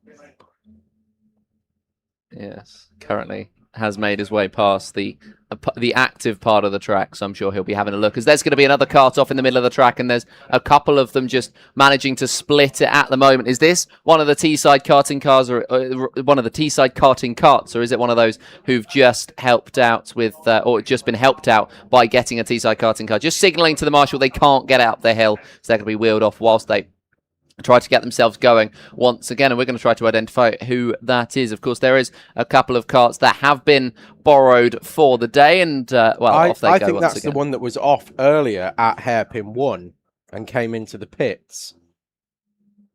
So he's coming down the hill behind a hire cart with a white helmet. I'm going to try and pick them out. I need the binoculars, Joseph. I'm not going to lie. That's a better way of pronouncing it. That's how it should be pronounced. Come. That's them there. Is it? Is that the 29? So it looked like 3 numbers to me. 741. Oh, we'll have to see it as it comes back round to the straight now. Oh, or it comes back out to the straight in front of the keep your eye on at them. Least. Keep your eye on them. I already lost them, but I'll pick them back up again. So I'm going to keep an eye on it as they give the black flag once again to the 88. Who I think they're trying to get to acknowledge it. And he's coming in now. There's the acknowledgement of the black flag. I've lost who it is, by the way.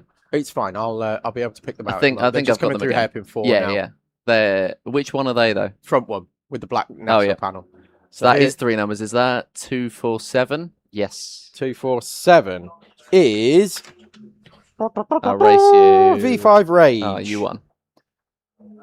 So V5 Rage in the higher rookie class, and I'm not sure whether they were the ones that went off, to be honest with you. I'd need to have a look at his helmet again when he came back through, because the ones who did go off at hairpin 1, it was so dusty. He got a black helmet and it was completely brown when he came in. Not sure whether it was dust or whether it was just one of those moment. Code brown. Well, there's, but it was very dusty, was his helmet. There's so. some parts of the track that are getting really dusty. Every time somebody goes off at hairpin 1, it seems to get really tricky for visibility purposes. So I always think there's been a massive incident there, but then sometimes it's just somebody going too far to the inside and taking a little bit of gravel with them. So there's going to be yellows out once again, as that is somebody who's had an issue down the straight. They went off at the D chicane, I think, but they're back on and have recovered.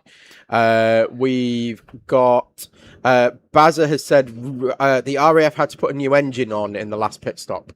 Not sure why, but that's the news from the RAF team that we were looking for earlier.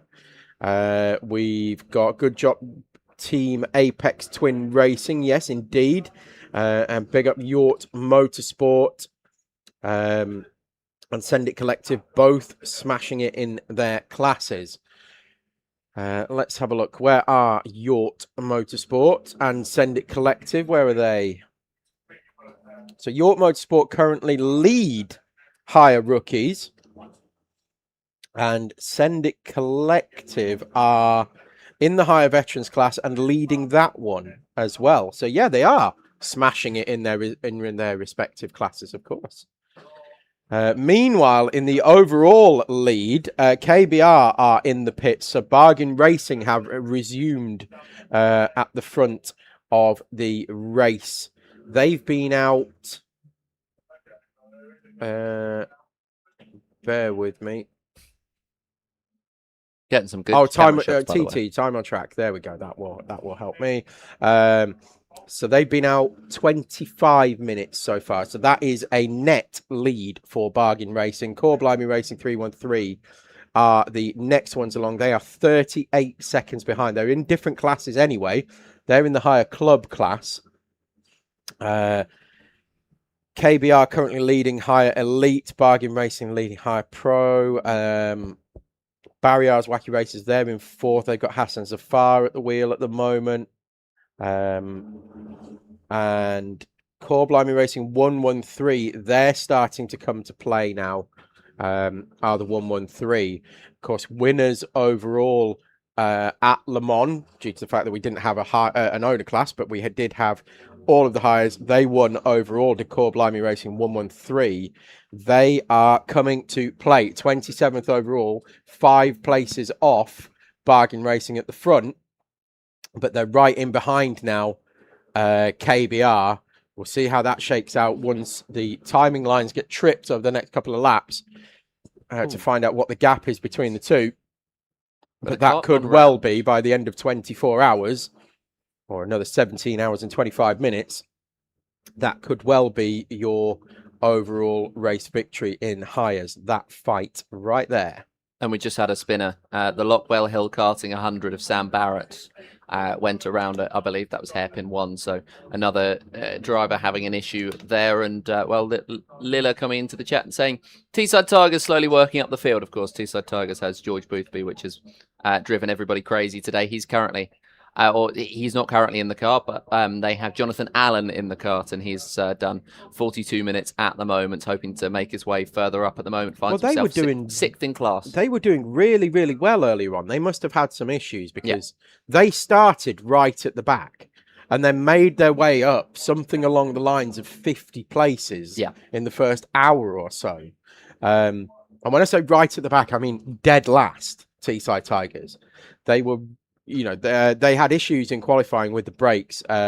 Brake system was fully replaced during the practice session and into the qualifying session, and it didn't actually give them back. They didn't get the kart back until around about 15 minutes to go. So they elected, I think it was about 17 minutes to go. So they elected to join the queue for fuel to make sure that they had a full tank going into the start of the race. Then when they came back out of the fuel bay, the queue was so large that they only had about a minute and a half left of time, and they didn't cross the line in time to set a fast lap. So essentially they missed qualifying completely, went right off the back of the grid, made their way up around about 50 places, but they must have had issues, as I said. I'll try and find out. Well, we're going to try and get George Boothby into the commentary box shortly.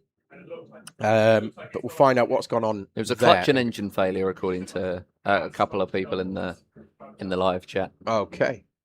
Which would explain things. There's also engine issues for Race for Ruben, but we've seen that story before, haven't we? As off is another one of the karts down at hairpin 1. There's more issues, and well, they're desperately trying to get themselves back going once again. We'll see who that is going to be, as well, they are really trying to wheel themselves back and going again, just trying to get a hone in of what the number is on the front of that kart. And another one spinning and under 22, yellow flags yeah. as well. That'll be another reprimand coming their way. And there's another one. It's like Skittles. Yep. I mean, how people can't see these yellow flags and then manage to go off is genuinely beyond me. I don't know how that's possible. They've both managed to That's get going. the police, again. isn't it? That's Met Police 999. Yes. I'm sure that's their Nassau panel. Well, as we tried to think of a police-related pun for this, there's still yellow flags out there as they're really struggling to get themselves going again. Are they going to be finally starting to wheel themselves towards the track once again? I think. Nope. They almost made it. Whoa, and we've got another 2 off as well. And they came into full contact with each other, coming into hairpin 1. Yeah. Under yellow flags. I mean, this is crazy. Drivers need to be settling down now, because we're a long way into this race, and these are, lap 1, lap 2 sort of errors that are creeping in. I'm not sure where the grip issues are coming from down there, as there's the 33 who goes as well, and I think that's a bit more contact. Well, that was because there was a hire kart that had slowed right down, respectfully so, slowed right down coming into hairpin 1, and it had caused a bit of a concertina effect in behind by those not being aware of. And again, so there are people who are doing the right thing and slowing down, but then there's other people being caught out because they're still flat out coming into that section. So, I don't know, it's a bit of a 6 and 2 3. You've got black flag for 221. Which is the Teesside Academy Pro Kart. Currently, Charlie Benson's at the wheel of that one, and they are in what is 13th place at the moment, so that's not going to be helping their charge towards the top 10 in any way, shape or form. We are, I believe, green flag once again. Yes, we are. And we've got another one off at hairpin 3 as well, just being recovered. That's the 213 of Core Blimey Racing.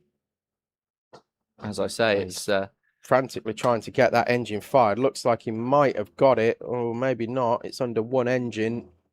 Is it? Yes, I think so. Trying to make his way safely across the track. Good driving there, actually. Good awareness in the 213. So 3 Core Blimey entries this year, 113, 213 and 313. The 313, of course, second overall in hires at the moment. We've also got a pit lane penalty for Have a Go Racing. That will no doubt be they were too quick through pit lane in one way, shape or form, because we have 2 ways that you can get a penalty here in the pit lane. One is driving too fast and one is being too fast through the pits. And we've got a minimum pit stop time this year of 1 minute 55 seconds. First time we've done that, and it's catching a lot of teams out. An instantly enforceable 1 lap penalty is applied to your timing should you break that timing limit. And also, if you break the speed limit as well, you get a 1 lap penalty as well. So don't do that either. No, definitely don't. There's some really big clumps of cars. That's it. Curtis Yule goes grass cutting in front of the commentary box. Absolutely. He's really trying to push it now to build that gap to the Soko Select behind and close in on Ocean back for that first place. He still feels as though it's on 1 minute and 13 behind, but I think he's starting to feel the pressure of maybe getting lapped at some point soon. So Max Shields has pitted and handed over the 115 to Dan Crossley, who I'm going to try and find out where he is on circuit. They look like they're just about to come in front of us. Come in front of the commentary box, maybe. 115 here. Is that them there? It is. That's the 115 just coming over the line now. Yeah. So it's a lap and a roundabout, probably a third, maybe a half to Curtis Yule in the MSJ SR2. So they are flip-flopping through the pits, right, through the pit stop cycle. Contact warning for Barrier. In fact, yes, contact warning for Barriers Wacky Racers. They've been, of course, leading overall in hires at various points through the race. They're currently second in hire club as the pit stop cycle is going through. They're currently off strategy of Bargain Racing and Core Blimey Racing. They're offset by about 20 minutes. So they will lead for around about 20 minutes, and then they will be overtaken when they come back in the pits. Absolutely, and I'm sure we'll be seeing some more pit stops soon from some of the karts. I think Curtis Yule's got about 10 more minutes before he's going to get out of that 19. He's put in a long shift there. Oceanback is coming up to an hour in that kart as well, and we've seen most of the pit stops come when they're about an hour and 20 into their stint in the owner karts. So I wouldn't be surprised if it's going to be more of the same. But there has been quite a few karts bunched up, so I think they're just going to try to catch everybody else in their class out now. They kind of know what's going to happen with everybody else in their classes. In comes the 313 of Core Blimey Racing and the lead of the in second place overall in the higher class, and in the lead of their clubman class at the moment, the higher clubman class. Currently the 313 coming into the pit lane. Bargain Racing, Tom Thorpe in the 241 is leading them at the moment. And, Barriers Wacky Races is likely to take that first place in the higher clubman class off of them. We're heading towards... we're heading towards the end of the 6th hour, I would say, if I can do my maths correctly. And it does seem to be that we're starting to see the strategies play out for some of these riders, but it has been really interesting so far throughout the course of it to really watch the differences in them, and I'll be interested to see where Core Blimey come out. Yeah, indeed. They are certainly the 113 is a perennial front runner. We see them at the top of the order continuously throughout these 24-hour races, and they have done for a few years now. So they are well versed and know exactly what they're doing here this weekend. So we will see them, no doubt, towards the very top of the order. 313, though, has definitely been the surprise because essentially they're the C team. So they've got 113, 213, and 313, an A, a B, and a C team. And, you know, you put your top and your fastest drivers in the A team and so on down the order. Well, 313 has been fighting at the front of hires from the drop of the flag. It's always nice to prove people wrong, isn't it? Absolutely. We've got a few more pieces of information coming in about various different karts, by the way, courtesy of Ewan O'Leary, who seems to have taken David Sullivan's job of pit reporting. The first off, it was the 77. The KBR kart seemed to have difficulties firing their engine, and you can see that demonstrated by the fact that, they did lose a decent bit of time whilst they were in the pit lane. So unfortunately for the 77, that's going to be a drop down the order, not exactly where they would like to be. I've lost them now on the time. And there they are, 26th, Yulia Stankoviak in that kart right now, 26th overall, and will be currently fighting for the podium in class. We'll be about a minute and 20 off of it at the moment as Mark Kieran Downs takes control of that 313. The 100 has more trouble, brakes cleaned and whole brake line changed, so issues for the 100 on the brakes. They're changing that up, and then the 18 seat seems to be loose, lost some time tightening it. The 18 of course is going to be the Stu Stretton photography team trying to fight their way into the top 10, and then the 213, their steering wheel came off. Now, of all the components of a car to fall off, the steering wheel is probably the least. Although there was one earlier that Ewan was convinced had lost a wheel. We couldn't see the wheel for the life of us. So I'd say it's either the steering wheel or the physical wheel itself. It was the front right that appeared to come off as the 99 comes into the lane. Well, yes, the steering wheel and the front. If the front falls off, that's generally a problem. Well, if any part of the kart falls off, it's yes, it is. But if the driver wouldn't be, but if the front falls off, yeah, that's the front fell off. don't use cardboard. Cardboard's definitely out. Cardboard derivatives also out. Unless you use it for a pit sign. Yes, there is chopping one. board. There is one. Well, yeah. I think it's the 19. They're using the one of the spare fronts of their carts to denote when they should come into the pit lane, which I think that's one of the most creative ones. That was TMS2 getting a bit lively there on the exit of Ribs Bend. Called Ribs Bend.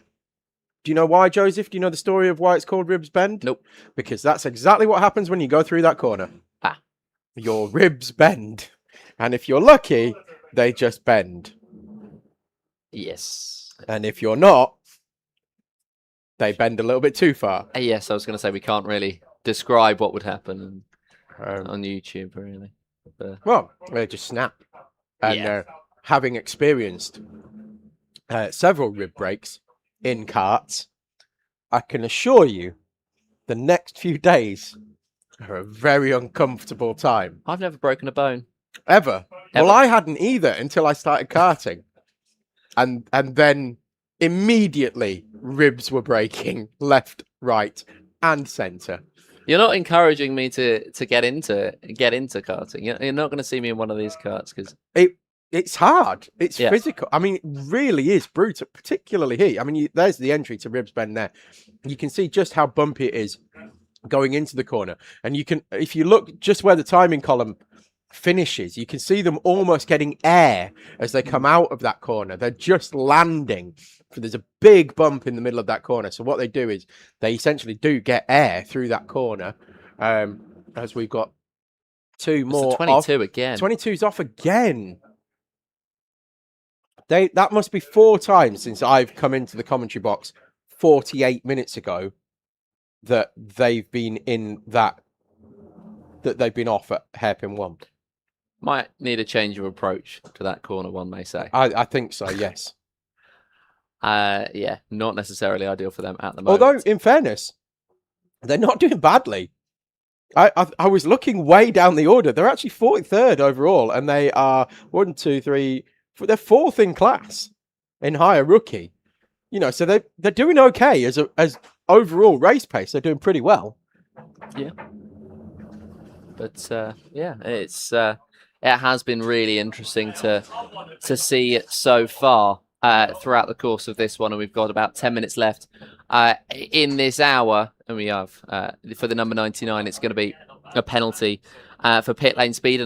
Another team who struggled with the pace in the pit lane, and we're going to see what will happen with that. Everybody should keep their ears up and keep their ears interested.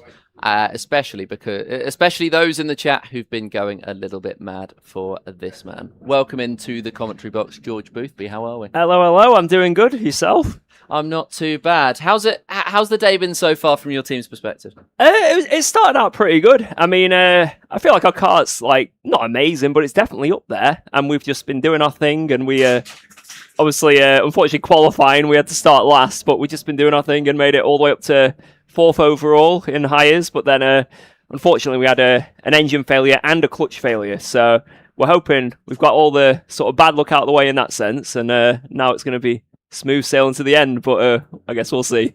Did you just have to replace both of them straight up then? Yeah, so one engine completely replaced, and then the other engine, the clutch, but the kart does seem a bit quicker now, so maybe, it's like the give and take kind of thing, so get it out of the way. That was the balance of power. Yes, exactly. I mean, what's the hopes coming up then for the rest of the day? I mean, we just want to finish as high as we can. I mean, I'm kind of with the Teesside Tigers. I've just sort of been bought in because I used to race with the Teesside Tigers like 5 or 6 years ago, but like family commitments and that, I haven't been able to do it too much. But they all know me still, and Lewis, who's like sort of the team captain, he's like definitely, he's been like egging me to come back, so I'm here, and I feel like I've settled in. It's just like second nature because I used to do it so much. So first few laps were just a bit tentative to get back into it, but I feel great, and like my first stint I did then, I really enjoyed it. How do the physical demands compare to a sim race? To be honest, holding the wheel and all that, it's pretty similar. It's mainly just like the sort of G-forces, and then also like your neck.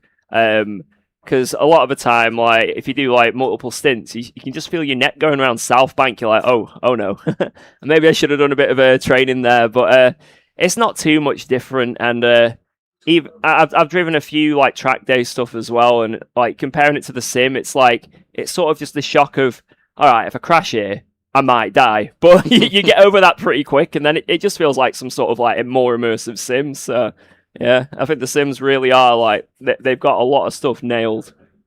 Are you going to have any more stints? Are you in the plan to have any more stints? Oh yeah. I've got at least 2 more stints, but so one of them will be about midnight-ish, and then another one will be sometime in the morning. But like I say, I'll just do whatever. If they want me to do more, I'll do it because I'm loving it. So I want to just get back in kart. Not struggling with the physical demands at all, then? Nah. Apart from a few bruises here and there, but that's Teesside, innit? So I'll get over that. Absolutely. It seems to be that, I mean, we were just talking about how, Rib Bend is named as such for such reasons. But yeah, no, it does seem to be a fantastic place to go racing. Of course, you've done 24-hour races before. You did a 24-hour race by yourself on the sim. We've got somebody attempting to do that today. What would be your words of wisdom, would you say? When I did it on the sim, obviously, the G-forces weren't there, and like I say, I think in real life, obviously, especially with karting, it will get a bit tiring. So fair play for them trying that, and I really hope they manage to just stay in the kart for as long as possible. But my advice would be just know when you need a bathroom break, because you spend so long. If you hold it in for like 6 hours and go, you're there for like ages. So when I was doing it on the sim, I'd go regular but quick, Yeah. So that's how I planned that. But I mean, it's going to be knackering. And the thing is, on the sim, right, I'm sort of sat there and I've got like, drinking one hand on straight. My wife comes in with some nibbles. I'm chomping on them. He can't do that out there. No one's throwing a water bottle. He's not catching it. So he's got to do it in the pit stops. So I think if he plans it well and obviously just sacrifices a bit of time just to do these things, it should give him a bit more of a shout. Yeah.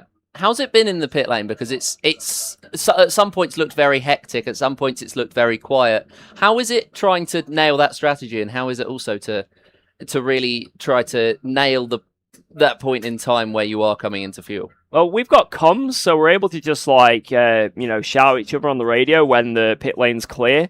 There is like a minimum stop time, so that gives you a bit of leniency. When I used to do it in the past, it was just as quick as you can, so like every second counted. But you've got about 30 to 40 seconds of just like, if it all goes perfect, to just sort of, have a chat. So just talk about the stint real quick, So if there's like 1 or 2 people that come in front of you, it's not a bother at all. But I think we had a full course yellow in that first stint, and there was like 10 karts queuing in, and I think one of them lost about 3 minutes in the pit lane. So, and that's even with the minimum timers. So it is quite a big thing to just get it right at times. I think now that the field's spread out and sort of all the stops are all over the place now, it's a little less of a hassle. You're not going to see that too much unless we get again another full course yellow. But like I said, the comms help so much. So big shout out to our team and Lewis setting that up, because it's been flawless so far. Well, I was going to talk about the comms for a second, because you're not one of the karts at the back, but you're also not one of the karts at the front. How important is the communication with knowing who kind of give a little bit more leniency and who to maybe? To be honest, I just send on everyone. I don't have I don't have any leniency to anyone. In my stint, I think it was the 911 car overtook me straight away, and I was trying to follow him, and then I think he came in not too long later. And after that, it's just, I don't know. You get into the groove and you just learn where to overtake people, and some people might try and send it back, but at the end of the day, it's like it's an endurance race, and like if you're just fighting someone like 4 hours in who's like on different laps, it's just pointless. So. If someone is quicker, the smart thing to do is just let them go and get in the slipstream. And unfortunately, I didn't have to do that yet, but maybe it'll happen in the next stint. Who knows? But like I say, I've done these before, so I know what sort of works and how to work with other people. But we'll just see how our race develops, I guess, with that. We've had a few drivers struggling with grip down at hairpin 1, which is the corner right in front of us, of course. Is there something out there that has been noticed in particular, or is it just happenstance that these drivers are having issues? I think it's the heat. It might be a bit better now, but I definitely noticed in my stint that was like sort of peak temperatures. And if you're a bit late on the brake, usually you sort of kick the rear out, but it's no bother, and you just sort of like wiggle the wheel a bit to control it. There you go. But I was noticing if you brake just slightly too late or really pushed it, as soon as that rear came out, you're just in an endless slide, and the tires heat up, and then it's just the whole corner's gone. So you have to just be very tentative, I was finding. And the amount of people I was seeing slide and like the yellow flags was unbelievable. So it's definitely not something that's like sort of easy, but yeah, and maybe like they make a mistake, then next lap they're like, I can't do that again, I've got to nail it, and then they go even deeper on the brakes. I don't know what this sort of mentality is, but I sort of learned early on, you just got to be smooth and gentle with it, and it might feel like you're just braking like 5 or 10 meters early, but you save so much more in the corner. So at least that's what was working for me. Maybe I was doing the complete wrong thing, but at least in my head it felt good. What's the vibe in the team? How seriously are you taking it? I'm personally taking it like, I don't know, I'm serious, obviously. I don't want to let the team down or do a bad job, but I'm sort of here just like to have fun, really. I know my team take it quite seriously. Lewis, who's in charge, is very serious about it, and they're doing like the full 24-hour championship. So they don't want to have a bit of a bad result; they want to maximise it. So they're as serious as you can get. But I'm serious enough where I'm not going to do anything silly. I will take my time with stuff, and I'll make sure I've learned everything. And they were a bit gutted when we had those mechanicals, but for me, it's just like, oh well, let's just put our heads down and get back up the field. Oh, well, you just gained 3 places on other karts up there. You're up to 42nd overall, so I'll let you go back. That'll do. Yeah, thank you so much. I'll let you go back and, enjoy the rest of the race without our company. No, if you want me back in, just let me know. Absolutely. Well, we'll see you back on track. It was 5 hours-ish, wasn't it, that you're going to come back on? Yeah. So somewhere around midnight, I'll be back on. So. There you go. And your many fans, I'm sure, will be jumping back in. But awesome. Yeah, thank you very much. Thank you so much, man. Cheers. You have a Enjoy good one. the rest of your race. Thank you. Too. George Boothby there joining us, and of course, cheers, guys. Thank you very much. Spotted a lot. Thank you very much indeed. Thank you for joining us. Yeah, just pop back in, mate. Anytime you like. You're always welcome here, my friend. Nice to see you again. We will. Thank you very much, George. Has to get the sim racing perspective, isn't it? Yeah. I mean, I've done a lot more sim racing than karting, so that's kind of my. It did make me laugh when he was like, when you asked him what was the difference between the two, and he's like, well, not much really, there's just a bit more G-force and stuff. I'm like, okay. that's not the experience I have on sim racing versus Teesside, but it depends how much investment you've done in your sim racing though. Well, exactly. Some of exactly. these rigs can get ridiculous. Well, yeah, but I mean, still, you don't get the G-force, you don't get the bumps. I know you get the vibration through the steering wheel and stuff, but it's not the same, is it? Yeah. Plus, of course, these have got no power steering. Yeah. And the higher karts themselves are heavy old beasts. What are we on? 235 kilos? That's a good question that I have somewhere. 235 yes. is the minimum weight that they're chucking through every single corner and trying to slow down into hairpin one. We've got a penalty coming in for the 98. Guess what it is? Which is a L'Essential Racing. Have to say it in a French accent. You could do a bit. You could give it a bit more beans if you're going to do a French accent. Curtis Ewell has just come into the pits after a monster stint in that MSJSR2 kart. And I'm just going to give a big shout out to Curtis Ewell, actually, because David and I have watched him over the last few years. He came from indoor karting to, there we go, the 88 is getting very leery as they come in front of the commentary box.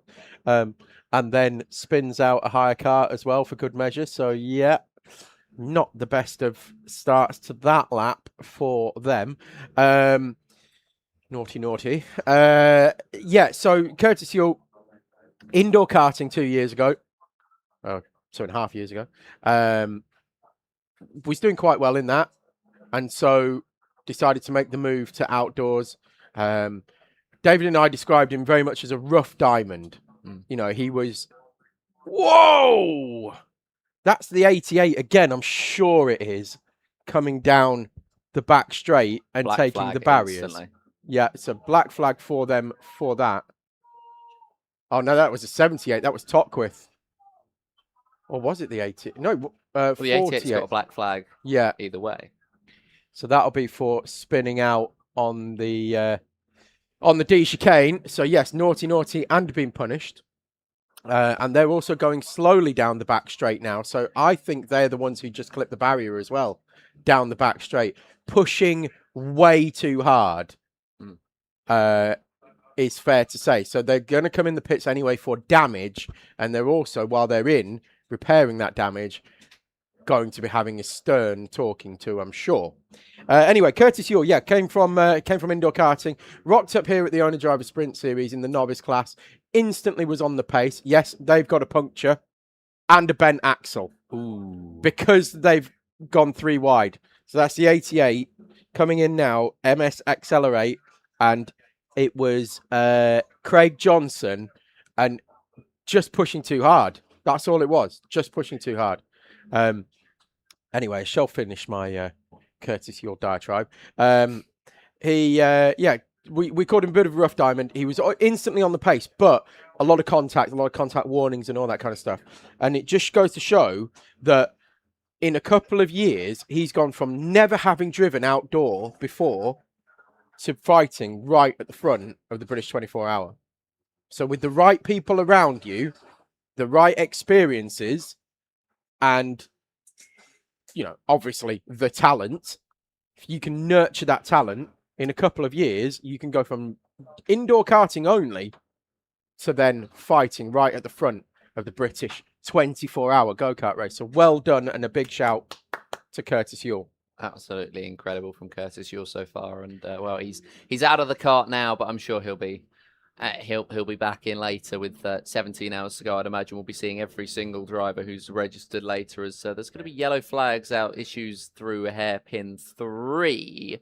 Is that the same kart we pointed out a little bit before we had George Boothby into the box? I'm not quite sure yet. We'll wait and see as to who it is. They've gotten back to it, and they've gotten back to racing again. It's the 222.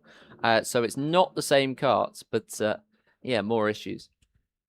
Yeah, we've had somebody go through the barriers here at hairpin 3, as you said. Anyway, so Isaac Duffer's just taken over that MSJSR2 kart. We've got a penalty for the 11 racing for Riley, also for pit lane speed. So currently, because we haven't actually done a full rundown, so we'll do one at the top of the hour instead of the bottom of the hour, with it being just past 7 o'clock here at Teesside here in the UK. From wherever you're watching around the world, please let us know in the comments. Please keep those comments coming in, and we will do our very best to shout them out shortly. But let's do a quick rundown of the order. Let's do it in class order. So, podium sitters in class. MS Urban Blue currently lead the way overall, as well as lead Owner Elite. So they are the top class. MS Soco Select P2 in Owner Elite, and they are currently 2 laps down. MS Urban Orange are 4th place overall and 3rd in Owner Elite, and they are around about 33 seconds behind Soco Select for 2nd place. So fight still on, despite the black flag earlier on for MS Urban Orange to take not only overall victory, but certainly 2nd place away from MS Soco Select. MSJSR 2 are leading Owner Pro from MSJSR. They are 3rd overall. MSJSR are 7th overall. 11th overall are 3rd in Owner Pro. That's Stu Stretton Photography. They are 3rd in Owner Pro. Then you've got the Owner Clubman class. DWS Racing currently leading that from MS Window Doctor. They are 27 seconds behind. Then you've got Racing for Ange. Chris Pedlingham currently in at the wheel of that one. They are 8th overall and around about a lap or so behind the MS Window Doctor team. Around about a lap and a half, I think, once it all shakes out. So that completes the... Oh, of course, we've got our one owner veteran as well with the Boneheads. They are currently 19th overall. Higher Elite. KBR are leading that one overall, 27th from Core Blimey Racing 113. Then it's the in 31st place, ABC Racing, the 116. So that's your podium in higher elite. 25th overall, sorry, 26th overall, higher pro. In fact, they've just changed places. We've just had a change for the overall lead in hires, as well as a change in higher pro as well. So Bargain Racing currently leading higher pro, 25th overall, 33rd overall Teesside Academy, and 34th overall Le Petit Bouchon, that's higher pro. Higher club, 27th overall Barriers Wacky Races, 28th overall Core Blimey Racing 313, and 29th overall Teessiders. So they are, so the fight for higher club is still on, well on. There's 3 minutes between those three karts on track. Higher rookies is being headed at the moment by Yort Motorsport in 37th place. 38th place is Hull Karting. They are 37 seconds behind York Motorsport, and then Formula None Plan C, they are in 40th place overall and 3rd in higher club. Then we've got Send It Collective, who are 45th overall. They're leading higher veterans from Eat, Sleep, Race, Repeat, who are 56th, and Bonato Legends, who are 63rd. And there are your top three in each class. Absolutely. Thank you very much for running us through that. And in the meantime, there's been... Would help if I unmuted myself. It would help if you unmuted yourself, but that's okay. We'll gloss over it. We'll not mention it on the live stream. No, I never mentioned it in the first place. Never mentioned what. At the moment, there's a few more pieces of information that have come through, courtesy of Ewan O'Leary once again. The 21 further issues, they've had their seat replaced now.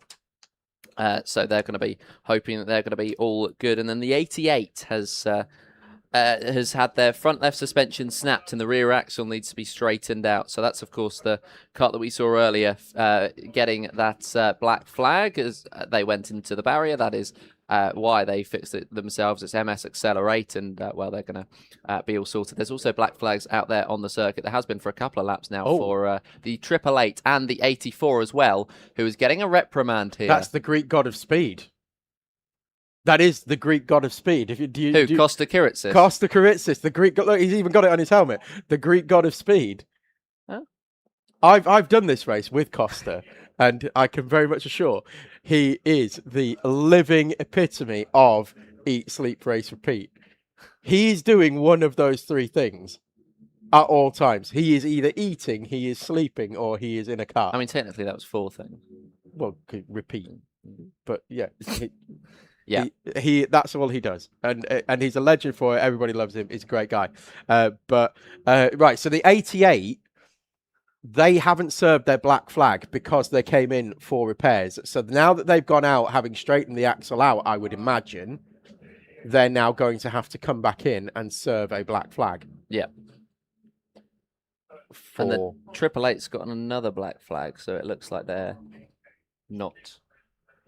It's been 4 minutes since their So first we've got one. the 84, the 88, and the 888. That's not confusing at all. Not confusing at all for drivers on track passing this at 65 miles an hour. Right, so the 888 is coming in now to serve its black flag penalty. The 88 will receive one as well. In fact, they're in the pits. So either they have, they've been in the pits for 7 minutes 53. So they may not have served their black flag yet, which is why it's still going out. But it's showing because they're still having repairs done to the kart, and the 88's actually gone into the Hires garage apparently. So I think we may well be having our first retirement of the race, and we're going to take ourselves down to ironically 88. Karters or 88 karts out there. I'd be surprised if they're retiring already, particularly with full support that they're going to get from Howard and the Lucas Racing awning. And I guess they're still 17th, so they're not actually doing too badly. No, I'd be very, very surprised if that's an early retirement. It's certainly this early in the race. Yeah. So we'll keep an eye on that. Alexander van der Dande saying Costa getting a penalty. Classic. Well, I don't know. He doesn't seem to get a lot of penalties. Not when I've been racing with him anyway. We ran out of fuel one year and that cost us a podium, but that wasn't Costa's fault. any more than it was any other member of the team. So I mean, he was behind the wheel at the time, but it wasn't particularly his fault or anyone's fault. It was just one of those things. There's the 888 getting their telling off. That's McRae Jr.'s Elvis Hartley at the wheel of that one. And there it is. Look, you were up the top of the hill and you were going in behind somebody, and oh, there we go. Look, I was trying to read the body language. So unusual for Costa to receive a penalty, but yeah, a penalty he has received. Who is this bald man talking? That was when we had George in. Ah, okay. That'll be fine. Thought they were There's talking yellow about me flags for a out, moment by the now. way. It's like, how rude. Have fun in your second stint, Bazza Packer. So Bazza's going out there, Barry Packer. Keep an eye on his progress.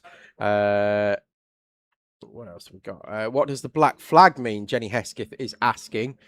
Jenny Hesketh, a black flag means you have been very naughty on track and you must come into the pit lane and receive a telling off from a clerk of the course or race director. So they will come in and tell you what you have done wrong, and then you have two choices. You can either argue with them about it or just take it on the chin and get on with it. Now, the quickest way to do it is to take it on the chin and get on with it. If you feel you have been wrongly done by, it's already too late. Stop arguing about it and just get back out on track. Oh, that's a novel line for the 888. Obviously trying to pick up some dirt to reweigh, coming back in the pit lane probably. Bruce Healy is number 39, but down as number 37 on the grid on the stream. Is that right? Yes. I need to check right down the order. Where is it?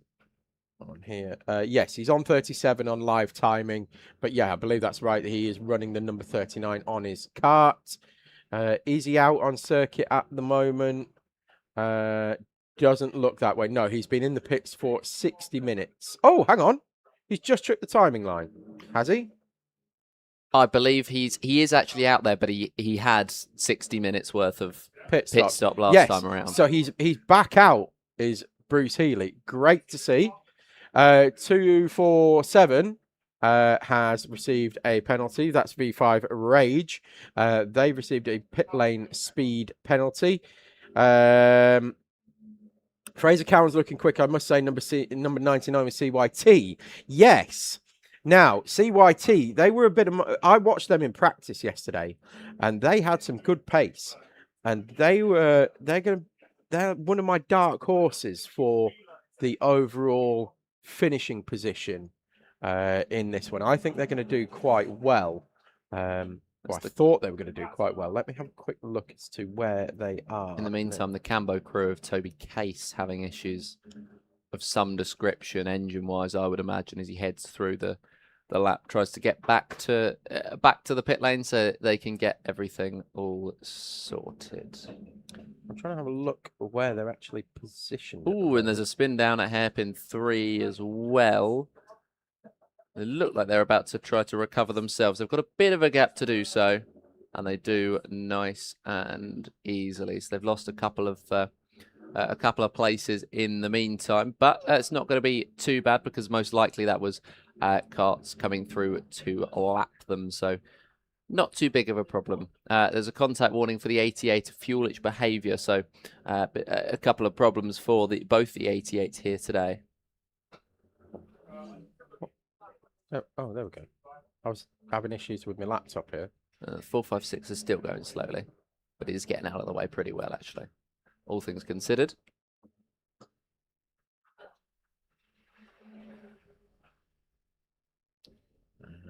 Yeah, so... Did the commentators miss that? Did the commentators miss what? Probably. Missed quite a lot. There's quite a lot going on. The 222 has just cut across one of the carts coming into the pit lane. I believe that was the 456 finally coming in, but they weren't very happy about that one. Oh, did they have 3 wheels on that kart again? So is that the second time that we've seen a kart with just the 3 wheels? Oh, it happens quite a lot here. It is. So normally you see Nigel bringing it back into the pit lane, tobogganing it in. The front right's completely disappeared. So that is the second time that's happened in this race. Well, the front fell off. Oh, that's really bad. Of who? The 456. Oh, the 456, right. So that's why they were going slowly down the back straight in the South Bank. Right, okay. And there is the proof in the pudding that they are currently... That is a snap stub axle. Tireless. Yes, that is a snap stub axle. Of course, they don't run front axles here in karting, so you have a bit on the end of your wheel that's essentially a bit like a track rod. But it's on the end of your track rod. That then spins the wheel around, and that has sheared off. And a new one will be attached, and they will be back out on the track very shortly. In the meantime, yes, Mr. Crusher, I'm sure we did have a shot of the wheel coming off, but we missed it because I was probably looking at live timing and penalties coming through. And Joseph was, I don't know, chatting to you or reading your comments. I don't know. He's having a look back on the stream now. I don't think we did have a shot. I know we had the kart going very slowly for basically an entire lap, but I don't think we actually explicitly got the tyre coming off of the kart, because I think by the time we cut to it... Well, we'll not argue with Mr. Crusher. Yes. No, you're absolutely right. We cut straight to, not the actual kart with its wheel coming off, but we saw the wheel flying away. Which is not very ideal. Oh, right, okay. So we saw the wheel, but not who it was attached to. Yes. And then we picked up a slow-moving kart. Yes. Right, okay. I didn't realise. Good to know some people are watching the live stream anyway, so at least they can pick up on our mistakes. Yes. And they're just trying to repair that kart. Now, you've stitched me up there, though, because I thought it was phrased like a question. I didn't realise I sounded like I was arguing with the comments. No, I would never intend to do that, Mr. Crusher. Don't you worry about it. We'll argue with them all we like. That's why we have debates here. Matt's been back in touch as well. Yes, exactly. The front fell off, and you can't make it out of cardboard or cardboard derivatives, particularly not stub axles. Anyway, should we get a debate going? In fact, do you know what we'll do? We'll hark back to what we or the comments that we had coming in on when we were at Le Mans. So what I want to see is if you've got a comment, say what you like, absolutely fine. But I also need to know 2 things. Number 1, what was your first car? And number 2, what did you call it? Did it have a name? You can start us off, Joseph. So, my first car is incidentally the car that I still have. It's a Suzuki Alto. It's done bold choice. It's done me very well. And my driving instructor called it Susie, which is an incredibly boring name. So it's Susie the Suzuki Alto. Susie the Suzuki Alto. Okay. Which is absolutely fine, I think, because it's inoffensive as a first name. It's an inoffensive car. It's an inoffensive car. Sometimes it struggles up hills. It's caused me no problems. Yes, I mean, it's wonderful if you're a hairdresser. A 1986 Toyota Starlet, which was called the Starslet. Starslet. I probably shouldn't have read that out loud. No, Starslet is how he's phrased it. So that's that. Yeah. So if you're going to write a comment, put your comment in. Also, give us your first car and your what you named it. Matt has been in touch and said, first car I had was a 1993 Dodge Grand Caravan, lovingly referred to as the loser cruiser. Your first car was a Caravan? No, a Dodge Grand Caravan. Is that not a Caravan? Matt, is that what we had when we were in Texas? Just remind me, was that a Grand Caravan? Because it was called something. But that was a big old beast. It was a massive SUV when we were going around Austin, Texas, and Matt was chauffeuring and I was the passenger princess and all sorts of stuff. But we had a brilliant time. But I'm sure that was a Grand Caravan, or certainly something like it. I'm sure he'll remind me. Ollie Walker had a Mini 1 called Crystal. Destro had a Citroen C1 called Clive. That's a good name. Love the name Clive. That's a good name. Genuinely, I wanted to call my dog Clive, and I was overruled. So no, it was Clive or Keith, and I was overruled on both. I was gutted. Art Vanderlei, Mini Metro, late 80s. Girlfriend called it the Striped Tomato. I would imagine it was red with a white stripe. Yes, oh no, it was. Look, he said it was a Grand Wagoneer, so I wasn't far off. So, I think that was a Jeep. I think it was a Jeep, not a Dodge.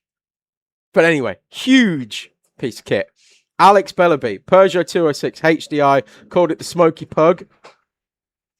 Oliver Simpson, my first car was an RB19. Oliver Simpson, lies are not tolerated here. No, just give us the truth. Don't worry about it. It's fine. Look, we're on a car shaming amnesty. There is no car shaming here. My first car, Citroen Xantia, 1.8i, 16 valve, with the suspension that you could raise and lower, the hydraulic suspension, incredibly expensive when it goes wrong. The clutch fell out over the middle of Pitsford Reservoir. If people of a Northamptonshire persuasion will know exactly where I mean. Driving across Pitsford Reservoir, there's a big causeway across the middle of it, and yeah, the clutch fell out. So good, and that was called the Beast. It was because it was massive. It was just called the Beast. Then I moved on to a Volkswagen Golf Mark V GT Vladimir.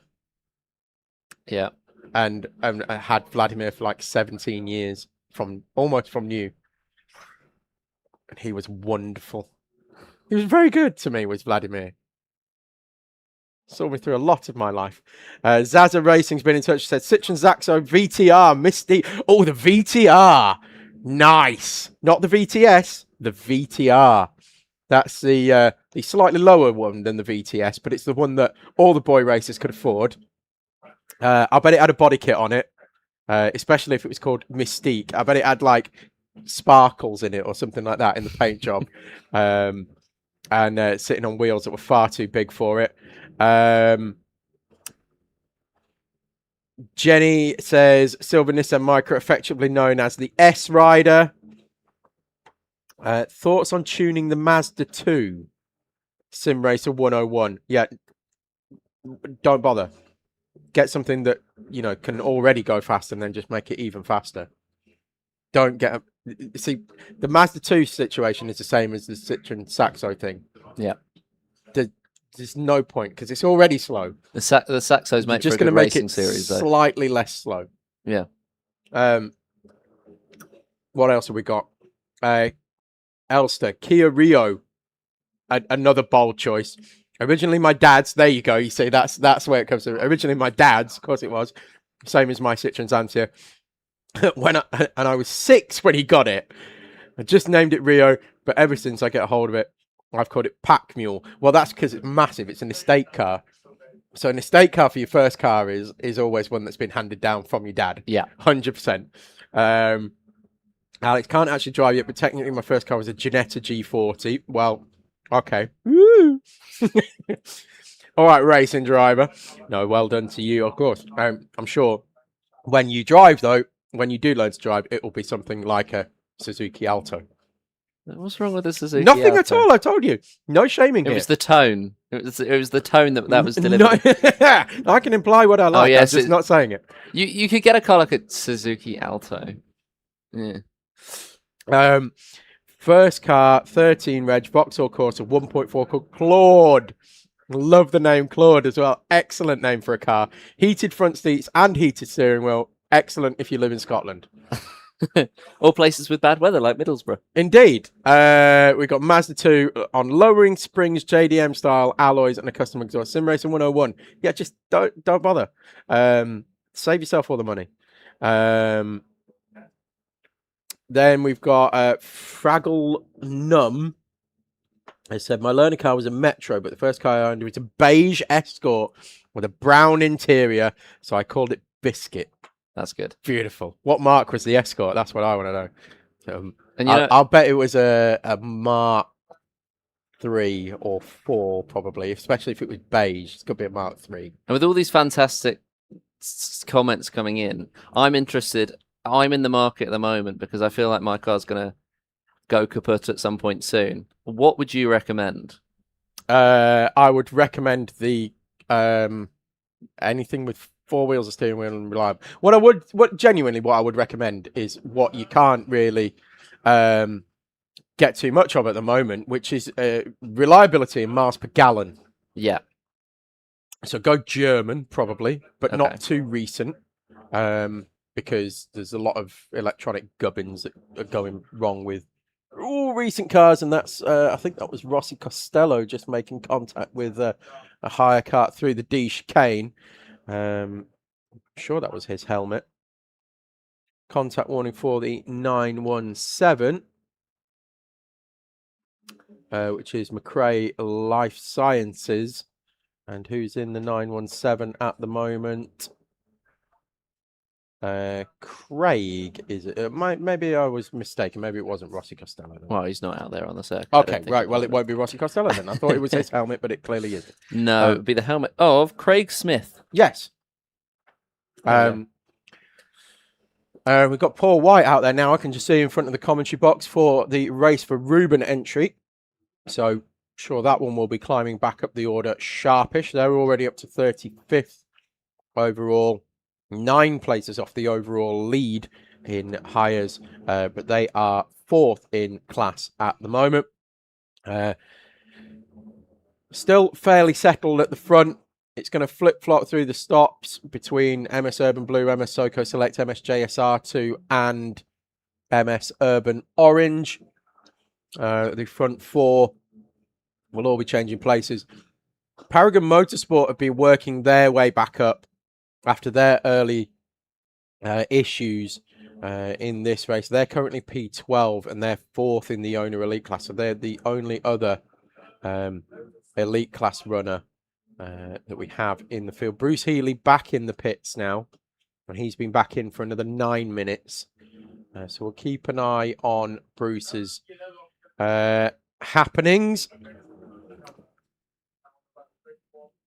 It was a Mark 4, you see. I wasn't far off. For the Escort, that was.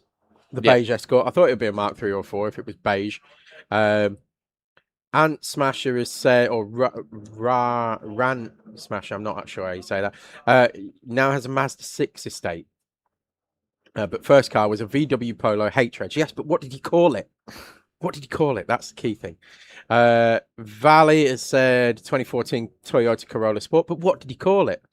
Ant Vanderlei says, I've got a Lamborghini and a girlfriend I met on holiday. You wouldn't know her. Been there. Again, also, that's up there with the RB19. I don't believe you. Unless you bring it to the track and I see it with my own eyes, I'm not going to believe you. The Lamborghini or the girlfriend? Both. Both. Let's just throw it out there. Donegal Formula 1. I had a BMW 218i, but what did he call it? Oliver Simpson. I got a test drive of a grey 218i in a small town in Fife called Windygates. I've been there. There's a big... it's where we send our rum for the company that I work for. All of the rum that people drink in the UK is sorted in Windygates. It's bottled up there. 555, by the way, has had a moment in Team the Yellow while we're talking about all of this. Yes, so Oliver Simpson, I know exactly where Windygates is because that's where all of the rum for the UK is made. Whether he knew that or not, I don't know. The more you know. Exactly. Who else have we got here? Jennifer Wilson, Ford Escort Mark IV. I was the 8th owner, and she'd been a taxi. Called her Nicks. Probably because the bodywork was full of nicks and scratches, I would imagine. What else have we got? The Toyota Corolla was called Gerald. Toyota Corolla with Gerald. There's worse also names. a good name. Also Yeah. a good name for it. There's genuinely some great car names in here. What have we had? Clive, Claude, Gerald. Love it. Clive's the best one though. Yeah, Clive's right up there, definitely. My friend Simon, he had a red Renault 5, and that was called Clifford. Was it red? Yeah. Yes, it was. Yes. So that was. I don't know why I asked that because I knew the answer to that yes, question it was red, instantly. yeah. Clifford. Black flag for the 213. 213. Core Blimey Racing 213. So lots of penalties being dished out here this weekend. Laura Blick at the moment in that kart, and the currently 43 minutes into her stint. So shame for her, as you can see the queue is building for, I believe that to be. Is that down where they're getting their fuel? Oh, it's just after. So just having a couple of conversations with their engineers and so on and so forth. Saw a few of them sunbathing earlier. They're not doing that. Not doing that now. Although this is the last stretch of sun they'll get before at the end of the day. Zach. Well, it will, yeah. I mean, it's still fairly high up in the sky, but when it starts to drop as well, it really makes this front section here that comes in front of the commentary box. You can see it there on camera. That's looking right towards the sun at the moment, and you will. They really start to struggle. The problem is, though, that of course you're not allowed a tinted visor for once the sun sets. But in the stint before the sun sets, you really need a tinted visor. So it's one of those where you've got to juggle it based on what time the sun sets. So the sun's Kat put it in the WhatsApp group. I think it was 8:41, if memory serve. Let me have a quick look. 8:41. Yes, I was right. So the sun sets at 8:41, which means after 8:41, you will not be allowed a tinted visor on track. And you will need to come into the pit lane and change it under a black flag as well. You will be told that you will have to pit and change that thing. Oh, we've gone full course yellow. We have gone full course yellow. Why have we gone full course yellow? What have we missed? Or what is missing? Or who is missing? It must be down at turn 2. We haven't got anything on camera. That's the 24 of Rob Borwick Media. That's the Fiscal Wizard of Peter Webster. Ah, there we go. So we've got two karts off at on the exit of Rib Bend. Looks like it must have been a heavy. Mark Stevenson's been in touch. Actually came up to the track earlier as well, did Mark Stevenson, but he's now back in the live chat. He's watching closely from Leeds with a pint. Very jealous, Mark, as always. Have you got a sandwich on the go, though? That's the question. And what's in the sandwich? He's a man who tells us all the time. Or in fact, it was only once, but I've never let him live it down.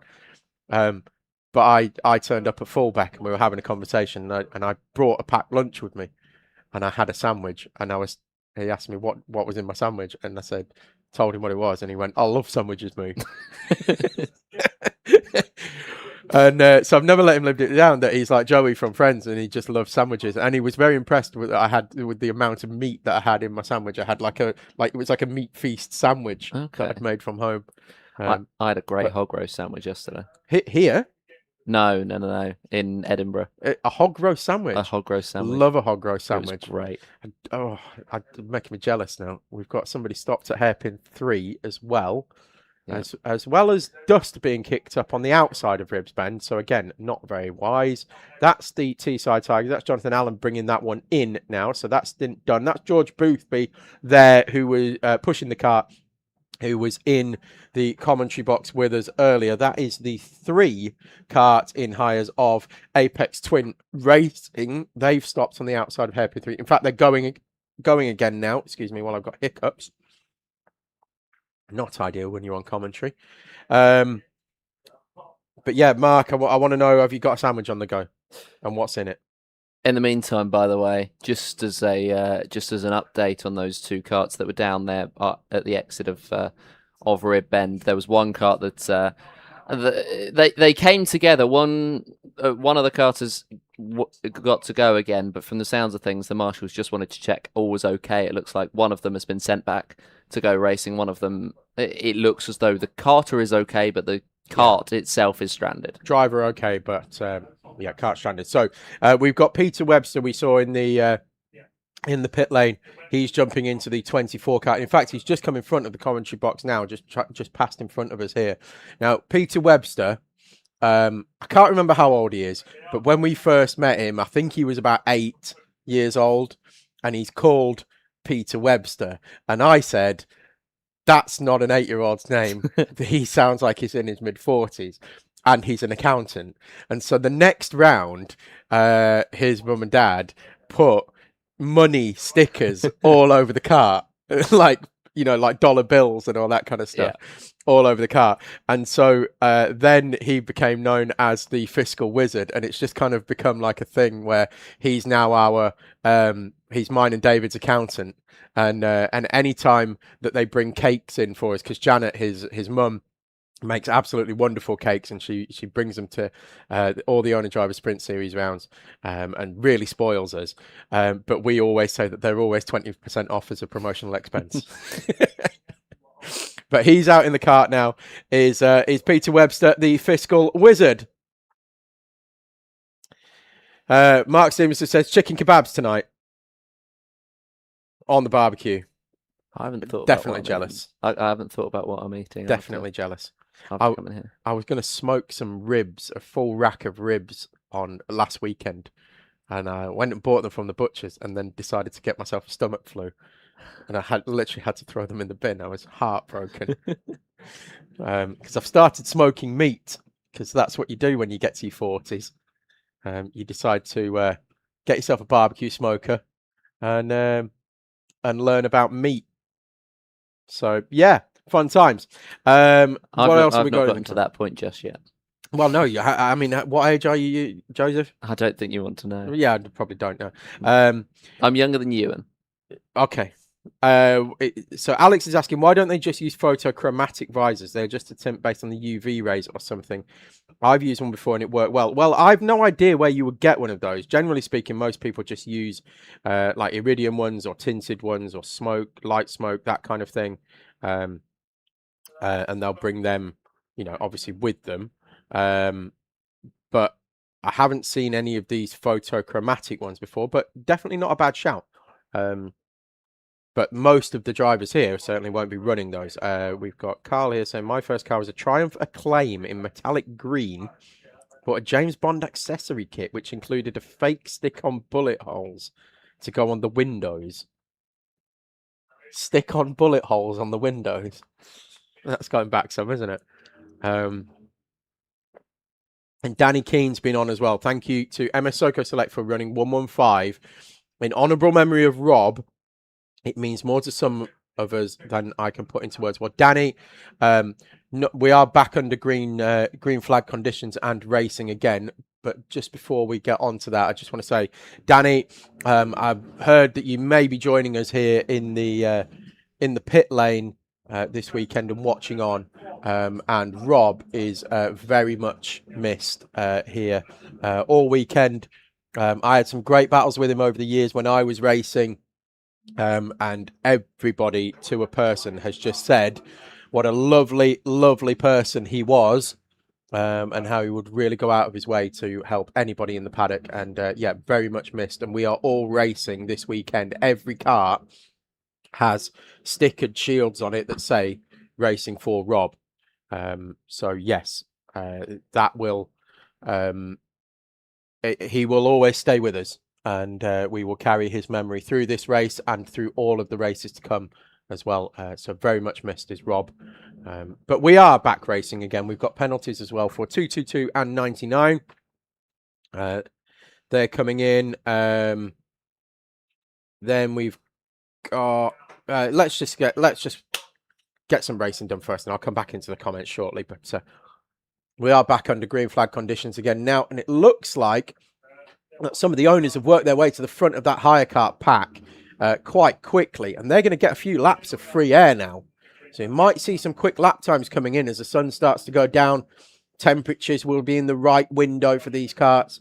We'll keep an eye on what's going to go on, particularly once they do hit some free air. Max Shields is back out now in the 115 emblazoned MS Soco Selects, running, of course, in the memory of Rob Stanway, who is no longer with us, but they are running that 115, and he is hustling that thing into hairpin 1, and he's going to come up on the back of this big train of hire kart traffic in about a lap or so's time. We'll keep an eye on his progress through the field, and let's see how that's shaken out, actually, now that they've had that full course yellow, with where people are respective of each other, because there's always winners and losers in full course yellows, particularly when we don't have the leader back the pack up. Yeah. So it's just whoever slows down, and you end up in a train. And I know from when I was here and doing this race, I just kept up with the kart in front. So I was never the front of a train, if you like. So I just kept up with the kart in front until we caught a train, and then that's as much progress as I could get. That was always my mentality, but there's always somebody who slows right down. One of the higher cats will always slow right down and just back the pack up. And you're just kind of reliant on one of those doing that. Chris Pedlingham back out in the 44 racing for Ange. They are now on the podium in Owner Club. So they're making their way back through. That is the Lando Norris helmeted, Tony Kart suited driver of a kart that stopped at Barbecue Bend. Barbecue Bend, of course, so named because a pit bike or mini bike that was racing here one weekend set itself on fire there and barbecued itself to death. So it's called Barbecue Bend now. This, of course, being the Bob Pope Straight. Then we go into the Wiggles. Hairpin 1. Hairpin 2, you can see drivers heading through now, and then they head down the back straight and into South Bank Corner. That is the aforementioned Chris Pedlingham now, who has just taken P3 in class. You could see him making his way down the back straight. That's the back straight there, and the other camera angle of it into South Bank Corner. There they are. And that's hairpin 3 and 4. And then we have the dog leg left and the kink to the right. And then start, finish straight, and the D chicane. And that is a lap. And that's, well, it's almost a lap, because this corner here that they're just about to work their way through, we named last year as Howells. I think it was last year. It might be the year before, but we named it as Howells because in honour of Martin Howell, who is another dearly departed member of the paddock.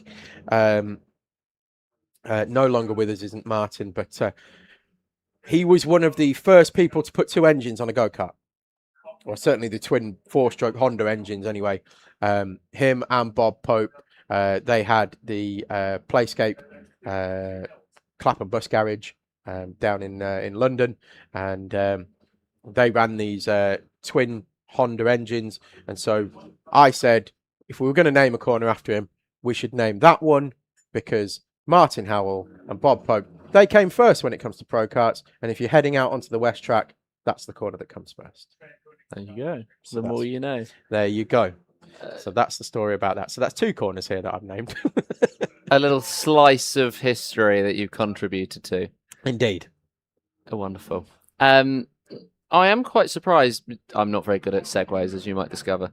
I am quite surprised that there's a couple of karts that didn't come into the pits under the full course yellow. One in particular that I'm surprised about was Paul Wilkins on the 111 MSJSR. They've been out there for now what will be going towards an hour-ish and 20 minutes, although I've looked at it wrong, and it's Racing for Ange and Chris Pedals, who've been out there for about an hour and 20 minutes. So it surprises me they haven't thought about coming into the pits as well. Stu Stretton Photography, a little bit of a different scenario. Harry Graham in that 18, they've done about an hour and 5. So it's At what point do you really think that it makes more sense to come into the pit lane than doesn't? It is a tricky one, and the likes of Bruce Healy as well. He's not coming for a while. He's been out there for an hour and 47, going on almost 2 hours now, which is ridiculous on the fuel tanks they have. So it's really impressive stuff that he's been able to do that. But yeah, there's a couple of drivers who it feels like they should have come into the box, but they haven't quite yet. And yeah, the Racing French team, Chris Pedals is one of those, because he's going to have to come in soon. And you feel as though it would have made more sense to come in then. However, of course, he may well have lifted and saved a little bit of fuel under the full course yellow, so maybe there's a little bit of life left in them. Also, because there hasn't always been a massive benefit in coming in under the full course yellow, at least not this year. Well, no, because it's a 1 minute 55-second stop. So although everybody was travelling very slowly, particularly towards the end of that, as we've got 2 off here through the wiggles, that's a pretty, needs to get going pretty quickly. I think he's just looking for a gap in the traffic. Needs to go.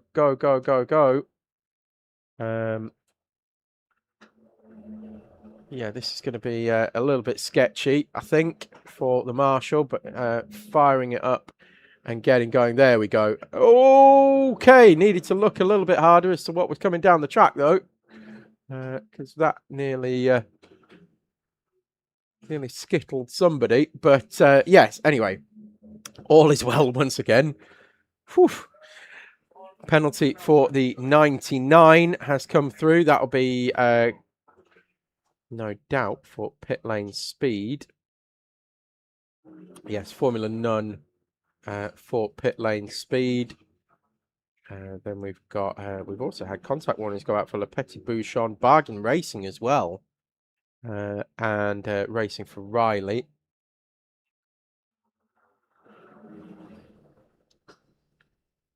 So normally these are just 1 lap penalties that are going to be applied. So we'll keep our eye on that. KBR back to the front of Hires overall now as the pit stops have cycled through. Although they won't be too long, probably in the next 15 to 20 minutes, I would say they will be in for a pit stop. Barriers, Wacky Racers, P2 but leading Hire Club. P3 overall, second in Hire Club. P4 overall is second in Hire Elite. So it's the pro teams that have been struggling versus the clubman teams this year. Normally we see the class system, the cream rising to the top, and the way the class system is organised and works. This year we've seen a lot of clubman teams. We've got 5 clubman teams in front of the first pro team, which is unusual. Unheard of, really.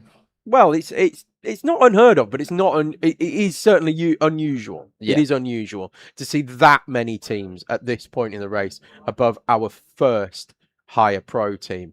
Le Petit Bouchon are around about a lap and a half or so behind Teesside Academy for for the lead in higher pro.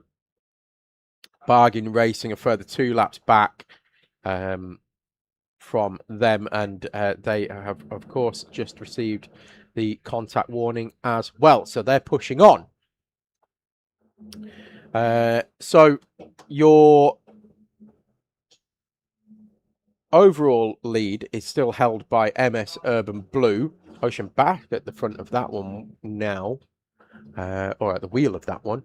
Isaac Duff still in the MSJSR car. He's been out for 48 minutes now. Max Shields, as we said, back behind the wheel of the 115. And I was just pointing him out to Joseph out of the commentary box window. You need to see him come around here the next lap, because if he hasn't caught traffic, you will see him fully sideways into hairpin 1. Max Shields' kart control over the last few years has been a thing of beauty. He dances the thing around under the brakes, particularly into hairpin 1. It's one of the things that I highlighted actually in a video that we'll try and bring you shortly of what a senior pro car is, because a lot of people don't actually know what a senior pro car is as much as they don't know what a higher kart is. But Max Shields is heading his way out onto the international track now, and I'm going to I'm sure you will hear audibly from Joseph in a moment a ooh or a whoa or a like that as Max Shields is about to get it stopped into hairpin 1 in around about 15 seconds or so time. I'm just waiting now. I can't see him because Depends of course whether he's caught traffic or not. we can't Here, see. here he comes. turn Here he comes. two. Here he comes. Here he comes. Second one of the owners. Look how much he's closed up, and then he's going to do 2 into hairpin 1. There you go. Double overtake. 1 owner, 1 hire cart into hairpin 1. Dispatched. Move on. Straight on to the next. Absolutely. I mean, he's an impressive young man. I certainly couldn't do it, and I know that's not much of a compliment, but I certainly couldn't do that. It's really, really impressive indeed to watch them continue on like this and continue to really push. That seems to be a pretty strong team, as there's going to be a bit of work on one of the TRX carts out there at the moment. But yeah, I mean, I've got my eyes on the next lap because of course he caught traffic that lap, so I want to see him sideways is what I'm saying, and I want to see him pushing fully into that corner. He's going to catch a group of about 3 or 4 in front, and it's where he catches them. He's just because we've got the track map on live timing. If you have access to a laptop or other similar or a secondary device, if you're watching us on your TV, you can use your phone. You can go to alpharacehub.com/24hour/live, and you can get the exact same live timing that we have here in the commentary box, completely free of charge. There's another cart there in the way. He's done another one into hairpin 1. Yeah. And he's going to do another one out of hairpin 2. But yeah, so he's pushing on, is Max Shields now. He's really trying to get that lap back on Ocean Batch. They are around about half a lap apart on track.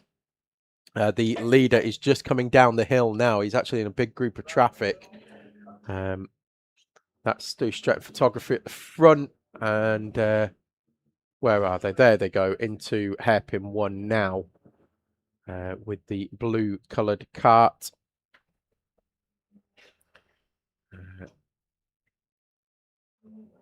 So yeah, they're going to be heading into Southbank Corridor. So yeah, around about half a lap's difference as they head around, heading into hairpin 3. Yellow flags out. We've got a hire cart that had gone off at hairpin 2. So we'll keep our eye on sort of lap times that Soko selected in as well. 1 minute 14 dead that time around. He was 1.4 seconds quicker than anybody, with the exception of Stu Stratton Photography, and that was Harry Cranham. Everybody else is in the 1:15s, or they were that time around. So Shields is flying. The hammer has been dropped. And it's a real statement as well. I mean, we've not seen fastest laps broken, ignoring the one that was said on lap 250, which was the Boneheads, who have been very consistent but haven't quite had the upper fastest lap, really. All the other drivers set theirs within the first 50-ish laps. Well, so Scott Tate's just jumped in. I just spotted that one as well, he's jumped in DWS, and they're leading now Owner Club. And Scott Tate is certainly a handy peddler as well, and he's done a 1:13.4 as their personal best lap. That time, well, not that time around, but he did it on lap 3:26. We're currently on lap 3:68, so that was set during this stint for Scott Tate, or certainly the previous stint when he, I believe he may have doubled for Scott Tate. But yes, another person who is an extremely handy peddler is Scott Tate, and he was fighting it out for an overall championship in the Owner Driver Sprint Series here with Scott. So yeah, knows his way around a cart, knows his way around Teesside. Shields again 1:15.3 that time around. Was in quite a bit of traffic though. But certainly when he gets clear and he can get a couple of laps where he gets his head down, he is making hay. There's a couple of strong laps at the top, to be fair, at this point. There is. 14.2s, 14.3s being thrown in. Another yellow flag out there, not quite sure where that would be. So that's not around the final corner. That's where I thought that would be. Unless I'm blind. Well, the yellow flag is there. You can see it now at the top of the screen. Oh, there we go. It's at Ribs Bend. And of course, what there is at Ribs Bend that you don't get at any other part of the track, on the outside of the track, is gravel. Yeah. Let's see who this car is that's coming through, because the NASA panel of that one looks very KBR. I don't think it is. I don't think that would be them, but I'm going to try and see who it is coming down the hill. Is that them there? No, it's not. 77? No? 37, maybe? If it is 77, it does line up with your thoughts of it being a KBR.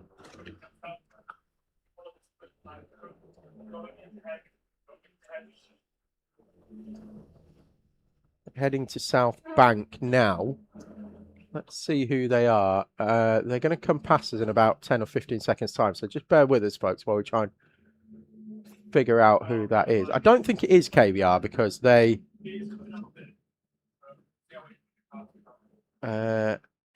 normally the King brothers, they wear their own suits. So it is the 77. It is KBR. And they've been off in the gravel. That's our higher leaders. They were off. They've now dropped to third already, such as the how close the field is packed. But because they've been off in the gravel, they have to come into the pits. Well.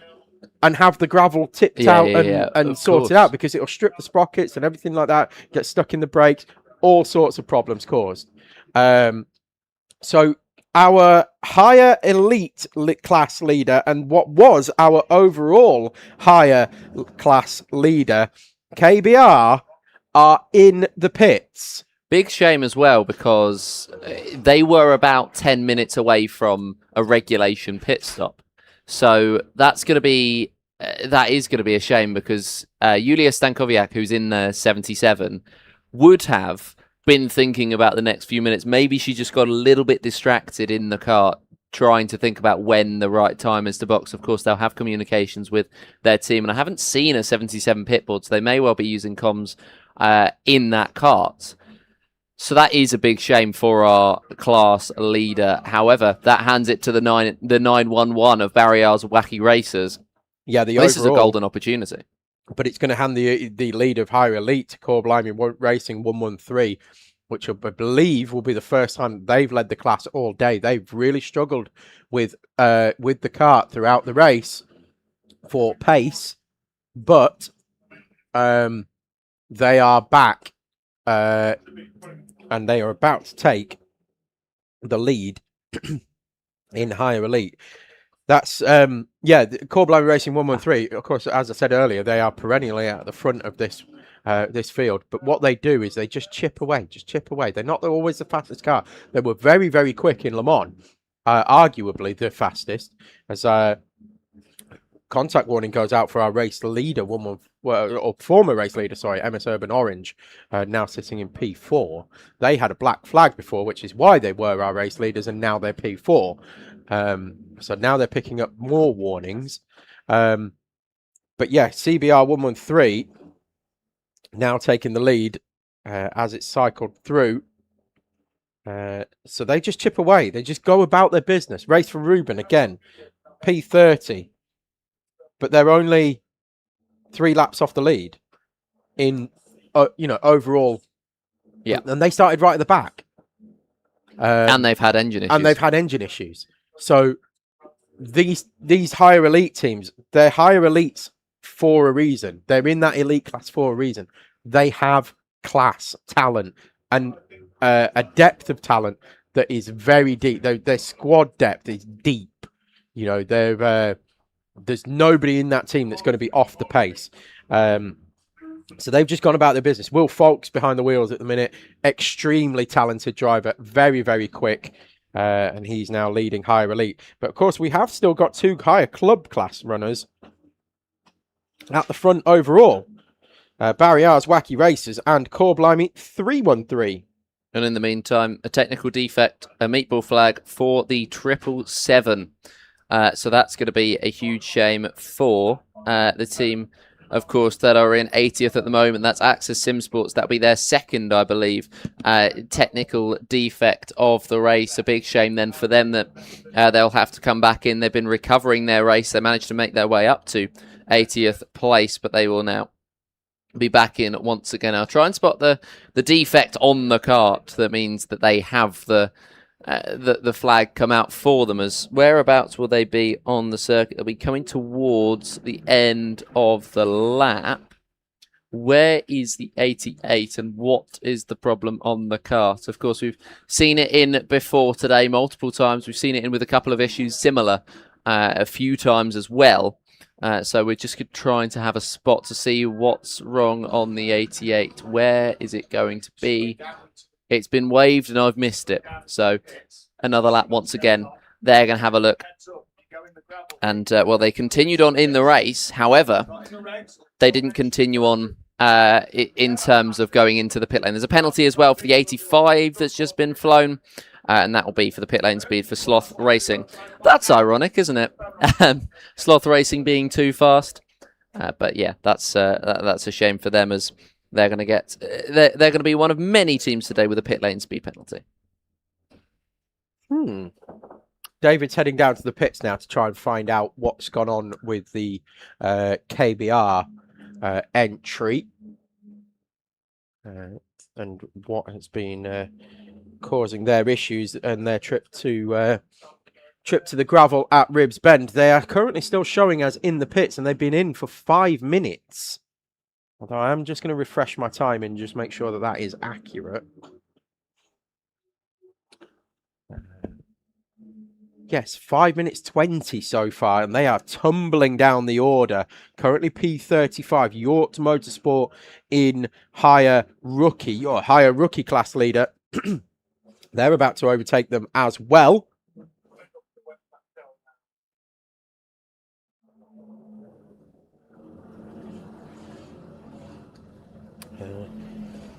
Lots of hellos going on in the in the live chat comments. That. Yeah, just say hello back. Have a conversation amongst yourselves. Yeah, no problem. You don't want to involve us. No, it's fine. Not a problem. Let them do what they like. We'll let them do what they like. Couple of karts into the pits, by the way, in the meantime. Yes. You've got 46 seconds in the pit lane so far for the Stu Stretton. Number 18, Harry Graham, having put in an hour and 20. And then as an interesting one, unfortunate for who is that going to be? Is that going to be the CYT M Sport of Fraser, currently in the 99 into the lane? Is that scheduled? He's done an hour and 26, so yeah, not far off them. Yeah, but that's quite a long stint on the owners. We've seen 120s be about the average, so 126, not too bad in terms of a stint. I got an update from John Whittam actually, who got in touch to me directly, who said CYT lost 2 engines within an hour earlier on, and as I said, they were my dark horse for this weekend. They were going to be. I was watching them in practice, and they were really, really quick, really quick. So I thought, oh, we could have a bit of a dark horse here, sort of an unknown entity coming through, and might cause a bit of a surprise. But engine issues have put paid to that so far. But let's have a look where they're actually running. They are currently. I don't know. I'll find out. Bear with. Talk amongst yourselves, people. I was going to say, well, they have been already. It's hard when you've got 89 karts out there on the circuit. It's difficult to keep track of all of them and keep your eyes on all of them, which is why whenever we read out a number, there's a brief pause whilst we read 89 names as quickly as we can to try to refresh ourselves and see which card is, of course, which. And sometimes it can be a bit difficult, especially when you have, for example, a situation like we've got with Bruce, where he's 37 on the timing, but 39 on the actual kart itself, which is something that we have cleared up. However, there is we can still forget occasionally. We've ticked over to the 377th lap of this race, and well, It looks like we're coming to the end-ish of Isaac Duff's stint. We've got about 20 minutes left of it as into the pits comes Rossi Costello for the MS Accelerate team, the double eight. He's done about an hour, so that's going to be a little bit too early for him to come in for it to be a regulation pit stop. It'll be the team's 8th pit stop of the day, and that's going to be a shame, an issue of some sort, I am sure. We've also got issues down in the pit lane. The 376, the TRX team, they've snapped their chain. Well, David's also been in touch and said the KBR team, they are now back out with Ashley Mason King behind the wheel. So one of the two King brothers is now behind the wheel of the King Brothers racing car, but said it's David said it's being cleaned out of the gravel, but also having a clutch issue sorted, which may have caused the trip into the gravel, just going back out. Sounds like a racing driver excuse to me. Yep, absolutely. Absolutely, indeed. We are looking towards the latter stages of the day. We've got, 3 hours and 53 minutes until we hit midnight and until we hit Sunday. So the sun is going to continue to go down, and some of these drivers at some point soon will be thinking about when they will get rid of those visors. What time is it again? It was 8:40. As the 22 has gone into the wall outside of the final corner, the tyre barriers on the exit of Dogleg, and that's going to be a shame. Yellow flags waved straight away. Carter looks all okay, and they're going to be trying to get that one going once again. Yeah, it's the Twos racing kart. They were currently in P19 overall. They're back out now. Looks like the driver's a little bit sore. A few sore hands and wrists. Obviously not the slowest of impacts there. It's one of the... it doesn't look it, but it's still absolutely flat out through that section there. So you're probably doing about 50 miles an hour or so. Coming over start finish line, yeah. So if you've got it wrong there, and there's not a lot of runoff either, so if you get it wrong, you haven't got a lot of time to gather it back up again. You've got a warning going out for the 22 of Twos Racing, probably for the cause of their own impact. Yeah, you'd think so. So that's it's one of those where they will feel as though they've been harshly punished enough by being the ones going into the wall, but still, if they are deemed at all at fault, they still need some sort of reprimand as well, so they don't get away with it just because they went into the barrier. Yes, so indeed. Yeah, it's going to be quite a crucial one. But yeah, we are now watching on a few fights still going on out there on the road, but a few karts have drifted apart. Well, Soko Select have brought the gap down to P2 overall to 18 seconds. Isaac Duff has double stinted by the looks of things in the number 19 MSJSR kart, second overall. He's been out on track now 7 minutes. Max Shields 30 minutes.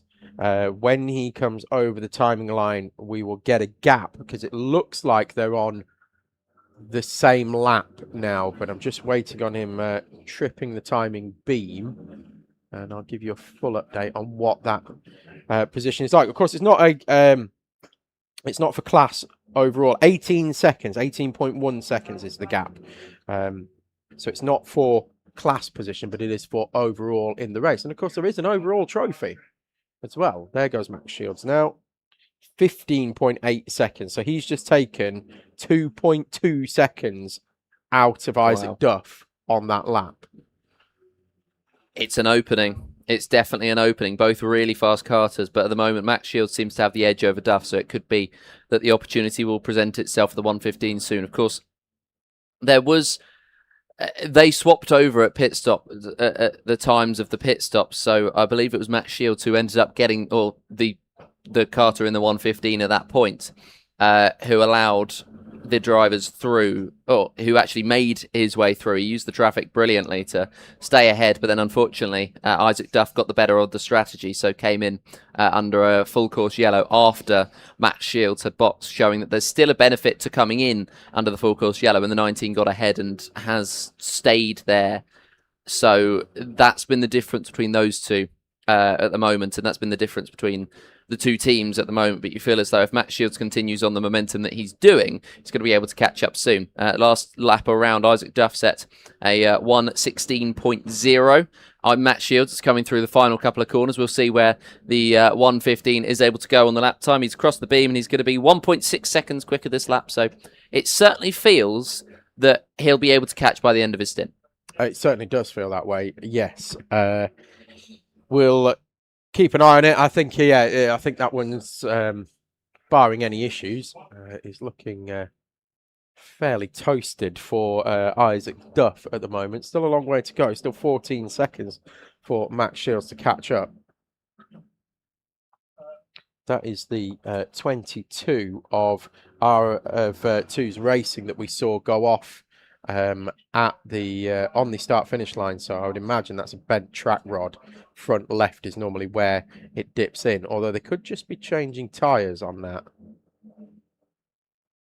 Looks like they might be. I think they had issues with the rear of the car earlier on in the race, so let's hope it's not a repeat of that. It doesn't look as though it is. It looks as though it is actually going to be just a pure tyre change, maybe, although now they're starting to work a little bit forward on the kart.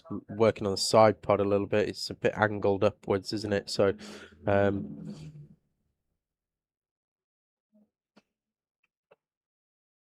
see what's going on here. Certainly not the quickest of pit stops that we've seen, but there is a tyre about to come off there.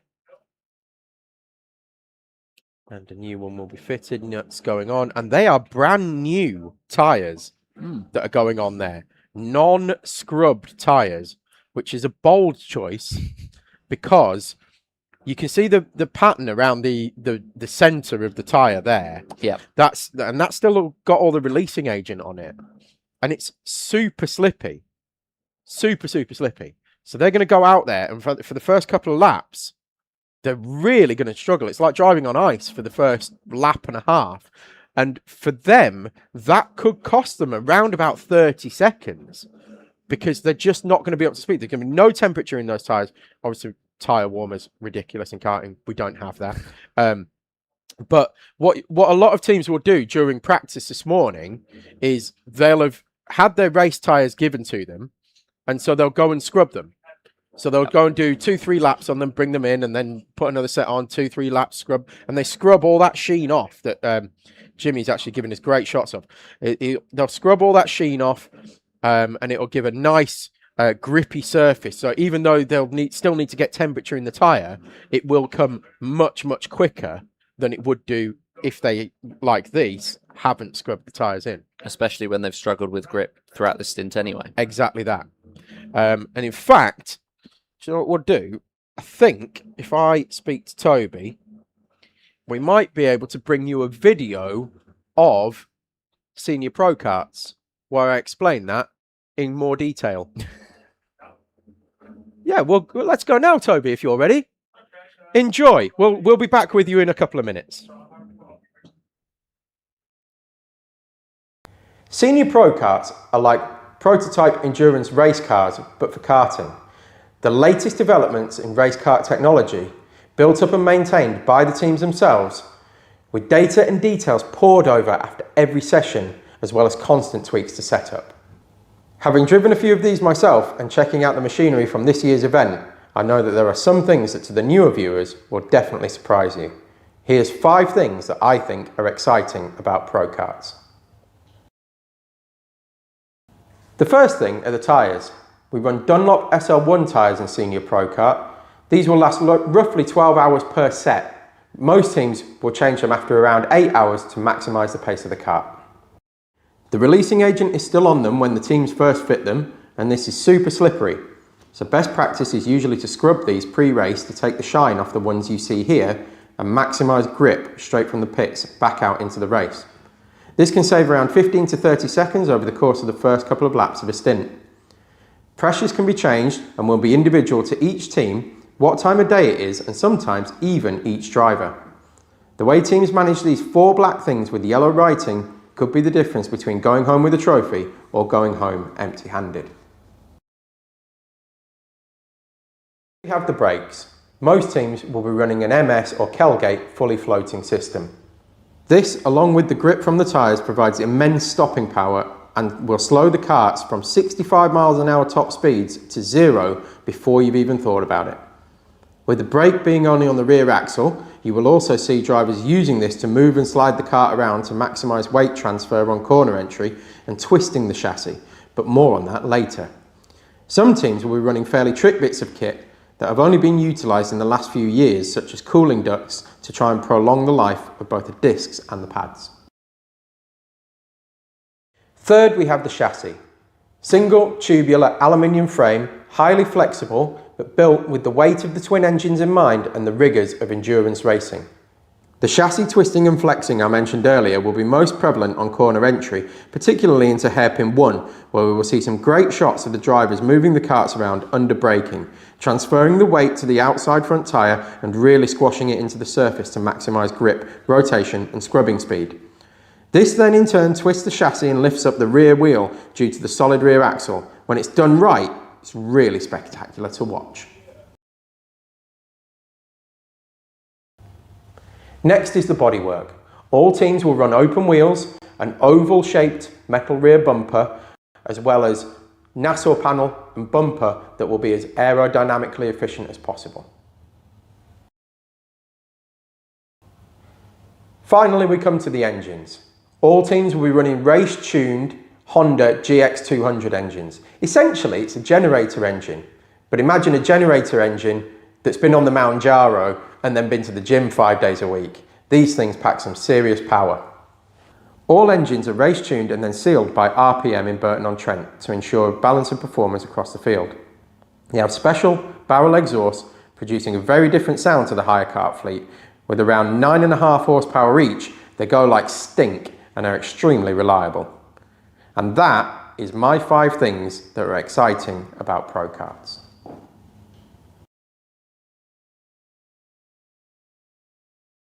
I hope you enjoyed that. I hope you found it a little bit informative, at least, as the 22 is still undergoing repairs in the pit lane. Joe Arnold now tending to matters himself. Looks like possibly an engine change has gone on there as well, because there was the engine mounts have been tightened up, so either a chain or an engine has been changed there. But yeah, I hope you found that informative. Danny Bean has asked for a shout out. No, can't have a shout out, Danny Bean. How many times do I have to tell you? Danny Bean, stop asking for a shout out. Every time. You know what? I do that every time. I saw somebody make a great joke earlier on. I can't find it, but someone said, shout out Heinz. Shout out to Danny Bean, up the Heinz. There you go. Up the Heinz, yes. Other bean retailers are available. Of course. The crew of the 22 are, they gave us a little bit of a wave. I think they're taking this as seriously as it potentially should be, which is not that. No, also Alexander van der Dander has been saying, has anybody tried a Parmo? I'm going to try one tonight. Have you never tried one before? I've never tried one before. There used to be a place in Middlesbrough that used to do this thing called the Trio of Parmos. Okay. And it was Parmos in 3 different flavours with 3 separate toppings on them. Somebody's gone off at South Bank. Is that the 420 possibly? 420, I think it is. That looks like their NASA panel. Joseph's going to get his telescope out. It is indeed the 420. And the marshals haven't spotted it yet. No. They have now. Now they have. So he's a bit stuck. Yes. Because I think what he was doing was he was trying to spot an opportunity to come back onto the... He's beached himself. Look, he's half off the track and half on, and it I thought he was having a look, and then he realised that he'd actually done that. It clearly drops down a lot. So he's going to have to sprint across the track now, is the marshal. But when it's safe to do so, when there's a gap big enough to do so. And at the minute, there isn't one. No, and I think we'll struggle, actually, to find one. I think this might be it. Nope, he's dropped the flag. It's going to be difficult to find a gap, isn't it, when you got this many karts on a circuit that is not all that big. Well, like we said, there's there's what 89 entries. There we go. Lap time in a hire car is 1 minute 24 seconds, 84 seconds. We're going to see more than one kart pass us every single second on average. Alexander van der Dander, by the way, has had that trio before. Oh, the trio of Parmos, he went to Oven, which is a restaurant that used to be in Middlesbrough but isn't anymore. The trio of Parmo, it was banging, really good. If you haven't experienced a Parmo, or you don't know what a Parmo is, it's a proper Middlesbrough delicacy. It's basically what the Americans would call a Parmigiana. That helps me nothing. A chicken Parmigiana. So it's like chicken and cheese, breaded chicken, tomato sauce, cheese on top. Yeah, but in Middlesbrough they put bechamel on top of it as well as the cheese, and that makes it a Parmo. But it's quite the local delicacy. Is the Parmo, and if you haven't had one, definitely come and try one. Can me and Nathan Jensen asking, can me and Danny Bean have a joint shout out? No, Nathan Jensen, you can't have a shout out. And what you might have noticed in the background, by the way, the lights have been switched on. Yes, for the first time this weekend, we are about to start running in the dark. We are indeed. We are in the dark, where all the spookiness and craziness happens. In the dark. I'm disappointed I'm not doing the first bit of the dark. I'm doing the dark, and I'm doing the sunrise. But I'm not doing the proper when the sun goes down. The dark. The dark. As opposed to just the dark. Yeah. Right. Yeah. So it's There's just a like difference. out rather than being out. Yeah. Okay. Well, there's a distinct difference between those two things. There definitely is, yes. I'm just concerned about what is dark and what is just dark. Well, technically, I was explaining this earlier. It was very boring. I discovered this yesterday. It is never truly... In the summertime, the sun never truly goes down. There's still a little bit of... So I wouldn't say it's dark. I'd say middle of the night is dark. Around, I'd say... Are you having a stroke? Are you feeling okay? I'm feeling all good. I've been here just for... use the words dark. Yeah. So a dark, right, this is 3 a.m. conversation. This is what I'll be back to in about how long? 20 past 8, ladies and gentlemen. So dark would be, by my understanding, when the sun is going down or when the sun's going back up. When it's like fully at its peak of lowest in the summer, that would be dark. In the winter, it would be dark. So there you go. Joseph. Yes. Stop talking. I've been here for 5.5 hours. I want to point out something as well, which I don't think it was pointed out earlier, but when he did a stint earlier on. But in the 111 MSJSR, we've got Paul Wilkins, without which all of the owner entries, without Paul, all of the owner entries would not be running RPM racing engines. Did you know? Did you know that Paul Wilkins is he's not Mr. RPM, but he works for RPM. I was made aware of this. Okay, good. And this was mentioned earlier in the stream. I don't think so. Okay. Well, Paul Wilkins is out there in 111, and you can imagine his engines are going to be Monty. Probably not, in fairness. They're all balanced. They're all sealed. Everything is equal. I jest, of course, Paul. Don't sue me. No, he's a really good lad. He's Paul. In the 111, he's been in many karts over the years, but normally he is in the MS Soka Select kart. This year has been he's put in the 111. They are currently P7 overall. Lap times 1:15.9, so he's there or thereabouts on pace with those around him. Isaac Duff has come into the pits 1 hour and 22 minutes into a stint, so that's scheduled from P2 overall. And in fact, the leader of the owner pro class that the previously mentioned 111 MSJSR is currently P2 in the owner pro class. So Isaac Duff pitting from the lead of that class, 30 seconds. They've currently been in the pits. Max Shields in MS Soco Select is about to take second place on the road, and then we will try and get a gap of an overall distance between Max Shields in the MS Soco Select and MS Urban Blue, currently being piloted by Ocean Batch. although they're not far away from pit stop either. I reckon about 5 to 6 minutes we're going to see MS Urban Blue in the pits.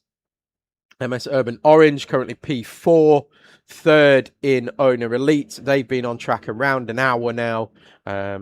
There goes Max Shields on your live timing, taking second place away from in the pits MSJSR2.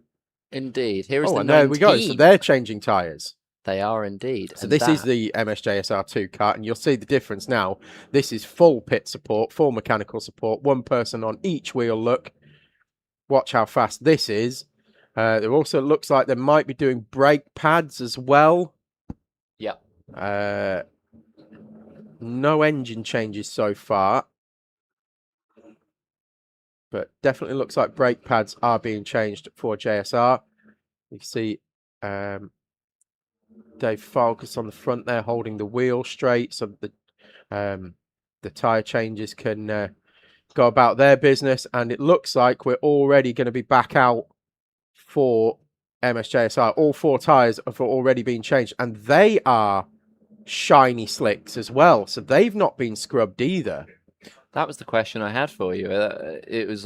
My question was going to be, am I stupid, or are they shiny slicks? Because at least the front tyres look very, very shiny indeed.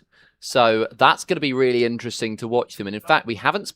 We need to get a shot actually of Ribs Bend and then coming up the mountain, and we need to see that 19 kart trying to get itself back up to speed. Looks like he might actually be heading down the back straight, the Bob Pope straight now, but bear with, and I'll see if I can pick them up so we can try and pick them up on camera as they struggle to get heat and temperature in that kart. There they are. They're just at hairpin 1 now, Toby, and coming through hairpin 2, fighting understeer all the way through it. There they go, just through the top of the shot there and heading down the back straight now and into South Bank corner. And by the time we pick them up, we might have actually... There they are.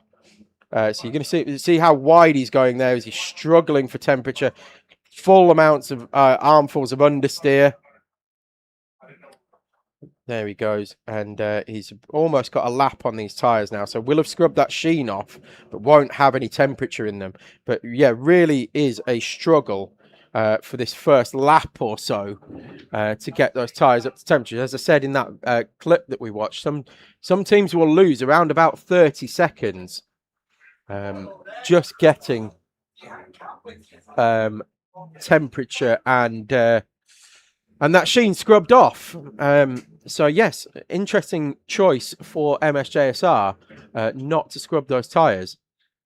Will be interesting to see how the pace differentiates itself from before. Well, they did a 3:45 lap time on those scrubbed tyres. That, of course, does include a pit stop, though. Well, when the Twos racing team came out of the pits, because of course they went on completely brand new scrub tyres, they set a 1:20 first up when they came straight out. So that's the benchmark for this for Reece Cranston now, who's in the JSR2. So well, he's about to come across the line any moment now. There we go. Whereabouts is the 22? Here he comes out of hairpin 4 now. He's just coming towards us now with that orange panel. There he goes, and across the line, and did a 1:59, which is, by the way, quicker than the 22 has been. Yes, since it came back out. So. Yes, but a 1:59 straight off the bat, again, right on the pace straight away. That was what Paul Wilkins was doing. A couple of laps ago in the 1:11 MSJSR. He's just done a 1:15.7. So definitely lost time on the outlap, but then immediately instant pace. As soon as they've scrubbed that sheen off, they're there. Yeah, definitely so, and they've clearly gotten right in there. I mean, the Twos racing team have just set a 15.8, which is technically quicker than the 19, but they've of course had a couple more laps on those tyres, so they've had the opportunity to scrub it off a little bit more.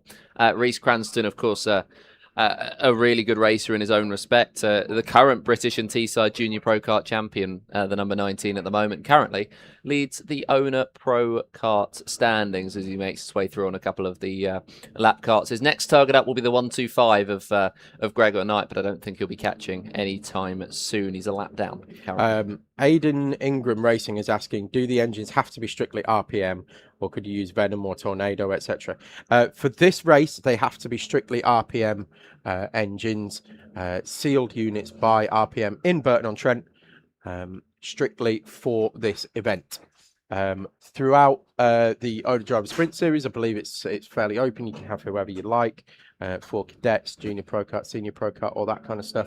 But particularly for this event, it needs to be RPM engines only. That's yeah. Yes. That's George Booth, but yes. Yes, has asked how much money to get a few laps back.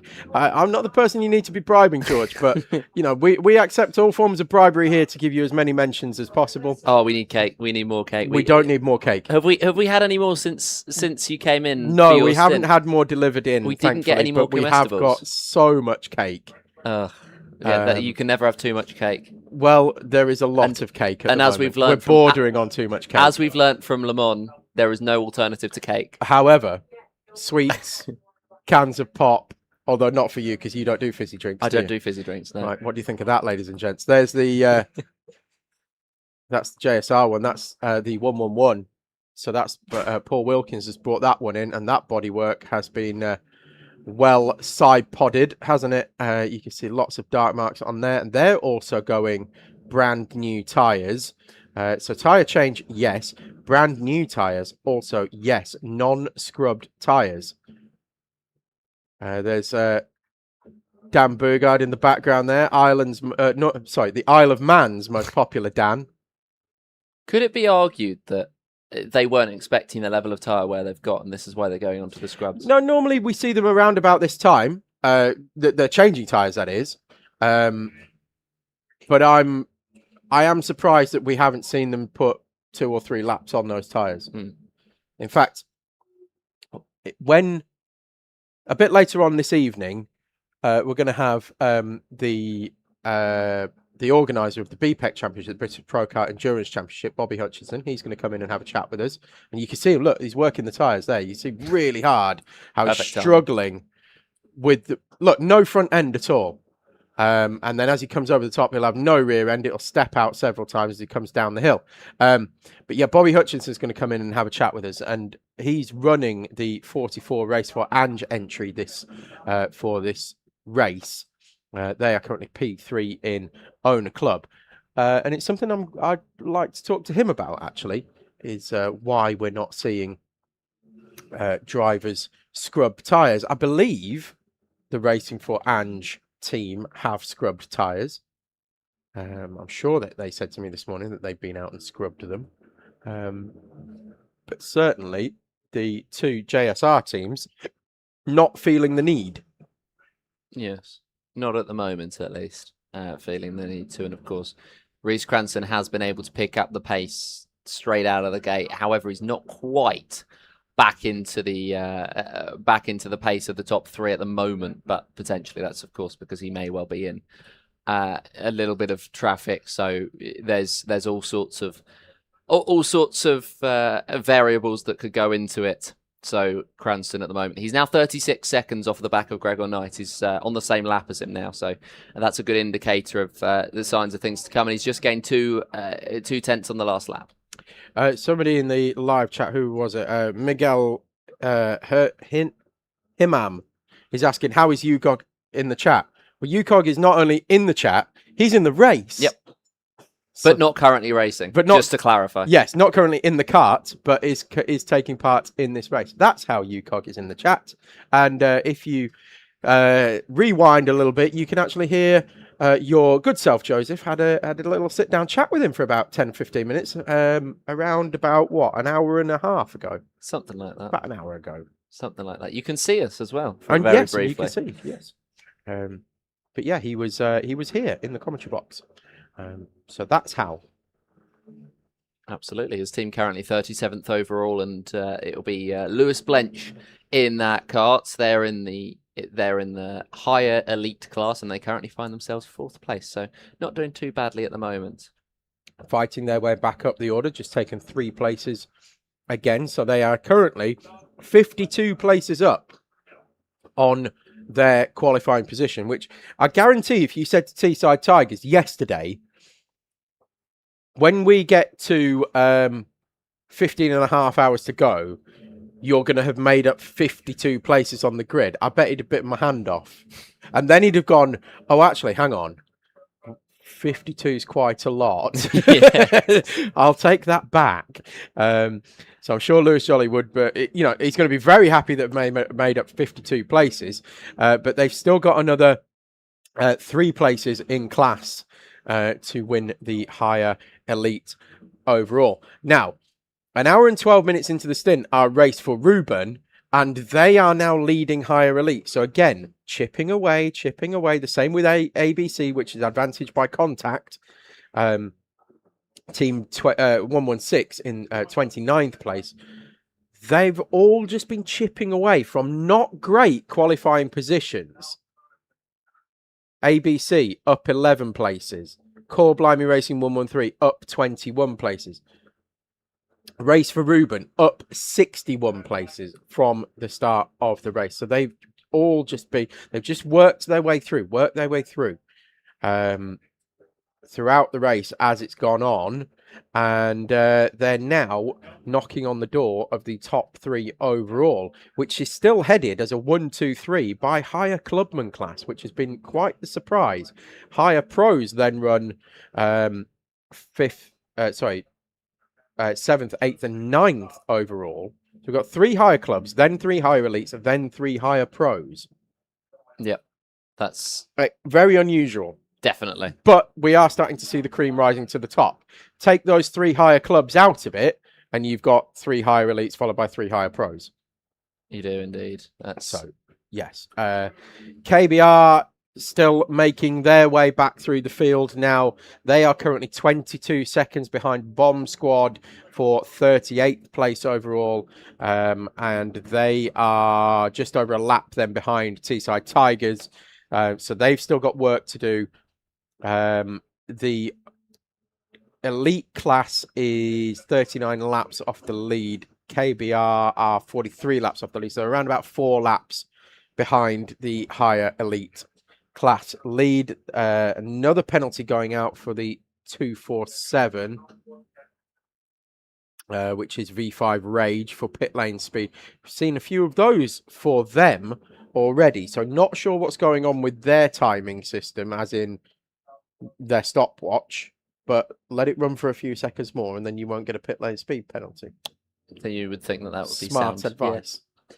By the way, good morning to Australia. We had quite a few Australian viewers come in earlier on in the race when it was about 1 o'clock in the morning, and from SP73628, many GSR racers watching this morning from Sydney, Australia. Keep up the good work. Well, thank you very much. I hope that we will. Jamie Tyler asking, is that the famous Tom Butterworth on the mic? No, it's not. Yes, it is, mate. Hey! How are you, sir? That's Jamie Tyler, who's off gallivanting all around Europe at the moment, working for, I think is it Dan Holland, I think he's working for. So he'll have been at Kart Masters last weekend, no doubt. He was also in Le Mans the week after we were there for our 24-hour race. He was there, bumped into him in the hotel, running guys there for the Rotax Max Challenge, RMC, yes, Rotax Max Challenge, yes, that was on at Le Mans. Again, AMC not electing to scrub tyres. Jamie Tyler, of course, famous for just shouting Eagles Peak over and over again. If you've ever played Wreckfest, you'll know what I'm talking about. He just goes Eagles Peak whenever we're on chats, and it's just the only thing that I know Jamie for now. Is just go Eagles Peak, Eagles Peak, Eagles Peak when you get to vote on which track. I'm sure he'll love me for saying that. Why is Kart 4 not showing up on the timing? Well, Kart 4 is the Wraith Renegades. It's because the timing, if you're talking about the timing screen on the actual stream itself, it's showing the top 60. Wraith currently are in 80th. If you would like to see the entire live timing, you can go to alpharacehub.com/24hours/live, because then that will give you all of your information. I've posted the link a couple of times in the chat, so yes, just scroll up. And that will, and then you can see everything that we see in the commentary box. You can also, if you're doing it on your phone, you can highlight karts on the circuit map as well. And you can give them colours and stuff like that, so they'll pop up on your thing. Because we can currently only see gold, silver, bronze, which is the first, second, third overall, and where they are on track. But we can see dots this year, which we haven't really seen before, where they've actually got the numbers in. We used to just see sort of white dots, but now they've actually got the numbers of the karts in. So if I'm looking for a kart on track, I can just try and find the number on the circuit map, which is quite handy. So if you're looking for a particular entry or you are supporting a particular team, you can go onto the circuit map and you can actually essentially watch them drive around while you're watching them drive around on the cameras. Handy that, isn't it? It's good fun. Good fun. Can't wait for next year when we've got a full screen track map. That'd be great, because then we might actually be able to differentiate the gaps between the drivers on the circuit. Well, the gaps between the karts on the circuit is very small. Yes. We've seen through Hairpin 4. Very, very small as the owners start to work together. That's that 854. Oh, hang on. I think I may be receiving a text update. Ewan O'Leary has been in touch from the pit lane saying tyre change for the 171. Tyre change for 431. We did see that one on camera, but also the 171 of MS Window Doctor, who are currently second in Owner Club. They are currently undergoing a tyre change.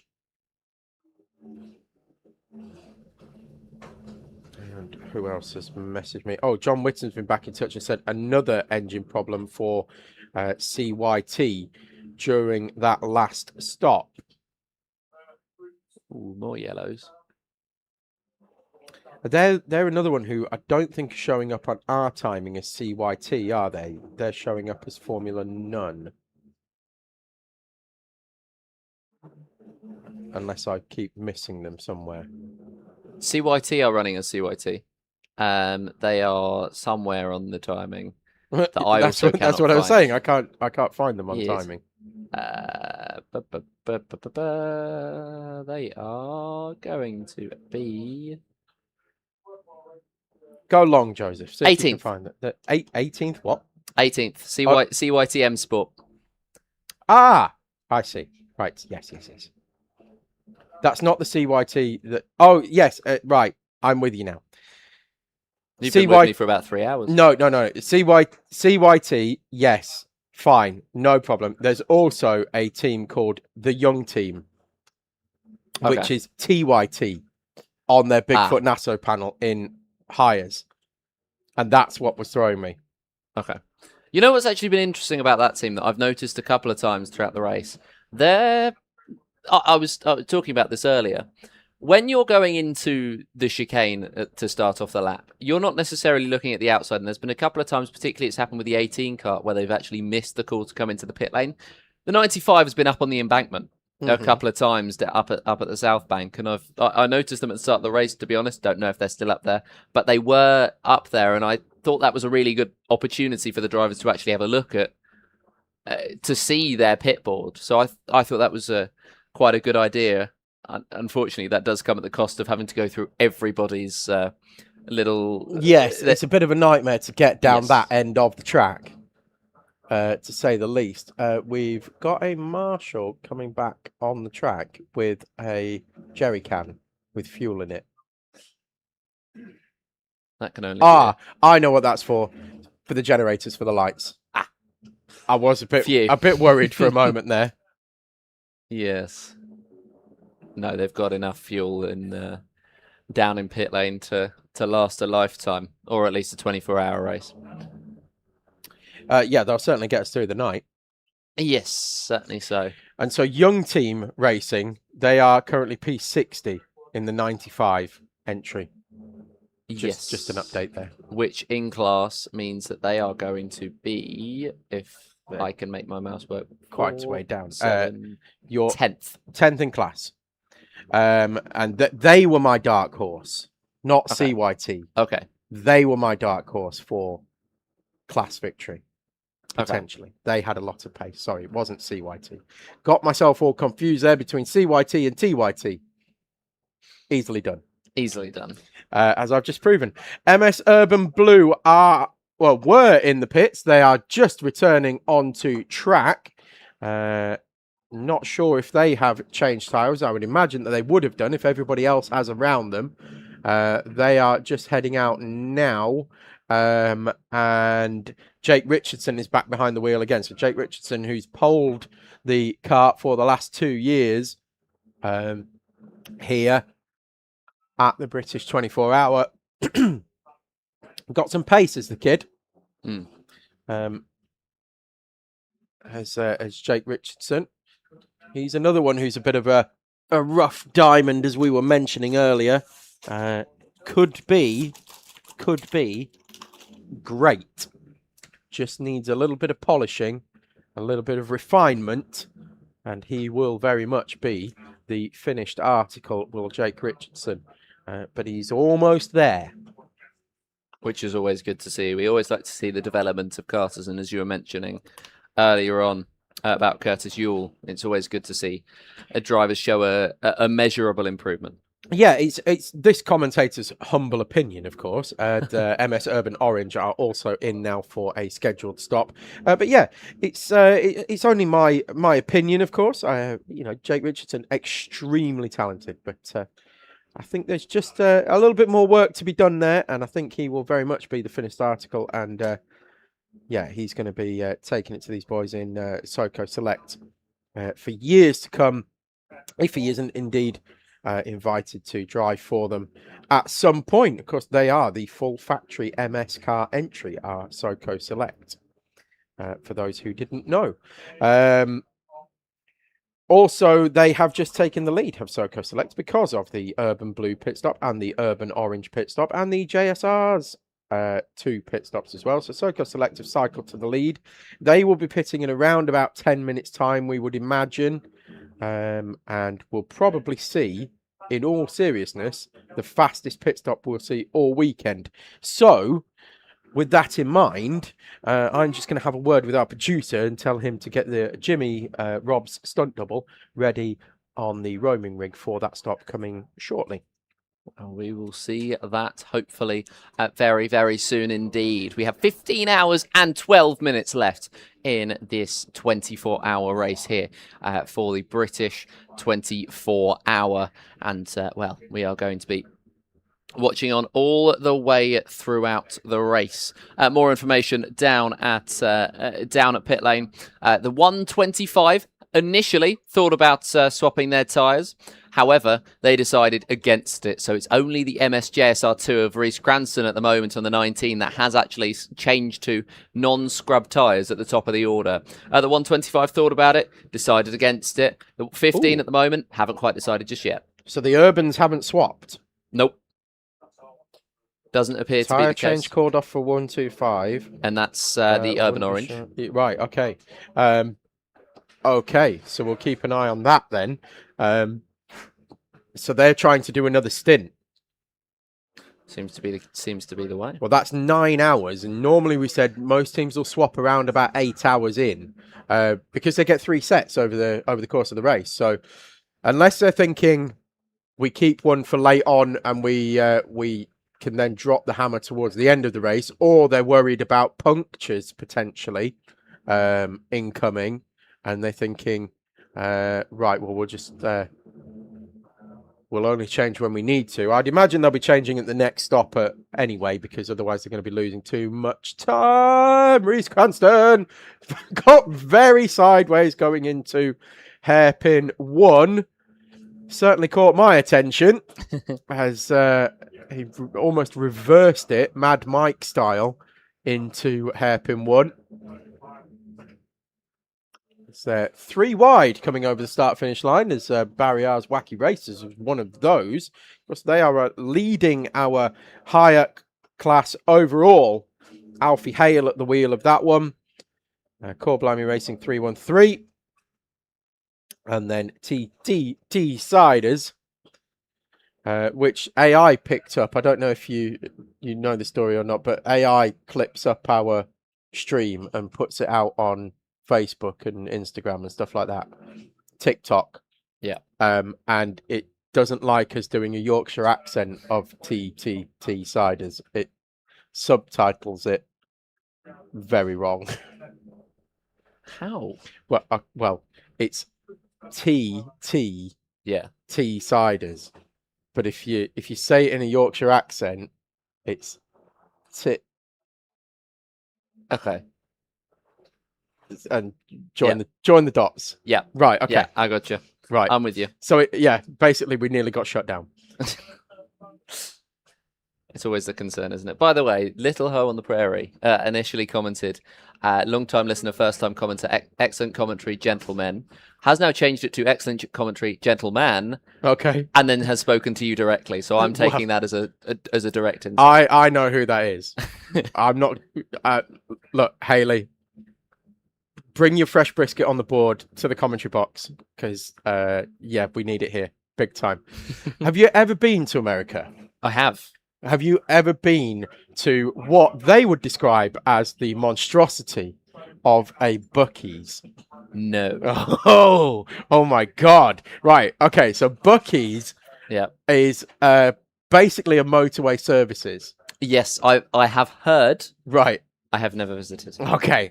Well, it's motorway services on the nextest, like it's 4 dimensions above any motorway services that we have here. Okay. They have petrol stations that you can see from space because they have genuinely, this is no exaggeration, 100 pumps plus. Yeah. And so cars, they don't queue for fuel. They there's always a pump free. Yeah. Right. That's kind of their ethos. And the other ethos is the bathrooms, the toilets are pristine. Like you could eat off them. They are always the cleanest toilets in the world. And what you have on the freeways and the highways and stuff is you have big billboards that says like 120 miles to your next Buc-ee's. You can hold it. Right? But they do fresh brisket. Okay.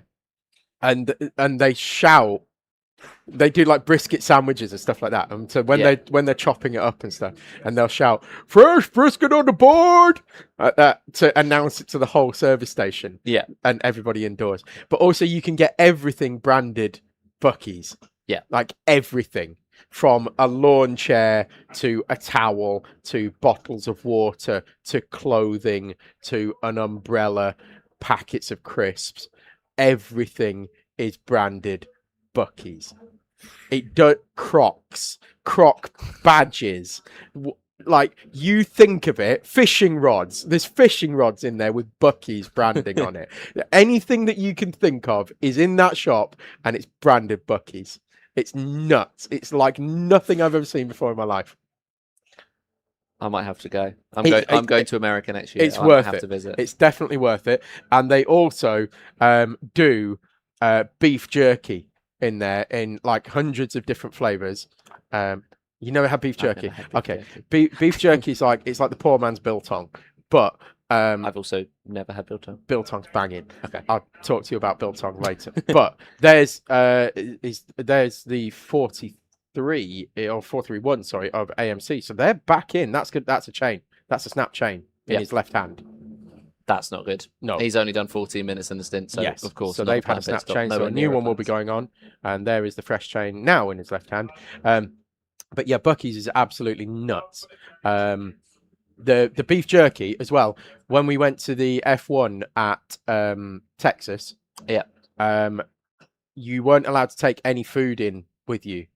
Like they would search your bags for food and drink, and you weren't allowed to take anything in with you. However, if you're smart about it, you can take beef jerky in your shorts pockets. Okay. And so I had pocket beef Then I just wandered around the track chomping on pocket beef. There, you know what? I didn't think the direction it was going to go was pockets. I thought there was going to be a much more sinister place. You were going to hide your beef jerky. No, definitely not. Chris Gibbons currently at the BTCC tuning in to catch up. I believe that's at Knock Hill this weekend. Not too far away. It's far away from here. How far away is it? About 5 hours, 4.5 hours. Yeah. I thought Knock Hill It's like was an hour and a half from me. I thought it was South Scotland. No, it's Perth. So I need to brush up on my geography. Yeah, it's Perth. It's like it's in the middle of. It's literally very, very central Scotland. So currently at BTCC tuning in to catch up. Nice to have you with us. H saying, bro has clearly never been to T-Bay Services. You can buy biltong from T-Bay Services. T-Bay Services is my favourite services to go to purely because you can buy biltong there. However, you also need to remortgage your house if you want to buy biltong from T-Bay Services, or anything, in fact, from T-Bay Services. It's the most expensive services in the world. But yeah, again, usually pristine toilets. They do a good job. This is why Cobham's the best services. Cobham? Cobham. No. Although there is a Weatherspoons in Cobham, isn't there? It was the first. Yeah, I think there is. I think there is. Yeah, I'm sure there's a Weatherspoons in Cobham.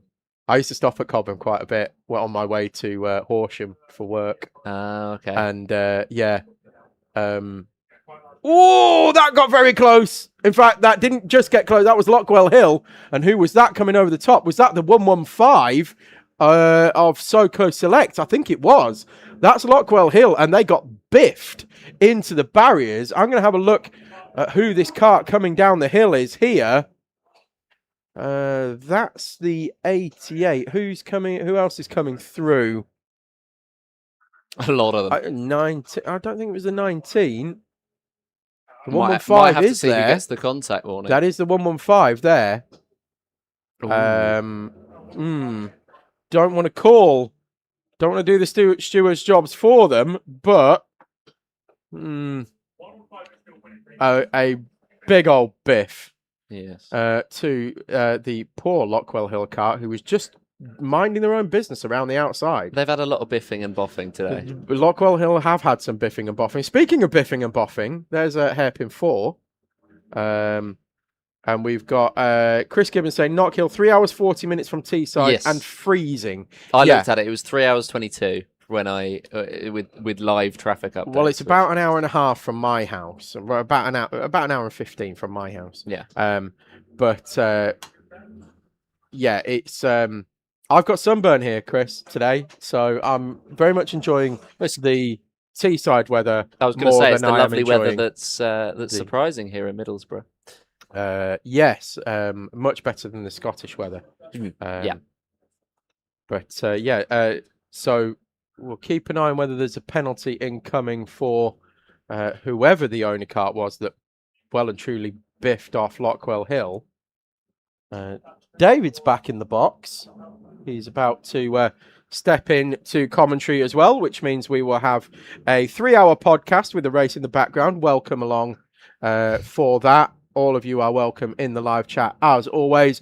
If you haven't watched last year's 3-hour podcast between 9 p.m. and midnight and the British 24-hour race, it's arguably the funniest 3 hours of my commentary career. And mostly because I was laughing at myself through it. Those are the best kinds of. But David was providing some very, very astute and very funny insights and stories, and he will be joining us in the commentary box in a moment. Beaconsfield, Liam Clark is saying, is the one with the Weatherspoons. Beaconsfield was the first one.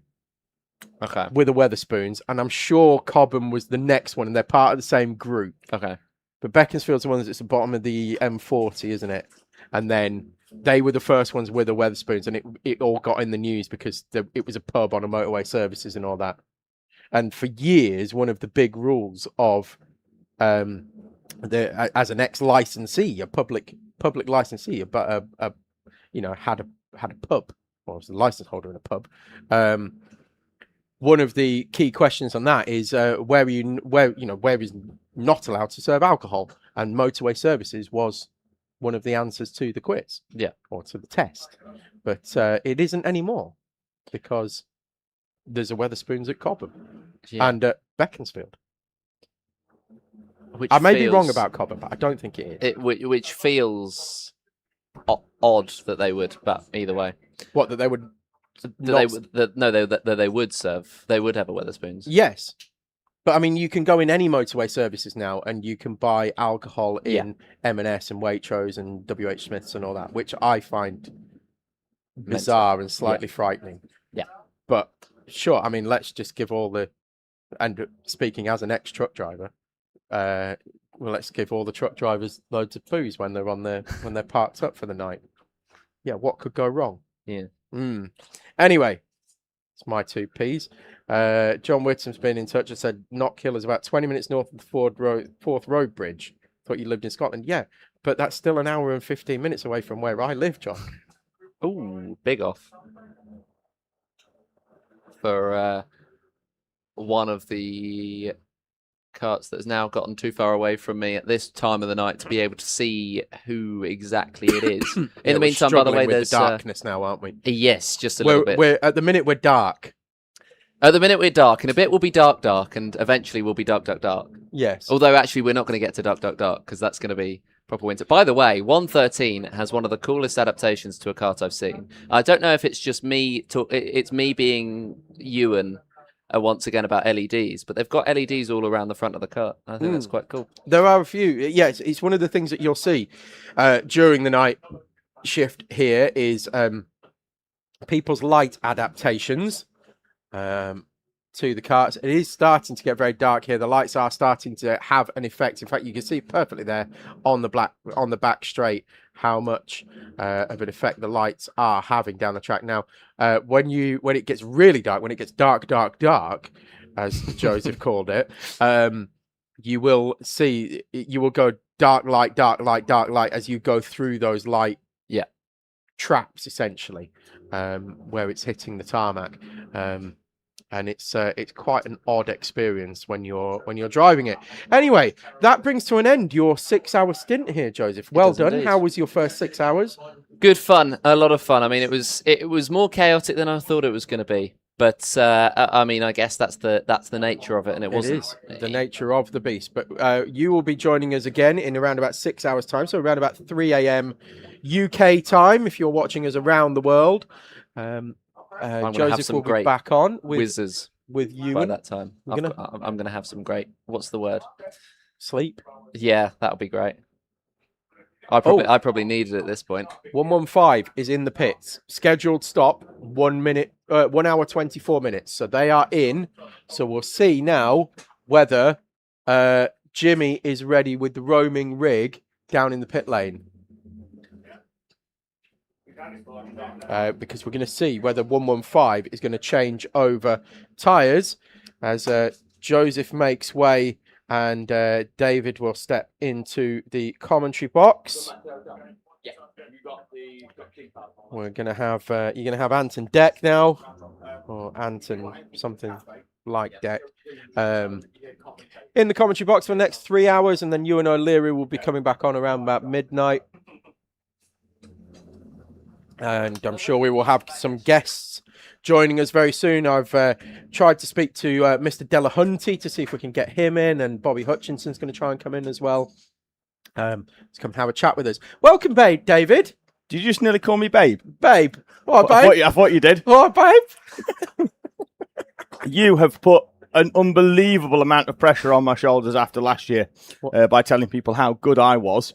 But you did yourself a disservice. In comes the race leading 115. Here we go. For tyres. Watch this pit stop now, ladies and gentlemen. See, they're going to rush it. All 4 tyres. They're going to rush it, but they don't really need to because they've got that time limit. We've got Steve White on the right rear.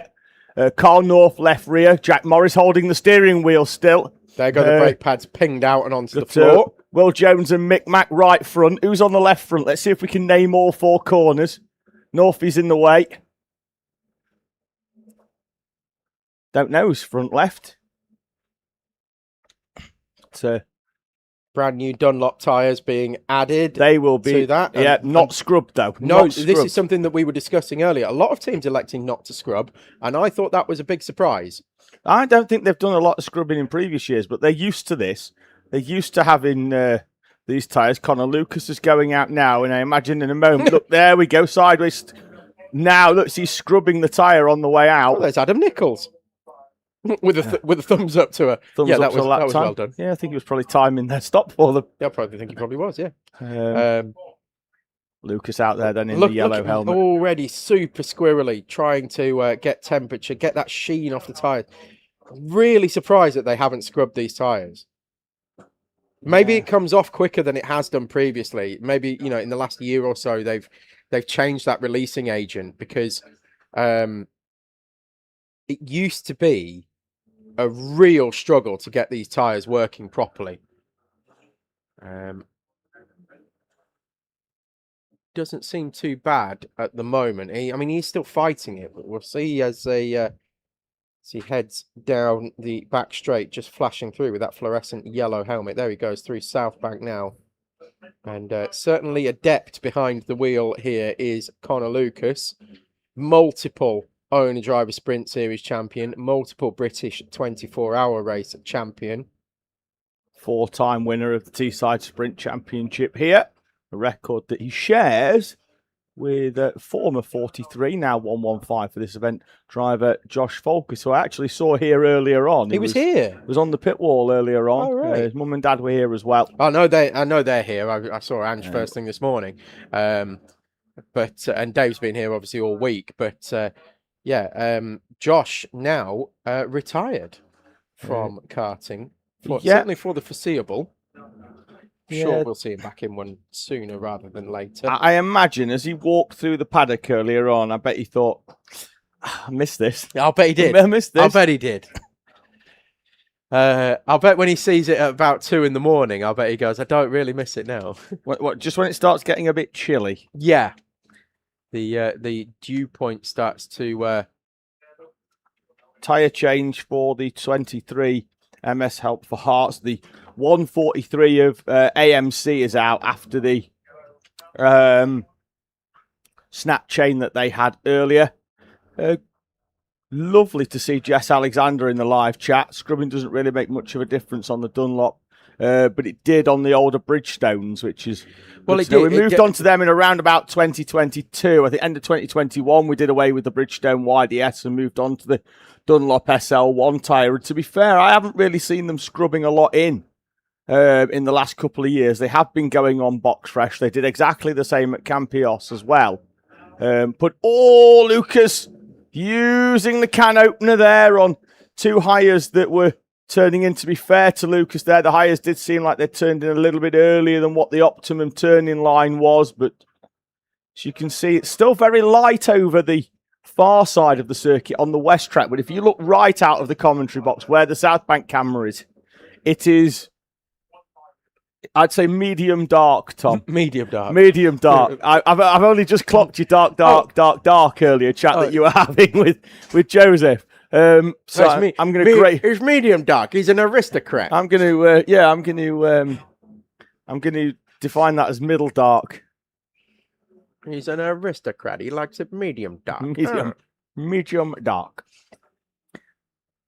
Lucas making his way through, but keep an eye on that 19 just behind that's got the reigning junior and British junior champion in Pro Kart, Reece Cranston, because at the moment, and I think he might end up going round the outside there at Howells, that'll be 3 wide with a higher in the middle. He's come out just behind his long-time mentor, Connor Lucas. But I'd be surprised earlier, given the pace that he's had, earlier on, those two found each other on track and spent the best part of half an hour tractor and trailer pushing round. And I think we're likely to see that again if they can. Can I throw in the Howard Mitchell reference? You can, but only after we've dealt with Rafe Renegades, who are off at the exit of hairpin 3. And this could well, if he's out the cart, pointing down, is he out of go-go juice? He's not been too long out the pits, I don't think, Tom. No, I think for the you're right. four I of don't- Wraith I don't think they have Renegades. been out the pits very long. 36 minutes, and the way he was looking down there, track rod maybe. We'll keep an eye out. I wonder if they're going to try and push that car. Looks like the wheels are pointing. Yeah, but look at are how they? look how easily he's turning that steering wheel. What do you reckon? Steering columns out at the bottom potentially. Maybe, But yeah. the way he was moving that steering wheel is just far too easy with the wheels on the floor. Nigel's on his way down now, so I can assure you, if it can be recovered, it will be. Well, unless he's got a steering column with him. Let's see, let's have a quick look. Well, he's getting it fired up, is Nigel. For those who don't, there we go. Look, he's sitting on the side of it again, which says probably something to do with the right side. I'm going to have a little stand, Tom. We've got a spin in the background as well as again. Nigel's going to bring this kart in. That's Nigel Moore, who's competed at Le Mans, as we've mentioned before. Competed at Le Mans several times in the full 24-hour race, and was mentor to Phil Hansen, who only went and won it last year. Yes, he did. So yes, he did. We are privileged to have Mr. Moore with us as always this weekend, and he will be the hardest working person here this weekend. Bar none. After me. No, not even after you. You do all of your hard work in the run up to this event, and then as I said to you yesterday, you do all the hard work. I just fill in the notes at the end and stick it in the back of the net. Yeah, I've Ryan Giggsed it. I've no, run the whole length of the field, and you're Andy Cole. You've been the Barcelona kind of, full tiki-taka, tapping it all around, doing all the hard work, doing all the leg work, and then I've just Luis Suarez'd it into the back of the net. Yeah. And then taken all the credit for it. I'm full of assists. He's an assist machine. Anyway, so we've had a quick thing in the live chat where we asked people first cars and what they named their cars. Oh, you carried that on from... I did. It went off quite well. Oh, that is 84 Cobb Builders going round at the mountain. It's like a lot of my old cars, it didn't gain a huge amount of traction at Le Mans. Well, it did here. Segue. We had a lot of comments flying in regarding people's first cars and what we called them. Ronnie Harrow asking what happened to KBR. They had a clutch issue that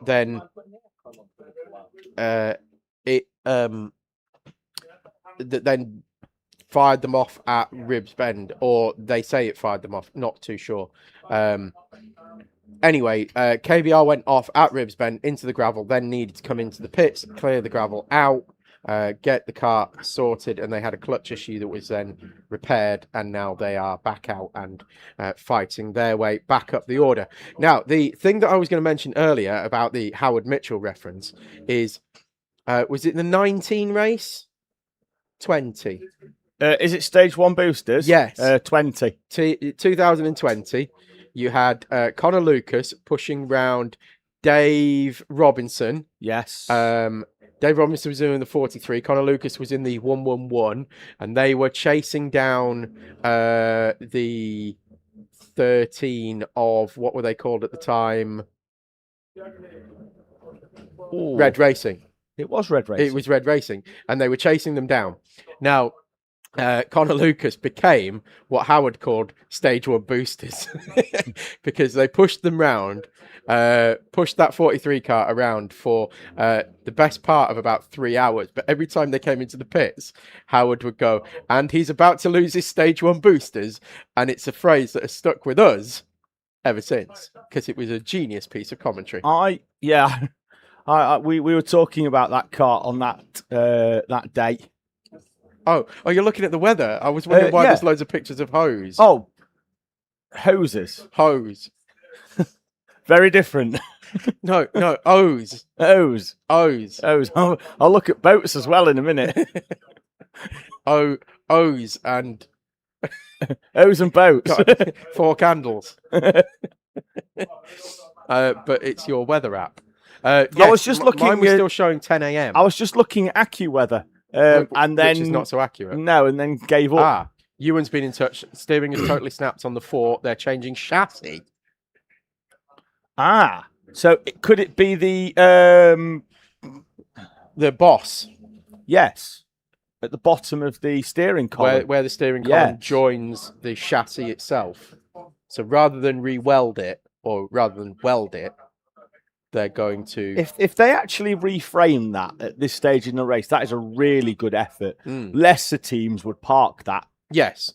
They'd be home in time for tea and biscuits.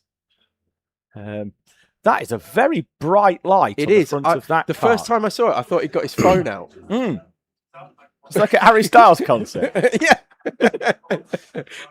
He's at a Teesside karting concert. Technical defect for the 911 Barriers Wacky Racers who are leading the higher class. They're going to have to pit.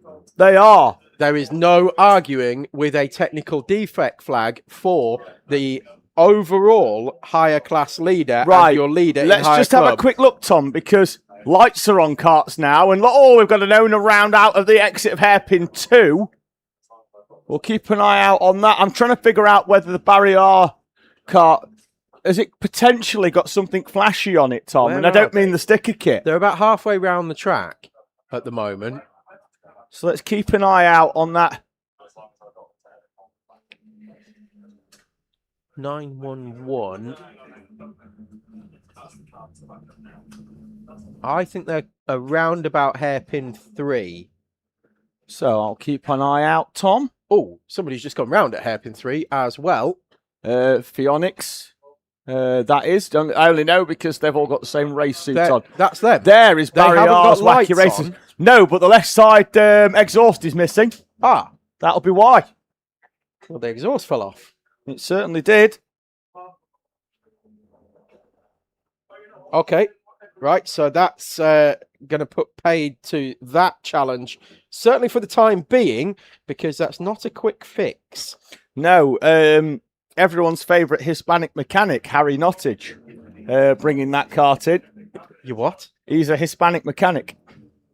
Is he? He's not. But yesterday he arrived You completely lost me there for a moment. He arrived yesterday in effectively jean shorts, a white T-shirt, and like a beige jacket. Beige jacket. And I said to him, "You're right, mate." He went, "Yeah, apart from someone's just said that I look like a Hispanic mechanic." And I was just like, right, okay. Well, happy days. We're going there. Has anybody... What was the name of the team that I meant? Oh, have you mentioned the Vitesse issue that I mentioned before the start of the meeting? You mean the Vitesse team? No, it's Vitesse. Right. Because remember when we went to Le Mans and they went, yes, it's we'd called them Vitesse for the first 11 hours, and they went, I think you'll find it's Vitesse. Yeah, that's what I said. It's Vitesse. And you went, it's whatever I call you. Penalty for the 690. Definitely sounds like something I would say. Aye. Vitesse makes them sound like biscuits. It does sound like a nice biscuit. Quick love, break out the posh Vitesse biscuits. What have you got on the bottom of that cheesecake? That's delicious. Vitesse. Vitesse biscuit. Yeah, they had... who was the driver who we mentioned earlier on? Charlie Jackson from Vitesse Forza. Arrived at the track, went and had a quick look for his kit, and realised that his entire kit bag, yes. helmet, suit, gloves, boots, was still back at home. The problem being that home is Brighton, which I have just checked is not just off the A66. No, it's certainly not. It's certainly not. So let me know in the live chat. In fact, if you go a little bit past Brighton, you end up in the sea. In the sea. in the channel, the English channel. Right, I'm going to do... You're almost in France. I'm going to do That's what I how far away hate it about terrible radio DJs, particularly the ones that DJ on their own. Do you know when they go, "Oh, I'm having a great day, what about you?" And it's like, shut up, get some friends for your radio show, at least have 2 or 3 of you. But I'm going to do terrible radio show and say, what is the worst thing that you have sort of forgotten or this would be left good at in the home live chat. Yeah. or anything like that? obviously this could get slightly controversial, and I've already got some funny things in my And- mind that and I'm not allowed to say. I've got the remove button. The remove button So is just poised and have a ready. quick thing in the live chat. What is the furthest you've got when you forgot something? The worst thing that you have forgotten? Let me know. Rob Borowick's in the live chat. Not in the live chat. He's next to us in the commentary box. And in a few moments, Tom, I wouldn't mind if you'd hand the headset over to him, Okay, please. can I give you the story of my thing that I've a family thing that was forgotten? Is it better or worse than that time that David Cameron forgot his child at the pub? Not quite that bad. Although it was my birthday and we were heading to Elland Road to watch a Leeds United game. Way to ruin your birthday, mate. Wait, I was about 10, I want to say. RAF Spitfires off and waved yellow in the middle of hairpin one's centre green. Marshall was trying to start the engine, but then the guy who's gone to him, look, see the front left here that's not attached to the rest of the car? Yes, it's flapping away. So just like that, just waggling away. Front left track rod is the minimum requirement for that kart. But what will definitely be required, Tom, will be the quad. The quad of shame. Just quad of salvation. The quad of salvation. The quad of apologies. The quad of salvation. Apologies. Will be required. The quad of salvation. I knew it began with S. Anyway, continue my narrative. Yes, we've gone full course yellow as well because the quad of salvation will be on the way. Right, your story while we are so quiet. we were on the way to Elland Road. We got to Sheffield, which is nowhere near Northamptonshire, and almost in West Yorkshire, proper Yorkshire. Got to Sheffield, and my dad said, "Where have you put the tickets?" And my mum said, "You've got the tickets." And he went, "No, you've got the tickets." And she went, "No, you've got the tickets." And so we came off at junction. What's the one where they used to have that big bull statue at the steelworks? Bottom end of Sheffield. First junction. Before you get to Meadowhall. 33 is the one before Meadowhall. Came off there. And by the time we were gone, we were halfway up the slip road. We were already doing 110. So we powered back home and back up north and made it to the game just as the players were coming out on the pitch. Lovely. Amazing work by my dad. Absolutely lovely. Yes. So that was a near miss, but yes, made it. Right, I'm going to hand over the headset to our Tame Racing photographer. Rob Borowick, who's going to have a chat probably about how his team's going, I would imagine. Hold on, folks. Strap in. Hold tight. Here he goes. If Tom would have told me he was going to say Tame Racing photographer, I'd have come up with some very, very quick. Some say he eats lenses for breakfast. All we know is he's called Rob Borowick. Or whenever I ring him outside of a race meeting and I ask my car, please ring Rob Borowick, it says, ringing Borowick Robert. That's not the worst. I mean, at the wedding, my Toastmaster presented my surname wrong, and now everyone that was there sends me letters and cards and things with the surname he said. Good stuff. Borowski. Yeah. Borowski. Which does sound like a strong Polish lager. I think he'd had a few drinks at the point that he said it, but, it was a wedding. Yeah, well, what more can you want? You're only paying him to work, Rob. Yeah. On the subject of things that you've forgotten, I once drove from my house to Edinburgh to shoot an event and left every piece of camera kit in my house. Fantastic. Green. On the race circuit with 14 hours and 36 remaining. Rob, busy run up for you always. It's a fantastic event, this British 24-hour. But not only that, but you decided to throw a team in there as well. Yeah, it's always the busiest event for me for the year. It's one of the highlights, really. Love doing it. Love the challenge of 24-hour racing. It's interesting to shoot everything through the night into the daylight again. Everything the weather throws at us, which luckily so far hasn't. And yeah, about a year ago, some of my sim racing friends thought it looked amusing, and the discussion slowly went by the tail end of last year, and we decided to throw an entry in. We ended up, a bunch of us sim racers, getting Peter Webster to join us. Most people that are here at the sprint rounds all the time will know him from Junior Pro Kart. So he's our quick gun in the kart. He's doing really well in stint 1. I think he got us up into the lead of class at one point before we lost a chain. So we were like 7 minutes down or something after that. Just quickly, Rob, a black flag being handed out to the 19 class leading pro MSJSR 2 kart. They've only been out of pit lane, I think, that kart. They've been out for 58 minutes, so it's an on-track issue for that JSR kart. Coming straight after that full course yellow, so a black flag for the 19 and as well for the 35 in Hires Hull karting. Yeah, that's unfortunate. That's the one thing we're trying not to do is get any penalties. We've been denied fuel once for incorrect pit entry because Ben decided to do a backy through the chicane, I think it was. I don't think he hit the chicane, but he definitely went backwards. Coming in hot. Yeah. Yeah, we've had a few little offs here and there.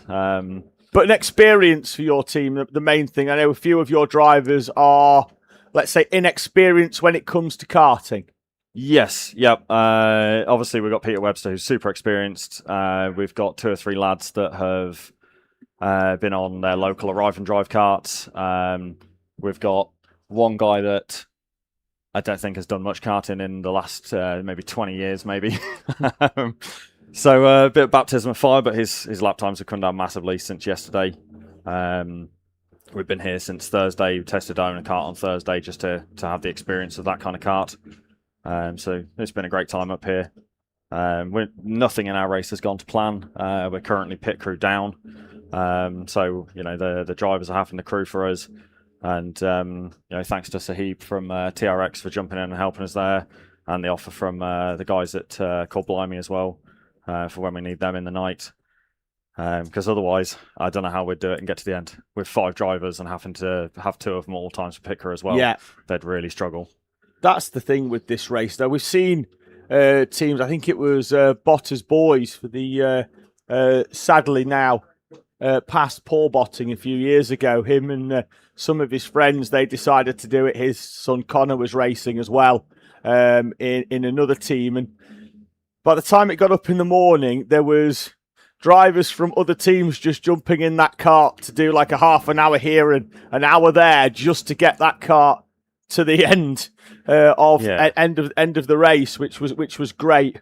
I'm hoping we don't need to do that. We've done our stints in the way that if the 2 lads that are doing 6 hours of the driving, if they get to the point where they can't drive anymore, we've front-loaded Peter and Ben on our kart in their stints, so that they'll have hopefully had a bit of a break in the early hours and be ready to go again. But I'm sure if we end up needing some drivers, I'm sure we can find someone around the pits. Yeah, well, Peter is still of school age, so he's in the summer holidays, so you can just run him into the ground. Yeah, I've never known anybody be keen to jump on a kart if it rains in the early hours, but he's looking forward to that one, I think. Yeah, he'll have done a fair bit on slicks in the wet. The junior pro karts, as we know, Rob, from here at Teesside, that as soon as they go out on track on slick tyres, it generally is a signal for it to commence some form of drizzle. Yeah, and it makes fantastic racing from those kids as they're kind of the last sprint round mixture of slicks and wets. Everyone's sliding around. It's so much fun to watch. It's fantastic, isn't it? You've obviously done a couple of British 24 hours now on the camera here at Teesside. Where would you say is your favourite place to shoot? And have you found anywhere new this year to get shots? Yeah, I've definitely found a few new places again. A few random places shooting through trees and bushes that weren't there previous years or have changed in shape. My favourite place is on Barbecue Bend on West Track. Because I can get really, really low on the exit. I'm lower than the karts shooting up. Harry is currently editing pictures of the karts going round Barbecue Bend, and they're my favourite shots. And shot. When I see people, year to year, and they get their phones out and show me the amazing photo that I got of them the previous year, and it is that 90% of the time. So I try to get everybody as often as I can on that shot. So I do it right at the start of the race. It's the first place I go after the race start. I go back there again a few hours later. At sunset, I'll be there again in the night and again tomorrow morning. Black flag for the 35 just being confirmed. That's the Hull Karting higher rookie entry. Who Tom says we're leading higher rookie. Not anymore. Yacht Motorsport currently leading, but they were. And then the bomb squad with Tim Lodge, who we're still yet to establish whether they are actually an emergency service. I hope so. If we could get as many of them and have some kind of rivalry. Yeah, well, we've got them, we've got the police, we've got the RAF, we've got the Navy and the Marines, and basically all the services. The Army are here as well. Who are we missing? Anyone? We've got Met Police and no fire brigade, but that, yeah, they. See, the issue with the fire brigade is that because they're not here, they'll all be at their second job as plumbers. All busy with everyone starting fires on. Oh the yeah, Yorkshire moors. they'll be out on the North Yorkshire moors, won't they? Putting out massive grass fires. Yeah, I'm gutted to not be out there myself this year. Yeah, you were. But then signed Stu on Stretton's for a not go. on his kart, so I was hoping for a bit of a inter-photographer rivalry. Yeah. I get on great with Stu, and I messaged him and I was like, I see you on the entry list, and he's like, I'm not driving. I was like, oh, he's not even here. That's a shame. Let alone he did tell me where he was, but I can't remember. I messaged him and said, I'm looking forward to seeing you, and he was like, yeah, I won't be there. Let's have a quick look what Stu said. Makes for great visual audio, by the way, as I just sit here and see what someone's messaged me on my phone. He's taking his KZ to Bookmore Park, which I told him it was a terrible decision. But he has put some very, very good drivers in his car. I'd love to have a go on a KZ, though. I wouldn't want to race it. I'd want to have a go on it. The reason that I can't have a go in a KZ is the same reason why I could never have a motorbike. Because I'd last about 4 corners before doing serious harm to myself. Yeah. Yeah, I can imagine that I'd have to rethink how fast this track is on a KZ. I'd be rethinking life. When it gets nighttime like this, Rob, do you get much opportunity for downtime at a 24-hour, or are you ploughing through? For me, it's about a 30-hour shift doing this race. Started at 7:30 this morning. Paddock shots? Yep, paddock shots, making sure the live stream's set up and working correctly. Straight out there for practice qualifying, all the grid shots, and then straight through the race. I've had a little bit of time just to have a bite to eat, just as it's getting dark. I'll now wait until it's fully dark before I go back out there. But there's always something to do, so it's not actually downtime. And then I'll do the same again while I wait for sunrise in the morning once all the night shots are done. And then pretty much straight through to the end. And then all the editing starts. Driving home or staying? Driving home. Driving home. Yep. Yeah, I've got more work to do on Wednesday, so I've got a lot of editing to get done in 2 to 3 days. Which, Harry helps. Yeah, he's doing a great job. Great job doing editing, because what we've established just from looking here is that you take about 15 pictures of the same shot and then let Harry do the choosing. I think I'm on about 60,000 photos this race so far. But that number slows down a bit once we get through the night. You taking photos is a bit like the time when I used to go paintballing as a child. Yeah. Yep. Like, can I have another 400 paintballs, please? You've only been doing this 2 minutes, don't care. Scattergun approach. But when you've got the best part of 90 karts on track, it's the only way to get it done. Yeah, definitely. Right, let's have a quick look in the live chat. That's been going a little bit crazy since I started instigating some chat about what people had left. So we'll get Tom back in, and we'll spend the next half an hour sifting through the live chat. I'd imagine he's had a quick browse at them cakes earlier, as Tom. Oh, I'll be doing that before I leave the comp box. Grab anything you want. We have been absolutely spoilt so far with many things by many teams, for which we are You're never going to incredibly complain, are you? grateful. Absolutely not. It's always amazing, but yeah. I took a week shop home last year. Well, thanks for the chat, David. People kept Enjoy the rest of the race. Yeah, Rob, pleasure. Thank you very much for joining us. Rob Borrowick, our series photographer here at Teesside, as well as our 24-hour photographer as well.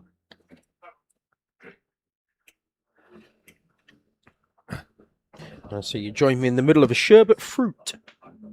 A sherbet fruit? Yeah, would you Lovely. like one? No, I'm all right, because it just doesn't make for superb TV hearing me go in the background, Tom. So you assume that people are watching us? Well, we've got a good viewership, Tom, which is fantastic. I don't believe it. They need to comment and tell us who's watching and where you're watching from. So, where did we get to? All the way to Middlesbrough from home, got to track, forgot the battery for the Kart, which is Ronnie Harrer. He's one of our junior Rotax racers. Aidan Ingram, who was just moved out of karting and into car racing. They've left the kart. They've left the kart at home before for a test day. What? That is amazing. Who was that? That is absolutely amazing. Aidan Ingram. They've just moved into cars as Aidan. Bugard, who is actually in the paddock but also messaging. Got to Watford Gap service on the way to Le Mans before realising he'd left his passport home. So, because he lives in the Isle of Man. Yeah, but you don't need a passport Isle of Man to No, the I know, UK. but did he have to go back to the Isle of Man? It'd be cheaper just to drive back to Liverpool, wouldn't it, to the passport office and just sort another one Yeah, out. probably, or Peterborough. Had to fly his mum from the Isle of Man to Gatwick with it. He's commented the next one down. Mr. Crusher, not something that he'd forgot, but one time his mum and dad drove off from the supermarket without him in the car. I hope he wasn't still sat in the trolley seat. It probably deserved. They just wanted 5 minutes peace. Yeah. Mum, can I have some sweets? Can I have a toy? Can I have some sweets? Mum, you stand Mum. there. Mum. We'll see you in an hour. Just aside from that, we've got Alana just saying what happened to the 88. They had a very, very bent rear axle earlier on, Tom. Yes, but they also they were on the they'd fired somebody off down here in front of the commentary box. Oh, and then were in the process of receiving a black flag as they came down here. As I'm pointing at David's laptop, the Bob Hope straight that isn't and then, straight. Yes, and then clipped the barriers on driver's right while trying to overtake a higher car as well, and that then bent the axle. So, just pushing too hard was the diagnosis from Dr. Tom.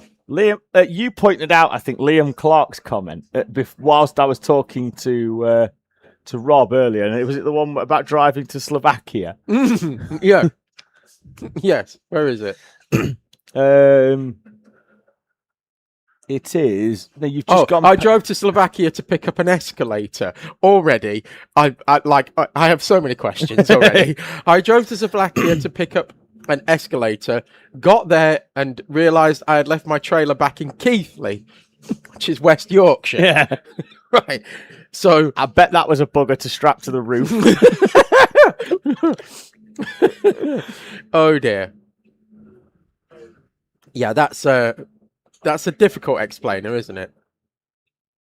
I mean, how do you get all the way there? Well, I imagine you keep driving.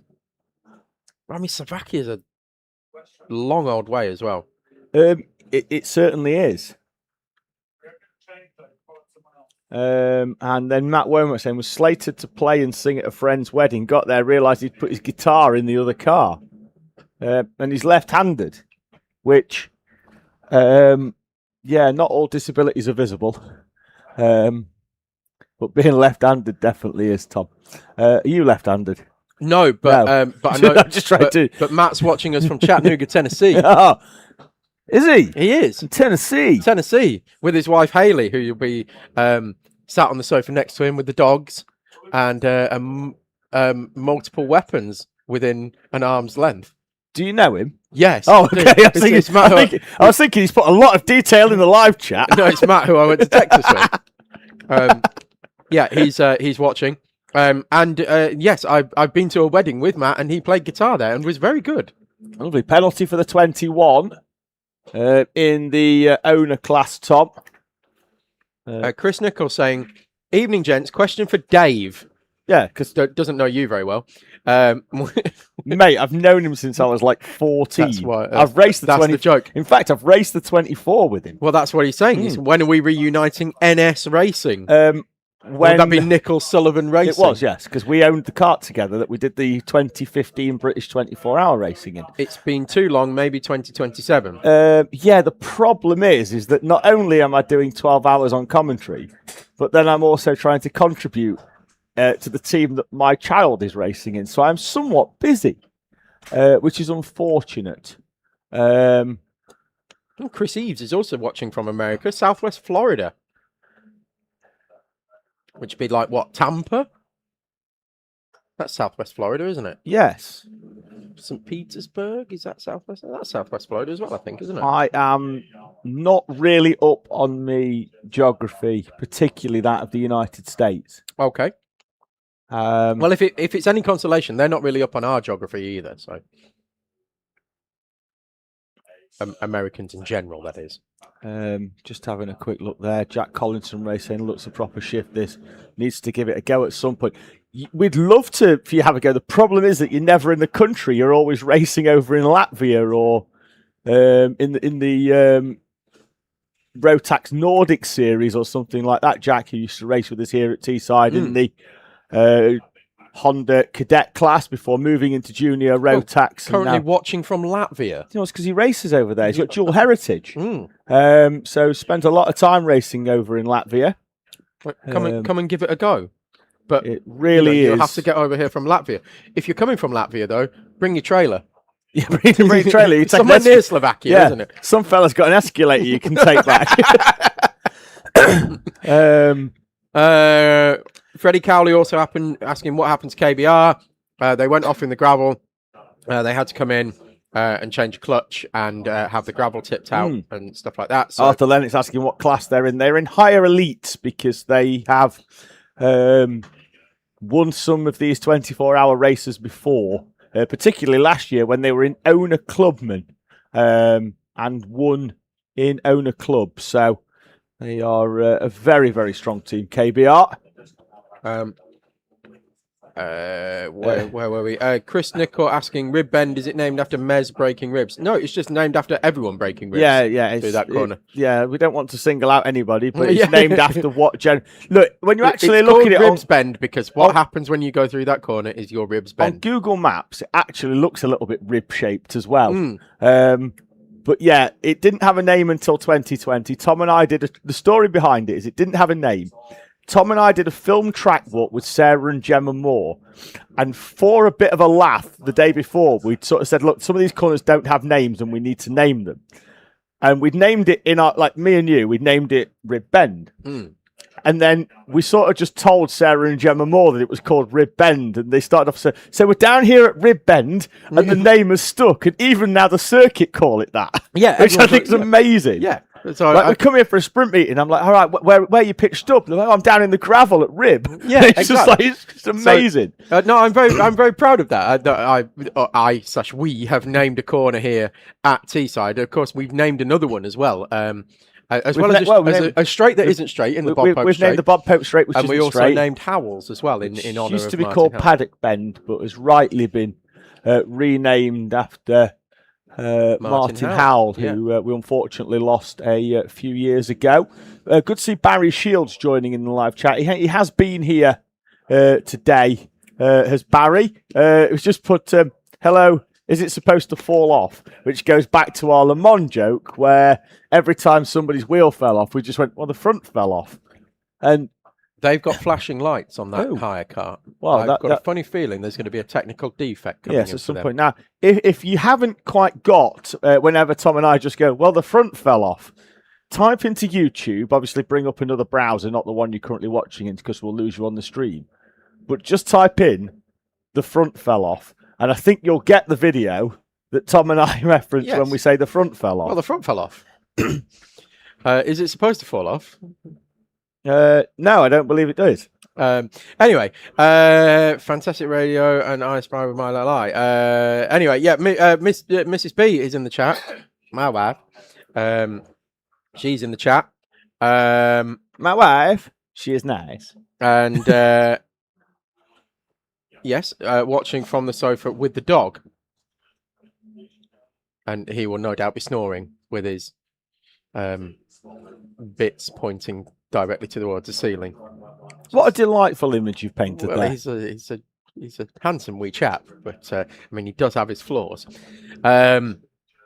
We've got Anne-Marie Roberts saying Adam Roberts and family are watching.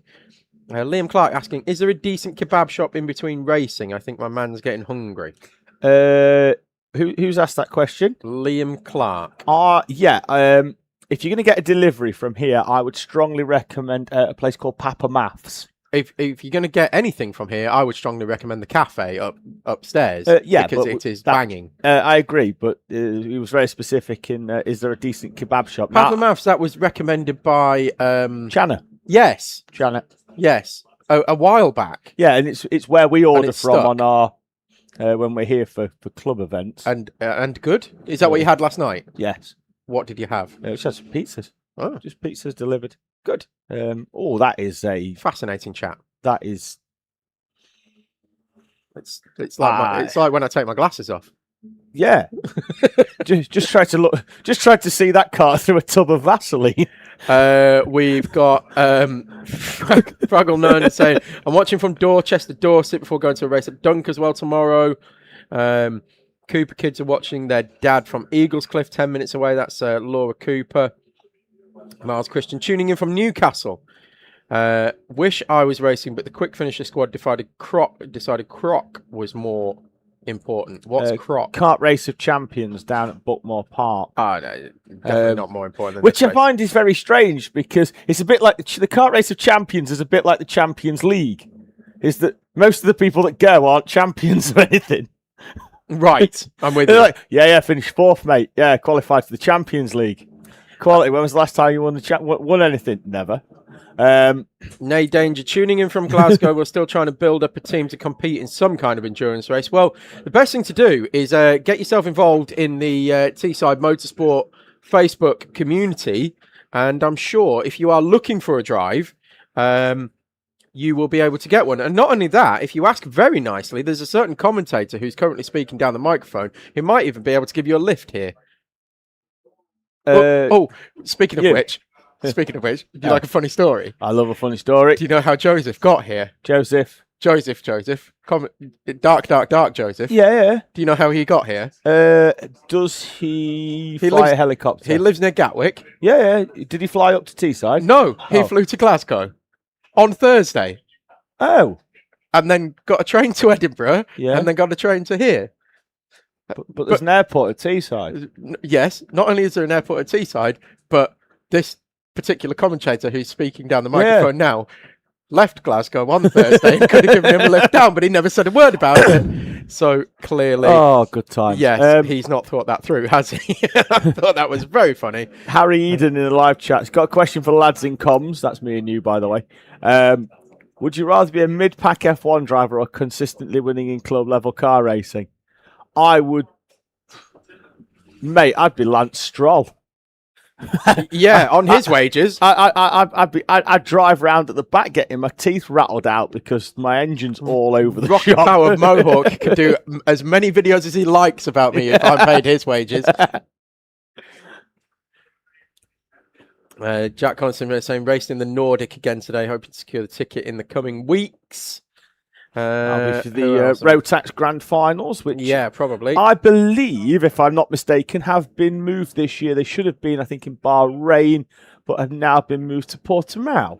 The live chat is going off with the front fell off and no cardboard derivatives and stuff. So people have got that joke, which is great to see. He's got his papers out. Papers out, no string. Yeah, definitely.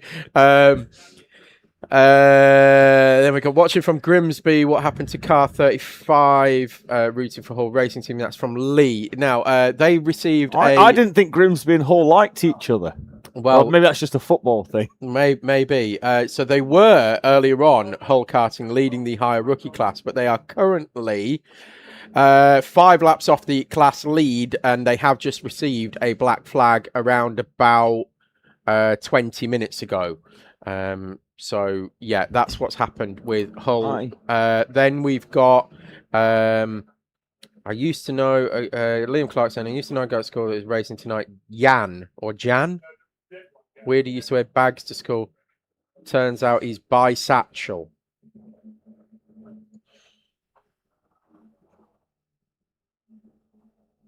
There we go. Sorry, I was just waiting for the tumbleweed to finish. I was about to say, there's something blowing through the commentary box. Yes, there we go. Okay. We haven't invited dad jokes yet.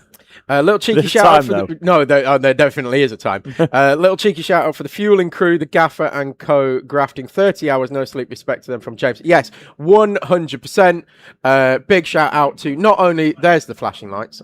Yeah, they've got a bit of malfunction there. That's just It only flashes when it hits a bump. Yeah, it's similar to what was happening. Oh, Vateche going down the inside. He will be tetchy about that. Giving the point to the head of have a think, mate. Well, you appeared on his inside while he was turning in, so have a think on yourself as well. 6 and 2 3s, that one, wasn't it? Anyway, so we'll see what happens with that one with the lights flickering and whether they're going to get a defect to come in. Normally what you get, they'll be summoned to race control and told, because it's a white light as well, it's not yellow or red or green, so it's not going to be too distracting. Oh, that looks like that was Lockwell Hill. It was. And that's called Blimey Racing, because that's Ollie Davis. Ollie Davis, who didn't walk the track the other day, by the way. Ran it, I imagine. Ran the track, which just it just makes me sick, that really, doesn't it? I mean, I think, like, who goes for a jog when you can walk? I think Will Stacey was doing it as well. I went for a track walk on Thursday with the very esteemed Connor Lucas, and he put 4 laps on us. I think it's the only time he's put 4 laps on anyone. Little cheeky shout out for the fuel and crew. Yes, we've done that one. Which team is UCOG driving for? That's Teesside Tigers. That's George Boothby.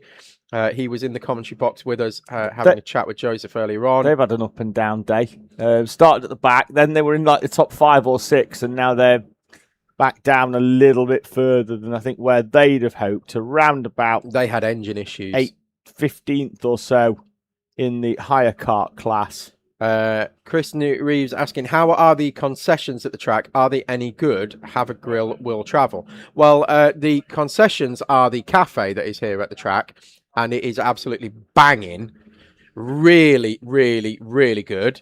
It's made massive leaps and strides over the last few years as the cafe here at Teesside. And yeah, it's excellent. So if you are planning to come up here, don't worry. But also, we're catered for in terms of fast food around the circuit as well, because there's a McDonald's, a Back Hotel, Taco Bell, a Greg's, and a Burger King as well, all within about 100 yards of the track. And for those requiring a little bit more of a selection, there's an within Asda. half a mile. There's an Asda just on the other side. You can go up the Asda as well. Yeah. Steve Hale, Greece signing off. See you in a few hours. Midnight here. Keep up the great work. Well, I probably already signed off and missed that, but I'm sure you'll tune back in and see it. Steve, James Shrimpton saying, hello, chat. Watching at home in Essex. Missed the track and everyone. Great stream, Tom and David. My first car was a blue Ford Fiesta Flight, 1997, and called it Basil. See, James Shrimpton gets it. He gets the message. Well done, James. That's exactly what we look for. Right, controversial statement. Naming your car's embarrassing. But I said that at Le Mans as well. No, so many people here. So many people need to have a word with themselves. Were commenting on that, and we had Claude, Clive, were names that were mentioned. My car's a Jeff. Yes, my name's Jeff. my car Jeff. We've got does anyone know what happened to Bruce Healy? Bruce has been lapping consistently, but has also been in the pits now for the last hour and 18 minutes, has Bruce Healy. Solo effort from the man from Cowdenbeath, raising money for, I think it's Macmillan. He did send me a link. Bear with me. He's having a little sleeps. Bear with me I'd a imagine. second, because... Whilst you're doing that, Here Tom, we go. just to have a quick look in the... Hold on. I've got it. www.justgiving.com/page/Bruce-Ewan. So if you look for Bruce Ewan, EWEN, on Just Giving, and he's raising money for Macmillan Cancer Support, and he's doing the British 24-hour kart race solo, raising money for charity. So the man from Cowdenbeath, and it's his last race ever.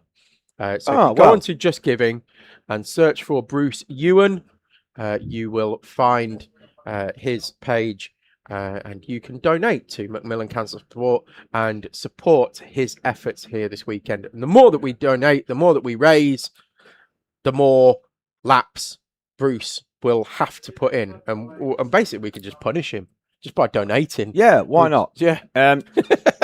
Great to see both JJ and Fen Wheat watching. Tom Fen, who had that terrible crash here at the Teesside Sprints 2 weeks ago, ended up with a double fracture and a clean break actually to the rear part of his pelvis. So we'll be missing him, I think, for the rest of the season. But great to see him tuning in. I'm sure he'll be watching out for the lads at Lockwell Hill, where I know he's been doing a fair bit of testing. Waved yellow flag at hairpin 1. Looks like we've got the 11 of racing for Riley just stationary and waiting for a gap in the traffic on the outside of the first corner.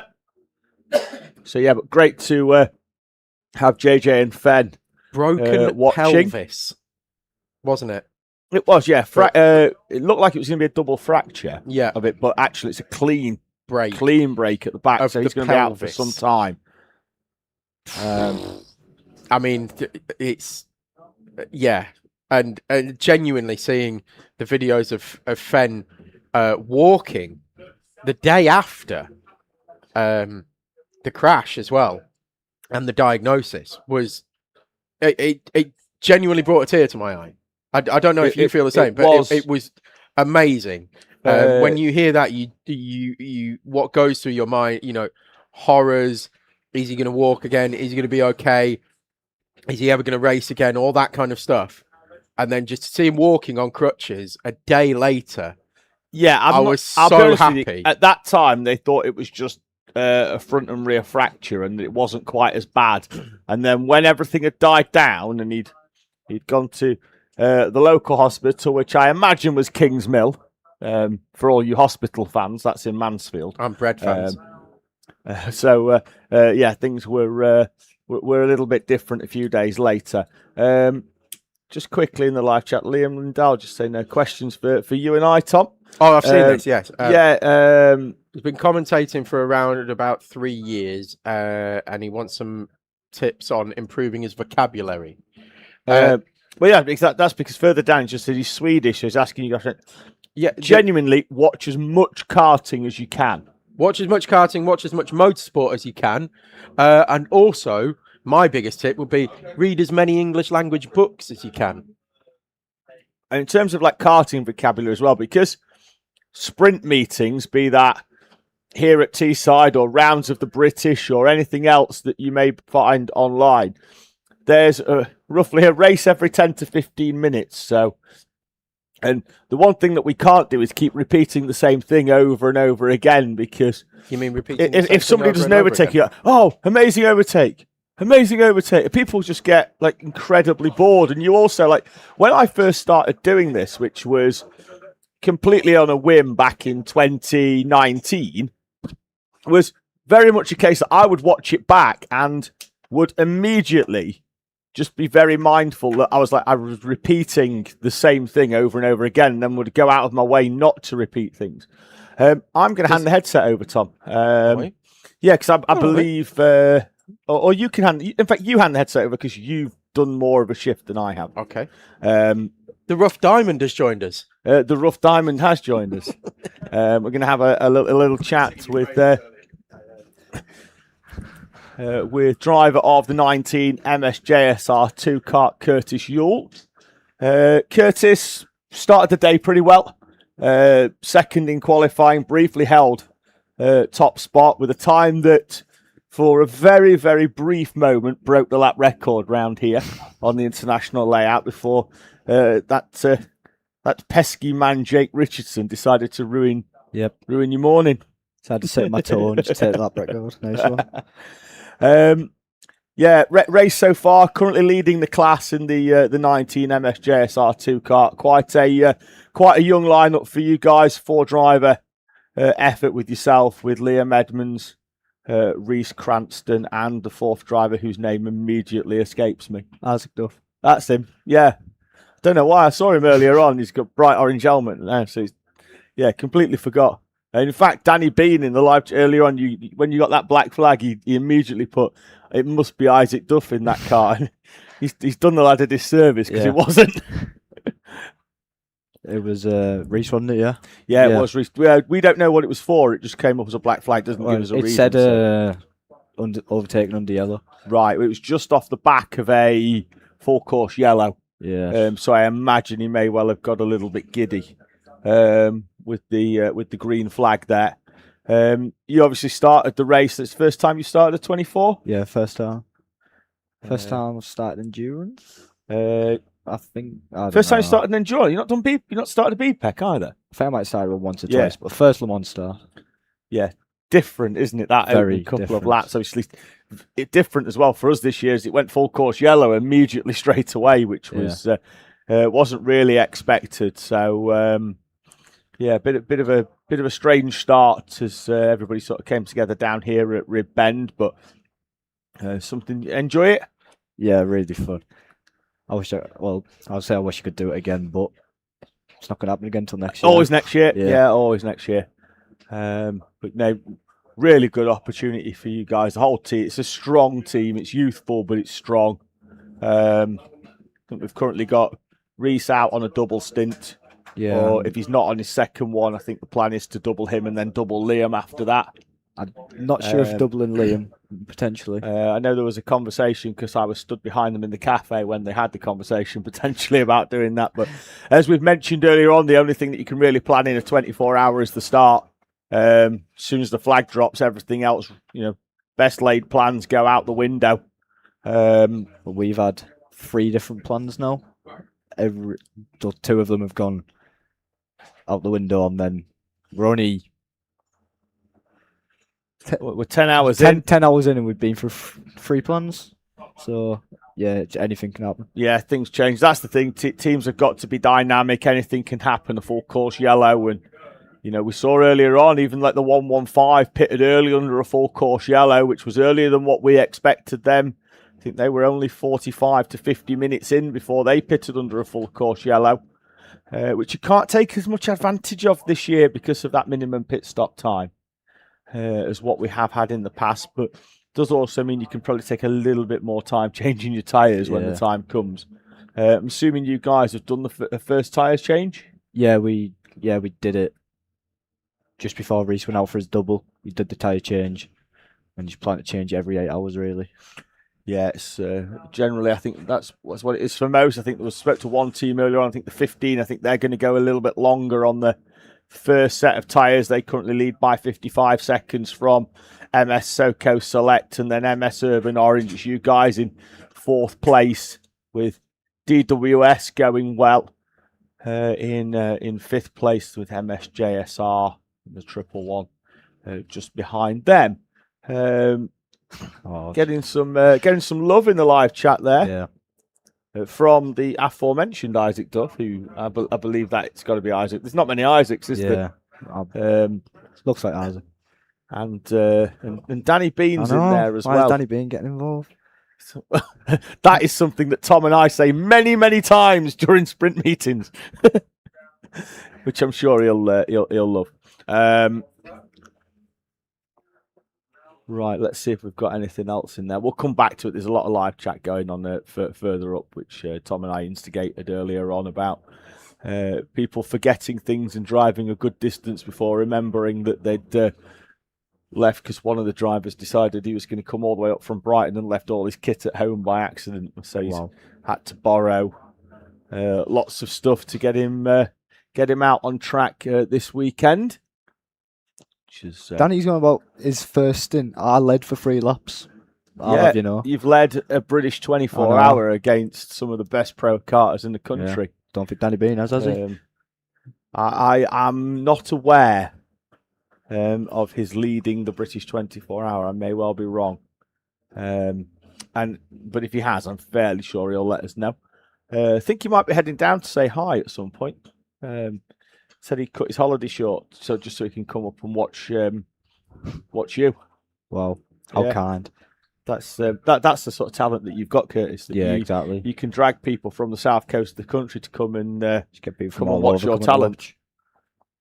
When you back out next? I think I've got a stint lined up at 1 in the morning. Oh, delightful. Yep, just lovely. It's a favourite time for a stint, 1 in the morning. Yeah. The engines sing well at around about 1 a.m. It's a little bit cooler. It was better than about this afternoon when it was ridiculously warm. It was very, very warm earlier on. Muggy, which was the best way to describe things. There's Connor Lucas just diving down the inside of some of the traffic. He's going to go round the outside of the hire, puts himself on the inside, and I think he's got past the 22 with 2's racing as well. Waved yellow flag in the background because we've got a slow moving. I think that is that the 818. Daniel Campson, that, yeah. I think so, yeah. And the owners, I think he's just gone off on the outside of hairpin 1. Good spot on. He was in that, by the way. Yeah. If Tom ever phones in sick, we'll get you in. They've had quite a few problems. Is that the 888? Yeah, it is. Yeah. I know I've suffered a brake failure earlier with Elvison. Came flying through the pits. Brakes, they're overrated. Yeah. Until you need them. Until you come in the pits. You become very reliant on them. That's the problem with brakes. You just sort of trust that every time you're going to plant your left foot, it's going to work for you. Well, you'd hope so. But that's the thing, isn't it? You're very trusting of the brakes. In come the race leaders, MS Urban Blue, with a lead of 52 seconds back to the 115 MS SoCo Select. So we will have a change for the lead in a few moments' time as MS Urban Blue peel off into pit lane. And already confirmed in the top left-hand corner that MS SoCo Select will now lead this race. They will be on the same number of pit stops, albeit with MS SoCo Select due in very shortly. We've had a waved yellow at some point down the far end of the circuit at Rib Bend because light board was flashing green on the run up to the mountain. So we'll expect MS SoCo Select in around about 20 minutes time. They've currently an hour and 2 minutes into their latest stint. Obviously on that offset from earlier on where we had, and the service window is open. We'll run you through what that is in a few moments time for our hire kart teams. Curtis, with the service window being open, I am going to require my esteemed colleague Tom back. So we're going to have to wrestle the headset off you, but cheers for coming to speak to me. Really appreciate it, mate. Thank you very much. Cheers. Curtis, your driver of the number 19 MSJSR 2 kart that currently leads the pro class at the moment. Just going to keep an eye out as the service window opens. The kart round that far end there was the 113, and they will have their service stop now as in comes Ollie Davis into the pit lane. So the 313 in, the 113 also in. That tells me as well that a screenshot was taken at some point earlier in the race, and we're going to go roughly speaking front to back. At that time, yes. Yes. I would agree. Because earlier on, the 313 and the 113 were running 1 and 2 before their last pit stop. Yeah. So I would imagine we're going roughly front to back. We are a sleuthing, at that time. We are a sleuthing duo, aren't we? We are. It's almost like we've done this before. Many, many times.